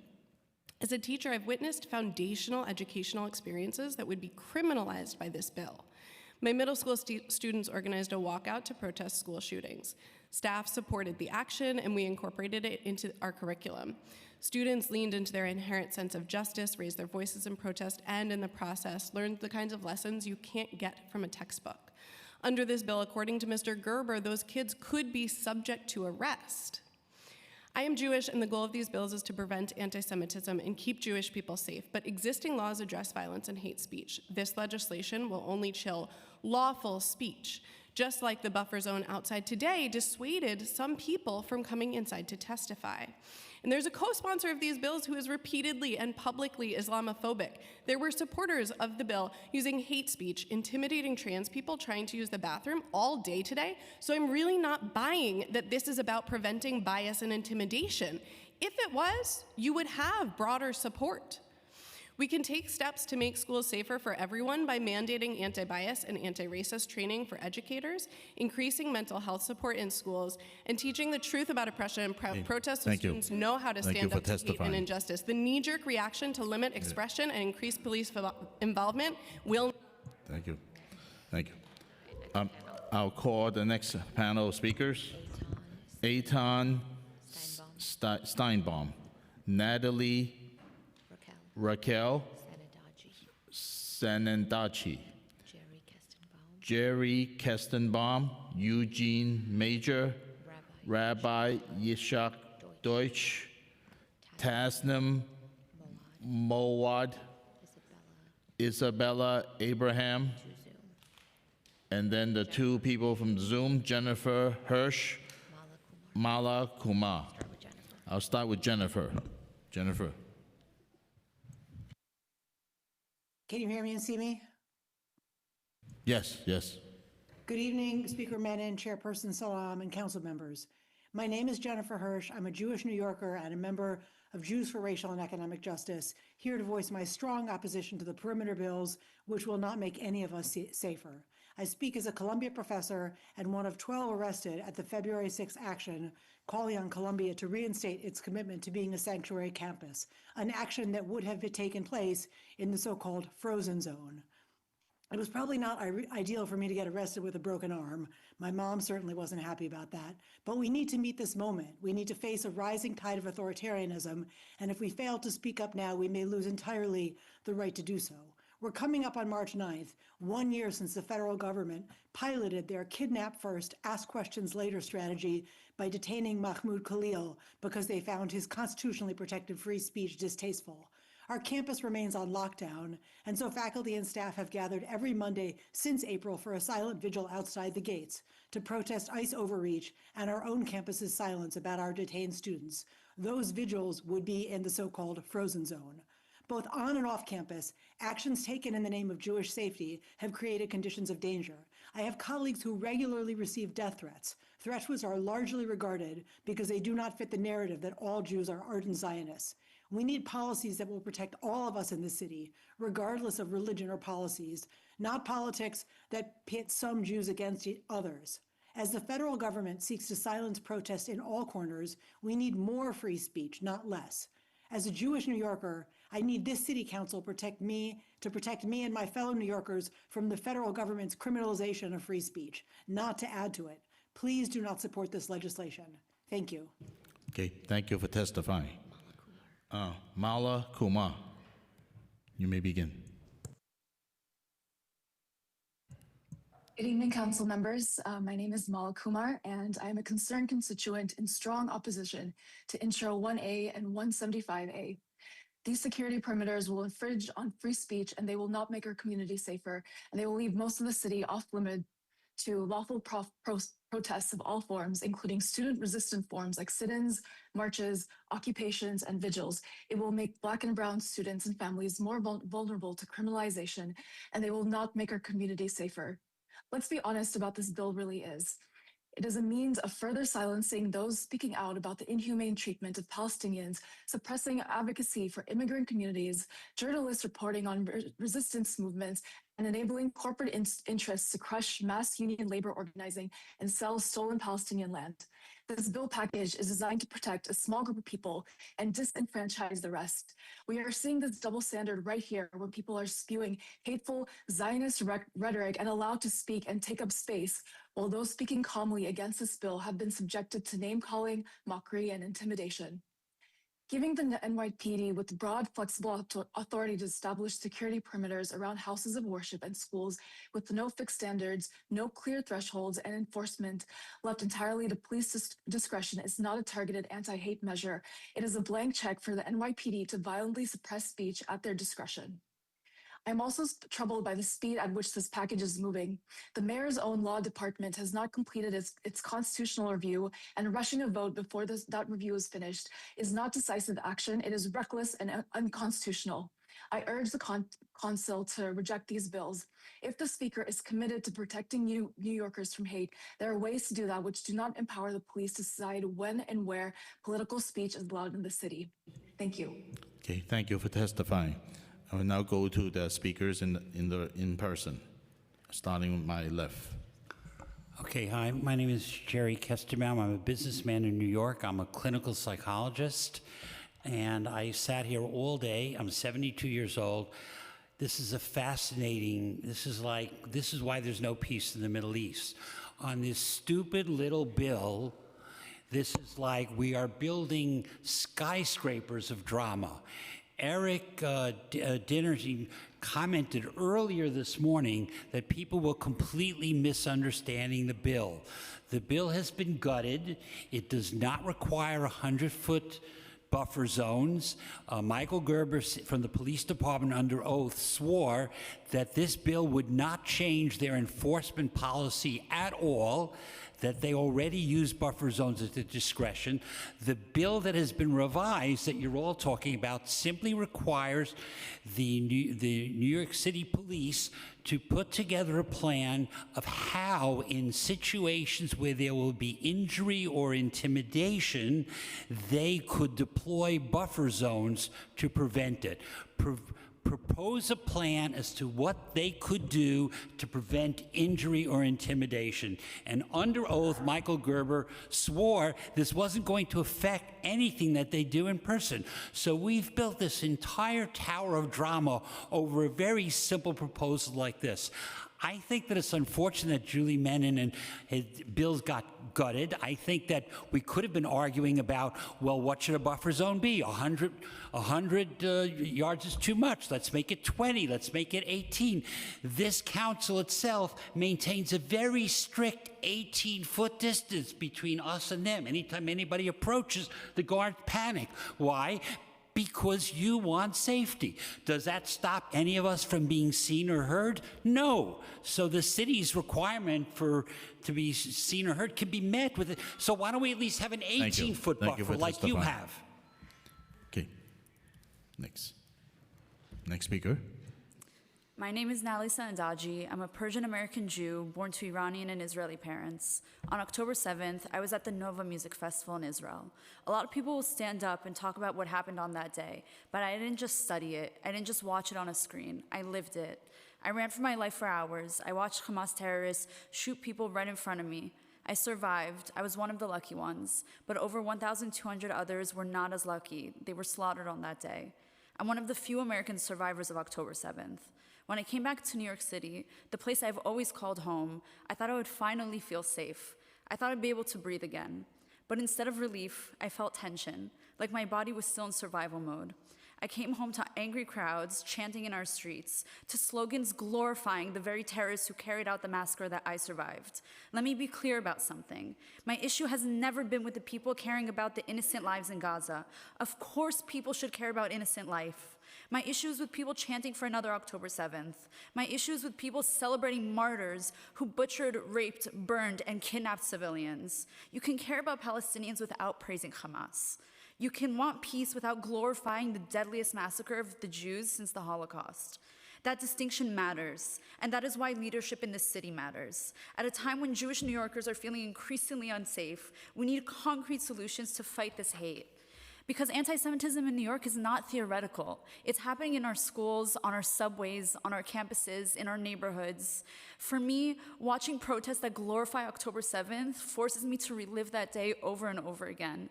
The city was supposed to be my safe haven, but increasingly, it feels like a place where Jewish trauma is minimized and Jewish fear is dismissed. We can't normalize calls for violence. We can't allow intimidation to become background noise. And we cannot treat anti-Semitism as just another political disagreement. Combating anti-Semitism requires leadership, it requires accountability, and it requires a clear plan. I'm not here as a partisan voice. I'm here as a survivor, Thank you New for Yorker, and a testifying. Jewish woman who feels safe in her own city. Thank you. Phil, Next if I speaker. could, I just want to make a comment to the witness. I just want to thank you for being here today and bearing witness to what you observed and were able to survive. Your words are the most powerful. I haven't been here all day. I was chairing my own hearing, but I really appreciate you bearing witness to the evils of Hamas and those that parade around the city claiming that they are Hamas. And a lot of people have said at various times, this is what this hearing is about, or that is what this hearing is about. That what you said is what this hearing is about. So thank you very much for being here and bearing witness. Thank you, Councilmember Gennaro. Next speaker.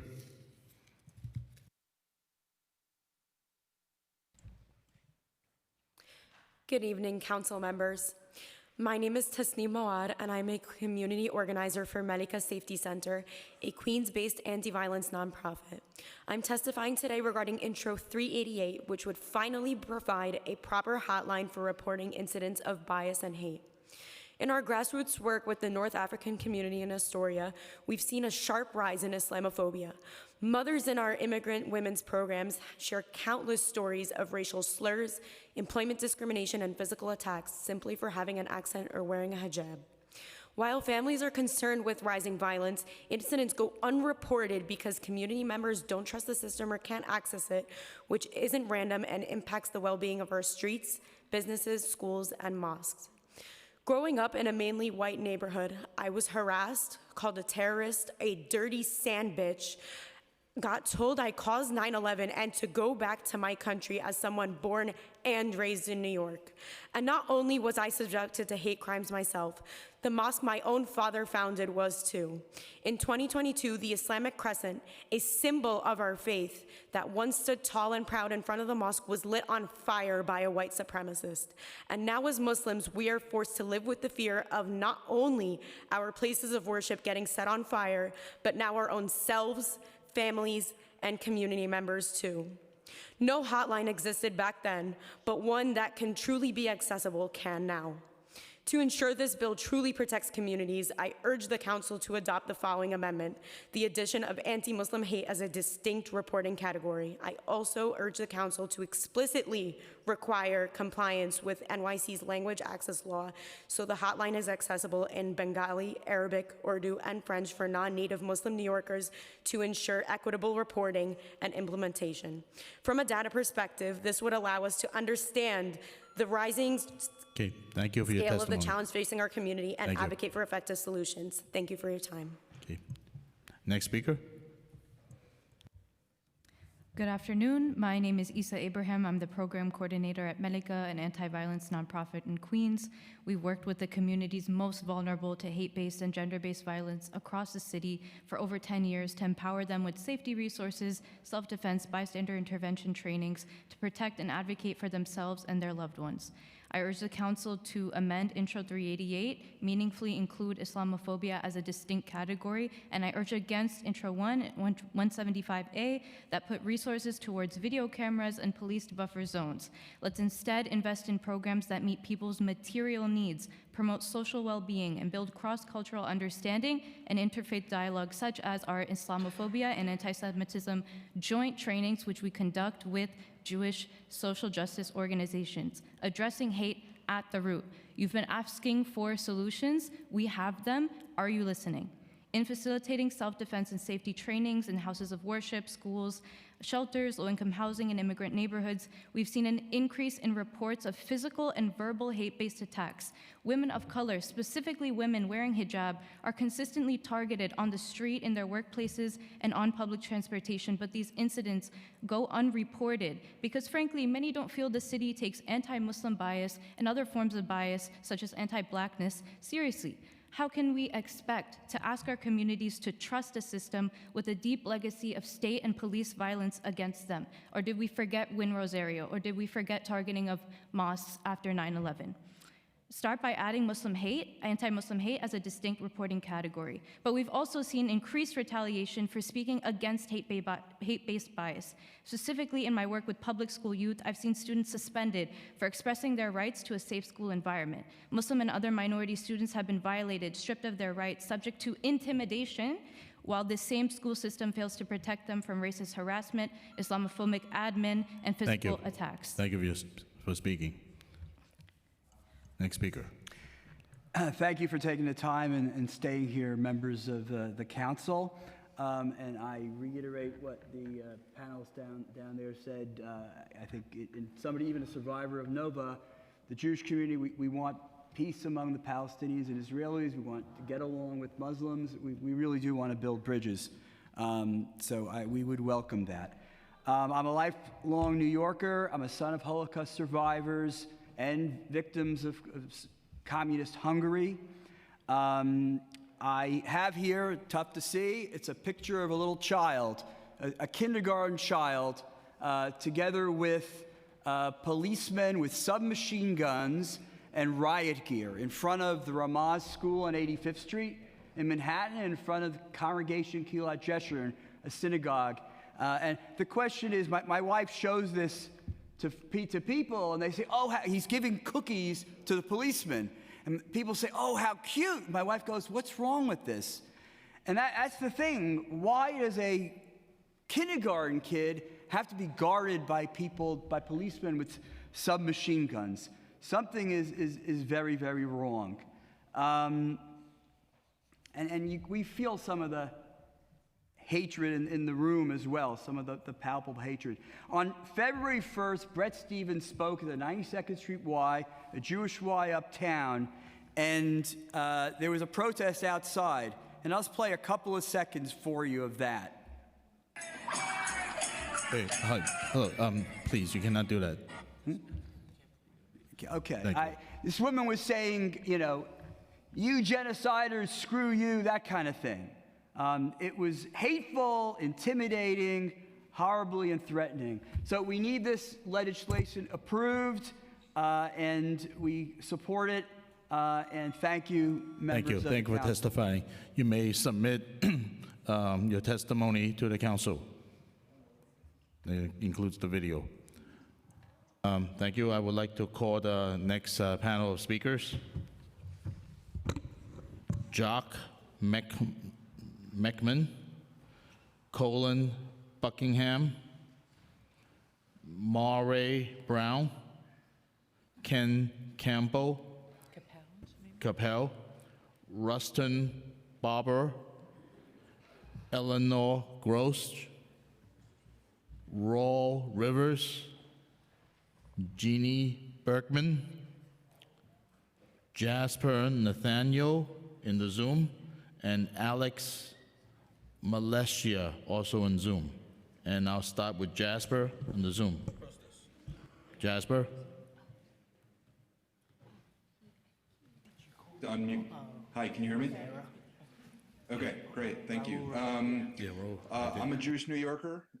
Many of my ancestors were exterminated in the Holocaust, and I'm also a journalist who reports from the occupied West Bank. I want to just contextualize what the protests outside of certain synagogues are actually about. So in October, in a village called Termis Aya, I was attacked by a mob of dozens of masked armed Jewish settlers. It's not an exaggeration to say I was running for my life, narrowly escaped with my life. I then filmed a Jewish settler clubbing a Palestinian grandmother unconscious and then standing over her and striking her twice more in the head as she lay motionless. Some of you may have seen the video, it went pretty viral. But here's the key thing. Those settlers had descended from a nearby settlement and are part of a coordinated campaign to terrorize local Palestinians in order to chase them off the land and expand their settlement. And the thing is, it's working really well, because since October 7th, more than 80 Palestinian communities have been forced to abandon their land amid these relentless settler pogroms. Just last week, a Palestinian American teenager from Philadelphia was killed by a settler during one of these attacks. How many people here even knew about that? The pattern is remarkably consistent. Settler violence drives Palestinians from their land, settlers move in, and then the Israeli government retroactively authorizes their gains and integrates them into the formal settlement system. This is thoroughly documented in the Israeli press. And they are creating new settlements in the West Bank at a record-breaking pace, quite literally, and they have their eyes set on settling Gaza next. So just to spell it out, these settlement homes are built through violence and terror. They are unambiguously illegal under international law, and then they are marketed and sold at events hosted inside synagogues here in New York. So that is, in the most literal sense, direct material support for terrorism. And I believe that if there's anything New Yorkers should have the right to protest, it's that. Thank you. Thank you for testifying. And Alex? Alex on Zoom? Good evening, council members. Sorry, it's hard for me to see exactly who's there on my screen, but my name is Alex Malesio. I am a Jewish New Yorker here in strong support of Intros 1 and 175 of 2026, introduced by Council Speaker Menon and Council Member Dinowitz to establish security perimeters around houses of worship and educational establishments. I want to frame my support clearly. This bill is not a departure from liberal values, it is defense of them. Liberalism, at its core, rests on two foundational commitments: robust freedom of expression and equal protection under the law. It protects the right to dissent, protest, and criticize, but it also protects the rights of individuals to live, learn, and worship free from excessive coercion and imminent threats of violence. These principles are not in conflict, they reinforce one another. New York City has long been a beacon of free speech. Peaceful protest is a constitutional right and an essential part of civic life. However, the First Amendment has never been absolute. The law has always recognized limits when speech creates imminent harm or intimidation. Liberal democracy depends on boundaries that protect pluralism and ensure that one group's expression does not extinguish another group's ability to safely participate in public life. In recent years, we have seen tensions turn into direct confrontations at the entrances of houses of worship.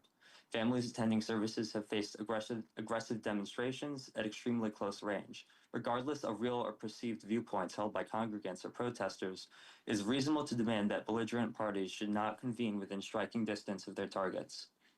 Anyone who has witnessed protests and counter-protests firsthand can affirm that for decades, law enforcement officers have routinely separated parties to protect all involved.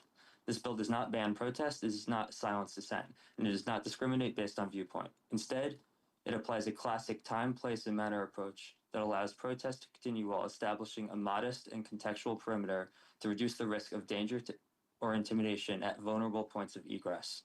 The legislation appropriately gives New York Okay, City thank Police you. Department... Thank you for testifying. Thank you. Yep. I'm going to call for more speakers to the panel. Lena Moman, Peter Feld, Ariel Gordon, Jean-Pierre Segon. Okay. I'll start from my left to the right. Yeah. Yeah. Please begin. Good evening. I want to start by saying very clearly, Israel is committing a genocide. It has been committing a genocide for 8 decades. Zionism is an ethnic and racial supremacist ideology that calls for and requires the extermination of my people, the Palestinian people. And it is the ideology that Israel is founded on and has been pursuing long before October 7th. People here have talked about how the stolen land sales are violations of international law, specifically Article 49 of the Geneva Convention, which prohibits the transfer of a population to occupied territory. I want to talk about how they're also in violation of local New York State fair housing laws and federal fair housing laws. In order for people to access these sales, they have to submit an application that explains their connection. You know, they have to swear that they're Jewish, they have to give the name of their shul and their rabbi, and then that person is called to make sure that not only are they Jewish, but they're the quote-unquote right kind of Jews. We heard many people who are in support of these bills today testify, engage in actual anti-Semitism, and use anti-Semitic slurs against other Jewish people who are anti-Zionist. So not only are the sales accessible in a discriminatory manner, but they are also selling land in occupied territory that by law is only available to Jewish people. Instead of this city council, instead of the mayor prosecuting and preventing these sales, under existing laws, we're trying to create new laws to prevent the protests of these sales. And there's a logical gap in the justification. Speaker Menon listed a statistic of an increase in anti-Semitism from Hillel. Hillel is a student group that's largely funded in large part by the Israeli government, and who they are by definition people who consider any speech in favor of Palestine to be anti-Semitic. Thank you. Thank you for testifying. Next speaker. My name is Colin Buckingham. I work in disability in the context of war and genocide. If the Park East Synagogue and other houses of worship were not holding land sales and settlement recruitment fairs in direct violation of international law and human rights, we would not be out here protesting. The semantics of the bill and its amendments fail to address the core of the problem, that houses of worship are being used to, at best, tacitly endorse and in reality enable crimes against humanity. The UN International Court of Justice has ruled that Israel's occupation of Palestine, including Gaza and the West Bank, are illegal under international law in a ruling handed down in July 2024. This includes settlements and the apartheid actions of blocking aid, food, and medicine. Therefore, it stands to reason that both the land sales and the settlement recruitment fairs would also be illegal under international law. I don't need a law to tell me that forcibly displacing people from their land is wrong, that Israel's ethnic cleansing, as agreed upon by the UN, Doctors Without Borders, and more, is wrong, that events enabling these atrocities should not happen at all, let alone in our neighborhoods. The bill in question limiting protests blatantly ignores the reason why these protests are happening in the first place. And with the US's long history of using houses of worship to enact harm to indigenous and black communities, this latest iteration, though unsurprising, is beyond immoral and should be treated as such. Protesting these atrocities is not only our moral imperative, it is upholding international law, laws that our mayor has claimed to want to uphold per his declaration of arresting Benjamin Netanyahu should he enter New York City. It is our constitutional right and duty to protest crimes against humanity, whether foreign or domestic, and limiting our right to protest at all, let alone protest events which again are an direct violation of international law, is a slap in the face and an infringement on our rights that are supposedly inalienable. Thank you for your time. Thank you for testifying. Next speaker. Assalamu alaikum wa rahmatullahi wa barakatuh to everyone here. My name is Rustin Barber. I'm a visitor from Cincinnati, Ohio. My host family are Sephardic Jewish Lower East Siders. Protests need to be peaceful and kind in plan, words, and tone. Human beings have the right to peacefully protest on public streets and ought to in front of hospitals, first, public schools, synagogues, churches, mosques, and government buildings. Criticizing the nation of Israel is not anti-Semitic. The quote-unquote Israeli Defense IDF is not defending anyone. It is the IOF, Israeli Offensive Force, and is a terrorist entity and needs to be dismantled immediately. Namely, the governments of the United States, Germany, United Kingdom, Italy, France, and India, the lying, thieving, rapist Europe, England, Britain, United Kingdom, New South Wales, Australia, United Colonies of America, United States of America, are the biggest global terrorist entity, and guilty parties deserve no mercy from true defense forces against global colonial industrial military land grab intimidation agendas and ICE. The Native Americans are the Palestinians of the United States, and the African Americans are the Native Americans. To my understanding, under law of the Haudenosaunee Confederacy, all residents deserve the rights to stay where we are. No residents deserve power or running water. The national and corporate authorities and national and corporate allies are people complicit in centuries of genocide, and it keeps escalating. My first Quran teacher explained the violence Israeli settler genociders did to his Muslim and Orthodox Christian childhood neighbors and family, and his story was not an isolated incident. For Palestinians, this has never been a religious conflict and never will be a religious war. It has been over 70 years of struggle against colonialism. Sadly, most Jews, Christians, and Muslims have been misinterpreting their scriptures to justify colonial violence and have a perverted understanding of Solomonic practices and laws. Thank you for testifying. Next speaker. Good evening. My name is Jean-Pierre Segan. I'm an Episcopal priest serving in Queens. I'm here to oppose Speaker Menon and Council Member Dinowitz's proposed bills around places of worship and educational facilities. As others have mentioned, these land sales are not only illegal locally, nationally, and internationally, they are also ethically horrendous. Uprooting a people from their home systematically is a grave violence. There are young Palestinian Christian theologians I have spoken to who think of their people as the olive trees that the occupation in the West Bank also rips up and burns. I have seen firsthand the violence inflicted by the state of Israel in the occupied West Bank, by the violence of settlers, and I continue to follow the situation there as it deteriorates. This is a situation of genocide. I speak as a faith leader who cares for and nurtures a faith community, and also as a faith leader who finds her home in organizing. And I say I find God's presence similarly in the sanctuary and in the streets.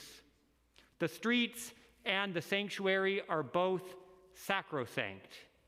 The right to protest, secularly defended, I also defend theologically. This is a right defended by folks like Lucy Parsons, Emma Goldman, John Brown, Nat Turner, and it is about justice. Thank you. Thank you for testifying. Next speaker. Good evening. My name is Raul Rivera. I'm a native New Yorker, and for the record, I have no phobias. Chairperson and members of the committee, I am here to express my concerns about Intro 0001-2026. This bill is a Band-Aid on a fatal wound, and it won't protect anyone. If we do not identify the true enemy, I urge our elected officials, including Speaker Menon, to be bold and call out Mayor Mamdani's actions for what they are, anti-Semitic. When our mayor says, we came here to remake this state in the image of our people, that is not a call for unity, but a call for a takeover. We won't be silent. We will fight for our city and identify the true enemies. If you cannot do that, then you are the enemies of the Jewish people, New York City, and America. The people hold the power. I believe in freedom of religion. The Constitution grants that. However, Islam is not a religion. Zohran Mamdani is a raging anti-Semite, hater of America and Israel. And for the record, God bless America, Donald Trump, ICE, and the NYPD. Dr. King stood with Israel, free Iran, and fuck Palestine. Thank you. Next speaker. Good evening. Thank you for the opportunity to speak. Excuse me, it's my turn. We've listened to you all day. Reset. Quiet in the chambers. Thank you. My name is Ariel Gordon. I'm a New York City resident, a mother, and a member of the Jewish community. I live 3 blocks from Park East Synagogue, and while walking home from dinner one evening, my husband and I unexpectedly encountered the protest blocking 68th Street from Lexington to 3rd Avenue. I want to share what that experience felt like from the perspective of someone on the ground, as a neighbor, as an activist who simply walked into it. And I also want to mention that it is very intimidating being one of the sole non-keffiyeh wearing members here today. Hearing this in the background is something that I'm very attuned to, and it's very, very intimidating. What I witnessed on the day of the Park East protest was not just political protest. The atmosphere was loud, emotionally charged, confrontational in an incredibly hostile way. And although barricades and police were present, the impact did not remain contained to one block. Protesters were spilling onto surrounding residential streets, continuing chants and confrontations that carried into what is normally a very quiet neighborhood. That night, I became newly aware of the large Jewish star on my ski hat. It was a cold night. I found myself wondering whether that made me even more visible as I walked home. Regardless of anyone's political views, houses of worship should not become environments where congregants feel hesitant to enter. The proposed buffer zone recognizes this balance. It protects the right to protest while also protecting the right of New Yorkers to practice their faith safely and freely. I ask the council to consider what this feels like on the ground and to support protections that allow all communities to gather without fear. Thank you for your time. Thank you for testifying. Thank you. I would like to call the next panel of speakers. Jane Paley, Kunza Amin, Amy Wagner, and from Zoom, Christopher Leon Johnson. Christopher, can you hear me? Hello, can you hear me? Yes. Yeah, You may begin. You may begin. Yeah, hello. Yeah, sorry about that. I'm at a gala. Sorry about that. Hello, my name is Christopher Leon Johnson, and I am here to show opposition to this bill. And the reason I'm showing opposition to this bill because this bill is nothing but a blank check to the NYPD to do what they want when it comes to police and protests. People in the city council need to be transparent and say that the people that was out there standing next to Julie Min this morning at the press conference all get discretionary funding. So of course they're gonna be before the bill because they don't want to lose FY27 discretionary funding. And Eric Dinowitz being a record to admit that he's the son of Jeffrey Dinowitz, and Mrs. Sarah Salam is the mom of Mrs. Salam. So of course there's gonna be a big conflict of interest in supporting this bill because family involved. But I want to make this clear that I support Israel. I love my Jewish people, but this bill. This last minute amendment of the bill does not help Jewish people or anybody. It doesn't help anybody at all. And I'm calling on Zohran Mamdani, our mayor, to veto this bill when it gets to the desk.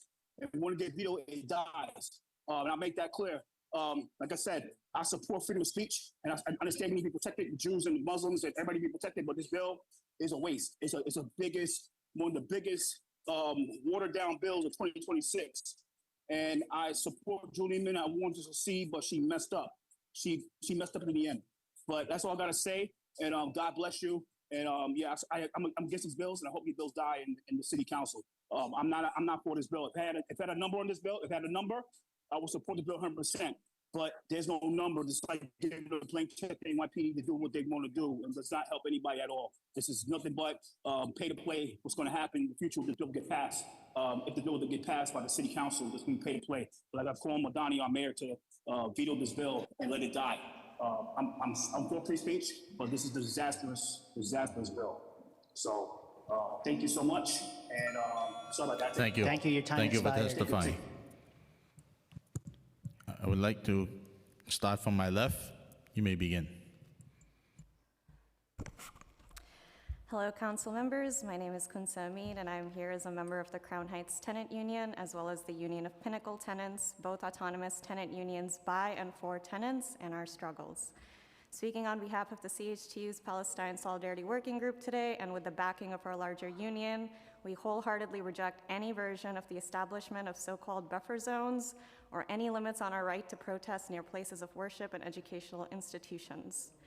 Even as these bills stand, which is to say that they exist at all, would implement immense restrictions on our constitutional rights to free speech and assembly, given the high density of educational and religious spaces in our communities, and effectively criminalize protest in much of the city. As tenants, we know the power of protest intimately. We have organized rallies to insist on our neighbors' rights to electricity and heat, to protect our neighbors from the violence of eviction, and to demand safe housing. Protest is a crucial tactic and a necessary forum enabling our neighbors' voices to be heard.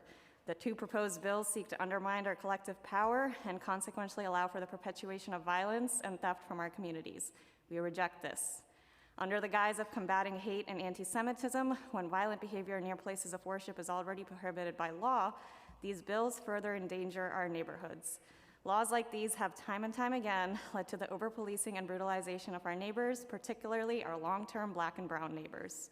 Emboldened by these new restrictions, the NYPD would be able to further target those with dissenting opinions and stifle needed voices of opposition.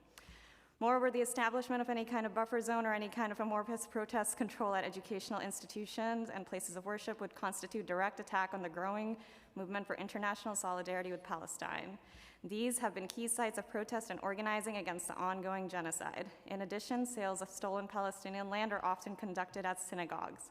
The stakes are high. Bills like these would empower further sweeps and lead to attacks on neighbors fighting for reproductive justice. Thank you for testifying. As somebody with a landlord who is investing in Israel, I Next reject speaker. these bills wholeheartedly. Good evening.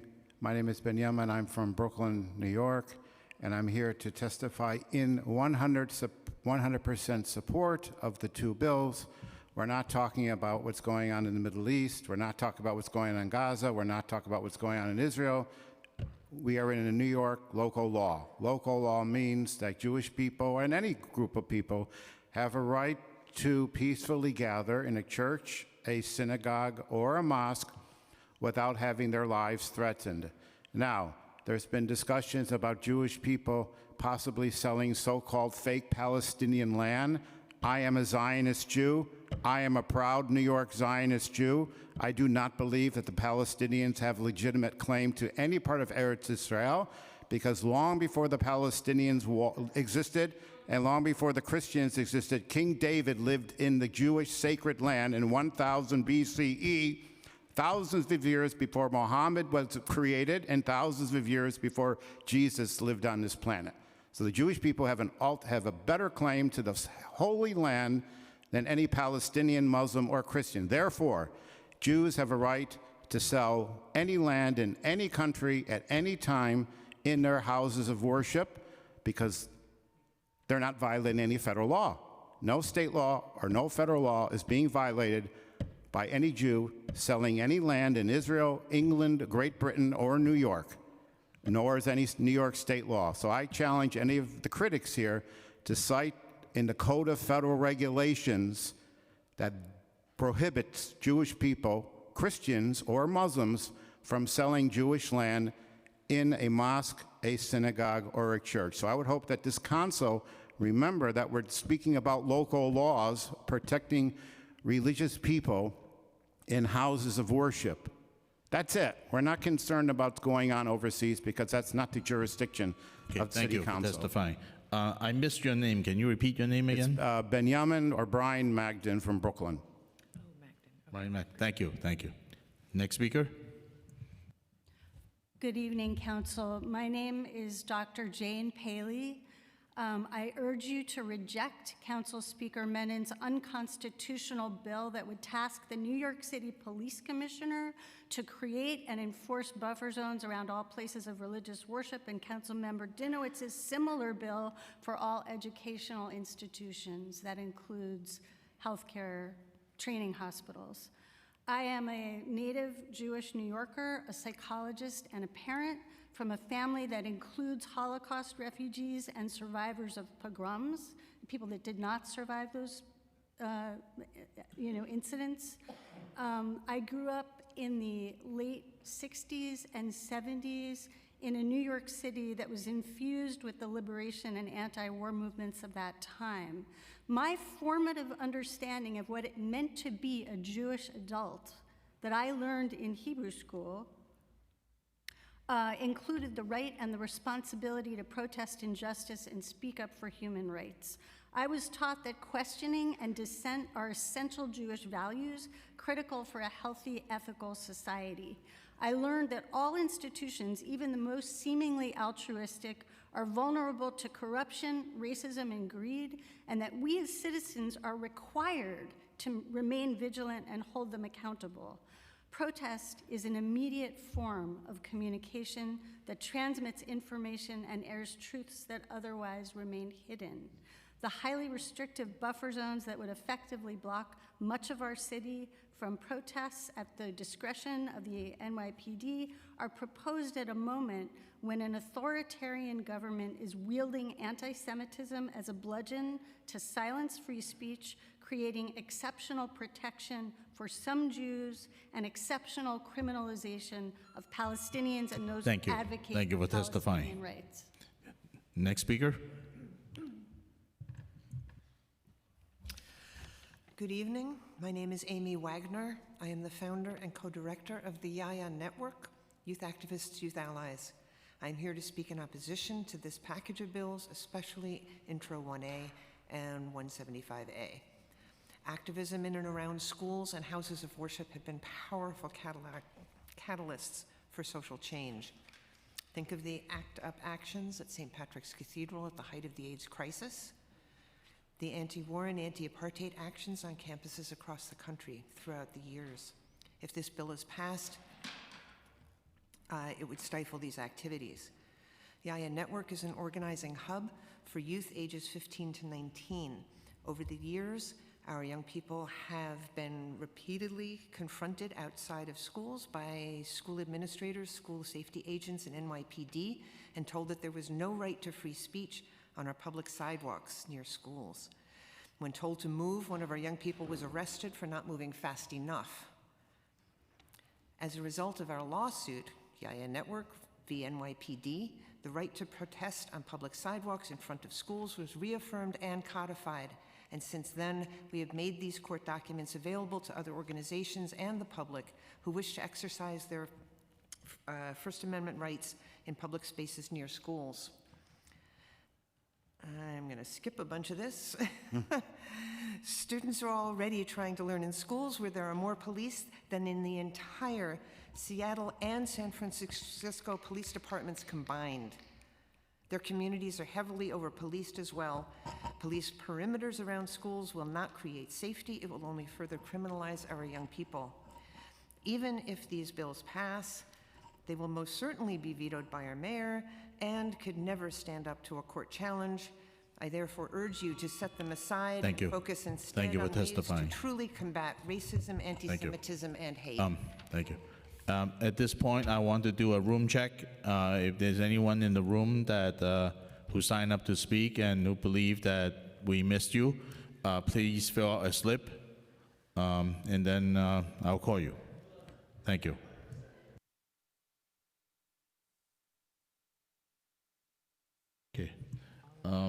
Next, I would like to turn to Olive Harbor on Zoom. Olive? Hi, yes, thank you. My name is Olive. I live on the Upper East Side within Councilwoman Menin's district. I'm speaking in opposition of this bill package. I live in the neighborhood that facilitates the illegal sale of stolen Palestinian land to prospective settlers, using synagogues as a shield, so when the community protests these events, accusations of anti-Semitism can be weaponized against them. I'm well aware of the context these proposals emerged from, and it is by no means because some people had a problem with Jews going to worship in a synagogue. It is a context of Zionist pressure that is only interested in preserving the state of Israel, with no genuine regard for the safety of Jewish New Yorkers. If the sponsors of these bills are concerned about Jewish New Yorkers, these bills will only harm them further. Jewish New Yorkers and all New Yorkers will be harmed by the suppression of their freedom of speech.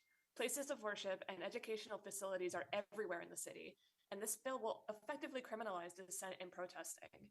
These bills, if passed, will only encourage the NYPD to further target Black, brown, queer, and trans New Yorkers who are disproportionately victims of police brutality. It will endanger Palestinian, Arab, Muslim, and Jewish New Yorkers who stand in solidarity with Palestine, further criminalizing such a stance and legitimizing this violent state repression these groups face. Also, these bills will lead to the further criminalization of abortion justice activism as well, who have Black and brown women, queer and trans New Yorkers at their forefront. Again, populations who have been disproportionate targets of the NYPD's brutality, particularly the unchecked violence of its strategic response group. Councilwoman Menin, who has claimed to unequivocally support the right to reproductive care and abortion, is opening the door for abortion activists to be brutalized with these bills. Finally, at a time when the federal government is severely curtailing civil liberties, abducting people from their homes, schools, and places of worship, the City Council should be doing everything in its power to protect New Yorkers and their First Amendment rights. If ICE happens to arrest someone within the buffer zone under this new legislation, could priests, parishioners, or anyone who tries to stop the arrest be arrested themselves under this law? I urge the council to support New Yorkers. Thank you for testifying. by rescinding Thank you. these bills. Thank you. Israel Peskowski on Zoom. Israel? Peskowitz. Apologize. Israel?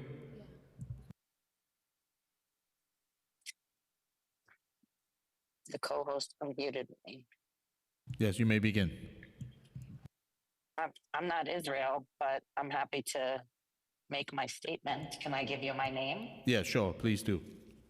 So my name is Karen Bale. Okay, please begin. Okay.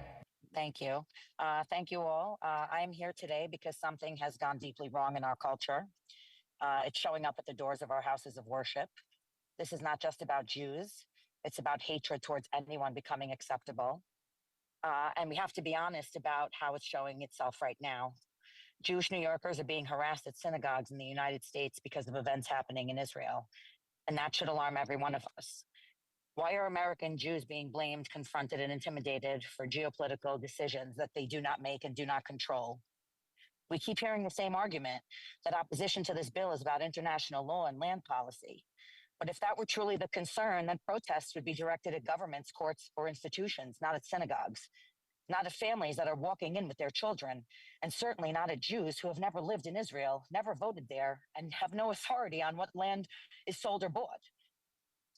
Most of the people making these accusations have probably never even been there, yet they feel entitled to scream allegations of the worst crimes at Jewish houses of worship thousands of miles away. And this is not justice, this is scapegoating.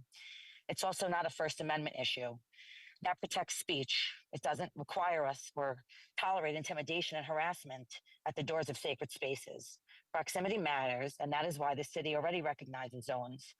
But we need to start protecting dignity, and we need more safety. So I strongly support this bill, and I look forward to celebrating it when it's passed, not as a political victory, but as a moral one. And let me be clear that this bill is not a fix. If we're seriously thinking about combating hate, we have to do more in our schools, our campuses, public discourse. We have to teach empathy over ideology and kindness over outrage, humanity over blame. Social justice without compassion is just cruelty. And we need to stop hating everyone. We need to start choosing compassion, and we shouldn't have to scream all day for safety. Jews should not have to, and neither should anyone else. Okay, thank you, Nobody should Karen. be Thank you for afraid testifying. in a free country. Thank you. Thank you. Yeah, does Israel Peskowitz plan to testify? Karen. All right, guess not. We'll go to the next Zoom speaker, Ali Afifi. Ali?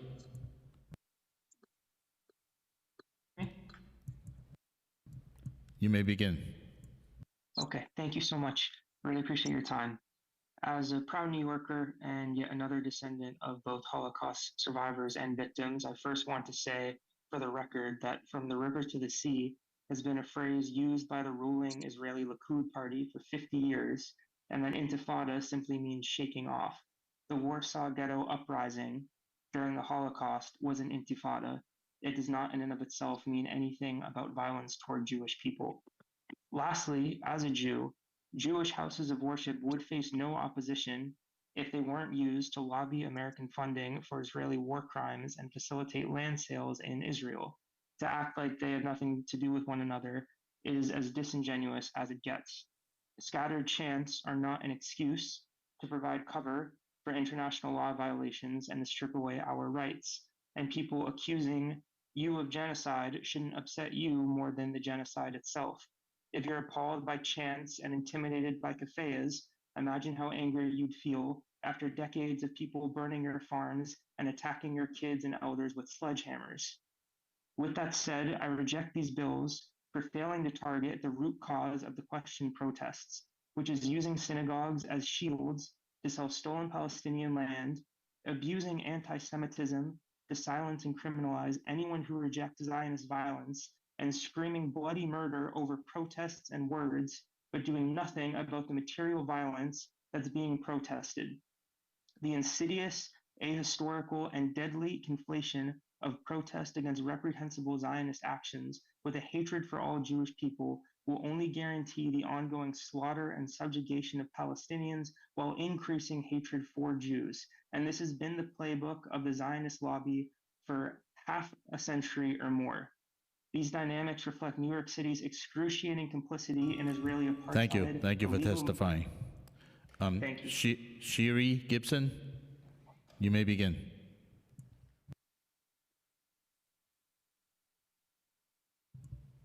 Shiri, you are unmuted. You may begin.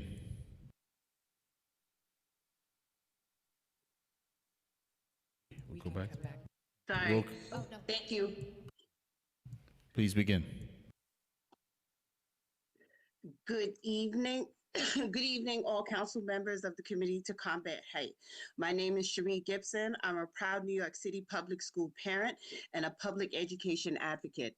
Thank you for the opportunity to testify in opposition to the 5-point legislative and funding package focused on education, protecting schools and houses of worship, and resources to confront hate.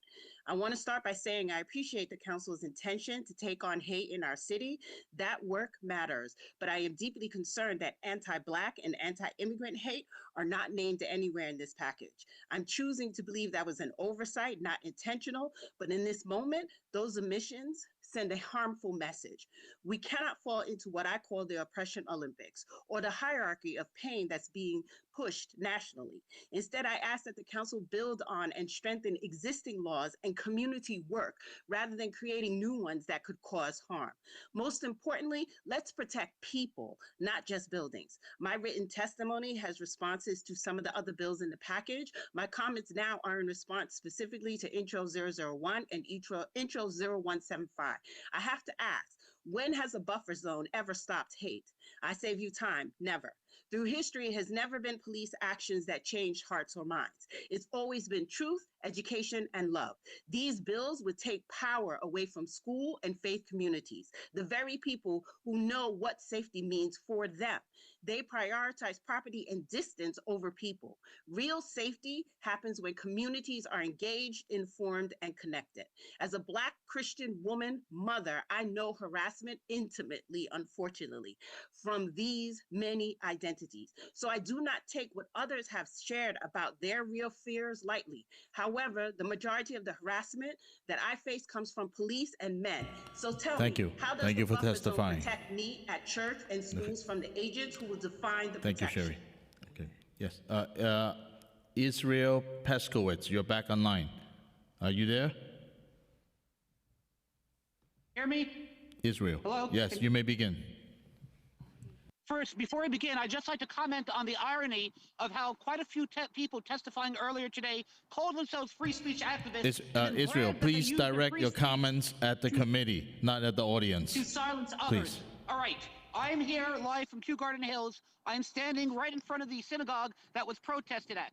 There is a synagogue. This was the corner where the pro-Palestinian protesters stood. This is the corner where the pro-Israel protesters stood. Other than that both sides were being illegally kettled, the cops did an excellent job of managing the event. My point is, this is where our protest is. It looks nothing like 92nd Street. Every synagogue, every church, every house of worship is different. You cannot have one rule that fits them all. On top of that, you might like the police commissioner right now, but there'll be a new police commissioner eventually, and you might not like these decisions they make. The council should put guardrails on this bill to ensure that there is a buffer zone wide enough that people can get into a synagogue or other house of worship unmolested, but also that B, protesters are allowed to be close enough to the house of worship that the people they're protesting can hear them. Thank you very much, council members, for your time. Thank you. Thank you for testifying. At this point, I want to switch back to in-person. I would like to call on the next set of panel members: Michael Loeb, Elena Daniels, Chauncey Young.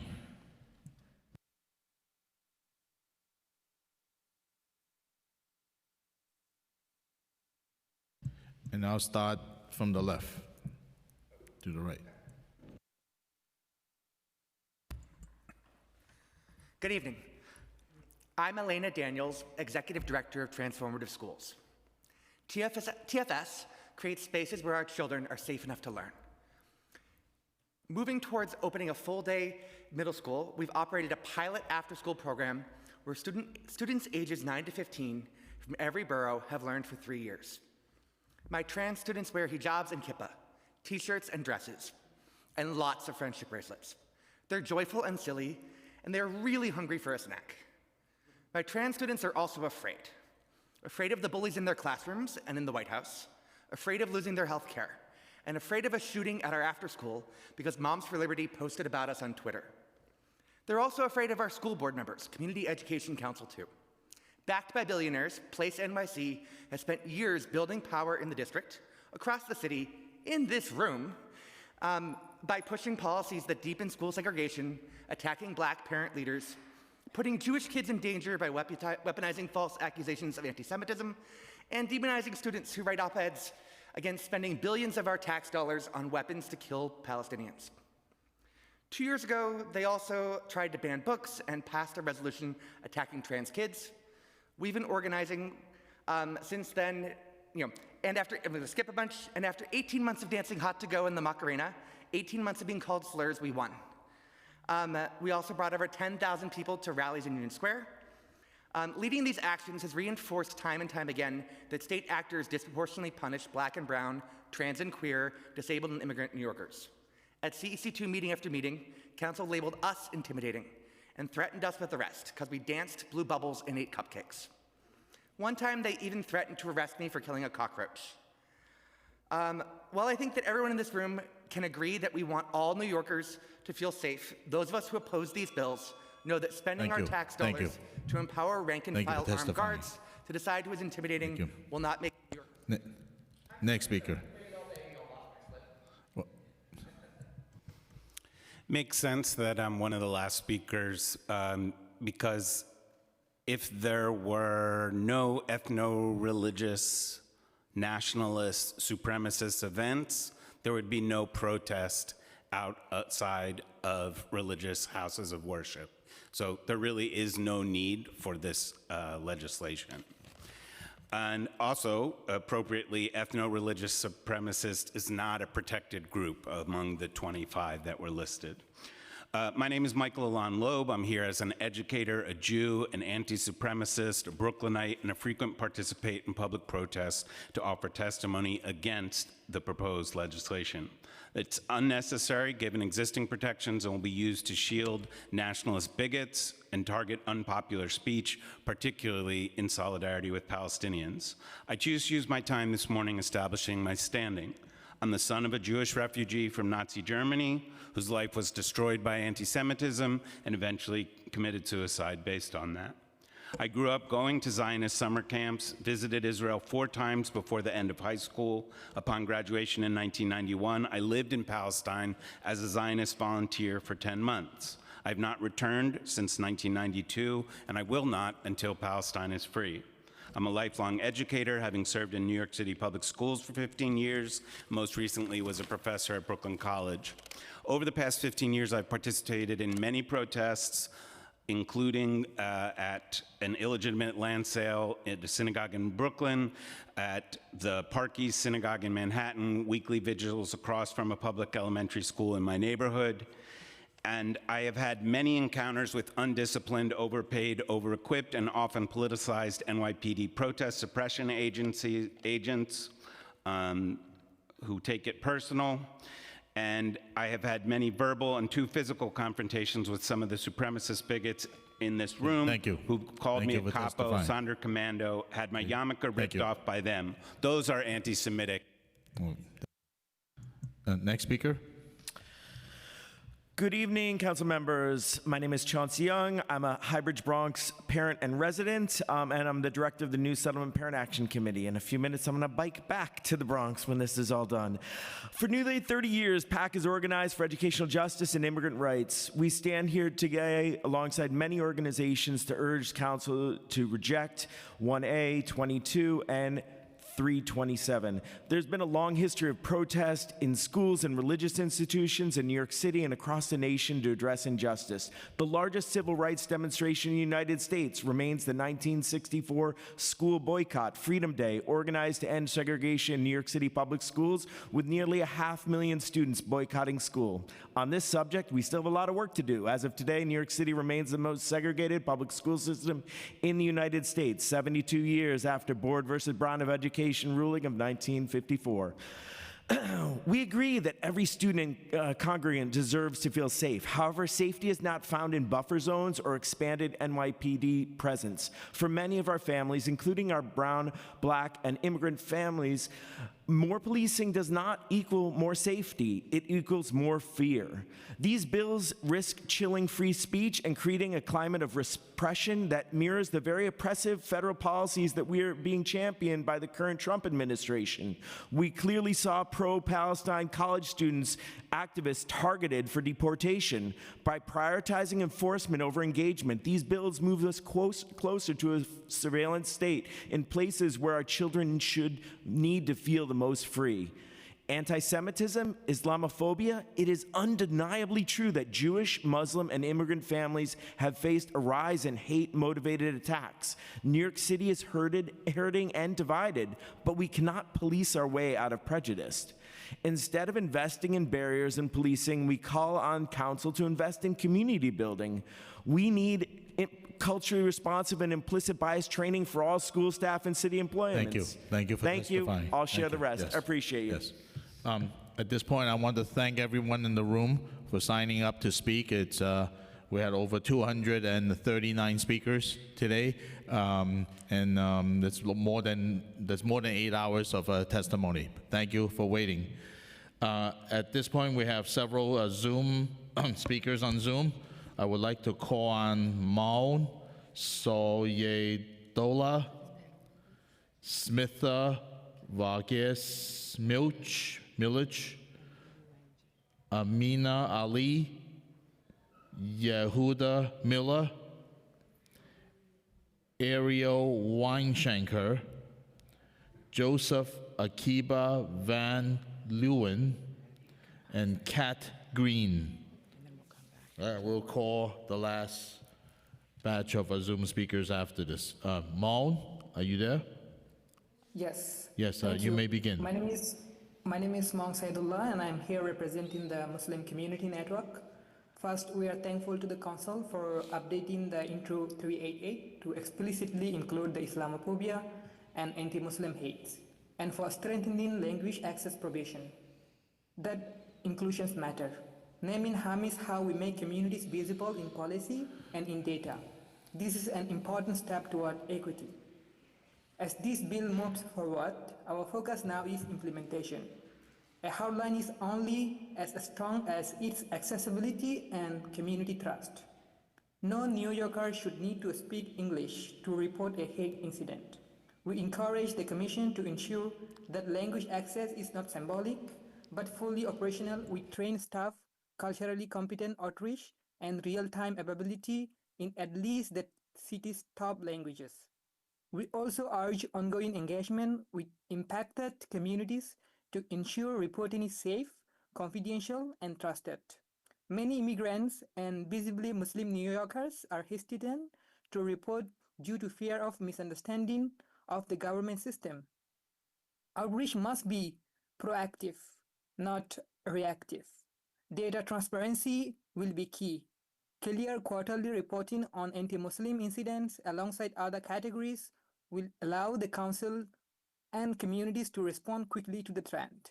We appreciate the leadership shown here today. With a strong implementation, Intro 388 can become a model for equitable hate reporting. Thank you. Thank you. Smitha, Varghese, Milich. Hi, good night. You may begin. My name is Smith. I'm a Queens resident. So it's been really unsettling watching so many majority white people today testify and leave out the actual reason why New Yorkers were aggressively protesting outside both synagogues. We found out it was illegal settlements, and it's also unsettling seeing grown-ass white men talking about fairy tale kings as justification to illegally sell land. How embarrassing. The Speaker's bill in particular covers all religious places to combat all forms of hate, yet today the only death toll that was cited by council members was the over 1,200 Israelis who were killed on October 7th, 3 years ago. The white woman named Karen, just before me, talked about dignity. Dignity for whom, Karen? Nothing has been said today about the more than 70,000 Palestinians who have been killed since October 7th. Today, the new council leadership is overwhelmingly proving what we've seen across this country, this alignment with MAGA that has someone like Vicky Palladino sponsoring your bills. We're seeing how Zionist feelings and comfort levels are more important than Palestinian lives. I'll also add that you have Irina Vernikov on there, on the bills, who's the same grown-ass woman who cowardly brought a gun to a college campus to intimidate students protesting the genocide. How pathetic. Of course, we do not support anti-Semitism. No one should hit you or touch you on your way to worship. But if your place of worship is hosting racist, violent, illegal activity, you lose the moral ground. Your mental peace is not our priority. Your discomfort pales in comparison to the actual modern-day Holocaust that the rest of the world is seeing in Gaza.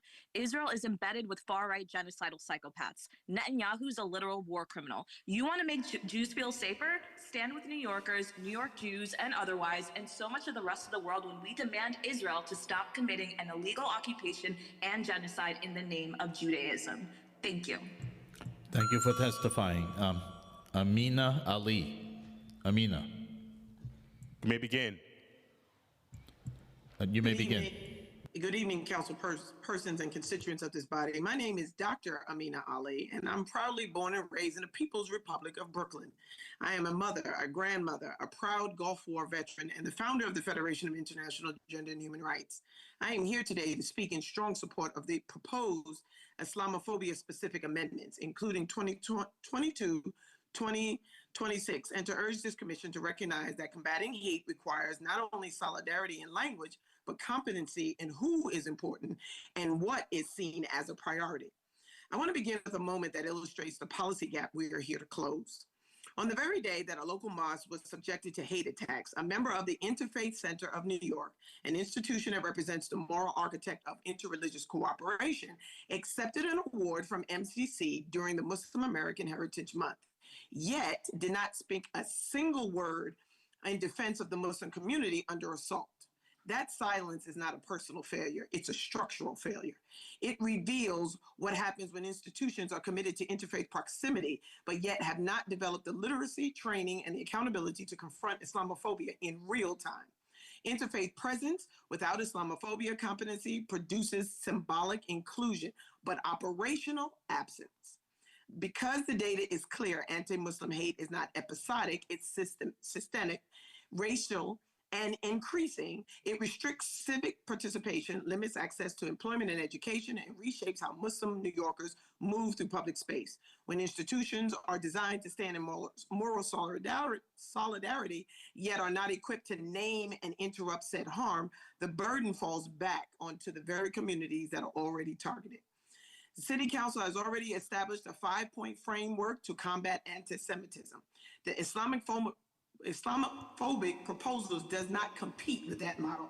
It actually completes the very promise of equity. Time's expired. Thank you. Thank you for testifying. Yehuda Miller? You may begin. Yeah, hi. I know it's late, so I'll be very brief. I'll try to be under the 2 minutes. First, I would like to say that I would like to testify in support of the package to combat hate, in particular the proposal to create a buffer zone around houses of worship. I want to thank the council for considering this proposal and for your support in these very challenging times for the Jewish community at large, and in particular the Orthodox Jewish community, who are visibly Jewish and therefore obviously more vulnerable.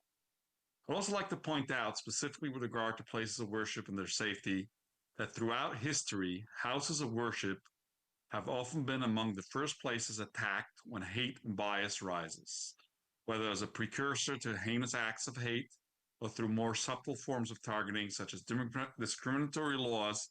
Religious institutions have repeatedly been singled out when hostility rises.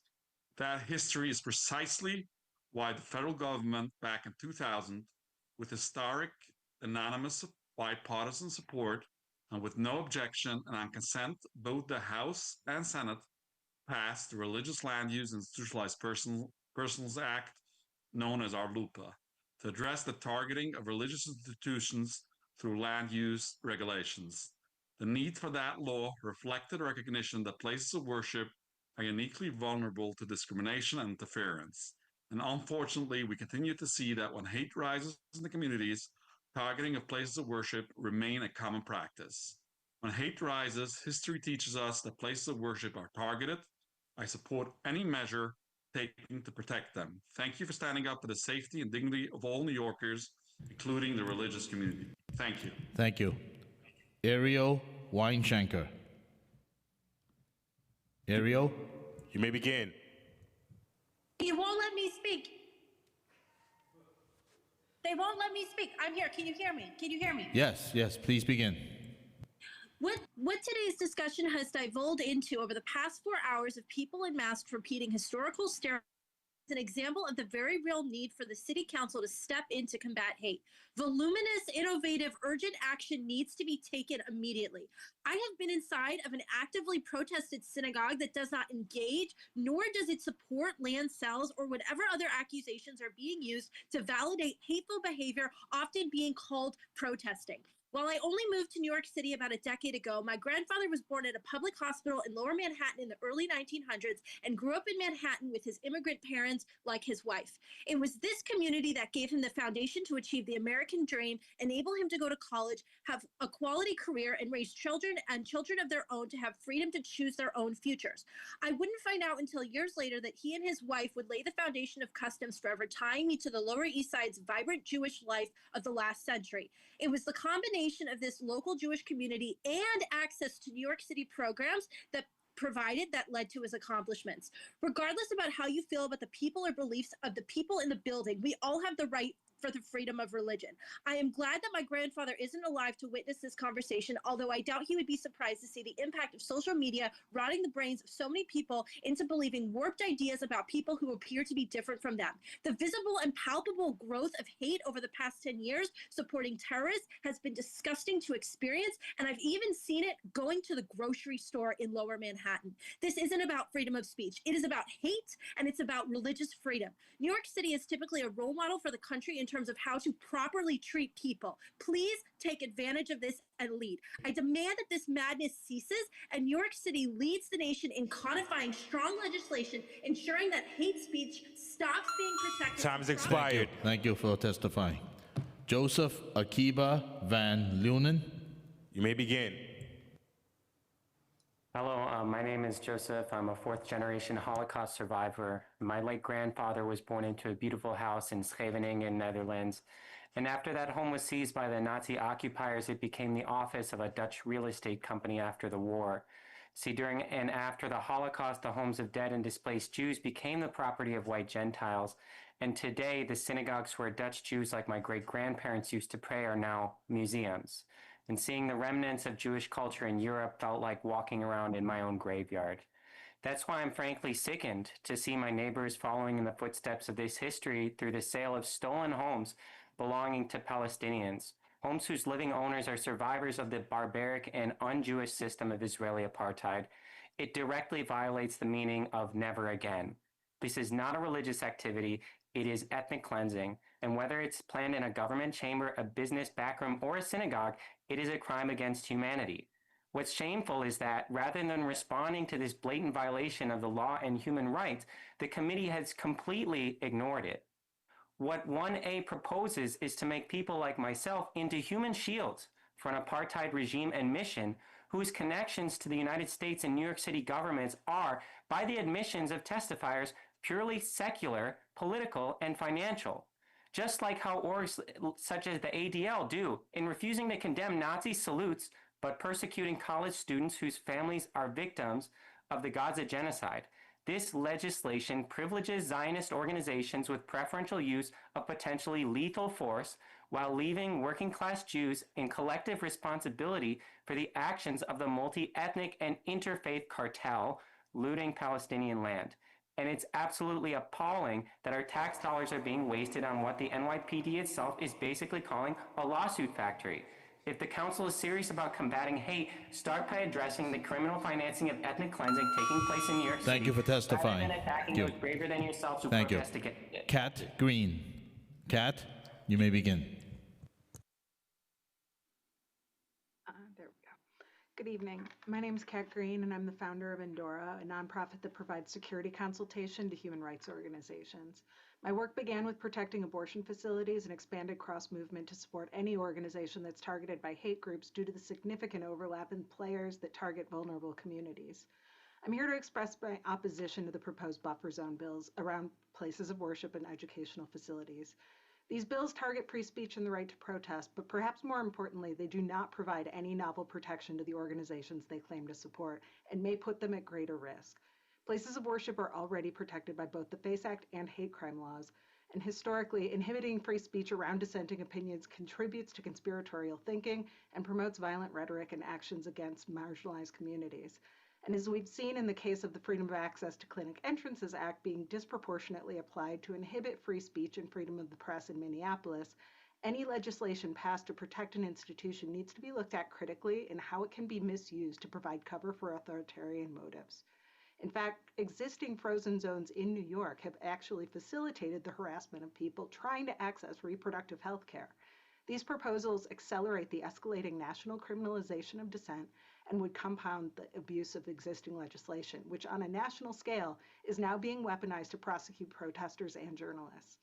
In 2021, ACLED released a study that showed despite equal levels of peaceful protest activity, demonstrations in states pursuing new legislation restricting protest already face higher levels of police intervention and force relative to other states. The study also flagged concerns that legislation might be aimed at suppressing racial justice activism. There's already documented and widespread use of excessive force and uneven application of the law by law enforcement against protesters, and it's a fair assumption that any new legislation would not be applied evenly. I urge all City Council members to vote against these bills. Thank you for testifying.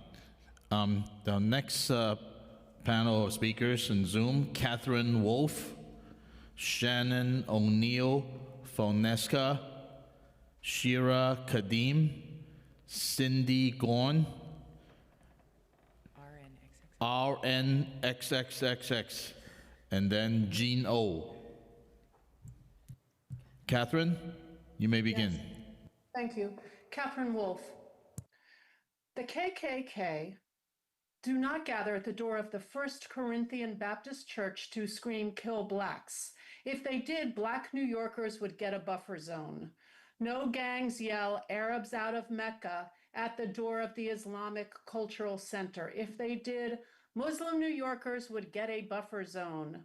But as Jewish New Yorkers try to reach the doors of our synagogues, we must run the gauntlet of mobs screaming for our death and destruction. Give us a buffer zone. This bill makes officials more accountable if they don't.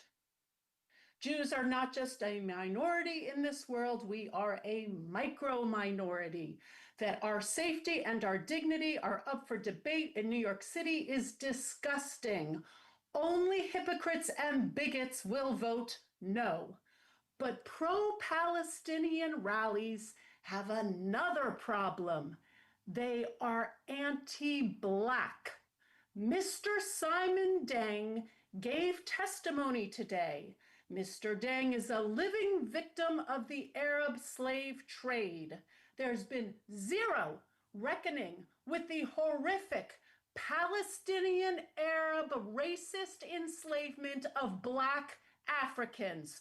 Justice now for Jews and also for Blacks like Mr. Deng. Vote yes and go to abeed.org, ABEED.org. Thank you. Thank you for testifying. Shannon O'Neill for NESCA. Shannon, you may begin.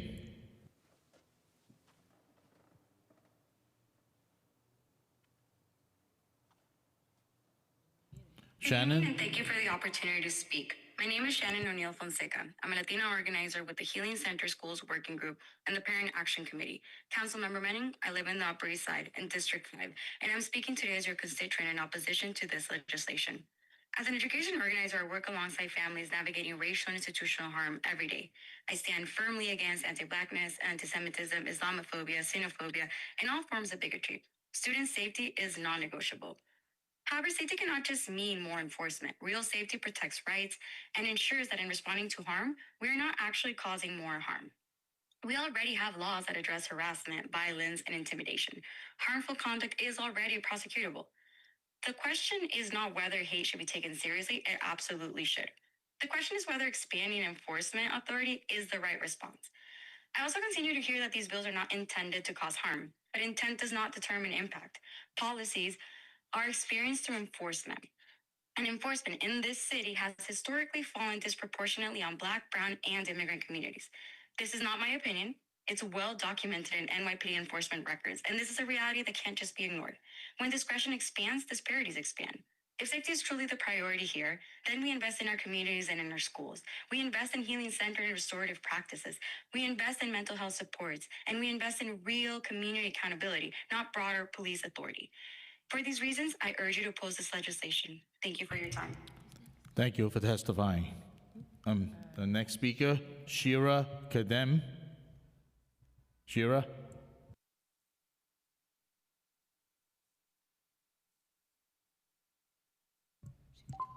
Hello? Yes, you may begin. Thank you. Okay. Sorry, just 1 second. Thank you. It's been a long evening. To all concerned parties, my name is Shira Felberbaum Kedem, and I want to thank you for providing me with this brief opportunity to address you all. I'm first and foremost a lifelong New Yorker. I was born and raised on the Upper East Side. My parents, grandparents, and great-grandparents were all born and raised in New York City. I'm also a proud Jewish American and active member in a wide range of congregations and other forms of New York City-based Jewish life. I'm speaking here now to share my wholehearted support for the proposed buffer bill, which seeks to ensure the safety of people taking part in houses of worship and schooling, irrespective of one's beliefs and background. I'm speaking here now exclusively as an individual and not in the capacity of any of the specific organizations I'm affiliated with. However, it's noteworthy that I previously worked for a number of years as a synagogue consultant for 6 distinct congregations in the 3 boroughs across multiple denominations. I currently work as a licensed social worker supporting those living with dementia and their care partners, and in this capacity, I routinely engage in Jewish outreach, which brings me into Jewish into multiple Jewish organizations to speak and facilitate meaningful conversations. My connection to the proposed legislation is deeply personal. Park East Synagogue, the Schuler congregation already discussed multiple times this evening, is the synagogue my husband, daughter, and I walk to, pray in, learn by, and socialize at just about every Shabbat throughout the year. Additionally, my daughter is a student at a local Jewish day school.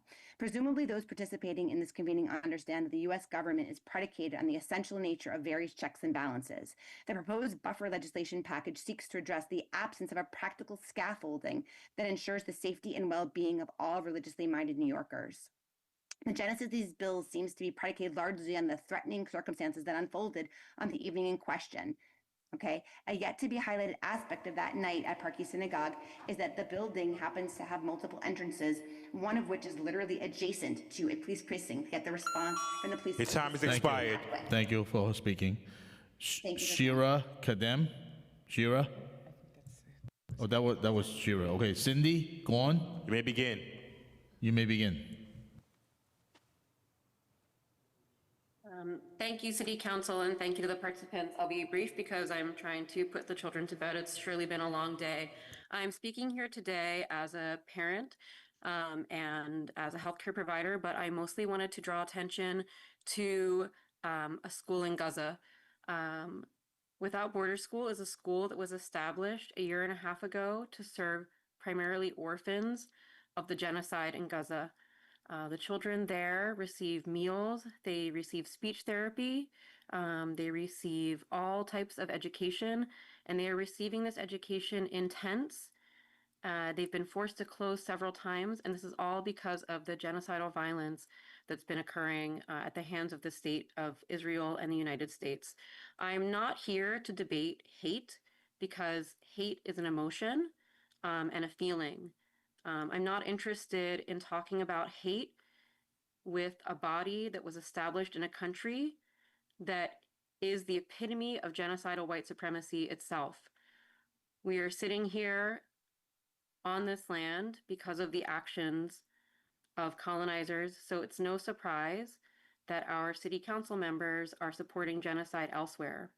However, I do think it's our duty to act as best that we can, both in the system and outside of it, to protect our children and especially to protect people who are targeted by the actual literal violence and death and murder that is existent by the NYPD, the prison system, and by overseas genocides occurring in several countries in the world at the hands of the United States.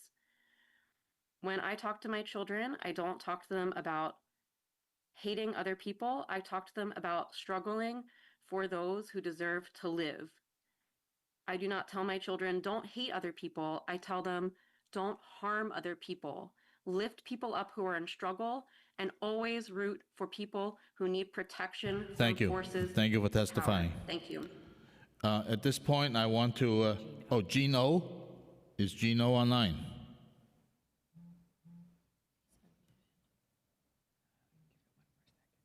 You are unmuted, Gene.